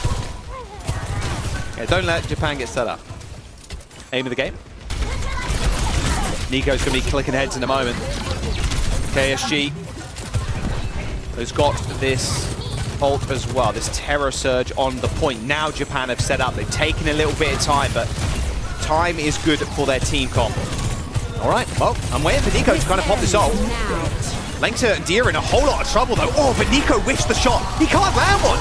Eventually ends up tagging Pineapple and Kuki around the corner to pick up the kill. Self-destruct on the point for Sonzo, clears people out, but KSG runs him down. Nico might have not bore many fruit there, or much fruit, with his OC, but is KSG doing a lot of the heavy lifting? Another nice spear onto Lengsa, but KSG is losing the rest of his team around him. KSG off HP, ends up getting tagged down by Dia. Eventually Nico comes up with a kill required, but China end up sneaking the point away anyway. That's the rush. Dia lives the overclock. Nico, without finding those eliminations, does not find the full team kill. So yes, you pick off 1 or 2 players, but not enough to deter the confidence of investing the one-sided Kiriko ult. And 96% picked up for China. They're able to sneak out the point. Finn at least will have one-sided rush here. Pineapple closing up to the overclock, but Epic has the Sanctuary to absorb the shots. Japan should not have to break the bank to be able to win out this fight. KSG already really low. Losed a fair amount of CDs actually to get to the point. Nico's changed. It's on the Xion now, away from the Sogs. Didn't really find any success with that ult, so... And there is the sound barrier. Epic just ran over. They're playing in the Sanctuary right now. Sonzo spots a play out slightly outside it. However, still, Finn lays down the rush too. Kind of a layered defense here for Team Japan as they end up capping this point. And with Sonzo losing mech, as long as Pineapple doesn't find a couple of kills, it should be Japan's fight to lose. Yeah, they've been able to see off the threat of the overclock, just playing in his face with the javelin spin as well as the tracer blinks. And Japan pick up the point, still have the Terror Surge. China, without ultimates, going to lose more players here. But that was a big investment of Terror Surge after arguably you've already won. Oh, that was a nice spear. All right, okay, Japan, same kind of sitch though, compared to looking at point 1 as well, Moxie. Yeah. They're up to half, but China, Rush. they can come in, they can hit the rush. Lengths is on the Wu Yang as well for more poke. Lots of pressure onto trying to force KSG out of holding up the space. Pineapple on the Freya too, lodging shots onto that tank. Just trying to melt through the slow burn heal of the Mizuki and the Kiriko. Yeah, don't hate it at all. Sonzo, Sigma. Okay, a complete com swap up. We can also play this slow game, but you're going to be way more vulnerable to that poke, like you mentioned. Epic goes down, TP away from Dia. Makes it to safety too, as there is going to be the point just being capped though. Yeah, there's no touch at all from China. Whoops. Yeah, they took too long. Pineapple tries to take the high ground approach on the right side. Since there's no one there to contest him, now they'll go for kills before the next point unlocks, just stopping Team Japan from having the chance of regrouping and contesting the cap. I thought we touched, guys. Yeah. Brief pause. Whose job would it have been? Althari? Probably on the Tracer because Pineapple's set up for the poke window. Sonzo's trying to cut the legs out between KSG and his supports with the Sigma shield. Maybe Lengsa on the Wu Yang with the shift? Looks like Epic, I think, for Japan has called for the pause. I will say, though, the fact that Team China weren't able to get the touch onto the point the way that they were on the first map of Nepal means that Dia does not get to use one-sided Kitsune Rush. Finn now is close enough to be able to have that match. The main difference could be Nico's spree, right? That additional damage carving right through the center. And not a lot of ways of mitigating it outside of everyone from China just huddling behind Sunzo's shift. Shouldn't be too much longer now. I see tabbing back in, so Epic should be good to go. Gonna final ready check from all the players, and we should be in the match again. Yeah, much slower comp, and yeah, like you said, there was kind of an emphasis on one player to touch. It would be Alphari in that instance. No Lucio, no like D.Va, no whatever, like nothing like too quick on the team apart from the Tracer, so definitely on Alphari's shoulders there. But you're thinking now, look, you're gonna get to the point at roughly the same time. If Japan can stall this one out, although to be fair, 13% for a Kiriko is, you're scoffing, you're like, whatever. Yeah. That's like one headshot, like, and a little bit, or like a little bit of healing. So realistically, Dia has the matching rush. Is KSG's dead? Yeah. That's the main core issue right now. True. Because, yeah, Finn will be able to build the rush and have to match before Dia uses the ult, but KSG's dead. Seeing the Wu Yang now, actually, he'll swap onto the D.Va, be able to matrix some of those orbs, deny some of that poke angle, and shut down the bowler. Well, they're going to get there first now, as they actually switch to D.Va and Lucio. D.Va, Lucio is also on their side of the map, close to Storms. They're already there. Going to give Finn the time needed. Take a little bit of poke for me, KSG. It's exactly what he's doing. Finn's going to get rush. As soon as Sunzo oversteps, we're going to be good. But Epic gets picked off by Alphari. That's just a straight solo kill. There's the rush. They end up picking up the Lucio on the other side of things as well, as Nico unleashes the spree. Finds a bit of damage, but it's just a regular default left-click shot to the pulse, the double pistols. Ends up killing Pineapple.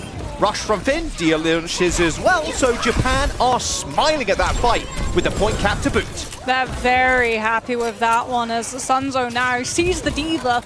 China, it feels, a constant rotating door of hero swaps. Langsa was on the Wu Yang, sees the D.Va, goes for the Lucio to match Epic. Sunzo sees the D.Va, Alphari the D.Va, and goes for the Vendetta as this bubble engagement try to melt through the mech. Basically, it's just counterwatch. A little bit of this, a little bit of that. The Vendetta, very good against the D.Va, and you can see Alphari's, his focus very well placed onto KSG. You're not surviving too long there, just no way. Zarya plus is going to get basically full energy off of Alphari, and then the D.Va mech is history. We'll see if KSG switches, and he does, We're going full circle. Tank swap after tank swap after tank swap. All good though. I mean, Japan have got 89% on point after that first cap. Also, the fact that Team China had to go for so many hero resets, look at the ult charges. They only had one fight to be able to charge them, so no Graviton, no Sundering Blade combo available. Epic could potentially build a sound barrier and send them forward aggressively, since you can't use it defensively versus the Vendetta. Oh, Alphari narrowly escapes with his life. Pineapple not so lucky on the other side of things. 1 DPS now down for China. Pulse bomb for Kyuki. Hopefully kind of baiting some bubbles out first and then going for a stick, or just doing that. Just shooting him in the back of the head. No problem for Kyuki. Yeah, force the block from one side. Now you take your time killing the Zarya, as overtime has been forced. Yeah, sound barrier forced to get used here. But now Sunzo's got enough time to build up to this Graviton surge. He's going to have to be careful. Grab ends up hitting, hits Nico too, actually gets 3. Good beat though from Epic. Okay, Finn's in trouble. TP's away at basically a pixel of HP. Chased down by Alphari, but Dia and Linksa are fully alive. Just escorting Pineapple to the front of the fight. The spree from Nico though shuts him down in his tracks. And that's going to be Japan picking up their second point on Suravasa. Beaut of a Suzu as well from Finn through that Graviton to stop Alphari's overhead strike, taking the team down, forcing Pineapple to burn out the overclock to find the kills instead, and allows Nico with that spree to have the ult advantage and shred through the presence of China on the point. KSG too, he'll have Annihilation without a soundbar to be able to kite it, but Nico won't be there for Team Japan. Alphari early pick, player advantage, Thundering Blade in hand, goes over the top. Yeah, that felt real personal, I can't lie, after that fight. Yeah, it's so much damage with the Vendetta. You're playing like that with the support of Dia and Sunzo, you're big chillin'. Also, if you're going for the overhead strike over the top, Lengsa can save the speed boost to have to push you forward into the backline. Means that you also have the Zarya bubble still available. It won't be broken. The Vendetta will not be vulnerable within the line of sight. So they'll get to go as fast as they want with this comp. It will only work out once though. Now you have to worry about kiting that Annihilation when Japan try to make a move onto point. All right. Sundering Blade. KSG's in trouble on the other side of the fight, but it's all good. He's got the Annihilation to back him up, and now this Vendetta is going to be pretty useless in the front line. Lengsa gets booped up to the sky too. Should be a trivial kill for KSG, but they still lose Epic and Kyuki. That Annihilation was just so good from KSG, but the rest of his team just weren't able to pick up kills. They spent so long trying to kill this pesky Lucio, which should have been a freebie. Yeah, Lengsa was just playing Wall Rider. Up in that corner, allows the rest of the team to disengage. They don't even give up the point for it, Jack. This is last fight territory. Someone desperately has to try to go for the touch. That will fall onto Kyuki. As Sunzo just runs forward, Pineapple in tow, and takes the Shion down. That's point cap. We go to 2-2. Oh man, that point was just another burger, honestly, from Team Japan. Double support ults as well for China. Yeah. I mean, well, I would say even like 4 ults. I mean, Pineapple's 10%, right? Sunto's at 6%. I mean, Kyuki's trying to get something done here, be that presence, be that flank, threatening the backline so that Dia can't just send the team forward with one-sided rush. Wait for this Vortex to go. Dia's just going to rip ult. She's going to pop out the point. Here we go. Sunzo stepping up already. Rush for Dia. Ideally, you don't use the B here for Lengsa, or maybe you do. Again, just one support ult from might be enough. Well, they're actually going to let Japan go first this time around. Pineapple on the other side, and well, there's the double sound barrier. Kyuki, though, sniped. What a clean rail from Pineapple, and now trying to track Epic. Spree is going to get used by Nico. It was a difference maker before, but now is tracked in the grab. Sonzo with a perfectly timed ult is going to eliminate both Nico and Finn. And KSG's days were numbered. Alfrey has Sundering Blade as well. No sound barrier in response for Epic to be able to use. Plus, look at how close Team China can hold since they have the Zarya. They have that Vendetta. They can engage on forward within these chokes instead of allowing Team Japan to walk onto that point. As Nico, he's had enough of the Vendetta. He's on to the Cassidy. If Alfrey tries to get aggressive, tries to overextend, it'll be flashbang, take away the movement, take away the disengage. Pineapple trying to line up for a shot on Team Japan, who is slowly kind of transitioning to the outside of the map here. You go very low. It's taking them a lot of time to set up here, even with this Lucio. The Vendetta's just going to go for the little slash in, no problem, and 100 energy and a Sundering Blade. Alfari kind of threatening on this sideline now, and you hear that ult voice line, you're like, I've got to scatter, we have to get out of the point. It's going to burn down some of this Annihilation timing from KSG, and that's already gone. Trying to force the issue again. Nico as well is on a flank with his Tracer player. Everybody from Japan split up to try and find their wands. The point. Dia and Epic end up going down. The point has been capped. Oh, Japan don't touch. And that will be map point for China. Oh, the point, Jack. They were trying to find their wands. Yeah, they went for the kills. They went for kills. It's so sad too, because honestly, the way that they approached that last fight, it's so clean within the method. They go for the Cassidy, which gives pause for that Vendetta to push forward, allows them to get out of choke into wider space, closer to the point, stalls out any early kills, any early pressure on that backline, allows you to have the Annihilation to scatter Team China off of the point, find the flip, force them off of the point sidelines so that your flanking Cassidy can set up the angles and pick them apart one by one. And that is what happens. They all split, they all spread into all of these different corners. But crucially, those corners weren't on point. Very aptly put. They were just wrong. The corners, they weren't there. And unfortunately, Japan, it's kind of sad to say, Moxie here too, still yet to find a map. That was the closest, I feel like. For sure. That was one of the closest times that they have come. And I think they just got too ahead of themselves, right? They got so preoccupied.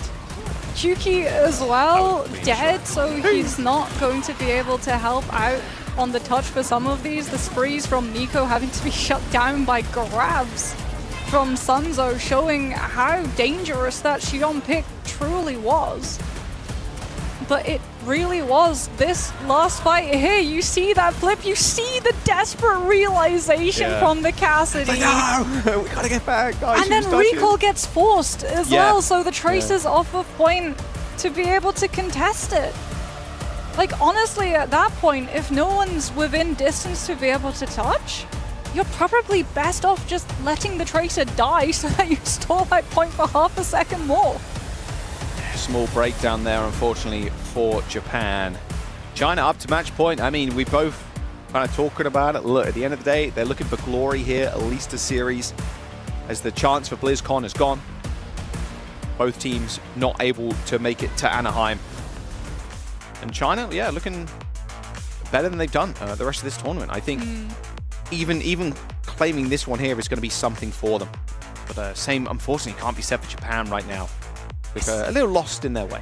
It's just so tragic as well, because the back and forth between those two teams throughout the whole of that flashpoint, one team made a change and then literally not even taking one lost fight to give up point percentage, to give up ult charge to the enemy team. Back to spawn, swap.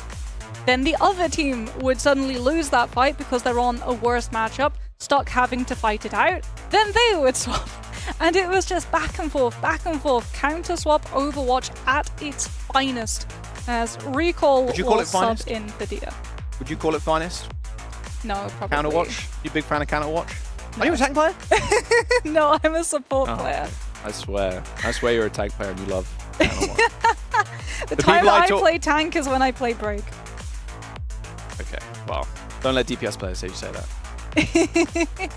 I mean, the problem with the Counterwatch, or at least, you know, kind of swapping your tank a bunch there as well. You do lose a lot of that tempo with the ult building, and because Flashpoint is a very quick game mode, or at least the points are fairly quick, it can be like losing like 40% ult charge, or like, you know, even like 30%, 40%. Like, that's kind of a big deal, because sometimes those Terror Surgeons, limit breaks, you know, grabs, as well. you know what I mean? 2 grabs, the whole map. Exactly. Just so you're 2 grabs. So you're kind of giving up those giant ults that do just win fights, win points, and then eventually win games. Well, or even trading for support ults. Yeah, it can be kind of detrimental. It's great to kind of make it in the very beginning, but if then you're constantly doing it, it's like, okay. Yeah, especially perks too, right? Oh, sure, if you're resetting your hero picks, then you're also having to walk into fights without those perks. Like, hey, I'm just setting up for the last point and getting perks on all the tanks, then I can pick at the very end. That's all I was doing, man. That's all I was doing. It's rough for sure, because yeah, like when you're doing your comms, right? You win a fight, then you go into your ult track, you say, okay, so-and-so is this close. And if you're a support player and you know a tank is like 80% to Graviton and you're on Lucio, you're having to save Sound Barrier to be able to respond to that grab, unless there's Vendetta in play, at which point, you know, Sound Barrier, worthless investment, because it will just be shredded off by Sundering. You just have to take the loss, or hope that you can heal through, as we will head to Esperanza. Push map in play. All right. And likely a Demon head-to-head here. Yeah, China banned it last time. Yeah. On that Surabasa, so yeah, it wouldn't be too shocked. I don't believe we're seeing any substitutions from Japan either, so we do see Epic staying in. Yes. For the team. We've seen a couple of full caps on Esperanza already this tournament. Been pretty crazy.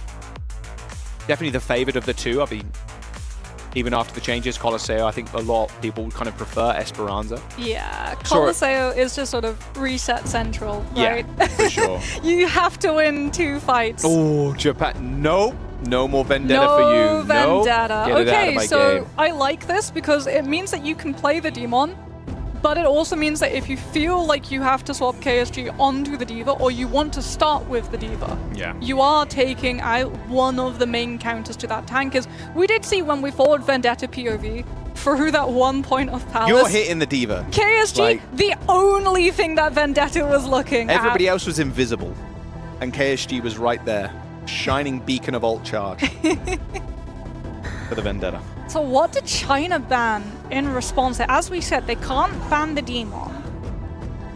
Let's have a look. The Ram Ramattra. instead. Interesting. Okay. So taking away some of the tank options that KSG had started to field towards. Yeah, the Ramattra was working for them, shutting down a lot of that mobility with things like the Vortex as well. I think KSG probably wants to just play the D.Va or the Demon though, but... Yeah. Again, if we do... To be fair, on China's side of things, if we do want to go counter-swapping again, we can just like remove that Cycle kind of... through all of the different things. Yeah, And exactly. So you're... it leaves your backline open as well, Yeah, right? yeah. So you still have all of the options of being able to play things like the Kiri, the Cat, plus you've already burned the Anaban all the way back on control. So that would probably be one of the difference in compositions.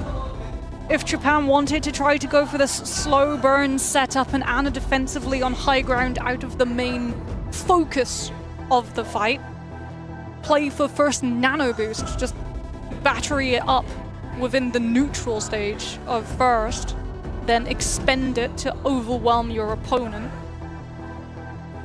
We'll see what Finn decides to opt for. I'm trying to think if we've seen... Have we seen Epic on anything? Well, we saw him go for a few swaps on the Flashpoint, so Definitely yeah, he could go prefers the Lucio. Mizuki. But it feels for sure a preference for the Mizuki, and it also feels like there's more structure within the Team Japan of responding to the call of, hey, someone's chained, follow up with me. Let's have a look. We're jumping in. Map number 3. China and Japan. China leading a very clean 2-0. It felt like that first map on Nepal, it was pretty close. It's now Japan kind of, it's getting away from them. I think Esperanza, not Esperanza, Suravasa was way more one-sided on China's side of things. You also have to reset very quickly, right? You have to basically just memory wipe how you lost Suravasa. You can't let the bad vibes sit within the team when first fight on this map type is so important. As we say, winning first fight on Esperanza secures you that prior position for the high ground, which is so hard for that retaking team to have to overcome, especially with the Vendetta out of play. You don't have ease of access of that overhead soaring slice to be able to cut a swath through the support line playing safe within. Lovely cake. Almost looks like my breakfast order. You didn't know, Moxie has the sweetest tooth I've ever seen. It's a miracle I'm this thin. It's crazy. I mean, like, you see the chocolate cake she had earlier. I'm like, how many grams of sugar is that? Incredibly sweet tooth. All right, let's have a look how KSG again kind of matches up against Sunzo. Because on the first map, like I mentioned, it was fairly close. We are seeing again the Cat Bastion for China, but Epic now playing Cat himself, but Nico and Kyuki, who didn't really stand up kind of to the test against Pineapple, just diverting completely. I think Nico is going to be much more at home here on the Xion. But unfortunately, it's Epic that goes down first to Pineapple. Also, Epic's not airlifting KSG behind enemy lines, so the Demon has not been able to close the distance and go for pressure on recall. And now he's very low, fully split from his team, and totally demexed because the shield just comes through to block any support. That's a little rough there for KSG. Yeah, losing Epic. Because as well, you can kind of grab KSG away, and obviously, like you mentioned, the extra healing, and the lifeline could be so imperative there to stop your tank just instantly blowing up. Also, look how hard it is now to pilot anything the Cat lifts through these chokes onto the high ground where the backline from China is. Sure. Well, KSG is going to try his darndest to shoot Pineapple, but barely even scratching the armor.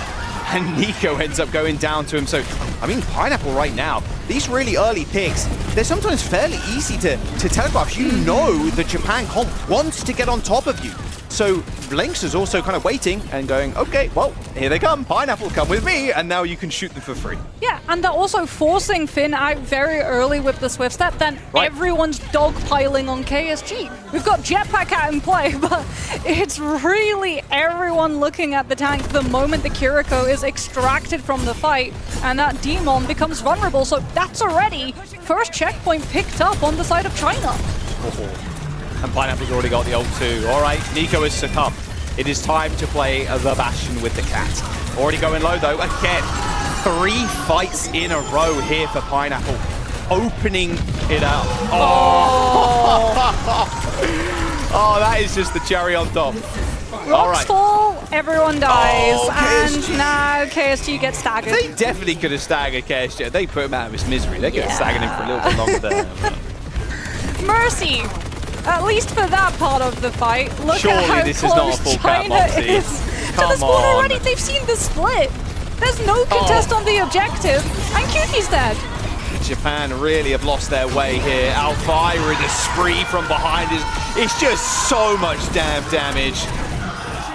Moxie, this is Overwatch. Okay, well that was 3 ultimates though. Well, 4 actually. If like the you cope. factor in the catnap as Finn now goes for the Ana. There's no way of getting on top of him. At least he can play within the confines of spawn. Epic! Please don't stay around too long. You're gonna get a shot in the face. This has to be a huge limit break from KSG. It does. But no one's gonna line up for him. I think it's gonna be the main problem here, Moxie. They're gonna swing in as Epic on the wrong side of the team fight completely. There's just no team to support KSG as well. Look at how low he's gotten. He has 0 confidence to invest that limit break. Jumps on the bike, Kyuki really low. It's so, like, he barely escapes with his life.